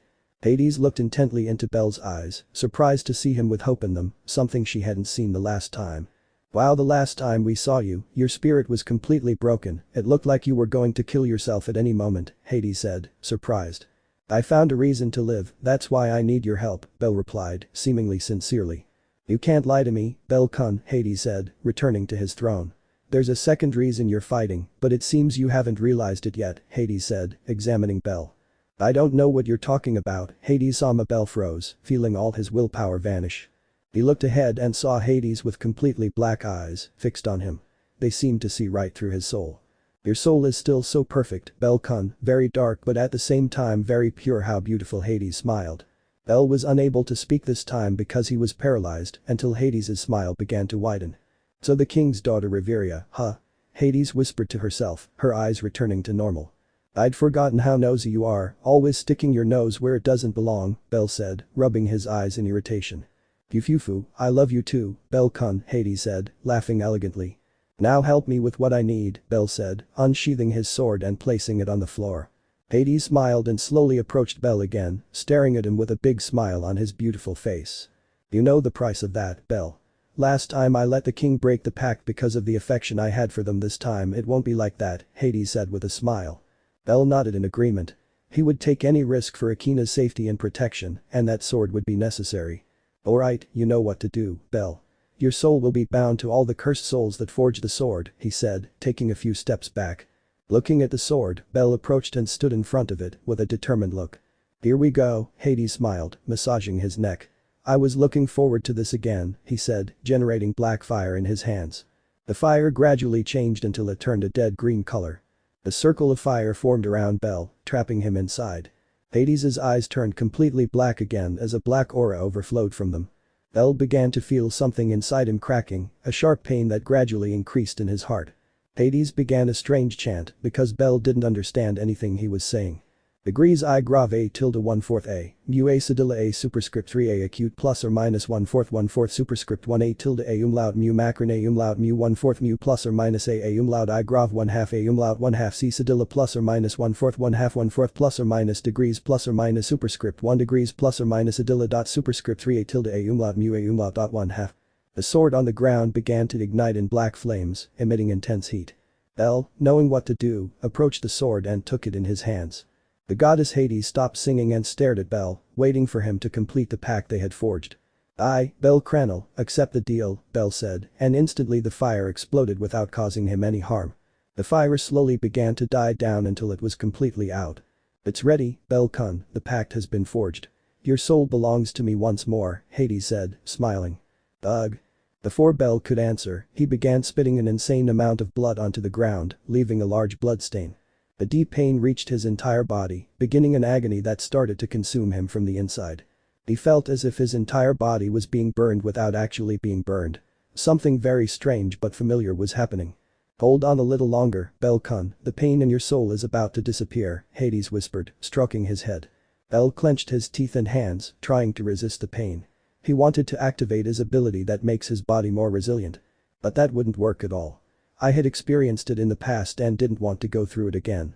Finally the pain stopped, causing Belle to breathe heavily as he no longer felt such horrible pain. Congratulations Belle-kun, you've withstood the cursed fusion for the second time. You should be proud of yourself. Hades congratulated him, clapping happily. Belle didn't answer him. He knew that everything Hades felt was nothing more than gloom surrounding him. As Belle slowly got up, Hades froze Belle with a few words. You know, Belle-kun, I'd like to meet Akina-chan. The granddaughter of such a spectacular man shouldn't go unnoticed, Hades said playfully. Belle's hand rested on the hilt of his sword, ready to attack the goddess Hades at the mention of Akina. Hades looked at Belle with narrowed eyes, before smiling. Did I say something wrong, Belle-kun? Hades asked, feigning innocence. It would be best if you never met her, for her sake. Not even to see her, Belle said harshly, without taking a step back. And here I thought I'd be part of a new generation of elven hunters, Hades said with a comical pout. I guess the fun's over, Hades said, huffing and returning to his throne. Belle's heart felt uneasy at Hades's words. He didn't even want to imagine Akina wearing a white mask, not even for a game. I'm leaving right now, Belle said, turning around and walking towards the portal. Now stay and hang out for a few moments, Belle-kun.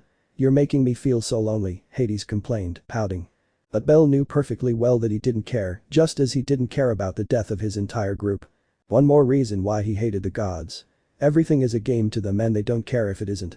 Remember that the sword has not yet reached its full potential with your soul. It still lacks the awakening, Hades pointed out with a smile. Belle fell silent, recalling that phase of his sword, but he had no time for that. The operation was at nightfall. He would have to give everything for the well-being of Akina and his family. The awakening was very necessary, but he didn't have time to carry it out. Come visit me again, Belle-kun, I'll be eagerly waiting for you on my throne, Hades said, waving his hand with a smile. Belle did not answer and went through the fire portal back to his room. The portal slowly faded until it disappeared completely, making Belle sigh. How I detest her, that damned capricious and annoying goddess, Belle complained in a rather low whisper. I lightly unsheathed the blade. Just by looking at it, I knew it could cut perfectly.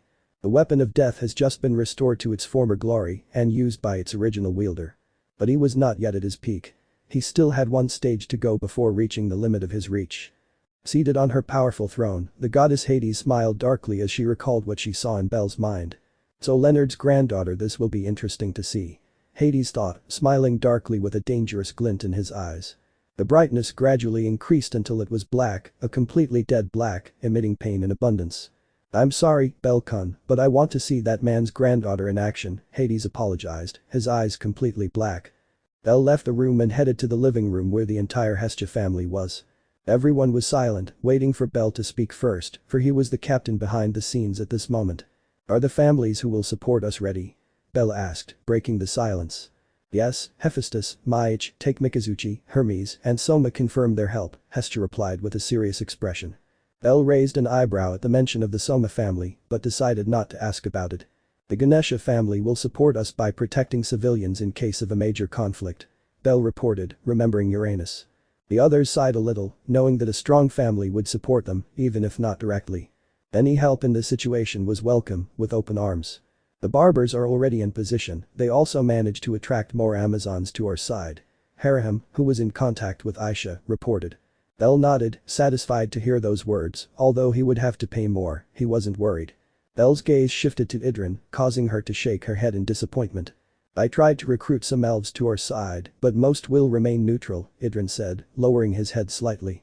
It was normal for the elves to remain on the sidelines of this whole situation. After all, two prestigious elves were going to face each other. They couldn't simply choose a side. "Don't worry, with the support we have it should be enough," Belle reassured him. The Loki family was the second most powerful family. It wouldn't be a problem for them to deal with the Hestia family and the families that help them. But they can't be everywhere at once. That would be a very decisive factor in the fight. Belle would be key to the whole operation. Both sides knew that perfectly well. But since Belle confronted Alan Frommel, he had no doubt that the Freya family would get involved. If so, he would be the one dealing with the Freya family alone. The others would focus on the Loki family. I could take some help with him, but from what I hear the Freya family would kill without hesitation. That could cause relationship problems for the Hestia family and therefore for Akina. So Belle decided to face the Freya family alone if they showed up to fight. Of course Akina didn't know this. If she did, the whole operation would be at risk. They knew everything, that's why they didn't tell him anything. Belle had strictly requested that he not be informed of his part in it. Akina thought that Belle would attract the attention of as many adventurers as possible, not knowing that this included the Freya family. It was a bet Belle had taken for Akina's sake. "Get ready, we leave in 2 hours." Belle ordered seriously, receiving nods of agreement from everyone. Belle left the chimney mansion and climbed onto the roof, waiting for everything to begin. "I'm afraid a conflict is inevitable," Belle thought, feeling a familiar, leering gaze. Chapter 28. Belle's red eyes stared at the moon, taking all the peace he could for the next few hours when a conflict would occur. The night of the operation had arrived. That night they would face the Loki family for the salvation of the Xenos. Or that was the case for the Hestia familia. For Belle, it was a night where he would have to give everything to protect Akina. Belle's slow sigh escaped her lips, letting a small mist form due to the cold of the night. "It's time to start," Belle thought, getting up and stretching a little. He turned around and signaled to Mikoto that the operation was beginning. Mikoto nodded and ran off towards the rest of the Hestia familia, each of them going their separate ways in groups. Welf and Mikoto would go one way with magic swords, Akina and Lily would go together to support each other, Hestia and Haraham would be on top of a building as command centers. And finally, the squad of elves commanded by Idrin would go elsewhere. The Amazons and remnants of allied families were waiting for a signal to begin. Belle began a slow walk. He had to attract as much attention as possible to take the burden off the others. Being level 7, he would bear the brunt of the work in this operation. Therefore, his approach was slow and deliberate. As I walked, I felt a penetrating gaze. I knew it was Freya watching my every move. But he became serious when he felt a dark, malicious gaze, but as quickly as it appeared, it disappeared. So Hades will be watching too as long as he doesn't interfere. I suppose there won't be any problems, Belle thought as he walked. The last thing he wanted was for Hades to make an appearance that night.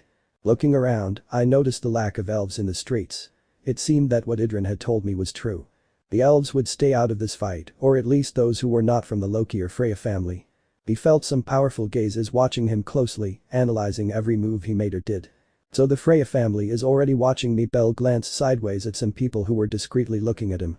I could sense that these people had more strength than ordinary adventurers because they claimed to be from the Freya family. They couldn't be the Loki family. They were already stationed in locations established and mapped by Belle. So he was sure it wasn't them. Belle placed his hand on his sword sheath as he felt 6 truly powerful pretensions approaching his position. At the top of a huge building was the Loki familia's operations center, commanded by Finn. Finn silently gazed at the city of Aario, his eyes scanning every inch that his vision allowed him to see. His mind was churning out hundreds of plans and countermeasures in case of emergency. He couldn't afford to fail. "Finn, I don't want anyone in my family to die." Belle could act. Loki said childishly beside him. Finn's face showed seriousness, but a slight smile formed when Loki spoke about Belle, or rather, his secret. "I suppose you know that too, Loki," Finn said with a smile, which Loki returned. "As long as Akina is in Aario as an adventurer, Belle won't kill anyone, or at least not in public," Finn told him. Loki's smile gradually widened, while one of his eyes opened slightly. "So you figured it out. I thought I'd have to give you some hints about that," Loki said, closing his eye. "Akina is a factor that greatly limits Belle. He can't act with complete freedom while she's here," Loki said, looking at the city. What Loki said was true. Akina was a crucial factor tonight. She was the piece that prevented Belle from attacking to kill, which limited him. Belle had to hold back a little with the adventurers because if he killed them, everything would fall apart as he would be no different from Evilus in the eyes of the people. That in turn would be passed on to the Hestia familia and therefore to Akina, so Belle also had to consider Akina's reputation. But Finn and Loki knew this. They couldn't take full advantage of Akina's position. If things got really bad, there was a chance Belle would launch a full-scale attack and take Akina from Aario. They didn't know how Belle would act during the night, and neither Finn nor Loki could reach a correct conclusion. For both of them, Belle was too unpredictable a variant, so they had to be very careful with every step they took. The most logical plan they could come up with was for Belle to confront them by acting as bait, but that would be too obvious. So they had to have several plans. There was also the idea that Belle would escort the monsters, while the Hestia familia acted as bait, but they quickly discarded it. They both stopped talking when a girl from their family hurriedly approached them. Finn sama, Loki sama. The Hestia familia has been spotted on the move and they are splitting up along different paths, the girl informed them. So they've already started moving. What about Belle, have you seen him yet? Finn asked, looking at the girl who reported. Yes. He was seen walking away from the Hestia familia in a completely opposite direction, the girl informed him. Finn thoughtfully placed a hand on his chin. Was Belle acting as an escort for the monsters? Or was Belle the bait? I looked at his thumb to see if there was any signal pulse, but it did nothing to help him. Everyone be alert, keep an eye on every member of the Hestia familia, Finn ordered, glancing briefly at Aario before speaking. For now, ignore Belle. He might be acting as bait, Finn instructed. Yes, I'll go and inform you immediately.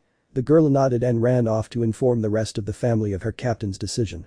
You know that if we ignore him and it turns out he's the bait, there's a chance he'll be the one to attack directly, Loki said, tilting his head slightly. I lost, but Belle is too strong to fight. It would be best to ignore him for now, Finn said seriously, his eyes returning to the city. Loki simply nodded silently and also looked at the city, but once again, another member of the Loki family approached to report. I have important news. I reported, surprising Finn and Loki. Executives of the Freya family and some members were seen heading east. They never imagined that the Freya family would mobilize on that particular day, but now only one thing mattered. Whose side would they be on? They're heading east, Finn said, looking in that direction. That's where Belle is going. It looks like they're after him, Finn said seriously. I can't think why Freya would mobilize her family for Belle. Could it have been because of the fight between Otter and Belle? Loki said, looking at the sky. There's no other option but to take advantage of this opportunity. With the Freya family holding Belle captive, we can win, Finn said, making a decision. What a harsh decision, Finn, Loki said playfully. Belle had his hand on the hilt of his sword, ready to draw it and attack anyone who approached. I noticed several people who were watching him begin to move and slowly surround him in every corner. Belle's demeanor remained calm even when surrounded by a dozen high-ranking adventurers from the Freya family. They were certainly strong, but they weren't first class. So Belle should be able to handle them without any problem. So will you attack me or not? Belle asked calmly, not worried about his situation in the slightest. In response, everyone started pulling out their weapons and lunging straight for Belle's neck. Belle's sword flashed rapidly, causing 5 people to fall to the ground with injuries all over their bodies. He turned slightly, avoiding the axe of a rather muscular dwarf. Belle placed his foot on the axe, preventing the dwarf from lifting it. Then with one hand I caught a spear that was going for his head, catching it and squeezing it tightly. With his last free hand, he grabbed his sword and blocked 2 swords at once. Belle looked bored at all his attackers. How weak they are, if they're going to attack, they should do it right. Belle said, making a burst of speed, appearing 5 meters away from the people who attacked him. The people who were with Belle blinked a little, stunned, but they recovered and were about to attack him again with their weapons. But suddenly they fell to the ground with wide eyes and their bodies covered in cuts all over. Belle bent his legs and lunged at the horde of adventurers who were throwing themselves at him, wanting to cut him down. His sword flickered several times, cutting his attackers, who could do nothing to avoid Belle's cuts. They were swift flashes that they could not block or deflect. They could only watch helplessly as the blade cut them down.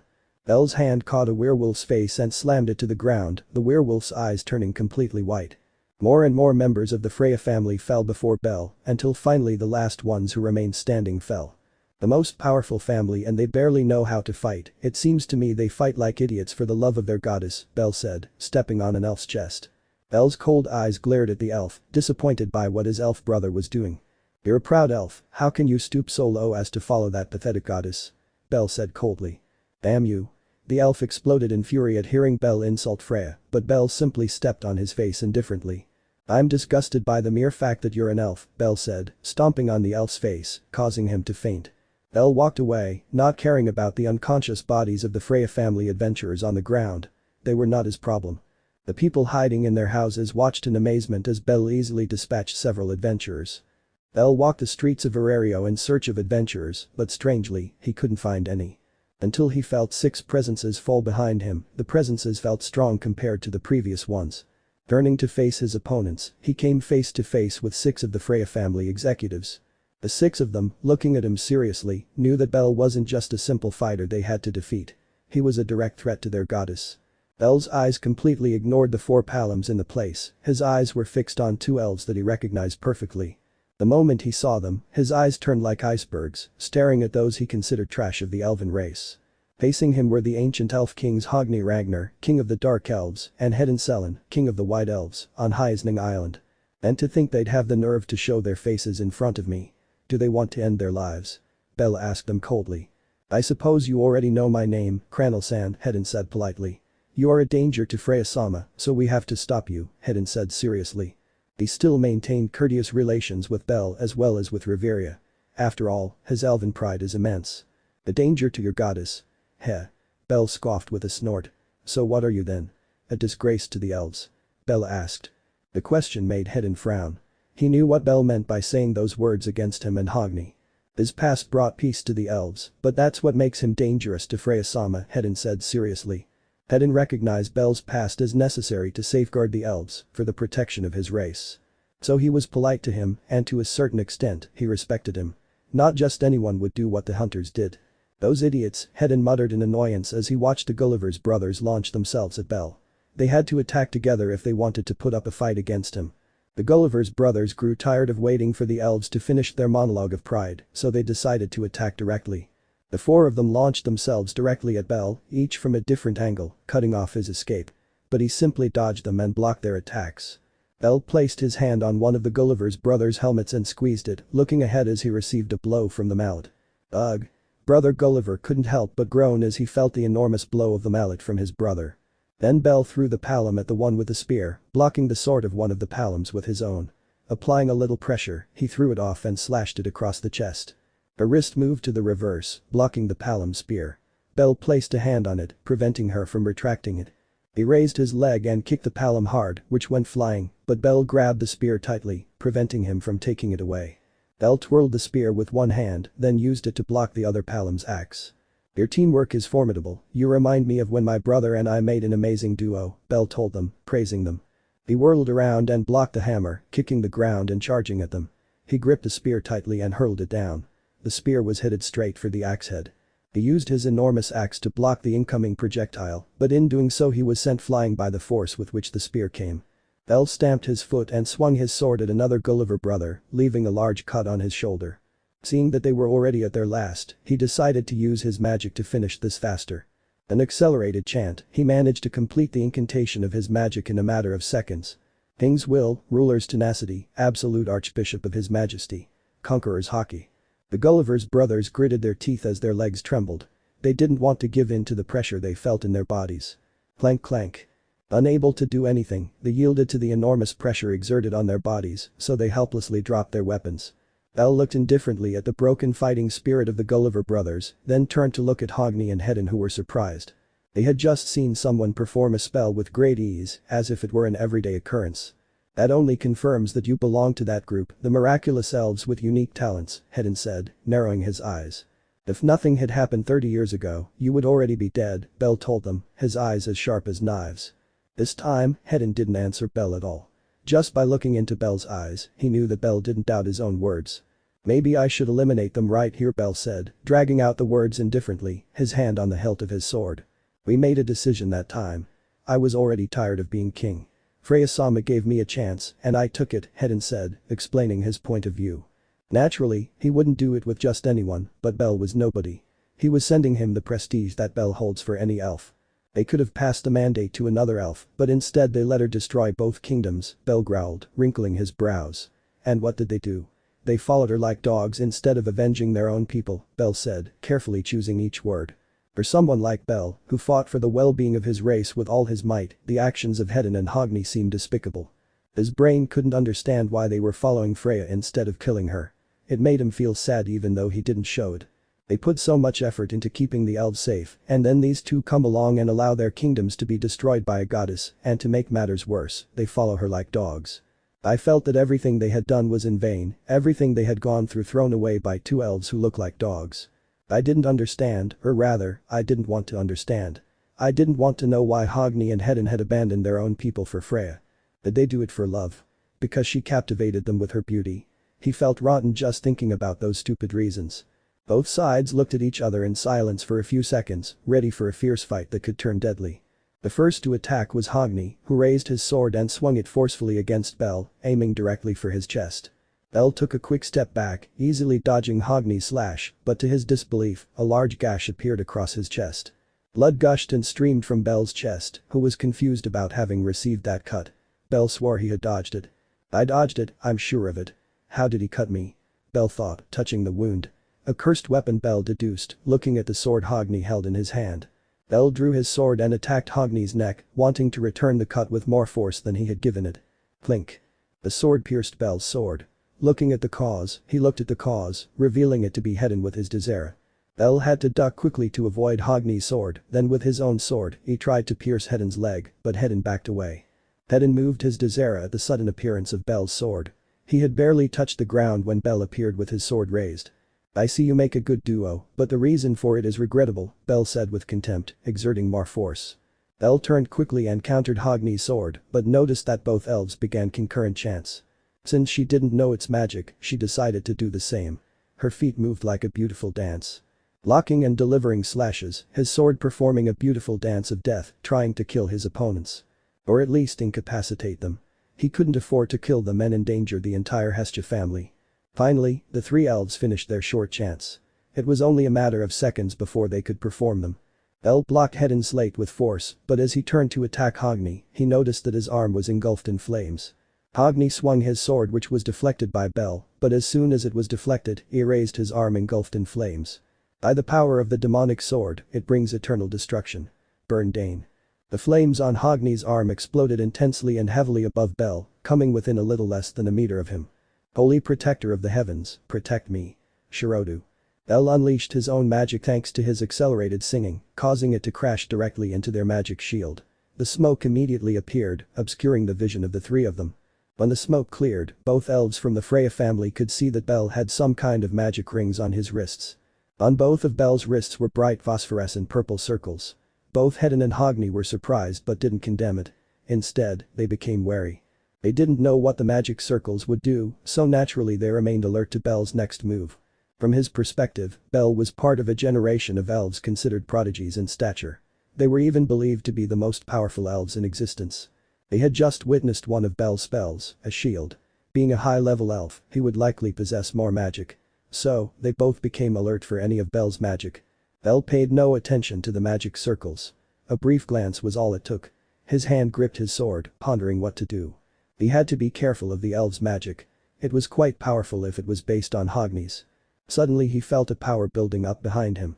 Along with the magical power came an intense and dazzling yellow-gold glow.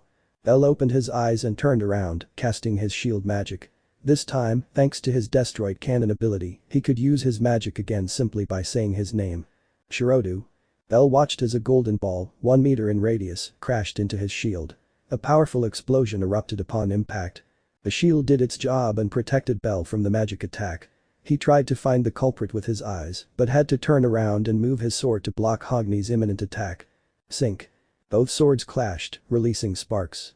Belle looked into Hogni's eyes and noticed that they were different from the ones he had initially. At the start of the fight, Hogni's eyes seemed to hold fear, but now it was quite the opposite. His eyes displayed a stern seriousness. He also felt Hogni's entire body radiating magical power, so he deduced that the personality change was due to magic. Belle kicked Hogni in the chest and moved his sword with speed. Several ice arrows began to be blocked by Belle's sword at high speed. The sneak attack. Belle wondered, trying to pinpoint the source of the arrow attack. They attack and move, it's the same for the one who shot the yellow orb, Belle thought, carefully observing his surroundings. His gaze cautiously scanned the entire area, but he could see no further than the two elves who were his enemies. The two elves were the ones who would attack head-on, and they would have support from different convenient points, putting Belle in a difficult position. It seems they have me cornered, Belle thought, fixing his sharp gaze on the two elves. Hunting was our specialty, Belle said, smiling slightly. Captain. A family member rushed excitedly to the tower that served as the operations center. There are Amazons attacking members of the family, as well as different families, the boy reported. Finn was surprised by this unexpected turn of events. He hadn't counted on the Amazons and some families joining the Hestia family. Finn turned and looked at the city, thinking about his next move. He had to be very meticulous about what to do now that things had gotten really complicated. Little by little, everything was turning into a war, one in which the city would be damaged by its continuous clashes. The good thing is that they had gotten rid of Belle, although the way wasn't the best, it was the most effective for the moment. Finally, he turned to his informant with a serious look and gave his next order. "Do not retreat, subdue anyone who interferes with the mission," Finn ordered in a commanding voice. They could not retreat for any reason. The boy nodded and ran off to deliver the captain's message. Seeing him leave, Finn turned to look at a specific point in the city. "You can see it, right Finn?" Loki asked with a smile. "Beltan has already started his fight with the Freya family," Loki said, looking with a bit of pity. "Yes," Finn admitted heavily. He didn't like the idea of Belle facing the Freya family alone. "But it's the only way to keep Belle from interfering. Belle's mere presence ruins the whole plan," Finn said, turning away. Then he signaled to an elf under his command, who, upon seeing her captain's signal, quickly approached. "Go to Riveria's platoon. I want you to tell him I've ordered him not to abandon his position under any circumstances. Whatever he hears, he must stay put," Finn said seriously. The elf nodded and ran off to report, though she couldn't help feeling a little uneasy after overhearing Finn and Loki's conversation. "I hope Belle manages to deal with the Freya family," Loki said, glancing up at the sky. "But above all I hope Riveria doesn't end up with a broken heart," Loki sighed. Chapter 29. Belle's red eyes watched every movement they could catch, waiting for any meager movement the two elves in front of him might make. He could not attack them with complete freedom because there were hidden wizards. If he acted recklessly he could suffer great losses. Even so, he was fully confident that he could emerge victorious from the situation he was in. But he wanted to conserve as much strength as possible because there was still Aario to fight, and that was the main obstacle. The three elves stared at each other, waiting for their opponent to make the first move so they could launch a more assertive counterattack. That's what happened when three combat masters fought each other, a fight of pure technique and strategy. Where they mediate their minds in search of any opportunity for carelessness to take advantage of it and gain the upper hand. The swords in their hands were tightened, their ears were sharpened, their eyes were honed, and their bodies were prepared. The first to attack was Hogni, who burst into speed against Belle, with his sword thrown from the side in search of his head. Belle swung his sword and forcefully blocked Hogni's incoming attack, kicked the ground, and withdrew his body, avoiding head and sword.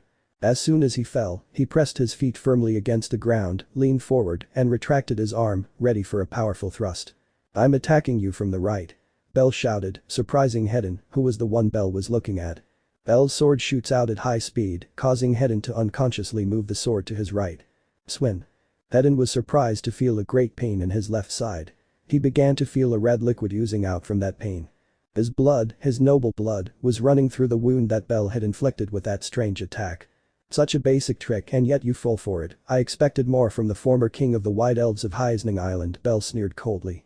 Hedin gritted his teeth at Belle's words. It was true, and he knew it. He had looked pathetic falling for such a simple trick as the one Belle used.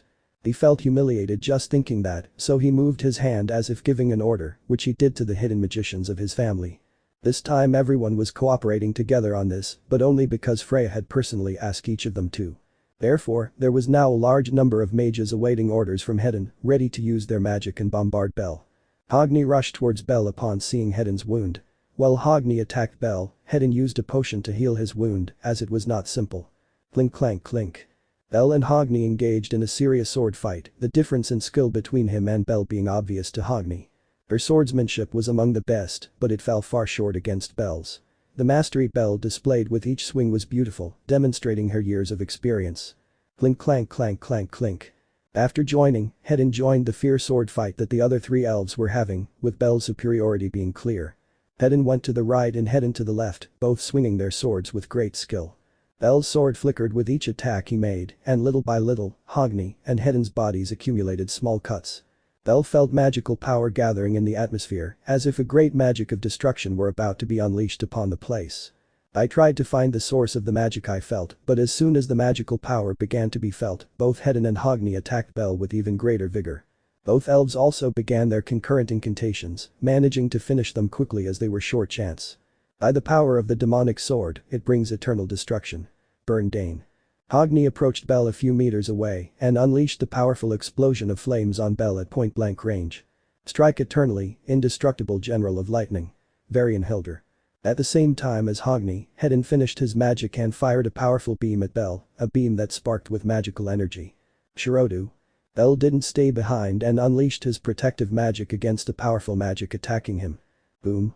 A powerful explosion occurred due to the collision of the three magics, also causing a small but bearable tremor in the area. Because he was focused on the magic that Hogni and Hedin performed, he did not realize the great magical power that was being gathered. Belle opened his eyes as he noticed a large amount of magic about to crash against him. Even using accelerated chanting he wouldn't be able to defend himself in time. Knowing that this magical bombardment could leave him in very bad shape, he decided to increase his power a little. Therefore, using the active trigger, he uses his back destroyer ability which grants him greater physical capacity. Boom boom boom boom. The large number of magical attacks impacted Belle's location, leaving him in the center of the bombardment. In another location in Aario, a platoon led by Riveria was defending one of the entrances to Knossos. Their mission was simple. To not let the talking monsters into the dungeon under any circumstances. Even if it meant a direct conflict against Belle and the Hestia Familia, even if Riveria had to confront the man she loves, she had to do it. Information had recently arrived that more families were attacking them, along with a large number of Amazons. An elf quickly hurried to Riveria's position, who was cautiously looking around her. Riveria-sama. Riveria-sama. The elf arrived a little out of breath from running a great distance without stopping. What's going on? Are there new orders from Finn? Riveria asked, raising an eyebrow. Yes. The captain directly ordered you not to abandon your position for any reason, the elf said, taking a deep breath. Riveria was surprised by the order Finn had given her specifically, so she deduced that something was happening and she didn't know about it. Do you know why Finn ordered that? Not the ordinary thing, just so the platoon wouldn't abandon the position. Riveria asked inquisitively. The elf began to hesitate about whether to speak or not, which was obviously noticed by Riveria. Tell me what you know, if it's important I need to be aware of the situation that unfolds, Riveria said seriously, reaffirming her position as vice captain. The elf hesitated a little before deciding to speak. Well, Belle-sama is facing the Freya family alone, the battle has already begun, the elf said, lowering her ears slightly. Riveria froze upon hearing the elf. The surprise was so great that she was speechless and didn't know how to respond. Belle is facing it alone, the Freya family. Riveria's eyes began to tremble slightly at the news. She had to clench her teeth and her hands tightly to avoid going in search of Belle. As vice captain, she could not abandon her position and comrades. Boom. A faint explosion was heard far from their position, but considering it came from an area they didn't control, it could only mean one thing. That was the place where Belle was fighting the Freya family all by himself, without any support on his side. Hang on, Belle, I know you can hang on, Riveria thought, wishing good luck to the man she loved so much. He unconsciously placed a hand on his chest and clenched it into a fist. Enemies entering within range of vision. Shouted a member of the Loki familia who was on guard duty. Riveria turned towards the place from which the scream came and was surprised. It wasn't monsters approaching, but members of Evilus. Everyone prepare for an imminent conflict. Riveria ordered, standing next to the mages in her platoon. His eyes glanced one last time at the spot where Belle was fighting, before turning away and focusing completely on the enemies. Boom boom boom boom boom. The massive bombardment ended, leaving a profound silence in the area. They didn't know if Belle had fallen to so much magical power against him. All eyes were fixed on the thick smoke, which is where Belle was standing when he was attacked. Is it over? Did the white-haired elf finally fall? Hogni asked in a hoarse voice, emanating from his magic.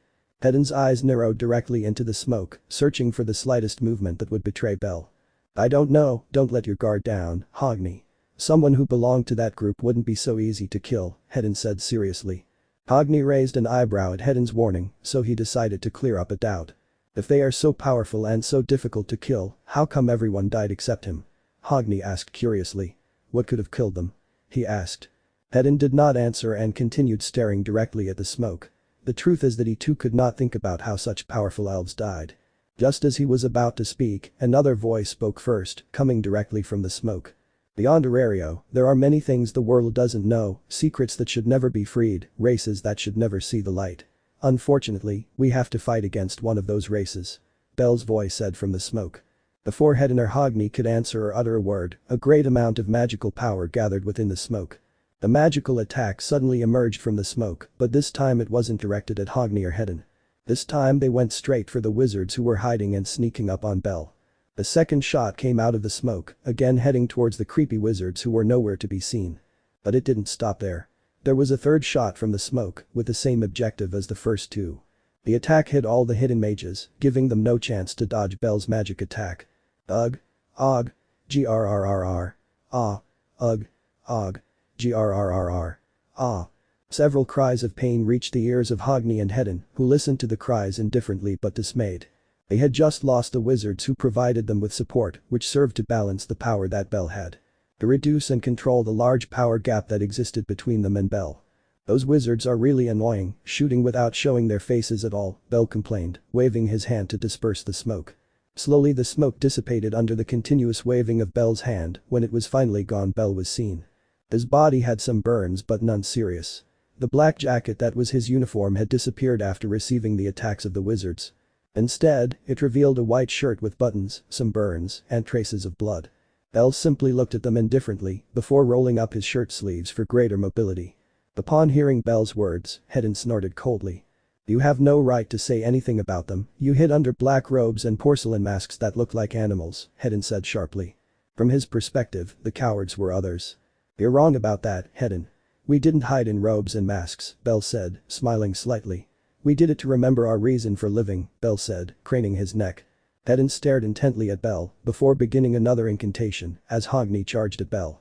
Hogni slid swiftly and swung his sword at Belle, but this time Belle delivered a powerful slash that pushed Hogni's sword away and left a large cut in his chest. The cut wasn't just a single slash. It came with tremendous force. Hogni's body was thrown into the air after Belle's slash. Hogni flew through the air as he crashed through several houses along the way, destroying the houses and injuring himself from the impacts. Hedin watched this but still continued chanting his incantation, quickly finishing it and casting his magic directly upon Belle. Hide eternally, indestructible soldiers of lightning. Kalis Hildr. Several orbs appeared in the sky, shining intensely with a very strong electric blue color. The orbs soon began to fall directly on Belle in a powerful bombardment of mighty beams. Belle calmly observed this and took off with thunderous speed, completely dodging Hedin's magic attack. Hedin was stunned to see Belle suddenly appear in front of him. He couldn't even react when a powerful knee strike landed in his stomach. Hedin's body bent as he received Belle's powerful blow, then Belle placed his hand on Hedin's head and smashed them together forcefully. Crack. The floor broke from the strong impact of Hedin's head hitting the ground, leaving Hedin's body lying on the floor. Belle's cold eyes stared at Hedin's body, which was fighting fiercely to get up, but the foot on his head prevented him from doing so. Do you know why we fought? Belle asked coldly. Of course you don't, after all you followed that disgusting goddess, Belle said, pressing Hedin's head harder against the rubble. Belle, with one hand, swung his sword, stopping Hogni's sword, who was clearly suffering from the pain. Both swords pushed against each other, but Belle used his other hand to grab Hogni's face tightly. Before Hogni could counterattack to break free from Belle's grip, Belle set his hand on fire. Ah! Hogni began to struggle as he felt his face burning on Belle's shovel, which caught fire. Finally, his hand slowly went out until the fire disappeared completely and therefore stopped burning Hogni. I was planning to save this for the big guy, but they came up with a great strategy and put me under a lot of pressure, Belle told them, congratulating them a little. Belle pulled Hogni's body back and threw it forcefully against a wall, embedding it in it. Then he stopped stepping on Hedin's head and instead kicked his body against the same wall, leaving both elves' bodies against the same wall and together. We live for and because of Alf, that's why we always fight, Belle told the wounded Honi and Hedin, who were struggling to get to their feet. Hedin quickly pulled out a potion and sprinkled it on Hogni's burned face before taking one himself.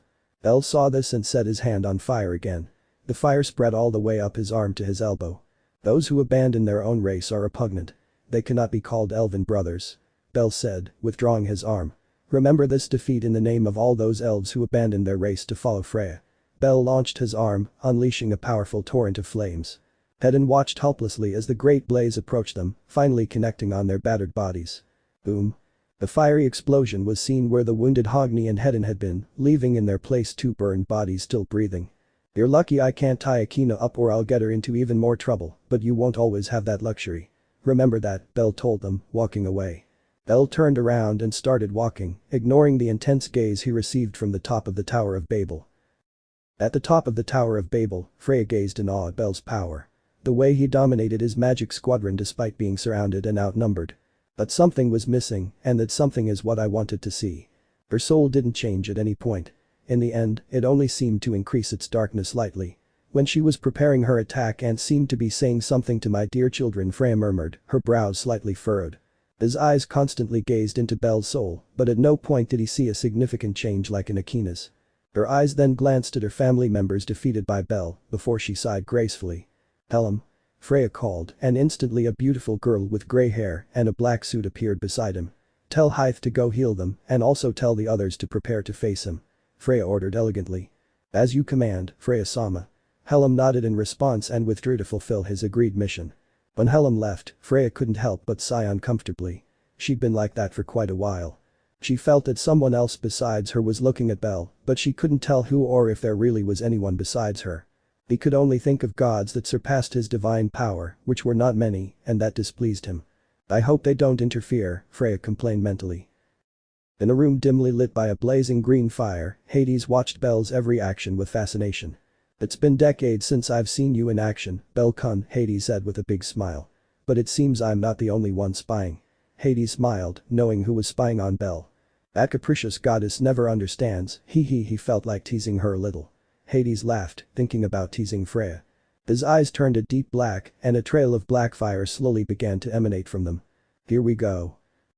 Freya frowned as she realized she couldn't see anyone from her tower, confirming that there was indeed someone else watching. And not only was he observing, but he was also interfering with the spectacle she was enjoying. But all she could do was bite her lip in frustration. Whoever was blocking her vision was stronger than she was. So she had to endure, with great anger, not being able to watch, but she wouldn't stand idly by without seeing the spectacle. Freya got up and began to walk slowly towards her bedroom door. She wouldn't miss the fight for anything. Moments before Belle's fight ended, high atop a building that was the Hestia Familia's headquarters, Harahim and Hestia were worried. "Hestia-sama, are you sure you won't tell Akina-sama about what Belle-sama is going to do?"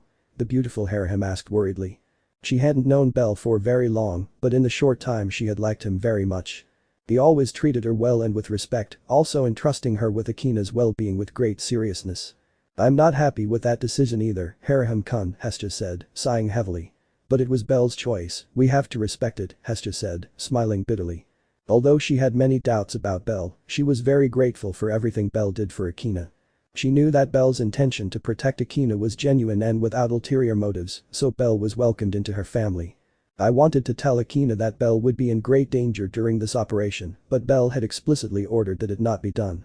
If I told her, I had no doubt Akina would rush off to help Belle against the Freya family. One more reason not to tell her." All she could do was trust in Belle and his strength, frustrated that she couldn't do more to help Belle in his fight. "Good luck, Belle," Hestia wished, looking again at the large map of Aario with which she guided the allied platoons. Chapter 30. Belle walked silently through the empty streets of Aario, the cold breeze hitting his face. The whole city knew perfectly well what was happening. The fight broke out between families in the middle of the city. Luckily, to prevent unnecessary damage, the Ganesha family and the Hestia family reached an agreement on the areas they would use for the fight. This allowed them to evacuate some of the people closest to the conflict. The fight would undoubtedly leave a lot of damage in several places, but it was damage that could be perfectly repaired. All that was needed was money and manpower. Belle would provide the money, and they could provide jobs for people. But that all ready and prepared, a great conflict began between the Loki family against the Hestia family and their allies. Meanwhile, on the other hand, the fight would take place between the Freya family against Belle alone, a family of few people, but of great scale. Especially the one that had just ended against that magical squadron of the Freya family. Their fight had left quite a bit of destruction. The calm before the storm would be perfect right now, Belle thought ironically. There were only 2 executives left standing, he thought as he walked. Belle awkwardly shifted his left arm, causing a grimace to cross his face as his eyes strained to focus. "It's in moments like these that my body feels the wounds of the past the most," Belle said, frowning slightly.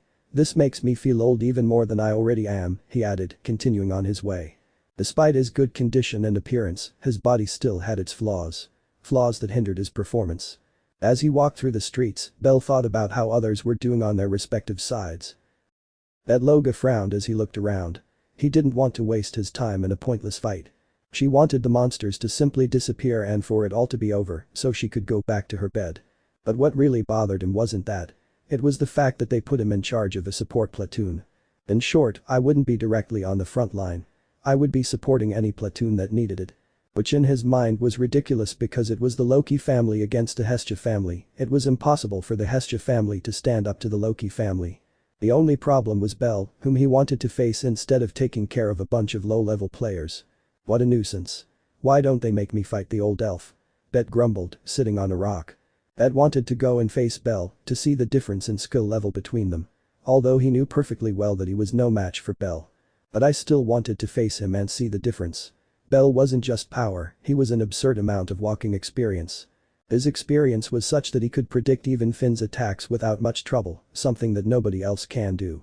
Only probably the oldest players, like Riveria, Gareth and Otter, could match their tactics, although they were very difficult to predict. I look around for any anomalies. In the distance, I managed to see a light blinking repeatedly, as if it were a signal. Before he could think of anything, a member of the security detail ran up to Belle. "San. Multiple people are approaching our position," I informed Belle, confusing him. "Multiple members?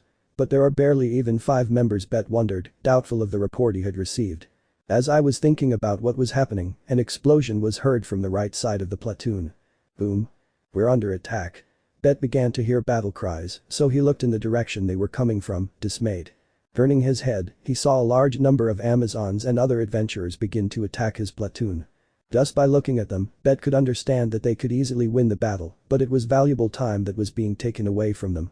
"Damn annoying trash," Belle muttered under his breath. "Finish off all the trash attacking us," Belle ordered angrily.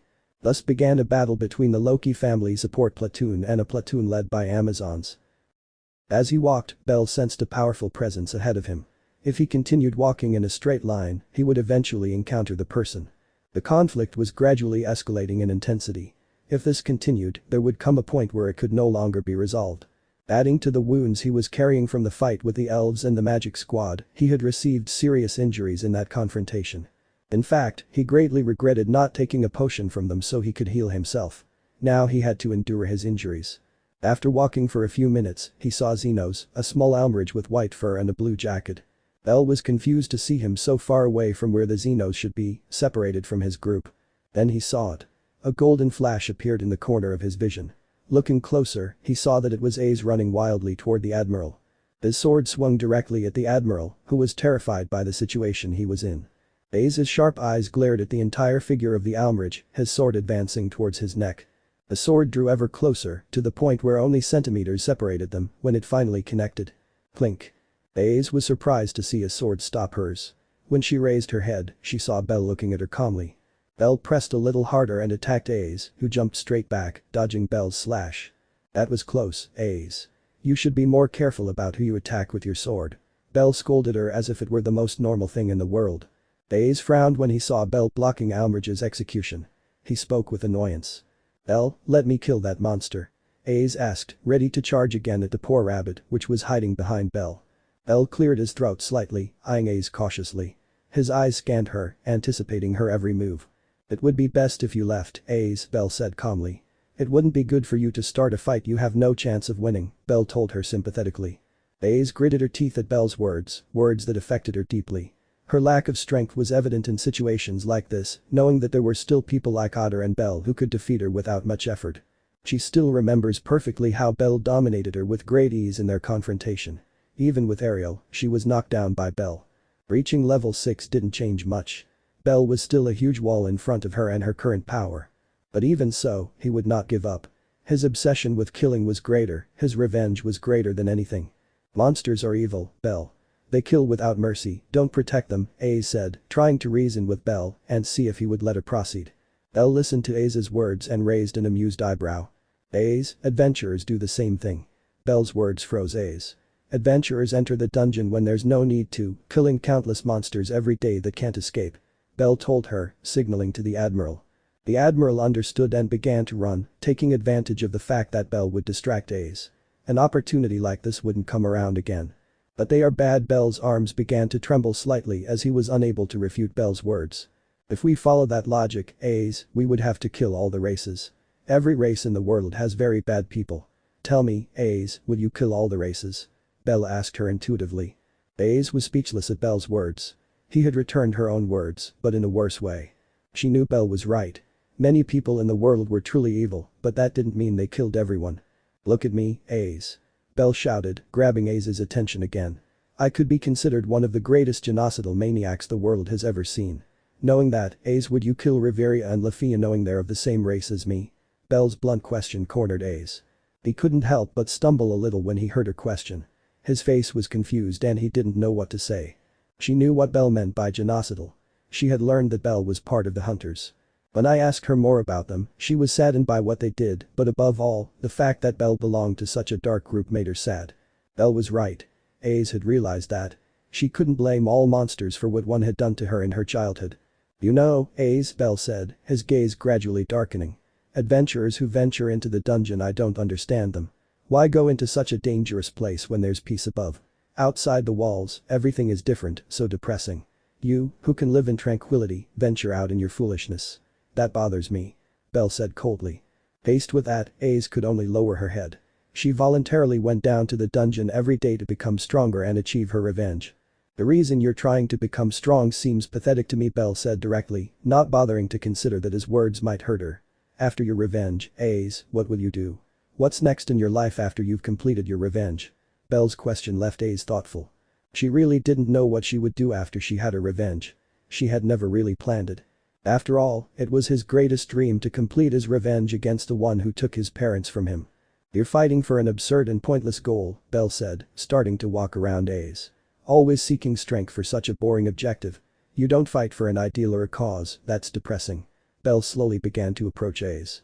But Ace didn't know what to answer Belle, who with simple words, had destroyed everything she was fighting for.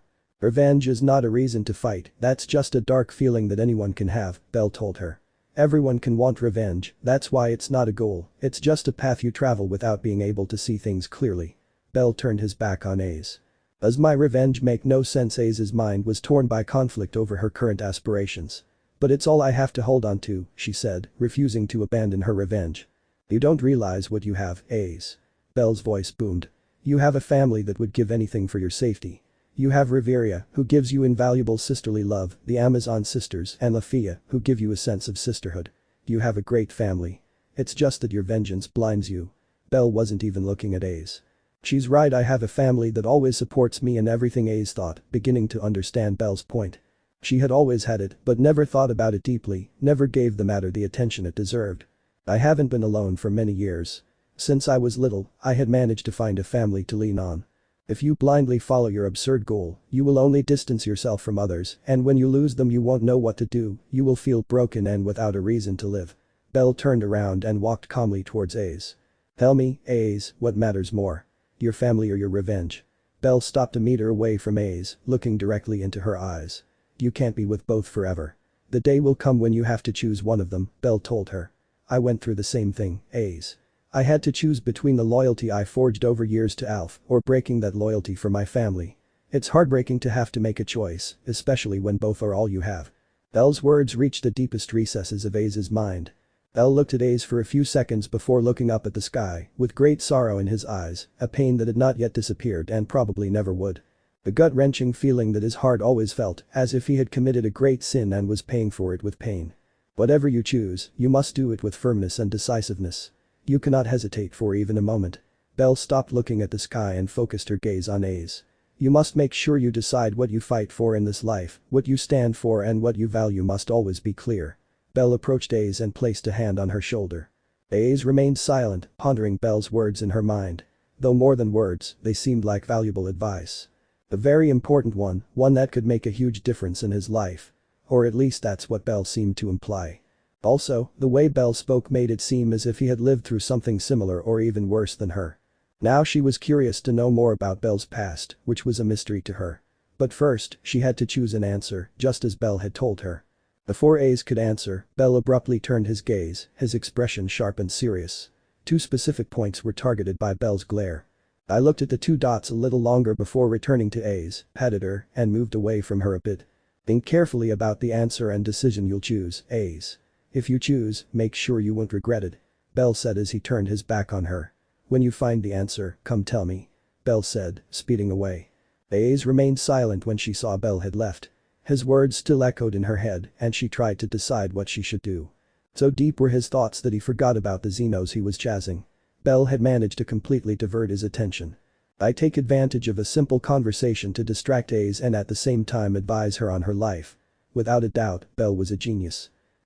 Belle ran directly to the 2 points he had been eyeing with hostility. He knew perfectly well who they were. He stopped in his tracks, standing in the middle of the street, looking at a figure in front of him, who returned his gaze with a stoic expression. An imposing bow stared at him, both people looking at each other without blinking even once. "So it's time to fight you," Belle said, looking at Otter. "And I thought you wouldn't show up today, that you'd chicken out," Belle said, trying to provoke Otter a little. But the provocation went no further, as Otter didn't even flinch at his words. Instead, he looked at him silently for a few seconds. Otter glared at Belle, who didn't stay still and returned the glare with equal power. Two great warriors stared intently at each other, waiting to see who would make the first move. Who would unleash hell first. "I respect you, bellcranel. You are a formidable warrior with decades of experience. Although I have more experience than most, I still cannot compare my experience to yours, as you made clear to me in our first encounter," Otter said, breaking the silence. "I don't like the circumstances of our rematch, but it is Freya-sama's will," Otter added. Belle raised an indifferent eyebrow. He was about to speak, but his trained mind, forged by thousands of complicated situations, warned him. So, with one hand on the hilt of his sword, he drew it as quickly as his body allowed. Clink. The spear collided forcefully with Belle's sword, exerting force to try to overcome it and cut off Belle's head. Belle's eyes stared indifferently at the person who attacked him, as if he were just a vile nuisance in his life. "I see you've got your hand back, little cat," Belle said to his attacker, who turned out to be Alan Frommel. "You should have stayed hidden." "Now I won't let you go," Belle said. Alan heard Belle's words and growled, then immediately began attacking him with great speed, demonstrating his title as the fastest in Aario. But Belle didn't stay behind and followed up the attacks, showing that his speed was no less impressive. Belle's eyes saw an opening in Alan's attack, so she rushed towards it, causing Alan to jump back and escape the danger. "I have to admit, if you were level 7, you'd give me a run for my money with your speed," Belle remarked. Belle believed that if Alan were at his same level, he would outspeed him. "This time I'll cut you down, you bastard," Alan growled, ready to attack, but before he could, Otter spoke to stop him. "Remember Freya-sama's orders, Alan," Otter said, stopping Alan. "We have to follow her plan," Otter reminded him. Alan grunted but said nothing. He would do anything Freya ordered without hesitating for a second. "And there they go, acting like dogs, you know. I feel hypocritical calling them Freya's dogs," Belle said, teasing a little. "If you look at it from another point of view, I'm Alf's dog," Belle told them, smiling a little. Belle felt hypocritical in his words, because from another perspective, he was the same with Alf. A person who would follow any order, no matter how dark. He would do everything the king ordered to the letter, but he had already failed to uphold that ideal. He had turned against Riveria, making himself an enemy. But it was necessary to protect Akina. She couldn't abandon another family member because of her loyalty to Alf, not again. "I can't let my loyalty hurt Akina, not again. Last time I almost killed the king," Belle thought, a small memory lingering in his mind. But that was a memory for another time, a memory that still affected him after so many years. Belle's mind cleared as he saw a blur approaching directly towards him, so he reacted by moving his body. He slid a little and moved his sword intercepting Alan's spear, but had to move again when Otter attacked him from his right. Belle jumped back, but was surprised to see that Alan was already attacking him again. He wasted no time and began deflecting Alan's attacks while simultaneously attacking him himself. "I'll have to cut off that hand of yours again. The sin of touching Riveria is unforgivable," Belle said, increasing his speed. "Try it, bastard." Alan growled and tried to cut him in half, but Belle jumped and while in the air attacked Alan with his sword. Clank. Otter had arrived, blocking Belle's attack while swinging his greatsword towards him, to which Belle moved his body, evading the powerful cut. Belle landed and planted his feet firmly, his eyes fixed on the figures of his enemies, alert for any slightest attack. "Despite being an elf, you possess considerable strength and great speed. All things considered, I thought you had no weaknesses," Otter said, pausing before speaking again. "But I noticed something.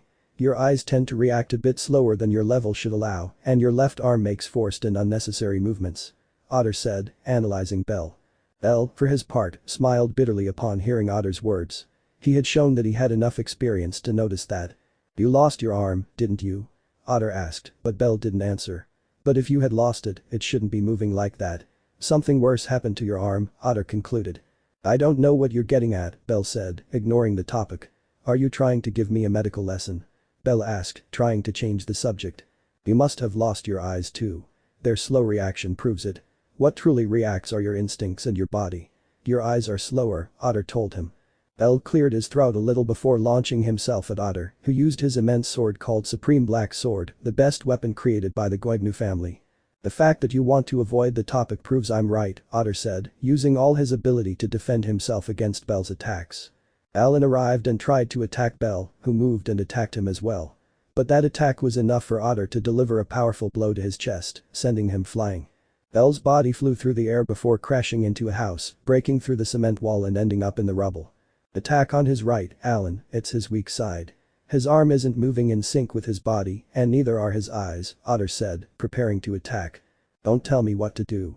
Alan growled, frowning and annoyed at receiving orders from Otter, but he would still do as he was told at Freya's request. Crack crack pum. From the house, a sound of something breaking could be heard, which could only mean that it was debris falling on Belle. From the hole left by Belle's body, he emerged, walking slowly and with his gaze fixed on Otter. I admit I didn't expect that huge deduction. No one had noticed it, not even Ermid, as a doctor, could see it. You must have a lot of experience to notice it, Belle said, clutching her chest. He had already received a great cut from Hogni and his cursed sword, now Otter came and hit him in the chest. She regretted not bringing any potions, but had given them all to Akina as a precaution. He preferred to fight without potions and let his body wear itself out rather than have Akina unable to heal. Hell would allow it. Although he did notice how the blood loss was affecting him, along with all the damage he had received against Hedin and Hogni and the squad of mages. His gaze focused on Otter and Alan, inwardly sighing at the tough fight he had to wage that night. For Akina's sake, that's all that matters, Belle thought, gripping the hilt of his sword and beginning to walk towards his enemies. Let me know in the comments below if you guys want the next part. Also check out my other video that has been shown and left. Thank you for watching. If you enjoyed this video please like and share this video. And have a fantastic day. Bye.